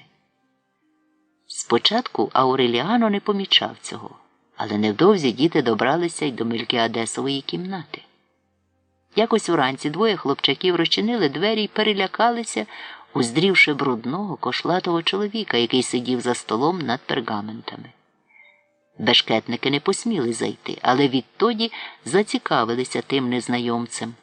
Вони перешіптувалися біля дверей, зазирали крізь шпари, вкидали через квартирку різну живність, а одного разу забили ззовні двері та вікно цвяхами, і Ауреліано був змушений провозитися півдня, щоб вийти з кімнати. Заохочувані безкарністю своїх витівок, діти посміливішали. Вибравши час, коли Ауреліано був на кухні, 4 хлопчаки влізли до кімнати з наміром знищити пергаменти. Та щойно вони вхопили пожовклі згортки, як ангельська сила підняла їх у повітря і тримала так аж доти, доки вернувся Ауреліано і видер у них з рук пергаменти. Відтоді його більше не турбували. 4 старші хлопці, які все ще носили короткі штани, хоч уже й перейшли в пору юності, піклувалися про зовнішній вигляд Хосе Аркадіо. Вранці вони приходили раніше від усіх, голили його, робили масаж нагрітими рушниками, підрізали і полірували йому нігті на руках і ногах, кропили квітковою водою. Іноді вони залазили в басейн і намилювали Хосе Аркадіо з голови до п'ят, поки він плавав, лежачи на спині, і думав про Амаранту. Потім вони витирали його рушниками, припудрювали і одягали. Один із цих хлопців з русявим хвилястим волоссям і очима, немовби з рожевого скла, як у кролика, звичайно залишався ночувати. Він був так прив'язаний до Хосе Аркадіо, що не відходив від нього в години астматичного безсоння і разом з ним мовчки блукав по темних кімнатах. Якось уночі в Урсулиній спальні вони спостерегли дивний золотий блиск, що пробивався крізь тріщини в цементній підлозі, неначе якесь підземне сонце перетворило підлогу спальні в освітлений вітраж. Щоб зрозуміти, в чим річ, їм не довелося навіть засвічувати ліхтар. Вони просто трохи підняли тріснуті плити в тому кутку, де стояло Урсулине ліжко, і звідки полилося найяскравіше сяйво.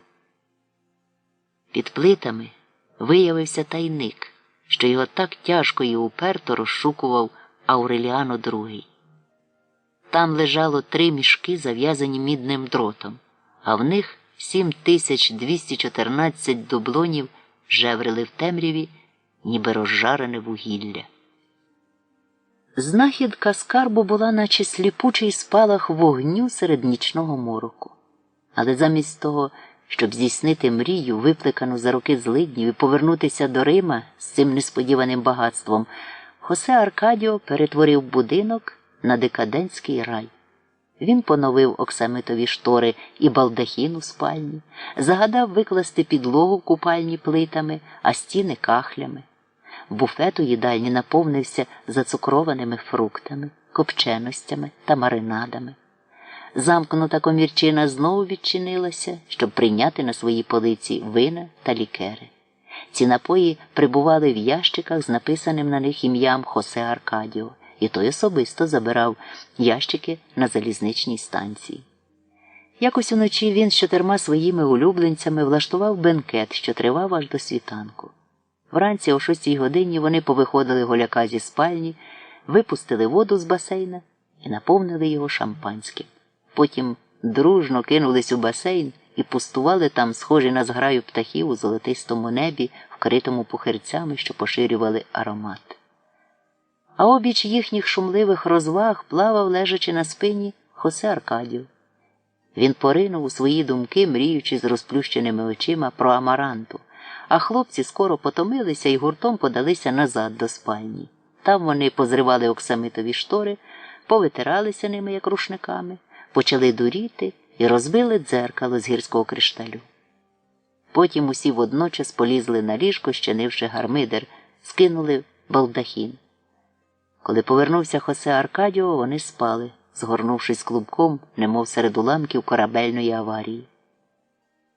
Розлютившись не так через видовище розгрому, що постало перед його очима, як від жалості й огиди до самого себе, спустошеного руйнівною оргією, Хосе Аркадіо озброївся різками, що зберігалися на дні скрині разом із волосяницею і усіляким залізячам, призначеним для вбивання плоті та покаяння, і вигнав хлопчаків з будинку, завиваючи як божевільний і шмагаючи своїх колишніх улюбленців так безжально, як не зміг би перелупцювати навіть зграю койотів. Хосе Аркадіо зостався один, змучений, задихаючись у нападі ядухи, який тривав кілька днів, а коли він нарешті минувся, бідолаха мав вигляд умирущого. На 3-ю добу своїх мук, неспроможний більше терпіти ядуху, він прийшов ввечері до кімнати Ауреліано і попросив, щоб той збігав до найближчої аптеки і купив йому порошки для інгаляції.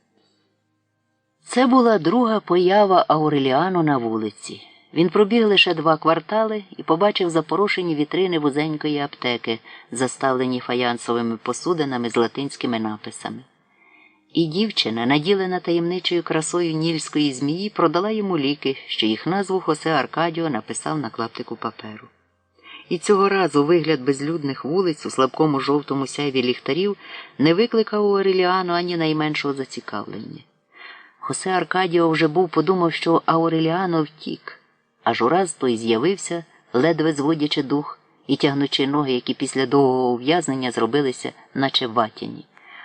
Ауреліано з такою видимою байдужістю ставився до навколишнього світу, що через кілька днів Хосе Аркадіо порушив обітницю дану матері і дозволив йому виходити на вулиці, коли заманеться. «А мені нема чого робити на вулиці», – відказав Ауреліано. Він і далі сидів, замкнувшись у кімнаті, поринули у свої пергаменти. Мало-помалу він їх розшифровував, хоча суті написаного йому все ще не вдавалося розтлумачити. Хосе Аркадіо приносив затворникові в кімнату шматочки шинки, зацукровані квіти, що залишали в роті присмак весни, а двічі приходив навіть з бокалом доброго вина. Хосе Аркадіо не цікавили пергаменти, які здавалися йому езотеричною забавкою, але його увагу привернули рідкісна ученість і непоясненне знання світу, виявлені цим занехаяним родичем. Його дуже здивувало, що Ауреліано тямить в англійській мові, і в перервах між вивченням пергаментів прочитав усі 6 томів англійської енциклопедії від першої і до останньої сторінки, як захоплюючий роман. На думку Хосе Аркадіо, все те, що Ауреліано говорив про Рим, було почерпнуте саме з енциклопедії, але невдовзі з'ясувалося, що той знає чимало такого, чого в енциклопедії не могло бути. Скажімо, про тамтешні ціни на товари.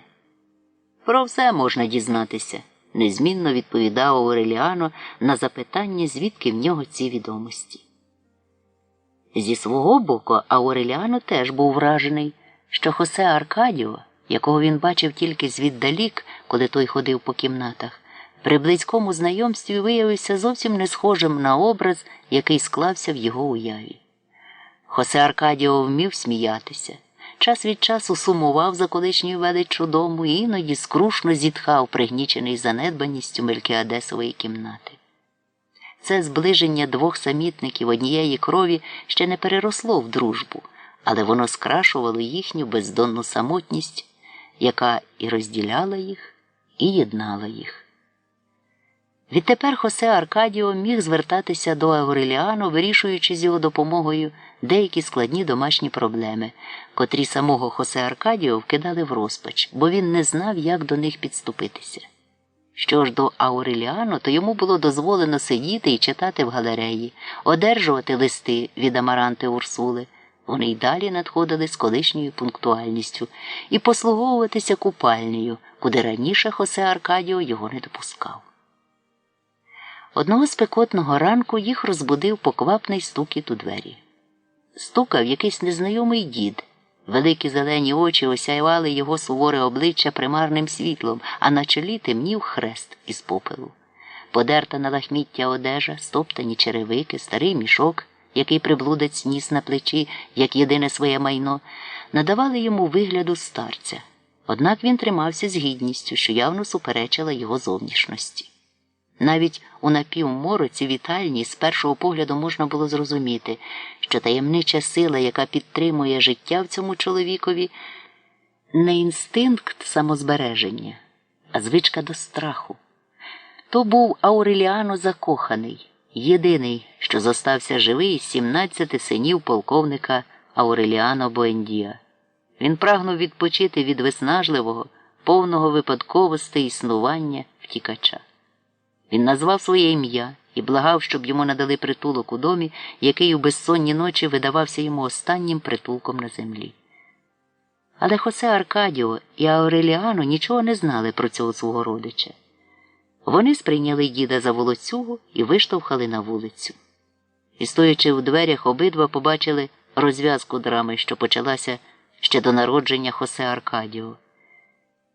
Під мигдалевими деревами на протилежному боці вулиці з'явилися 2 агенти поліції. Протягом багатьох років вони полювали за Ауреліано закоханим, йшли по його сліду, як хорти. Гримнуло 2 постріли, і Ауреліано закоханий упав. Кулі влучили йому прямо в хрест на лобі.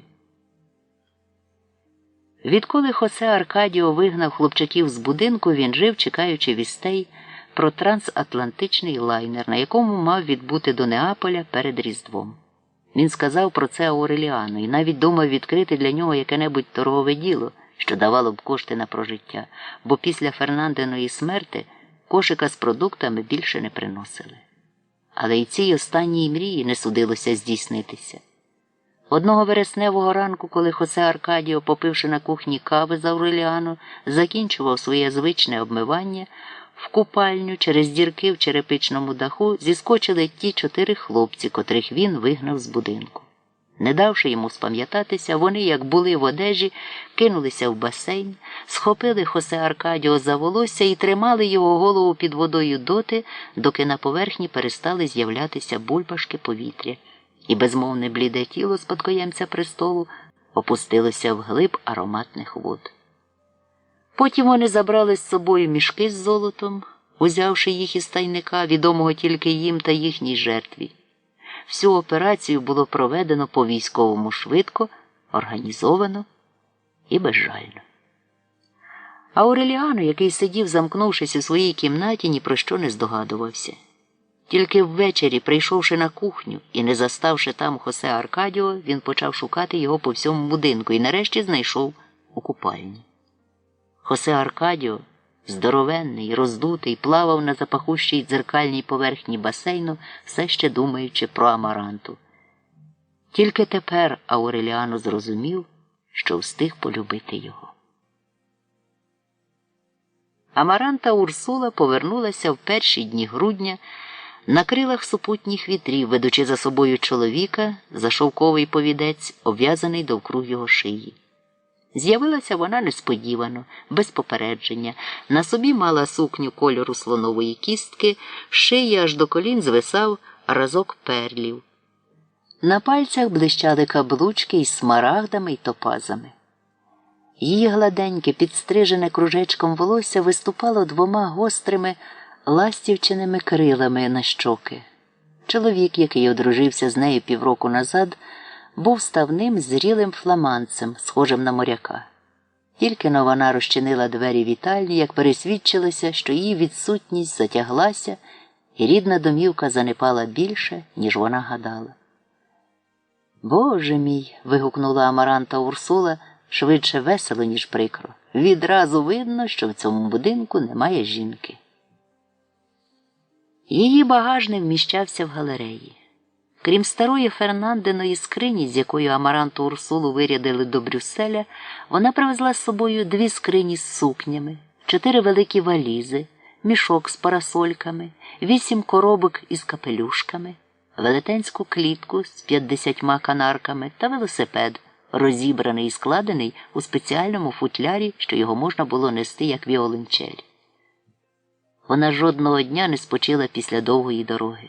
Надягла поношений полотняний комбінезон чоловіка, привезений разом з іншими речами цього автомобіліста, і узялася до наступного оновлення будинку. Порозганяла рудих мурах, які вже остаточно заволоділи галереєю, знову воскресила трояндові кущі, з корінням повиривала бур'яни, наново понасаджувала в квіткові горщики папороть, материнку та бегонії. Очолила команду столярів, слюсарів і мулярів. Вони позашпаровували тріщини в підлозі, понавішували вікна і двері, полагодили меблі, побілили будинок усередині та зовні. І вже через 3 місяці після її приїзду в ньому запанувала атмосфера молодості і веселощів епохи піаноли. Такої людини, як Амаранта Урсула, ці стіни ще не бачили. Вона у будь-якій порі і за будь-яких обставин мала чудовий настрій. Завжди була готова співати, танцювати і викидати в кошик для сміття застарілі речі та звичаї. Вона повимітала рештки похоронного причандалля і купи всякого непотребу, що накопичилося по кутках. І тільки з пошани до Урсули залишила на стіні портрет Ремедіос. «Лишень подивіться!» – кричала Амаранта Урсула, вмираючи від сміху. «Прабабуся в 14 років!»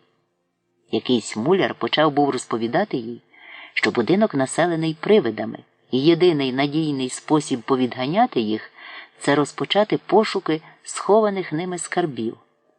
Але Амаранта Урсула між 2 вибухами сміху заявила, що не вірить у чоловічі забобони.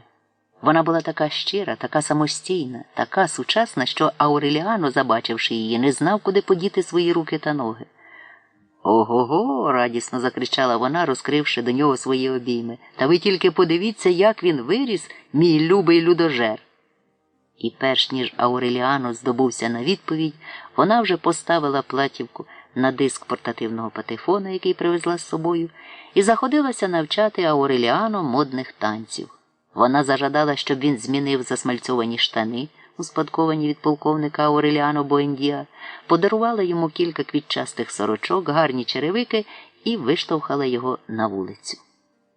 Жвава, маленька і неприборкана, як Урсула, вона своєю красою і чарівністю майже не поступалася Ремедіос Прекрасній і була обдарована рідкісним талантом вгадувати наперед моду. Останні журнали мод, які надходили поштою, постійно підтверджували, що вона не помилилася в моделях. Сама їх придумувала і сама шила на допотопній Амарантиній машинці. Вона передплачувала усі журнали мод, усі видання з мистецтва та популярної музики, що виходили в Європі, але, розгорнувши журнал або книжку, вже бачила, що все в світі ведеться так, як це їй уявлялося. Залишалося незбагненним, чому така розумна, обдарована жінка повернулася до цього мертвого містечка, засипаного пилом і пригніченого спекотою, ба навіть більше, повернулася з чоловіком, у котрого грошей злишком вистачило б на життя в будь-якій частині світу, і котрий так палко кохав її, що дозволяв водити себе на шовковому повідку. Проте дні минали, і ставало чим далі очевидніше, що Амаранта Урсула має на думці залишитися тут назавжди. Всі її плани були розраховані на довгий проміжок часу, а всі наміри зводились до того, щоб забезпечити собі зручне життя і спокійну старість у Макондо. Клітка з канарками свідчила, що її рішення не було раптовим.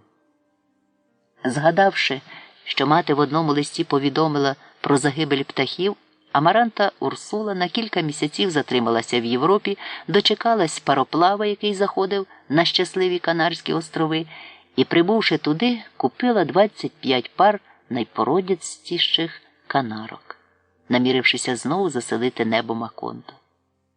З усіх її невдалих задумів це був найневдаліший. У міру того, як канарки давали потомство, Амаранта Урсула випускала їх одну за одною, та досить було птахам відчути себе на волі, як вони відразу летіли геть з міста. Даремно намагалася вона спокусити їх кліткою, спорудженою на Урсулине замовлення ще в дні першої перебудови будинку. Даремно лаштувала їм гнізда з клоччя серед гілок мигдалевих дерев, посипала дахи канарковим сім'ям і всіляко спонукала до співу птахів, які позалишалися в неволі, щоб вони своїм щебетанням переконали дезертирів повернутися. Все одно, випущені на волю птахи, стрімко злітали в небо і робили над містом коло тільки для того, щоб визначити, в якій стороні світу лежать Канарські острови. Минув рік від дня повернення Амаранти Урсули. За цей час їй не вдалося ні заприятелювати з жителями Макондо, ні влаштувати яке-небудь свято, але вона все ще не втрачала надії вдихнути життя в цих людей, переслідуваних нещастями. Гастон, її чоловік, намагався не суперечити своїй дружині, хоч іще в той смертельно жаркий полудень, коли вони висіли з поїзда в Макондо, він зрозумів, що її рішення повернутися викликане неясною тугою за батьківщиною. Переконаний, що дійсність розвіє цю тугу, він навіть не став складати велосипеда, а цілісінькі дні копався в купах павутиння, обметеного зі стін мулярами, вишукуючи в них найгарніші павучі яйця. Відтак розколупував їх нігтем і терпляче розглядав у лупу дрібнесеньких павучків, що вибігали звідти. Потім йому спало на думку, що Амаранта Урсула продовжує свої реформи тому, що не хоче визнати краху ілюзій. І він склав свій чудовий велосипед, де переднє колесо було набагато більше, ніж заднє, і присвятив своє дозвілля тому, що ловив та засушував місцевих комах, що їх потім посилав у слоїках з-під варення до Лєцького університету старому професорові природничої історії, під чиїм керівництвом він колись досить серйозно вивчав ентомологію, хоч основним його покликанням завжди була авіація. Перед виїздом на велосипеді Гастон убирався в трико акробата, панчохи музиканта і кепку детектива. Виряджаючись на прогулянку пішки, він надягав бездоганно чистий полотняний костюм, білі черевики, шовкову краватку, капелюха канотьє і брав у руки нову тростинку. Гастон мав вицвілі очі, що робили його ще більше схожим на моряка, та вусики, руді, як біляче хутро. Хоча він був старший за Амаранту Урсулу щонайменше років на 15, але його юнацькі звички, постійна готовність служити своїй дружині та чудові чоловічі достоїнства згладжували різницю в літах. Ті, що бачили цього 40-річного чоловіка зі стриманими манерами, чоловіка, який мав повідець на шиї та їздив на цирковому велосипеді, і подумати не могли, що він уклав зі своєю юною подругою пакт про безвідмовне кохання, і що вони обоє віддавалися взаємному потягові в зовсім непідходящих для цього місцях, хоч би де захопив їх порив бажання. Так поводилися вони з перших днів знайомства, і ту їхню пристрасть поглиблювали та збагачували час і чим далі незвичайніші життєві обставини. Гастон був не лише завзятим коханцем, наділеним невичерпною уявою і глибоко ерудованим у науці кохання, але й єдиним чоловіком в історії, який наважився посадити літак просто на всіяну фіалками луку, мало не вколошкавши себе і свою наречену тільки тому, що їм забаглося покохатися саме серед цієї квітучої луки. Вони познайомилися за 3 роки до весілля, коли Гастон виписував піруети на спортивному біплані над коледжем, де навчалась Амаранта Урсула, і щоб не налетіти на флагшток, різко звернув у бік. Примітивна конструкція з парусини та алюмінію зачепилась хвостом за електричні дроти і зависла в повітрі. Від того дня Гастон, незважаючи на свою ногу в гіпсі, щосуботи заїжджав по Амаранту Урсулу в пансіон до черниць і, користуючись тим, що розпорядок дня в пансіоні був зовсім не такий суворий, як би того хотілося Фернанді, забирав дівчину і віз її до свого спортивного клубу. Їхнє кохання почалося в недільному повітрі Ландів на висоті 500 метрів. І в міру того, як речі на землі зменшувались у розмірах, вони відчували, що взаєморозуміння стає чим далі повнішим. Вона розповідала йому про Макондо, як про найпрекрасніше і найбільш мирне місто на світі. Про велетенський будинок, що пахне материнкою, де вона хотіла жити до старости з вірним чоловіком, 2 неслухняними синами, якби їх звали Родріго і Гонсало, а не Ауреліано і Хосе Аркадіо, та дочкою наймення Віргінія, і ні в якому разі не Ремедіос. Вона з такою пристрасною наполегливістю зроджувала в пам'яті образ рідного міста, прикрашений тугою за батьківщиною, що Гастон зрештою зрозумів. Дівчина не погодиться піти за нього, якщо він не поїде з нею до Макондо. Він не заперечував доступ так само, як потім охоче надяг на шию повідець, вважаючи це тимчасовою забаганкою, якій до певного часу краще не перечити. Але проживши з чоловіком у Макондо 2 роки, Амаранта Урсула залишалася така сама щаслива, як і першого дня, отож Гастон почав виявляти ознаки занепокоєння. Він уже позасушував усіх комах, яких тільки можна було засушити у Макондо, навчився розмовляти іспанською, як місцевий уродженець, і повідгадував усі кросворди в журналах, що надходили поштою.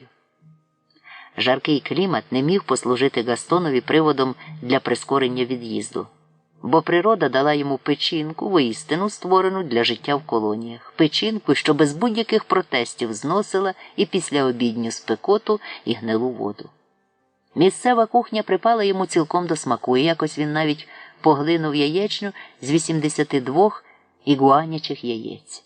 А для Амаранти Урсули поїзд привозив рибу та устриць в ящиках з льодом, бляшанки з консервованим м'ясом і компотами, бо ж іншої їжі вона споживати не могла. Амаранта Урсула і далі одягалася за європейською модою. Вона передплачувала журнали мод, хоча їй нікуди було вийти і нікому зробити візит. А Гастонові в цих широтах уже забракло бадьорості духу, щоб належним чином оцінити коротенькі спіднички, надягнуті на баки фетрові капелюшки та намиста в 7 разків. Її таємниця, очевидячки, полягала в тому, що вона завжди вміла знайти собі якусь роботу і сама вирішувала різні домашні проблеми, які сама ж і створювала. Сама робила помилки, а назавтра сама їх і виправляла, і то з таким згубним заповзяттям, що Фернанда неодмінно подумала б про спадкову ваду переливання з пустого в порожнє. Її життєрадісність хлюпала через вінця. І щоразу, коли надходили нові платівки, вона затримувала чоловіка в вітальні і разом з ним до пізньої ночі розучувала нові танці. Їхні описи з доданими рисунками надсилали їй давні подруги по коледжу. Уроки танців, звичайно, закінчувалися любовними втіхами.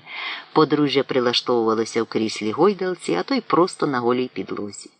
Амаранті Урсулі для повного щастя бракувало тільки дітей. Але вона дотримувала угоди з чоловіком не мати їх, аж поки не минуть 5 років подружнього життя. Щоб якось змарнувати час, Гастон уранці, звичайно, заходив до Мелькіадесової кімнати побесідувати з Уерліано. Йому подобалося згадувати найглухіші закутки своєї батьківщини, яку Ауреліано знав у всіх подробицях, немов би прожив там багато років. На запитання, звідки Ауреліано взяв ці відомості, відсутні навіть в енциклопедії, Гастон діставав ту саму відповідь, що й Хосе Аркадіо – дізнатися можна про все. Крім санскриту, Ауреліано опанував англійську та французьку мови, а також здобув початкові знання з латинської та грецької. Тепер, коли він щовечора почав виходити з дому, і Амаранта Урсула виділила йому тижневу суму на кишенькові витрати, Мелькіадесова кімната стала скидатися на філіал книгарні вченого каталонця. Ауреліано жадібно читав, допізно засиджуючись над книжками. Проте, слухаючи його міркування про прочитане, Гастон подумав, що, читаючи книжки, Ауреліано не прагне збагатити свої знання, а тільки шукає підтвердження вже відомих йому істин. Найбільше в світі його цікавили пергаменти, і їм він присвячував найплідніші ранкові години. Гастон з Амарантою охоче ввели б Ауреліано в своє родинне коло, та він тримався осібно, був огорнутий таїною, як хмарою, яка з плином часу робилася тільки густішою. Всі спроби Гастона заприятелювати з ним зазнали невдачі, і фламандцеві довелося шукати інших можливостей вбивати час. Саме тоді йому й спало на думку організувати службу авіапошти. Ідея була не нова. Нею він захопився ще задовго до того, як познайомився з Амарантою Урсулою, але тоді він хотів налагодити авіапоштовий зв'язок з бельгійським Конго, де його родина вклала капітал у виробництво пальмової олії. Одруження і рішення провести кілька місяців у Макондо, щоб догодити дружині, примусили Гастона відкласти здійснення своїх задумів. Проте, коли він побачив, що Амаранта Урсула взялася організовувати товариства задля благоустрою міста і тільки сміється з його спроб завести розмову про повернення до Європи, то зрозумів, що у Макондо доведеться осісти надовго, і став поновлювати зв'язки зі своїми компаньйонами в Брюсселі, про яких він майже забув. Хіба не однаково, де бути першовідкривачем – в Африці чи в басейні Карибського моря? Поки тривало листування, Гастон розчистив для приземлення літаків майданчик на колишніх зачарованих землях, які в той час мали вигляд пустирища, засипаного битим гравієм, вивчив географію узбережжя та напрямок панівних вітрів і вибрав найзручніші траси польотів. При цьому він і не здогадувався, що його діяльність дуже схожа на діяльність містера Герберта. Збудила в серцях жителів Макондо небезпечну підозру. Вони думали, що Гастон насправді збирається саджати банани і тільки прикриває свій намір теревенями про авіапошту. Натхненний щасливим задумом, який попри все інше міг послужити виправданням рішення назавжди поселитися в Макондо, фламандець кілька разів побував у столиці провінції, робив візити властям, одержав ліцензії та попідписував контракти на виняткове право. Водночас він і далі підтримував листування зі своїми компаньйонами в Брюсселі, яке нагадувало Фернандине листування з невидимими цілителями, і зрештою переконав їх вислати морем перший аероплан разом із досвідченим механіком, котрий складе апарат у найближчому від Макондо порту і перелетить на ньому до міста. Через рік після перших вимірів і метеорологічних прогнозів Гастон, сповнений віри в неодноразово підтверджені обіцянки своїх компаньйонів, набув звичку, вичікуючи появи аероплана, блукати вулицями, поглядати на небо та дослухатись до шуму бризу. Хоч сама Амаранта Урсула і не зауважувала цього, її повернення внесло докорінні зміни в життя Ауреліано. Після смерті Хосе Аркадіо він став завсідником книгарні каталонця. Свобода, яку мав Ауреліано, та надмір вільного часу пробудили в ньому певний інтерес до міста, і він почав вивчати Макондо, нічому не дивуючись. Він швендяв курними, безлюдними вулицями, обстежував радше з наукової, аніж із людської цікавості, руїни будинків, металеві сітки на вікнах, переїдені іржею і попроривані птахами, що гинули від спеки, розглядав людей, пригнічених тягарем спогадів. З допомогою уяви намагався відновити колишню пишність міста і бананової компанії. Її висохлий плавальний басейн був тепер ущерть забитий зотлілими чоловічими черевиками та жіночими туфельками. А серед її зруйнованих, зарослих бур'янами котеджів Ауреліано знайшов кістяк німецької вівчарки, все ще припнутої сталевим ланцюгом до кільця, і телефон, що дзвонив, дзвонив і дзвонив. Зрештою, Ауреліано зняв слухавку, почув далекий і занепокоєний жіночий голос, який питав по-англійськи, і відповів: «Так, страйк скінчився. 3000 трупів скинуто в море. Бананова компанія виїхала, і в Макондо після багатьох років нарешті запанував спокій». Отак, гуляючи, він зайшов у великий квартал будинків розпусти, де колись пачками спалювано кредитки з єдиною метою – пожвавити Кумбіамбу. Нині квартал являв собою лабіринт найсумніших і найжалюгідніших вулиць міста. Там подекуди ще світилися червоні ліхтарі, однак танцювальні салони, прикрашені лахміттям зітлілих гірлянд, були порожні, а худі й товсті вдови, які ніколи не мали чоловіків, французькі прабабусі та вавилонські матріархині все ще сиділи і чекали біля грамофонів Віктрол.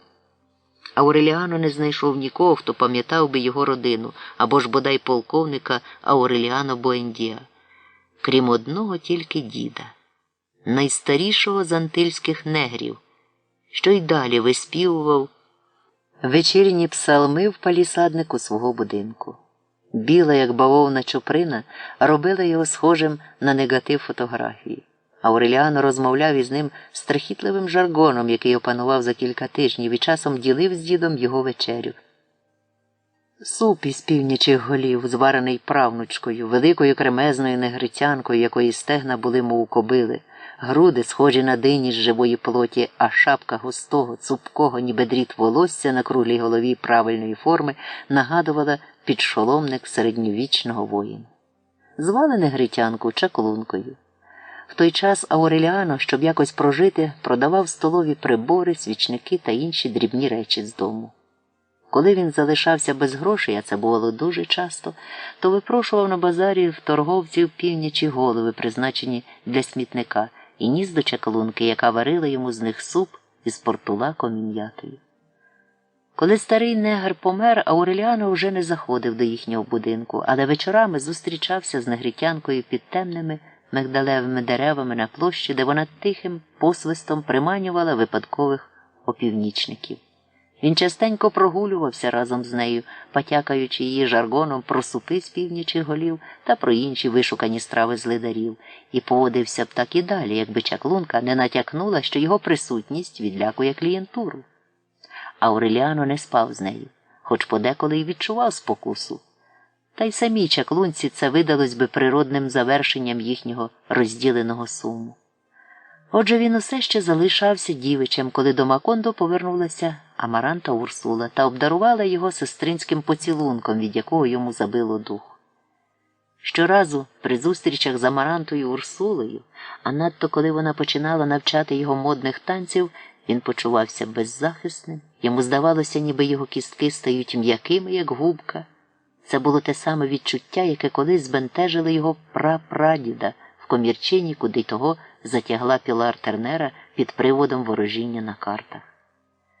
Намагаючись заглушити свої муки, Ауреліано з головою поринув у пергаменти і став ухилятися від невинних пестощів своєї тітки, які отруювали йому ночі флюїдами страждань.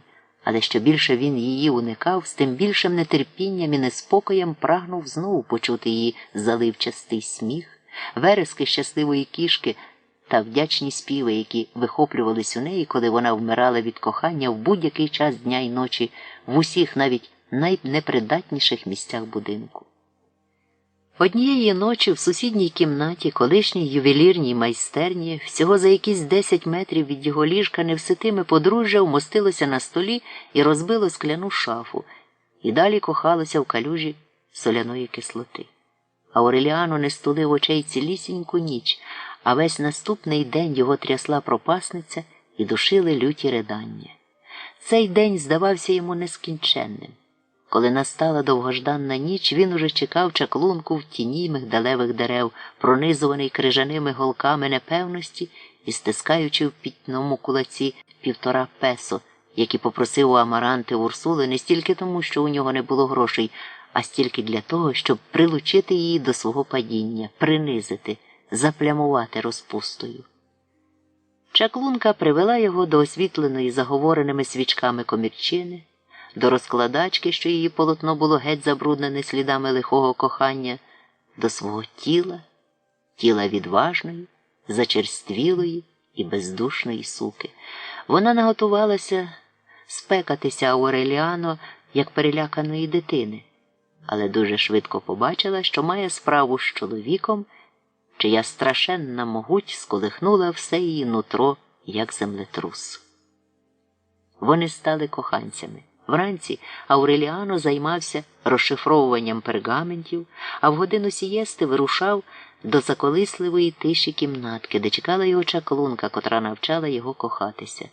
Спершу, як це роблять черви, потім, як слимаки, і врешті, як креветки. І припиняла навчання лише тоді, коли наставав час іти на пошуки заблудлих клієнтів. Минуло кілька тижнів, перш ніж Ауреліано помітив, що чаклунка носить на талії обруч, зроблений з чогось схожого на струну для віолончелі, твердий, як сталь, і без кінців, бо з ним вона народилася і виросла. Майже завжди в перервах між любовними втіхами коханці підкріплялися якимсь наїдком, сидячи голі на ліжку серед дурманної спекоти, а над ними, мов денні зорі, сяяли дірки, проїдені іржею в цинковому даху. У чаклунки вперше завівся постійний чоловік, свій полюбовник, як вона казала, вмираючи від сміху. У неї навіть зародилися в серці якісь сподівання. Але невдовзі Ауреліано відкрив їй таємницю своєї пристрасті до Амаранти Урсули. Пристрасті, від якої йому так і не вдалося вилікуватися в обіймах іншої жінки. Навпаки, муки робилися для нього чим далі нестерпнішими в міру того, як досвід розширював його любовні обрії. Після цієї сповіді чаклунка і далі приймала Ауреліано так само палко, як і доти, але тепер беззастережно вимагала з нього плату за свої послуги. А коли він не мав грошей, збільшувала його рахунок, який вела на стіні за дверима, і то не цифрами, а рисочками, проведеними нігтем великого пальця. Коли спадали сутінки, чаклунка виряджалася гуляти туди і сюди по темних закутках площі, а Ауреліано йшов додому. В галереї він, як сторонній, вітався з Амарантою Урсулою і Гастоном. Саме в цю пору вони, звичайно, готувалися вечеряти. І знову замикався в своїй кімнаті, де не міг ні читати, ні писати, ані навіть думати через болісне хвилювання, яке в нього викликали сміх, шепотіння, вступне вовтуження і агонія насолоди, що наповнювали будинок уночі. Таке було його життя за 2 роки до того, як Гастон почав дожидати аероплана. І воно все ще не змінилося на той час, коли Ауреліано, зайшовши до крамниці вченого каталонця, побачив там 4 молодих базік, що вели запальну суперечку про способи знищення тарганів у середні віки. Старий книгар, знаючи пристрасть Ауреліано до книжок, які перечитав хіба що Беда Вельмишановний, не без батьківського лукавства підбив його виступити арбітром у цій ученій полеміці. Ауреліано миттю пояснив, що таргани – найстародавніша на землі крилата комаха, і вже в Старому Завіті згадується, що їх б'ють капцями, однак проти цих комах усі засоби знищення виявились недієвими. Від посипання бурою з кибочок помідора і аж до борошна з цукром. 1600 відомих науці видів тарганів з давніх давен переслідують вперто і нещадно. За всю свою історію люди не нападали так люто на жодне створіння інше, включаючи самих себе, і сказати правду, потяг знищувати тарганів слід було віднести до таких притаманних людині інстинктів, як розмноження, причому інстинкт таргановбивства непереборніший і виражений набагато чіткіше. Якщо досі тарганам удавалося уникнути повного винищення, то це тільки тому, що вони ховалися по темних кутках і завдяки цьому ставали недосяжними для людини, від народження наділеної страхом перед темрявою, Однак при яскравому полуденному світлі вони знов робились уразливими. Отже, єдиний надійний спосіб знищення тарганів і в середні віки, і в наш час, і на віки вічні – це осліплення їх сонячним світлом. Цей сповнений фаталізму та енциклопедичної мудрості виступ дав початок міцній дружбі.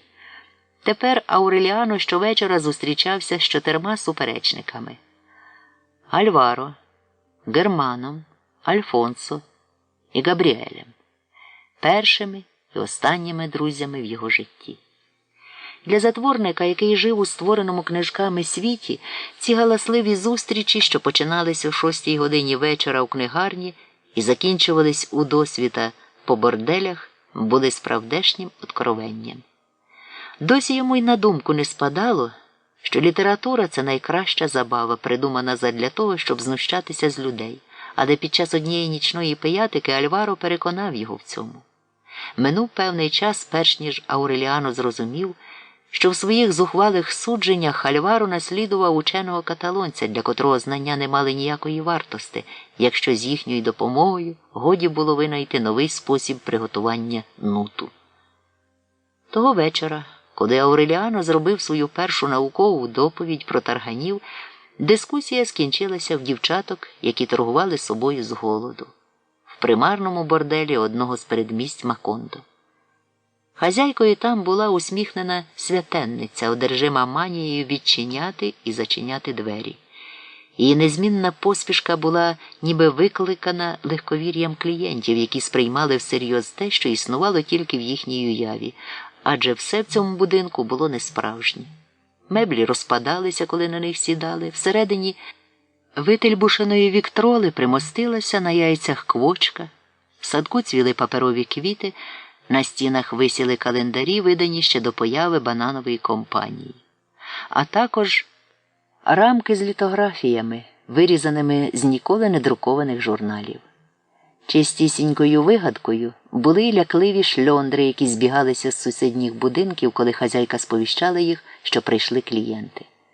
Вони заходили, не вітаючись, у сукенках із тканини, де колись років 5 тому були квіточки. Скидали їх із тією ж простодушністю, з якою доти надягали, а в пароксизмі пристрасті вигукували: «Ой, гляньте-но, як обвалюється стеля». Одержавши свій песо і 50 центаво, вони миттю витрачали їх на бутерброди з сиром, який купували у хазяйки, а та більше, ніж будь-коли, розпливалася в усмішці. Адже тільки вона знала, що цей бутерброд так само не справжній. Для Ауреліано, чий світ у той час починався з пергаментів Мелькіадеса і закінчувався ліжком чаклунки, цей примарний бордельчик став радикальними ліками від несміливості. Спочатку він ніяк не міг звершити справу як слід, бо хазяйка мала звичку заходити до кімнати в найвідповідальнішу мить і висловлювати різні зауваження щодо достоїнств головних дійових осіб. Але поступово він так призвичаївся до цих життєвих дрібниць, що однієї ночі, найбезглуздішої з усіх ночей, роздягся в маленькій залі, яка правила за приймальню, і голяка обіг навколо будинку, балансуючи пляшкою з пивом на своєму чоловічому причандалі. Це Ауреліано ввів у моду всілякі витівки, які хазяйка закладу зустрічала своєю звичною посмішкою, не заперечуючи проти них, але й не вірячи в них.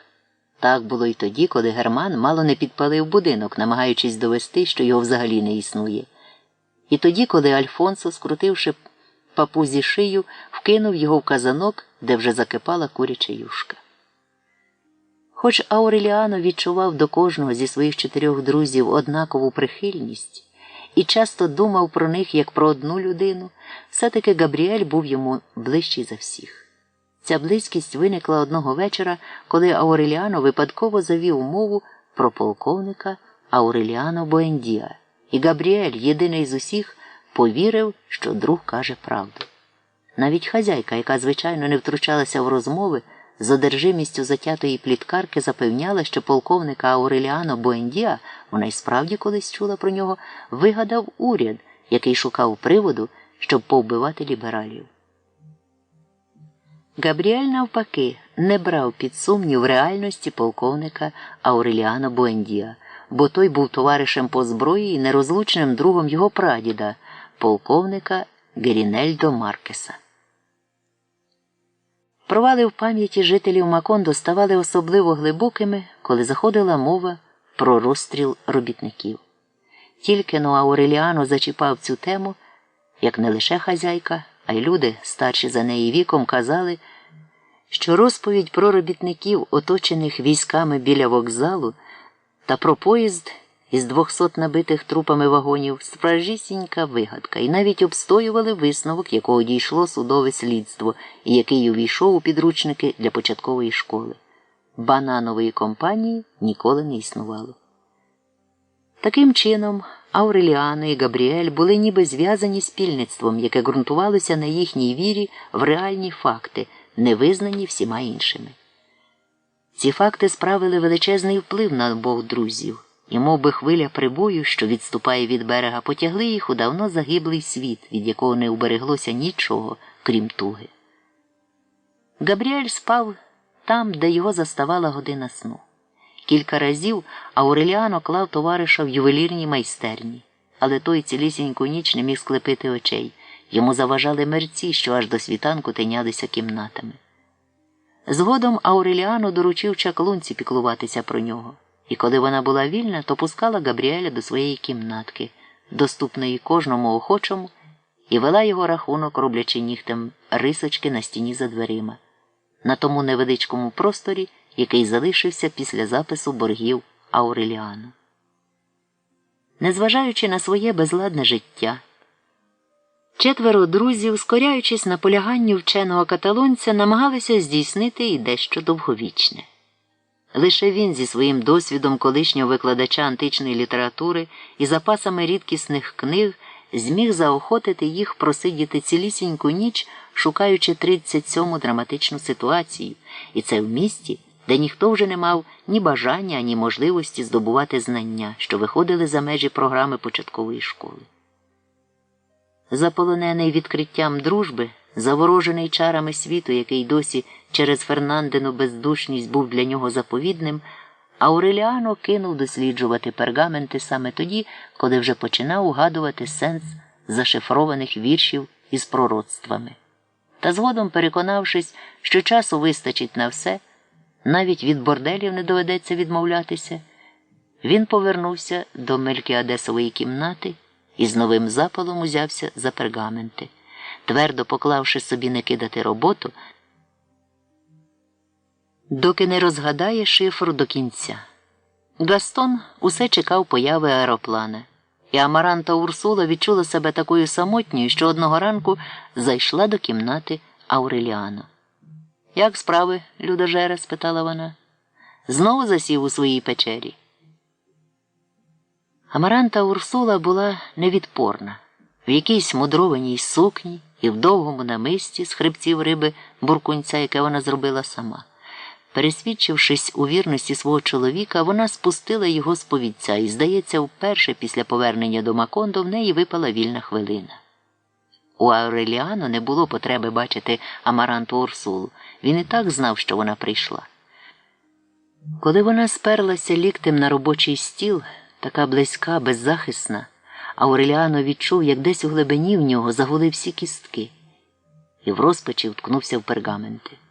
Пересилюючи хвилювання, він гарячково чіплявся за свій голос, який щезав кудись, за життя, яке поривалося залишити його, за пам'ять, яка нараз перетворилася в скам'янілого поліпа, і почав розповідати Амаранті Урсулі про священне призначення санскриту, про наукові можливості передбачувати майбутнє, що просвічує крізь товщу часу, як ото літері зі зворотного боку паперу, коли дивитися проти світла, про потребу зашифрувати пророцтва, щоб вони не знищили самі себе, і про віки Нострадамуса, і про загибель Кантабрії, що провістив святий Мільян. Невдовзі, не уриваючи своєї лекції і спонукуваний потягом, який дрімав у його серці від дня народження, Ауреліано накрив долонею руку Амаранти Урсули, гадаючи, що ця рішуча дія покладе край його збентеженню. Однак Амаранта Урсула з безневинною ласкою ухопила юнака за палець, як часто робила це в дитинстві, і трималася за нього весь час, поки Ауреліано відповідав на її запитання. Так вони і залишалися, з'єднані холодним, як лід, вказівним пальцем, що не передавав ніяких відчуттів ні в тому, ні в зворотному напрямку. Потім Амаранта Урсула враз отямилася від свого миттєвого заціпеніння і ляснула себе по лобі. «Мурахи!» – вигукнула вона. Вмить забувши про пергаменти, вона поквапилася до дверей своєю танцюючою ходою і звідти послала Ауреліано кінчиками пальців повітряний поцілунок, достоту такий, яким попрощалася зі своїм батьком, коли її виряджали до Брюсселя. «Поясниш мені потім», – сказала Амаранта. «Я геть забула, що сьогодні треба залити вапном мурашники». Вона час від часу навідувалася до нього, коли мала справи в цій частині будинку, і затримувалася в кімнаті на кілька хвилин, поки чоловік далі уважно оглядав небо. Введений в оману такою переміною, Ауреліано знову почав обідати вдома, від чого він відмовився уже в перші місяці після повернення Амаранти Урсули. Гастонові його товариство припало до душі. Під час розмов за столом, які нерідко тривали понад годину, він скаржився Ауреліано на своїх компаньйонів. Мабуть, вони дурять його? Уже давно повідомили, буцімто відправили аероплан морем, а судно все не приходить. І, як запевняє морське агентство, ніколи й не прийде, бо не числиться в корабельних реєстрах портів Карибського моря. Але компаньйони запевняють, ніби відправили аероплан і навіть натякали на те, що це, може, Гастон їх дурить. Взаємна недовіра зробилася нарешті такою глибокою, що фламандець визнав за краще припинити листування і став подумувати, чи не варто йому з'їздити на кілька днів до Брюсселя, з'ясувати все на місці і повернутися назад за аеропланом. Однак його задум пішов на нівець. Щойно Амаранта Урсула підтвердила своє давнє рішення ні в якому разі не виїжджати з Макондо, коли навіть через це доведеться розлучитися з чоловіком. Спершу Ауреліано поділяв думку, яка склалася в Макондо, що Гастон просто дурень на велосипеді, і почував до нього невиразне почуття жалості. Згодом, глибше пізнавши в борделях чоловічу натуру, він почав пояснювати подружню покору фламандця його шаленою пристрастю. Але спізнавши Гастона краще, Ауреліано зауважив суперечність між його справжньою вдачею та показним смиренням і затаїв підозру, що всі вчинки того, навіть чекання аероплана, просто добре розіграний фарс. Тоді він і подумав, що Гастон не такий уже й дурний, як здається, а навпаки, це чоловік великої твердости, надзвичайної хитрости і невичерпного терпіння, який вирішив узяти гору над дружиною, стомивши її своїми вічними поступками, своєю нездатністю сказати бодай раз «ні», своєю вдаваною безмежною покірністю, надавши їй можливість заплутуватись у її ж власному павутинні до того дня, коли їй зрештою стане несила терпіти далі нудьгу, породжувану ілюзіями, які завжди на похваті, і вона сама запакує валізи, щоб повернутися до Європи. Після цього колишня жалість до фламандця перетворилася в душі Ауреліано на люту ненависть. Гастонів метод видався йому таким підлим і водночас таким дієвим, що він наважився застерегти Амаранту Урсулу. Але та тільки посміялася з його підозріливості, нічим не показавши перед ним, який важкий тягар кохання, непевності і ревнощів носить вона в своєму серці. Їй не спадало на думку, що ставлення Ауреліано до неї – це щось більше, ніж звичайна братня приязнь. Не спадало аж до того дня, коли, розкриваючи бляшанку консервованих персиків, вона порізала собі пальця, і Ауреліано кинувся висмоктувати її крові з такою жадібністю і відданістю, аж її пройняв дрож. «Ауреліано», – силовано засміялася вона, – «ти надто вже захоплюєшся, із тебе вийшов би непоганий вампір». І тоді Ауреліано прорвало. Безпорадно цілуючи долоню пораненої руки, він розкрив найпотаємніші закутки свого серця, витягши звідти нескінченно довгого, розбухлого черв'яка, страшного паразита, вигодованого його стражданням. Розповів Амаранті Урсулі, як вставав серед ночі і ридав від розпачу та люті, уткнувшись обличчям в інтимні речі її туалету, які вона вішала сушити в купальні. Розповів, з якою тугою благав чалклунку верещати, як кішка, і, хлипаючи, бурмотіти йому на вухо «Гастоне, Гастоне, Гастоне», і з якою спритністю крав флакони з парфумами Амаранти Урсули, щоб відчувати її запах на шиях у дівчат, які продавали себе з голоду. Налякана пристрастю його звірянь, Амаранта Урсула один за одним загинала пальці, і її долоня закривалася, ніби скойка устриці, аж поки врешті-решт, позбавлена болю і всякої жалості, поранена рука перетворилася на грудку смарагдів, топазів і твердих, як камінь, нечутливих кісток. «Тварюка!» – ніби виплюнула вона. «Першим же пароплавом я відпливаю до Бельгії». Якось Альваро зайшов до крамниці вченого каталонця, голосно прославляючи свою нову знахідку – зоологічний бордель. Він називався «Золотий хлопчик». Це був велетенський салон просто неба, де гуляло на волі щонайменше 200 водяних бугаїв, відзначаючи час своїм гучним, схожим на бичаче ревіння криком.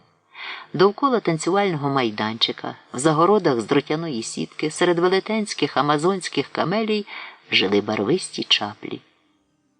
Каймани, повідгодовувані, як свині, гримучі змії з 12 брязкальцями і черепаха з позолоченим панциром, що плавала й пірнала в маленькому штучному океані.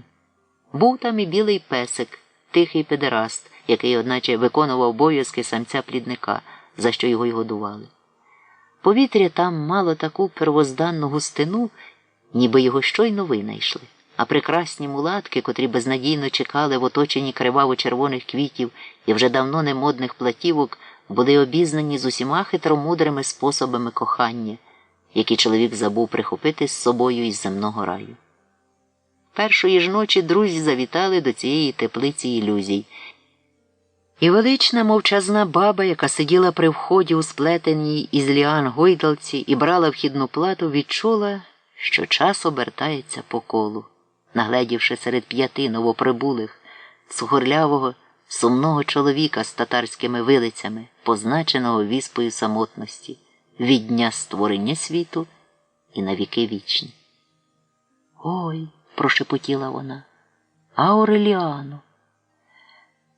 Перед нею знову постав полковник Ауреліано Буендіа, такий, яким вона побачила його при світлі лампи задовго до всіх війн, задовго до спустошливої для нього слави та розчарувань вигнання. Того далекого ранку, коли він зайшов до її спальні, щоб віддати перший у своєму житті наказ – кохатися з ним. Це була Пілар Тернера. Доживши до 145 літ, вона відмовилася від згубного звичаю вести рахунок своїх років і стала жити у відокремленому, як глуха вуличка, нерухомому часі спогадів, де майбутнє було безпомилково провіщене і установлене раз і назавжди. Осторонь від того хисткого майбутнього, яке ґрунтувалося на ненадійних припущеннях та здогадах карт. Завдяки цій зустрічі Ауреліано здобув притулок у ніжності і співчутливому розумінні доти невідомої йому прапрабаби. Похитуючись у плетеній гойдалці, вона згадувала колишню могуть і падіння роду Буендіа та зрівняну з землею пишноту Макондо. Тим часом Альваро вибухами свого реготу полохав кайманів, Альфонсо придумував криваву історію про те, як водяні бугаї минулого тижня повиймали очі 4 клієнтам, що поводилися не так, як належить. А Габріель втішався в кімнаті задумливої мулатки, яка брала плату не грошима, а листами до свого нареченого контрабандиста, ув'язненого в тюрмі по той бік Оріноко, тому що прикордонники напоїли його проносним і посадовили на горщик, а він навернув повен горщик лайна з діамантами. Оцей справдешній, непримарний бордель з його по-материнському дбайливою хазяйкою і був саме тим світом, про який Ауреліано мріяв під час свого довготривалого затворництва. Тут йому було так добре, що він і подумати не міг про інший притулок того вечора, коли Амаранта Урсула розбила на друзки його мрії. Він прагнув полегшити душу словами, хотів, щоб хто-небудь послабив вузли, які стягували йому груди, але зміг тільки залитися щедрими, гарячими і підкріплюючими слізьми, уткнувшись обличчям у пелену Пілар Тернери. Перебираючи його волосся кінчиками пальців, вона чекала, поки він заспокоїться. І хоч Ауреліано й не признався, що плаче від кохання, вона одразу впізнала цей найдавніший в історії чоловіка плач. «Ну, годі тобі, малий», – лагідно мовила Пілар Тернера, – «а тепер скажи мені, хто вона?» Тільки но Ауреліано назвав ім'я, як Пілар Тернера засміялася грудним сміхом, отим своїм колишнім життєрадісним сміхом, який з роками зробився подібний до хрипкого туркотіння голубів. У серці людини з роду Буендіа не могло бути незбагненної для неї таємниці, бо ж карти і гласний досвід показали їй, що історія цієї родини – то ланцюг неминучих повторень, колесо в обертовому русі, яке б крутилося без кінця, коли б не чимраз більший і незворотний знос осі. «Не турбуйся», – всміхнулася Пілар Тернера, – «хоч би де вона зараз була, вона тебе чекає». О 4:45 Амаранта Урсула вийшла з купальні. Ауреліано бачив, як вона пройшла повз його кімнату, загорнувшись у халат, і з рушником, навитим, мов тюрбан на голові. Скрадаючись, похитуючись, ніби п'яний, він подався за нею і прослизнув до подружньої спальні, саме коли Амаранта Урсула розгорнула халат. Вона тут же злякано загорнула його знову і мовчки показала Ауреліану на сусідню кімнату, двері в яку були прочинені, і де, як знав Ауреліано, Гастон писав листа. «Іди геть», – сказала Амаранта Урсула самими тільки губами. Ауреліано всміхнувся, схопив її обома руками за стан, підняв, як вазон з бегоніями, і жбурнув на ліжко горілиці. Одним грубим ривком, перше ніж вона встигла перешкодити йому, він зірвав з неї сорочку, і його очам відкрилася запаморочлива, як безодня, нагота щойно вимитого тіла. А на цьому тілі не було жодної цяточки, жодної волосинки, жодної прихованої родимки, яких би Ауреліано не бачив своєю уявою серед нічного мороку. Амаранта Урсула захищалася цілком щиро, зі спритністю дикої самиці. Звиваючись усім своїм запахущим тілом, гладеньким і гнучким, як у ласки, вона намагалася відбити Ауреліано нирки коліньми і водночас впивалася йому нігтями в обличчя. Проте ні в неї, ні в нього не вирвалося й зітхання, яке відрізнялося від спокійного дихання людини, що споглядає біля відчиненого вікна тихий квітневий вечір. Це була люта боротьба, битва не на життя, а на смерть.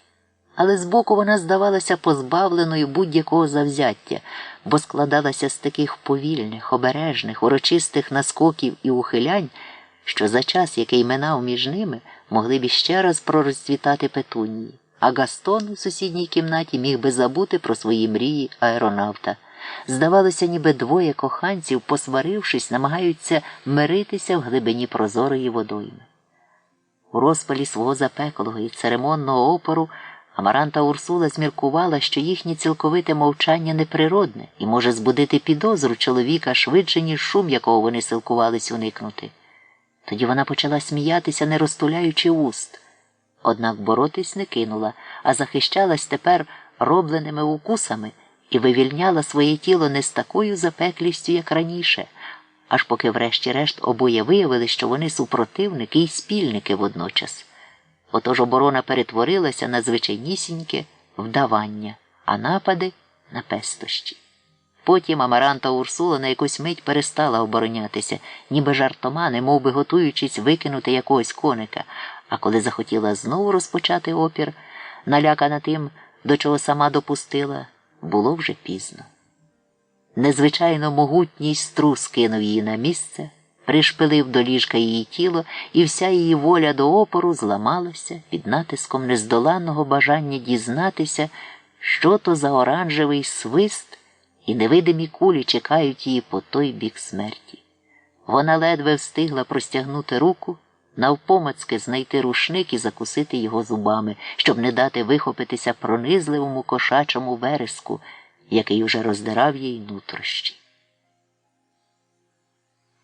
Пілар Тернера вмерла вночі під свято, в гойдалці з ліан, охороняючи вхід до свого раю. Згідно з останньою волею небіжчиці, її поховали не в труні, а просто в гойдалці, яку 8 чоловіків опустили на мотузках у величезну яму, викопану посеред танцювального майданчика. Бліді від плачу, вбрані в чорне мулатки, виконали свої чаклунські обряди і, познімавши з себе сережки, брошки та персні, покидали все у яму. Могилу закрили кам'яною плитою без імені і дат, а поверх плити насипали цілий пагорб із амазонських камелій. Потім мулатки потруїли всіх тварин і птахів, позамуровували двері та вікна цеглою і розбрелися хто куди із своїми дерев'яними скриньками, обклеєними зсередини літографіями з зображеннями святих, кольоровими малюнками з журналів і портретами недовгочасних, недосяжних і фантастичних женихів, які випорожнювалися діамантами, пожирали один одного, мов канібали, або ж були козирними королями, що мандрували морями. Це був кінець.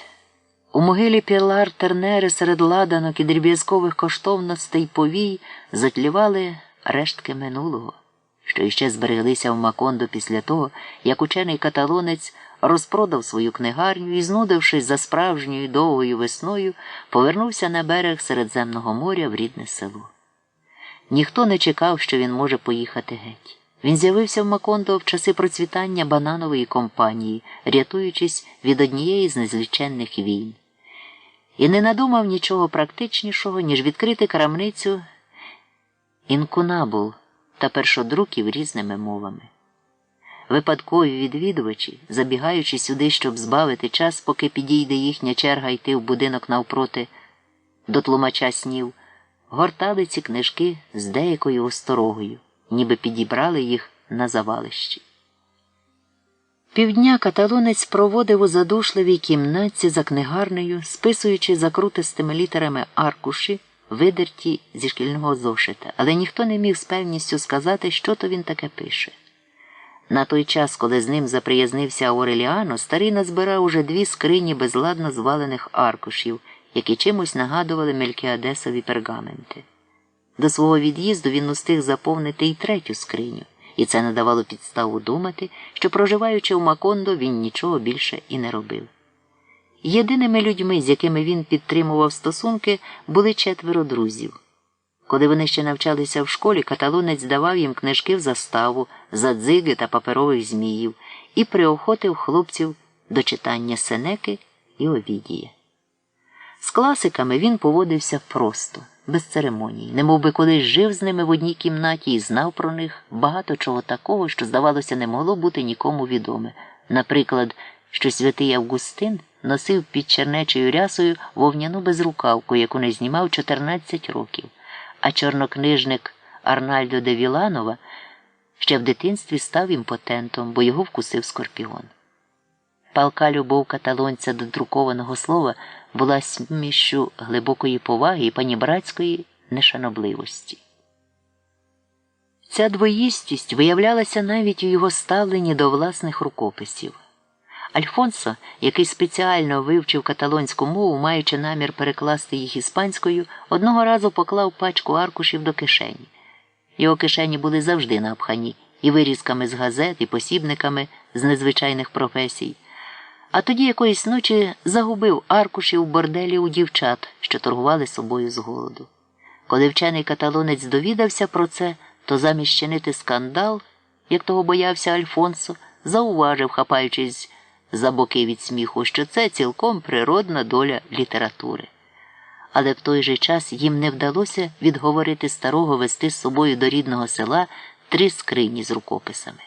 Залізничних контролерів, що вимагали здати скриню в багаж, він виявив ще карфагенською лайкою.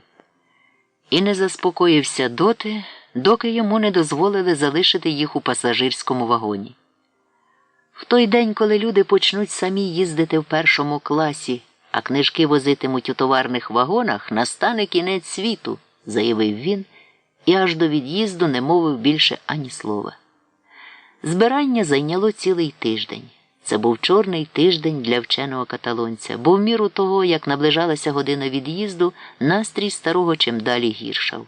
Він раз у раз забував, що мав зробити. А речі, які він клав в одному місці, несподівано опинялися в зовсім іншому, переміщені тими самими домовиками, котрі колись мучили Фернанду. Падлюки, лаявся він, срав я на 27-й пункт Лондонського синоду. Герман і Ауреліано взяли старого під опіку. Ходили коло нього, як коло дитини. Розіклали по кишенях проїзні квитки та міграційні папери. Позастібали кишені шпильками і склали докладний перелік, що він має робити від виїзду з Макондо і аж до того, як зійде в Барселоні. Та незважаючи на це, каталонець усе ж примудрився, сам того не помітивши, викинути на смітник штани з половиною всіх своїх грошей. Напередодні від'їзду, коли скрині було вже забито, а пожитки запаковано в ту саму валізу, з якої він з'явився в Макондо, старий примружив свої повіки, схожі на стулки черепашки, відтак жестом до блюзнірства, схожим на благословення, простяг руку до безладних куп тих книжок, які допомогли йому пережити розлуки з батьківщиною, і сказав своїм друзям: «А це лайно я залишу тут». Через 3 місяці хлопці одержали великий конверт, а в ньому 29 листів і 50 фотокарток, що назбиралися за дозвільний час у відкритому морі. Хоча дат каталонець не ставив, однак легко було зрозуміти послідовність, у якій він писав ці послання. Вперших він властивим йому гумором повідомляв про злигодні подорожі, про те, що відчуває велике бажання викинути за борт суперкарго, який спершу не дозволяв йому поставити скрині в каюту, про приголомшливу дурість однієї сеньори, яка жахається числа 13, не через забобон, а тому, що воно видається їй незавершеним, і про заклад, який він виграв за першою вечерею, визначивши, що вода на борту судна має смак джерел Леріди, бо відгонить нічним запахом буряків з довколишніх полів. Однак у міру того, як минали дні, життя на кораблі цікавило його все менше і менше, а кожен спогад про події у Макондо, навіть зовсім недавні й буденні, викликав тугу, і що далі відпливало судно, то більше суму навіювала йому пам'ять. Цей процес поглиблення туги за минулим був помітний і на фото. На перших знімках він виглядав щасливим у своїй інвалідській сорочці і зі своєю сніжно-білою чуприною на тлі Карибського моря, вкритого, як це звичайно буває в жовтні, баранцями. На останніх він тепер уже в темному пальті і шовковому кашне, блідий, з непритомним виглядом, стояв посеред палуби безіменного корабля з нічних кошмарів, що блукає осінніми океанами. На його листи відповідали Герман і Ауреліано. Перші місяці він писав так часто, аж друзям здавалося, ніби він зовсім поряд, ближче, ніж коли жив у Макондо, і жорстокі страждання, викликані його від'їздом, потроху стихли. Спочатку він повідомляв, що все як завше, що в його рідному домі й досі збереглася рожева морська мушля, що у копченого оселедця, покладеного на шматок м'якушки, той самий смак, а сільські джерела й далі духмяніють вечорами. Перед друзями знову лежали аркуші зі шкільного зошита, в суціль списані фіолетовими карлючками. Кожному з юнаків адресувався окремий аркуш. Та згодом, хоча сам каталонець і не помічав цього, листи, сповнені бадьорості людини, яка одужує, перетворювались на пастирські послання розчарованого. Зимовими вечорами, поки в каміні закипав казанок із супом, старий тужив за теплом своєї кімнатки біля книгарні, за сонцем, яке дзвенить у запорошеному листі мигдалевих дерев, за паровозним свистком, що вривається в сплячку сієсти. Так само, як у Макондо, тужив за казанком із супом у каміні, за вигуками вуличного торговця кавовими зернами та за перелітними весняними жайворонками. Геть замучений цими двома ностальгіями, які відбивалися одна в одній, мов двоє поставлених одне проти одного дзеркал, він утратив своє чудове чуття нереального і врешті-решт порадив друзям виїхати геть із Макондо, забути все, чого він їх навчав про світ і людське серце, плюнути на Горація і будь-де, куди б вони потрапили, завжди пам'ятати, що минуле – брехня, що для пам'яті немає доріг назад, що кожна минула весна безповоротна, і що найнестямніше і найстійкіше кохання всього тільки перебіжне почуття. Альваро перший послухався поради покинути Макондо. Він продав усе, навіть ягуара, що сидів на цепу у дворі його будинку, лякаючи перехожих, і купив собі вічного квитка на поїзд, який не мав станції призначення. У рябих від знаків оклику поштових листівках, відправлених із проміжних зупинок, Альваро описував миттєві картини, що миготіли за вікном. Здавалося, ніби він розривав на дрібні клапті і жбурляв у порожнечу забуття довженну поему скороминущості. Примарних негрів на бавовняних плантаціях Луїзіани, крилатих коней на синій траві Кентуккі, коханців греків, осяяних призахідним сонцем Арізони, дівчину в червоному светрі, яка малювала аквареллю місцевість біля озера Мічиган і помахала Альваро пензликами.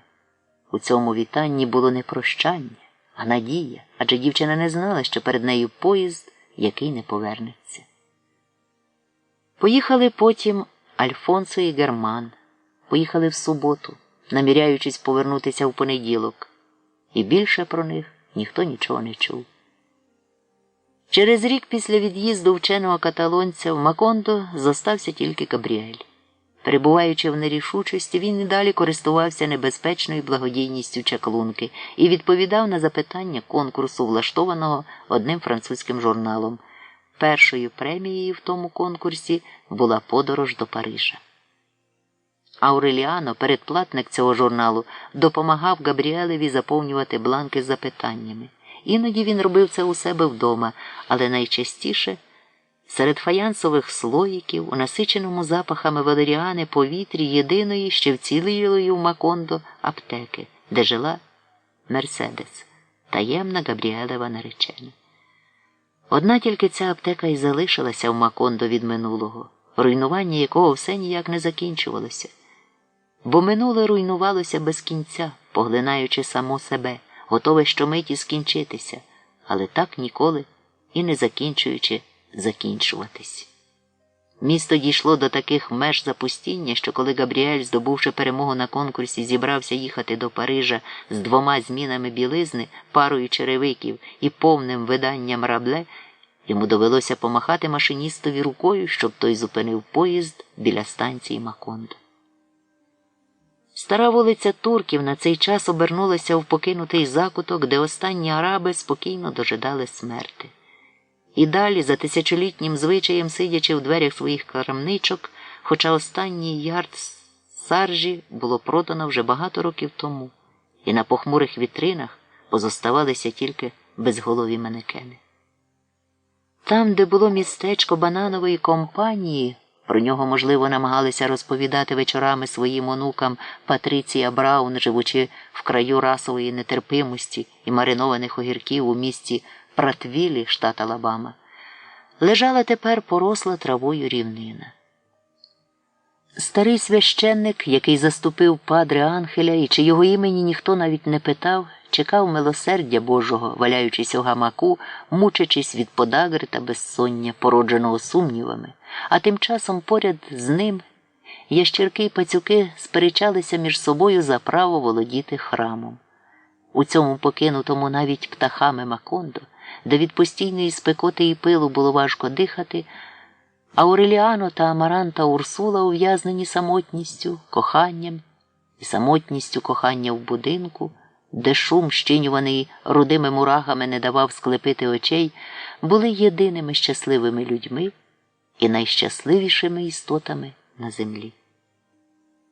Гастон повернувся до Брюсселя. Йому набридло чекати аероплана, і одного чудового дня він запакував у валізу потрібні речі та всю свою кореспонденцію і від'їхав із Макондо з наміром вернутися повітряним шляхом ще до того, як його пільгові ліцензії буде передано спільці німецьких авіаторів, що подали властям провінції ще грандіозніший проект, ніж його власний.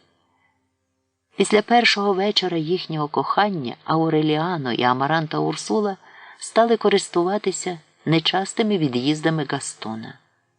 Але під час цих зустрічей, пронизаних подихом небезпеки і майже завжди уриваних несподіваними поверненнями чоловіка, їм доводилося приборкувати свої пориви. Тепер, зоставшися самі, коханці віддалися безумові довго угамованого почуття. Це була нерозсудна, згубна пристрасть, яка тримала їх у стані постійного збудження і примушувала здригатися від жаху Фернандині кістки в могилі. Кошачі верески Амаранти Урсули та її стогони лунали і о 2-й годині дня за обіднім столом, і о 2-й годині ночі в комірчині. Мені найприкріше те, сміялася вона, що ми згаяли марно стільки часу. Вона бачила, як мурахи спустошують сад, тамуючи свій доісторичний голод дерев'яними частинами будинку. Бачила, як їхня жива лава знову розливається по галереї, але геть задурманена пристрастю, Амаранта Урсула заходилася винищувати їх тільки після того, як вони з'явилися в її спальні.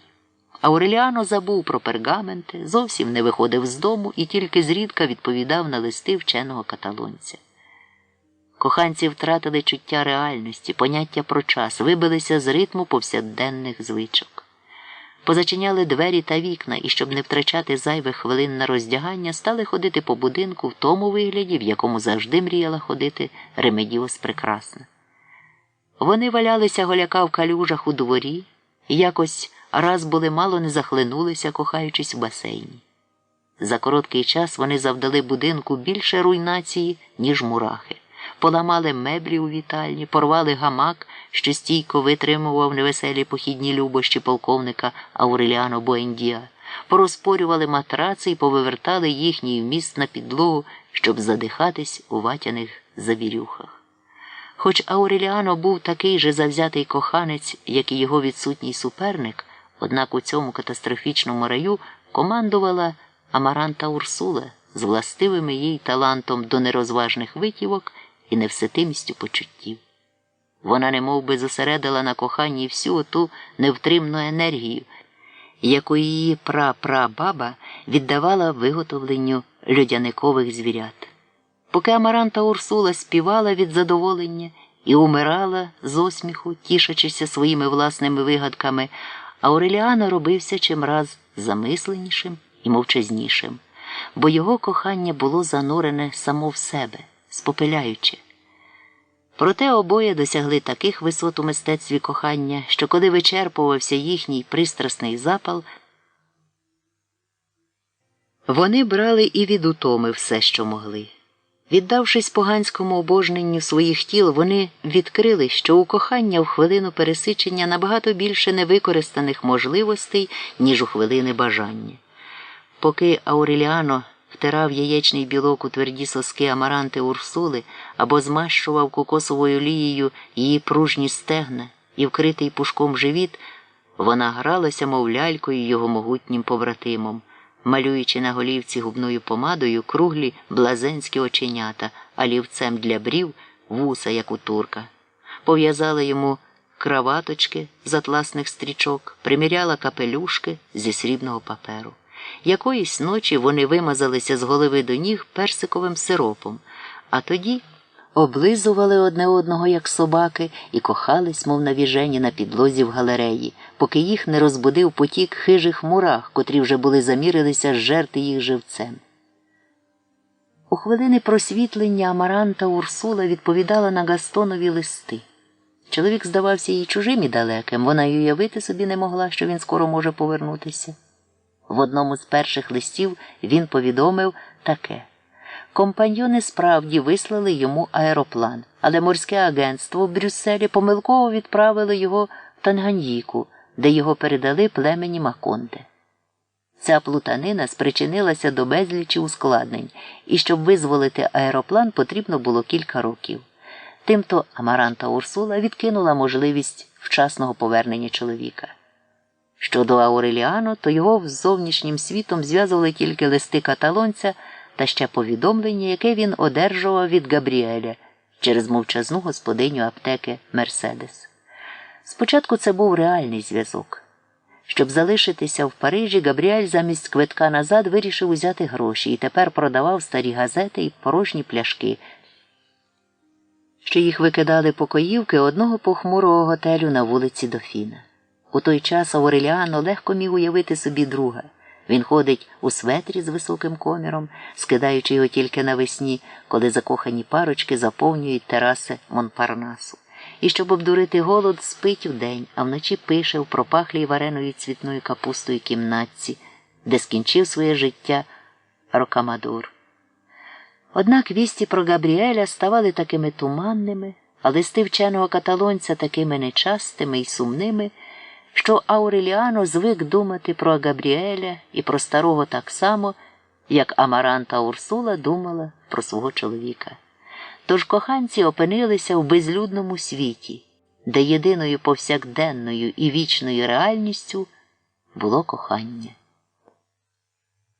Зненацька в оте царство щасливої несвідомості, як гарматний постріл, вдерлася звістка від Гастона про те, що він невдовзі має повернутися.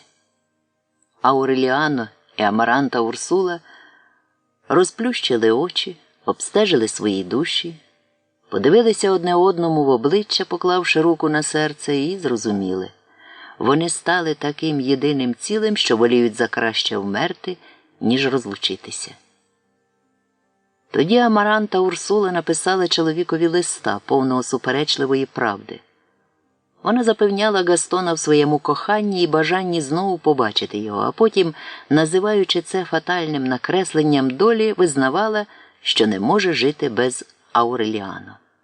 Всупереч їхнім побоюванням, Гастон відповів спокійним, майже батьківським листом, де аж 2 аркуші було присвячено осторогам проти зрадливої пристрасті. Лист закінчувався недвозначними побажаннями, щоб вони були такі щасливі, як був він сам під час свого короткого подружнього життя. Гастонова поведінка стала цілковитою несподіванкою для Амаранти Урсули. Вона вирішила, що сама дала чоловікові бажаний привід кинути її на призволяще, і відчула себе приниженою. Через півроку вона розсердилася ще дужче. Коли Гастон написав їй з Леопольдвілля, де йому нарешті вдалося повернути свій аероплан, листа, в якому не було нічого, крім прохання, вислати його велосипед, бо, мовляв, це єдина дорога для нього річ з усього залишеного ним у Макондо. Ауреліано терпляче втішав роздратовану Амаранту Урсулу, намагаючись показати їй, що він може бути добрим чоловіком не тільки в щасті, але й в біді. Буденні турботи, що лягли на них після того, як скінчилися Гастонові гроші, зв'язали їх почуттям товариськості. В ньому не було сліпучої, всепоглинаючої пристрасти, однак воно давало їм змогу кохати одне одного і тішитися щастям так само, як у розпал бурхливих насолод. На той час, коли вмерла Пілар Тернера, вони вже чекали дитини. Поки тривала вагітність, Амаранта Урсула пробувала налагодити виробництво намиста з риб'ячих хребців, але не знайшла на них покупців, крім Мерседес, що купила понад 10. Уперше за все своє життя Ауреліано зрозумів, що його здібність до мов, енциклопедичні знання, рідкісний дар згадувати різні подробиці про нібито зовсім невідомі йому далекі події і місця так само непотрібні, як і скринька з родинними коштовностями його дружини, вартість яких у ту пору дорівнювала, мабуть, усім разом узятим запасам грошей останніх жителів Макондо. Подружжя існувало якимсь дивом. Амаранта Урсула не втратила ні свого гарного настрою, ні таланту до любовних витівок, але виробила в собі звичку сидіти в галереї після їжі, немов би під час якоїсь дивної сієсти, безсонної і сповненої мрій. Ауреліано теж був поряд з нею. Інколи вони сиділи отак одне проти одного аж до смерку, дивились одне одному в вічі, відпочивали, і у цій блаженній бездіяльності їхнє кохання було таке ж палке, як раніше в шаленстві. Невпевненість у майбутньому повернула їхні серця до минулого. Вони згадували себе у втраченому раї безнастанного дощу, як вони чалапали по калюжах у дворі, вбивали ящерок і вішали на Урсулу, як гралися, ніби ховаючи її живцем. І ці спогади відкривали їм істину, що завжди, відколи пам'ятали себе, вони були щасливі вдвох. Амаранта Урсула згадала той вечір, коли вона зайшла до ювелірної майстерні, і Фернанда сказала їй, що маленький Ауреліано – нічия дитина. Його знайшли в кошику, який плив річкою. Хоча це пояснення видавалось їм не дуже вірогідним, вони не мали відомостей, щоб замінити його іншим, правдоподібнішим. Обговоривши всі можливості, вони залишилися впевнені в одному. Фернанда не могла бути матір'ю Ауреліано. Амаранта Урсула схилялася до думки, що він – син Петри Котес, але про батькову наложницю вона пам'ятала тільки різні бридкі плітки. Отож таке припущення викликало гримасу огиди в їхніх душах. Мордований впевненістю, що він доводиться братом своїй дружині, Ауреліано зробив вилазку до оселі священника, щоб пошукати у відвологих, переточених міллю архівах який-небудь вірогідний слід свого походження. У найдавнішому з виявлених ним метричних записів мовилося про Амаранту Буендіа, хрещену в отрочному віці падре Никанором Рейною, в ті часи, коли він намагався довести існування Бога за допомогою фокусу з шоколадом. У якусь мить в Ауреліано зринула надія, що, можливо, він – один із 17 Ауреліано, записи про хрещення яких простежувались у 4 томах. Але дати виявилися надто давніми, як на його вік. Побачивши, що Ауреліано, блукаючи в лабіринтах крові, дрижить від хвилювання, замучений подагрою священник, котрий спостерігав за ним зі свого гамака, співчутливо спитав, як його звуть. «Я Ауреліано Буендіа». «Тоді не муч себе даремно», – переконано вигукнув священник. Багато років тому тут була вулиця з такою назвою, а в той час люди мали звичай давати дітям імена за назвами вулиць. Ауреліано весь затрусився від злості. «А, – мовив він, – то ви також не вірите». «У що?» «У те, що полковник Ауреліано Буендіа розпочав 32 громадянські війни і всі їх програв», – відповів Ауреліано. «У те, що війська оточили і розстріляли 3000 робітників, а потім вивезли трупи в поїзді з 200 вагонів і поскидали в море». Священник зміряв його жалісливим поглядом. «Ой, сину мій», – зітхнув він, – «з мене було б досить і віри в те, що ми з тобою існуємо нині». Тож Ауреліано і Амаранта прийняли версію про кошик не тому, що переконалися в її правдивості, а тому, що вона, ця версія, рятувала їх від болісних страхів. У міру того, як розвивалася вагітність, вони чим далі більше оберталися на єдину істоту, чим далі міцніше вживалися в самотність у цьому будинку, якому бракувало тільки останнього подмуху вітру, щоб завалитися.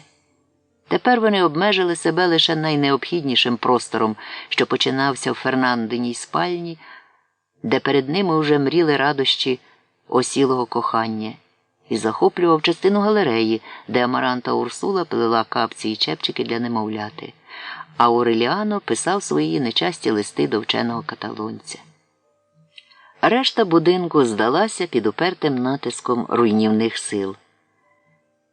Ювелірна майстерня, Мелькіадесова кімната, безмовне первісне царство Санта-Софія-де-ля-П'єдад були поховані в глибині будинку, мов у тій дрімучій сельві, проникнути в яку нікому не вистачало сміливості.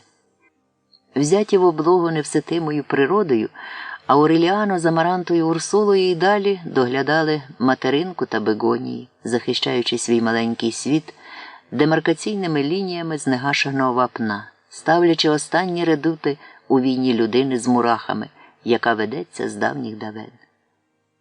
Через відросле, недоглянуте волосся, темні плями на обличчі, набряки на ногах, через те, що вагітність спотворила античні форми її ніжного, гнучкого, мов ласки тіла, Амаранта Урсула, хоч і не здавалася вже такою юною, як того дня, коли повернулася додому з бранцем чоловіком і кліткою повною канарок, які не виправдали її надій, але все ще зберігала давню бадьорість духу.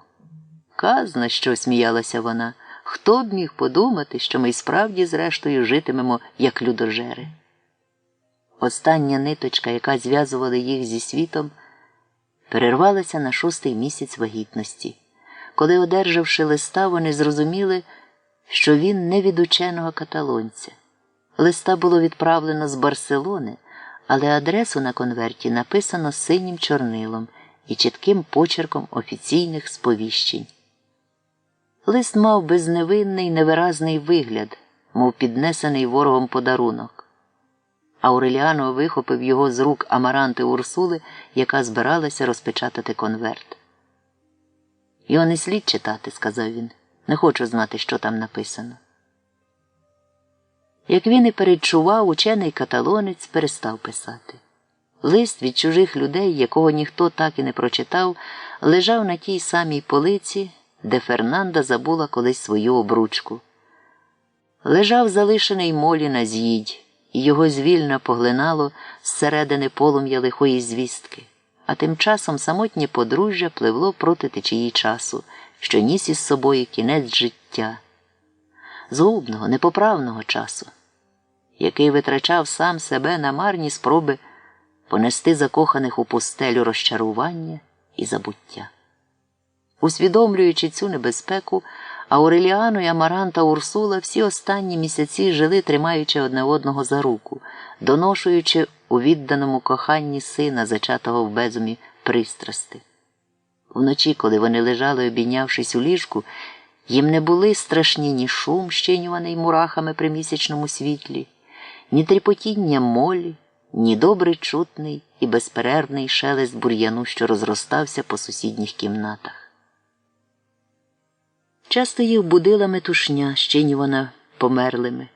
Вони чули, як Урсула воює із законами створіння, щоб зберегти свій рід, як Хосе Аркадіо Буендіа шукає безплідну істину великих відкриттів, як Фернанда читає молитви, як розчарування, війни і золоті рибки доводять полковника Ауреліано Буендіа до тваринного стану, як Ауреліано II гине від самотності в розпалі веселих гулянок, і зрозуміли, що невідступні людські пристрасті беруть гору над смертю, і знову відчули себе щасливими, упевнившись, що кохатимуть одне одного і тоді, коли стануть привидами. І ще довго по тому, як інші види майбутніх живих істот відвоюють у комах той жалюгідний рай, який комахи невдовзі відвоюють у людей. Однієї неділі, о 6-й годині вечора, Амаранта Урсула відчула пологові перейми. Усміхнена звідниця, як акушерка дівчаток, що торгували собою з голоду, поклала її на обідній стіл, сіла їй верхи на живіт і, гицаючи в дикому чвалі, мучила породіллю доти, доки її крики не заступив плач пригарного немовляти хлопчика. Крізь сльози, що затуманювали її зір, Амаранта Урсула побачила, що це справжній Буендіа, свавільний, як і ті, хто носив ім'я Хосе Аркадіо, але з відкритими і ясновидющими очима тих, кого називали Ауреліано. Вона подумала, що йому наперед визначено наново започаткувати рід, очистити його від згубних пороків і тавра самотності, бо ж він єдиний з усіх Буендіа, народжених протягом сторіччя, який був зачатий у коханні. «Справжній людожер», – сказала Амаранта Урсула, – «ми назвемо його Родріго». «Ні», – заперечив її чоловік, – «ми назвемо його Ауреліано, і він виграє 32 війни». Обрізавши немовляті пуповину, повитуха заходилася стирати ганчіркою синій наліт, що вкривав усе його тільце. Ауреліано присвічував їй лампою. Тільки коли дитину перевернули на живіт, вони спостерегли у неї щось таке, чого немає у решти людей, і нахилились подивитися. То був свинячий хвостик. Ауреліано і Амаранта Урсула не стривожилися. Вони не знали про подібний випадок у роду Буендіа і не пам'ятали страшних урсулиних пересторог, а повитуха заспокоїла їх остаточно, заявивши, що непотрібний хвіст, напевне, можна буде відрізати, як тільки в хлопчика повипадають молочні зуби.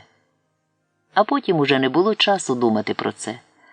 Бо в Амаранти Урсули почалася кровотеча. Кров била струменем, і вони ніяк не могли зупинити її. Породіллі прикладали павутиння і попіл, але це було однаково, що пальцем затикати фонтан. Попервах Амаранта силкувалася не занепадати духом. Брала переляканого Ауреліану за руку і благала не журитися, адже, мовляв, такі, як вона, не створені для того, щоб умирати на самохідь, і сміялася, дивлячись на старання повитухи. Але в міру того, як надії залишали Ауреліану, вона ніби темнішала, неначе з неї виходило світло, і урешті поринала в глибокий сон. У понеділок на світанку в будинок привели жінку, яка почала читати біля ліжка молитви, що спиняють кров і безвідмовно діють на людей і тварин.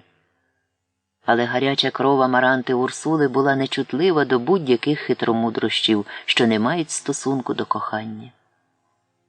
Ввечері, коли минуло 24 години, які були сповнені розпачу, вони побачили, що Амаранта Урсула мертва. Кривавий струмок перестав текти сам по собі. Профіль нещасної загострився, вираз муки розчинився в розлитому по обличчю алебастровому сяєві. На устах знову з'явилася усмішка. І тільки тоді Ауреліано усвідомив, як він любить своїх друзів, як потребує їх, і як багато віддав би за те, щоб знову опинитися в цю мить поряд з ними. Він поклав дитя в кошик, який наготувала мати, закрив обличчя небіжчиці ковдрою і пішов блукати безлюдним містом у пошуках стежки, яка вела б у минуле. Постукав до аптеки, де давно вже не був, і виявив на її місці столярну майстерню. Стара жінка з лампою в руці, що відчинила йому двері, поставилася до нього зі співчуттям і запевнила, що тут ніколи не було аптеки, і вона зроду не бачила жінки з гарною шиєю і сонними очима на ім'я Мерседес. Він поплакав, притулившись лобом до дверей колишньої книгарні вченого каталонця, усвідомлюючи, що віддає запізнілу данину тій смерті, яку не оплакав своєчасно, бо не бажав порушити чари кохання.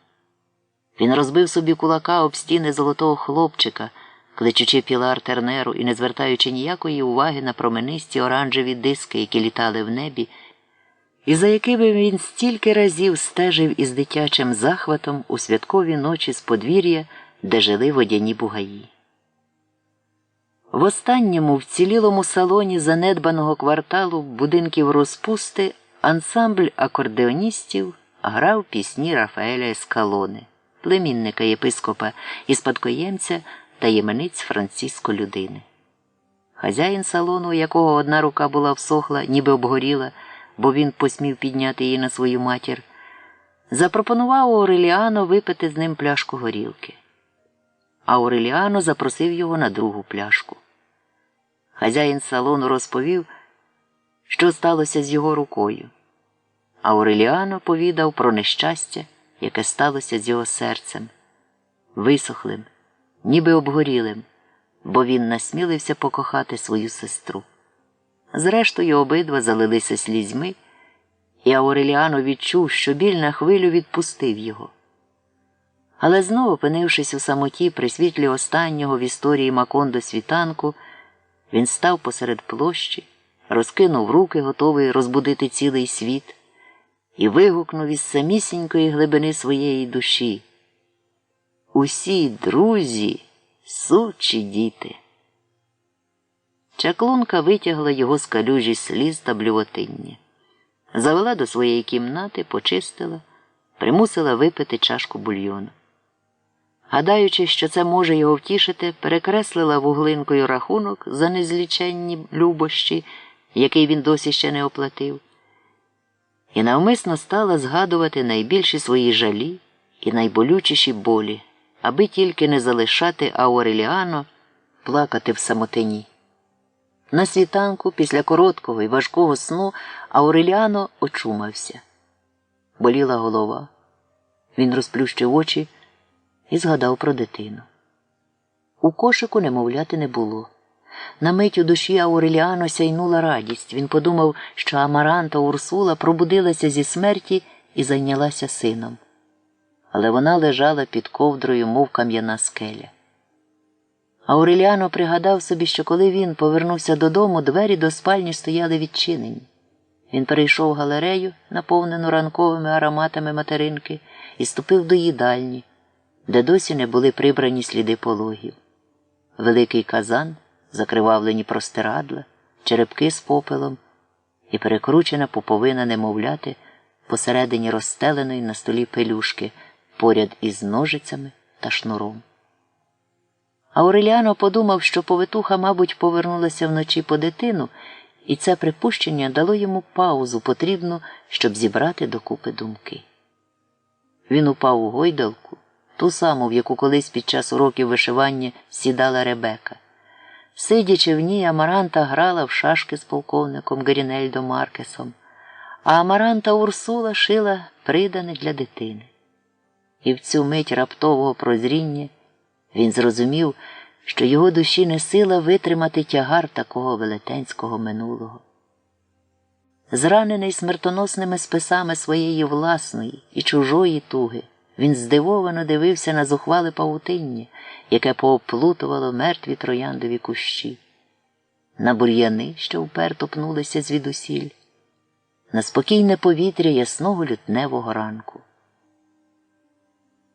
І тоді він побачив дитину, зморщену, поїдену оболонку, яку мурахи, зібравшись із усього світу, старанно волокли до своїх нір вимущеною камінням стежкою саду. Ауреліано ніби закляк, але не від подиву і жаху, а тому, що в цю надприродну мить йому відкрилися останні ключі Мелькіадесових шифрів, і він побачив епіграф до пергаментів, доведений до повного узгодження з часом і простором людського світу. Першого в роду буде прив'язано до дерева, а останнього з'їдять мурахи. Ще ніколи в своєму житті не діяв Ауреліано розсудливіше, ніж того ранку. Він забув про своїх мертвих і скорботу за своїми мертвими, і знову позабивав усі двері та вікна Фернандиними дерев'яними хрестами, щоб йому не заважала жодна мирська спокуса. Тепер Ауреліано знав, що в Мелькіадесових пергаментах написана і його доля. Він знайшов їх цілими і непошкодженими серед доісторичної рослинності, паруючих калюж і світляних комах, які знищили в цій кімнаті будь-який слід перебування людей на землі. Він не зміг пробороти нетерпіння і замість винести пергаменти на світло заходився тут же навстоячки розшифровувати їх у голос, і то без жодних зусиль, так, ніби їх писано іспанською, і він читає їх при сліпучо яскравому полудневому світлі. То була історія родини Буендіа, викладена Мелькіадесом в усіх її найбуденніших подробицях з передбаченням на 100 років наперед. Циган писав санскритом, своєю рідною мовою, і позашифровував парні вірші особистим шифром імператора Августа, а не парні військовими шифрами лакедемемнян.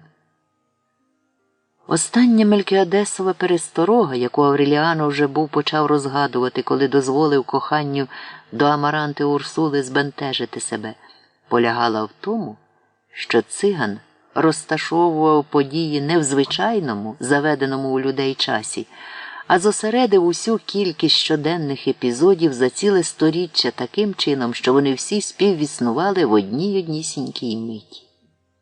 Зачарований своїм відкриттям, Ауреліано голосно прочитав поспіль оті покладені на музику енцикліки, які Мелькіадес намагався колись читати Аркадіо. Насправді це були пророкування розстрілу Аркадіо. Далі він виявив пророцтво про народження найпрекраснішої жінки на землі, жінки, що повинна знестися на небо душею і тілом, і дізнався про появу на світ 2 близнюків, які народилися після смерті їхнього батька, і не зуміли розшифрувати пергаменти не тільки через нездібність і непосидючість, а й через те, що їхні спроби були передчасні. Палаючи бажанням дізнатися про своє власне походження, Ауреліано пропустив кілька сторінок. У цю мить повіяв вітер, слабенький вітрець, що тільки схоплювався, наповнений голосами минулого, шепотом старої герані і розчарованими зітханнями, які перебдували неперебутній тузі. Ауреліано не помітив його, бо саме в цю хвилину виявив перші ознаки власного єства у свого хтивого діда, що дозволив легкодумству завести себе в пустелю міражів на пошуки вродливої жінки, якій він не дасть щастя.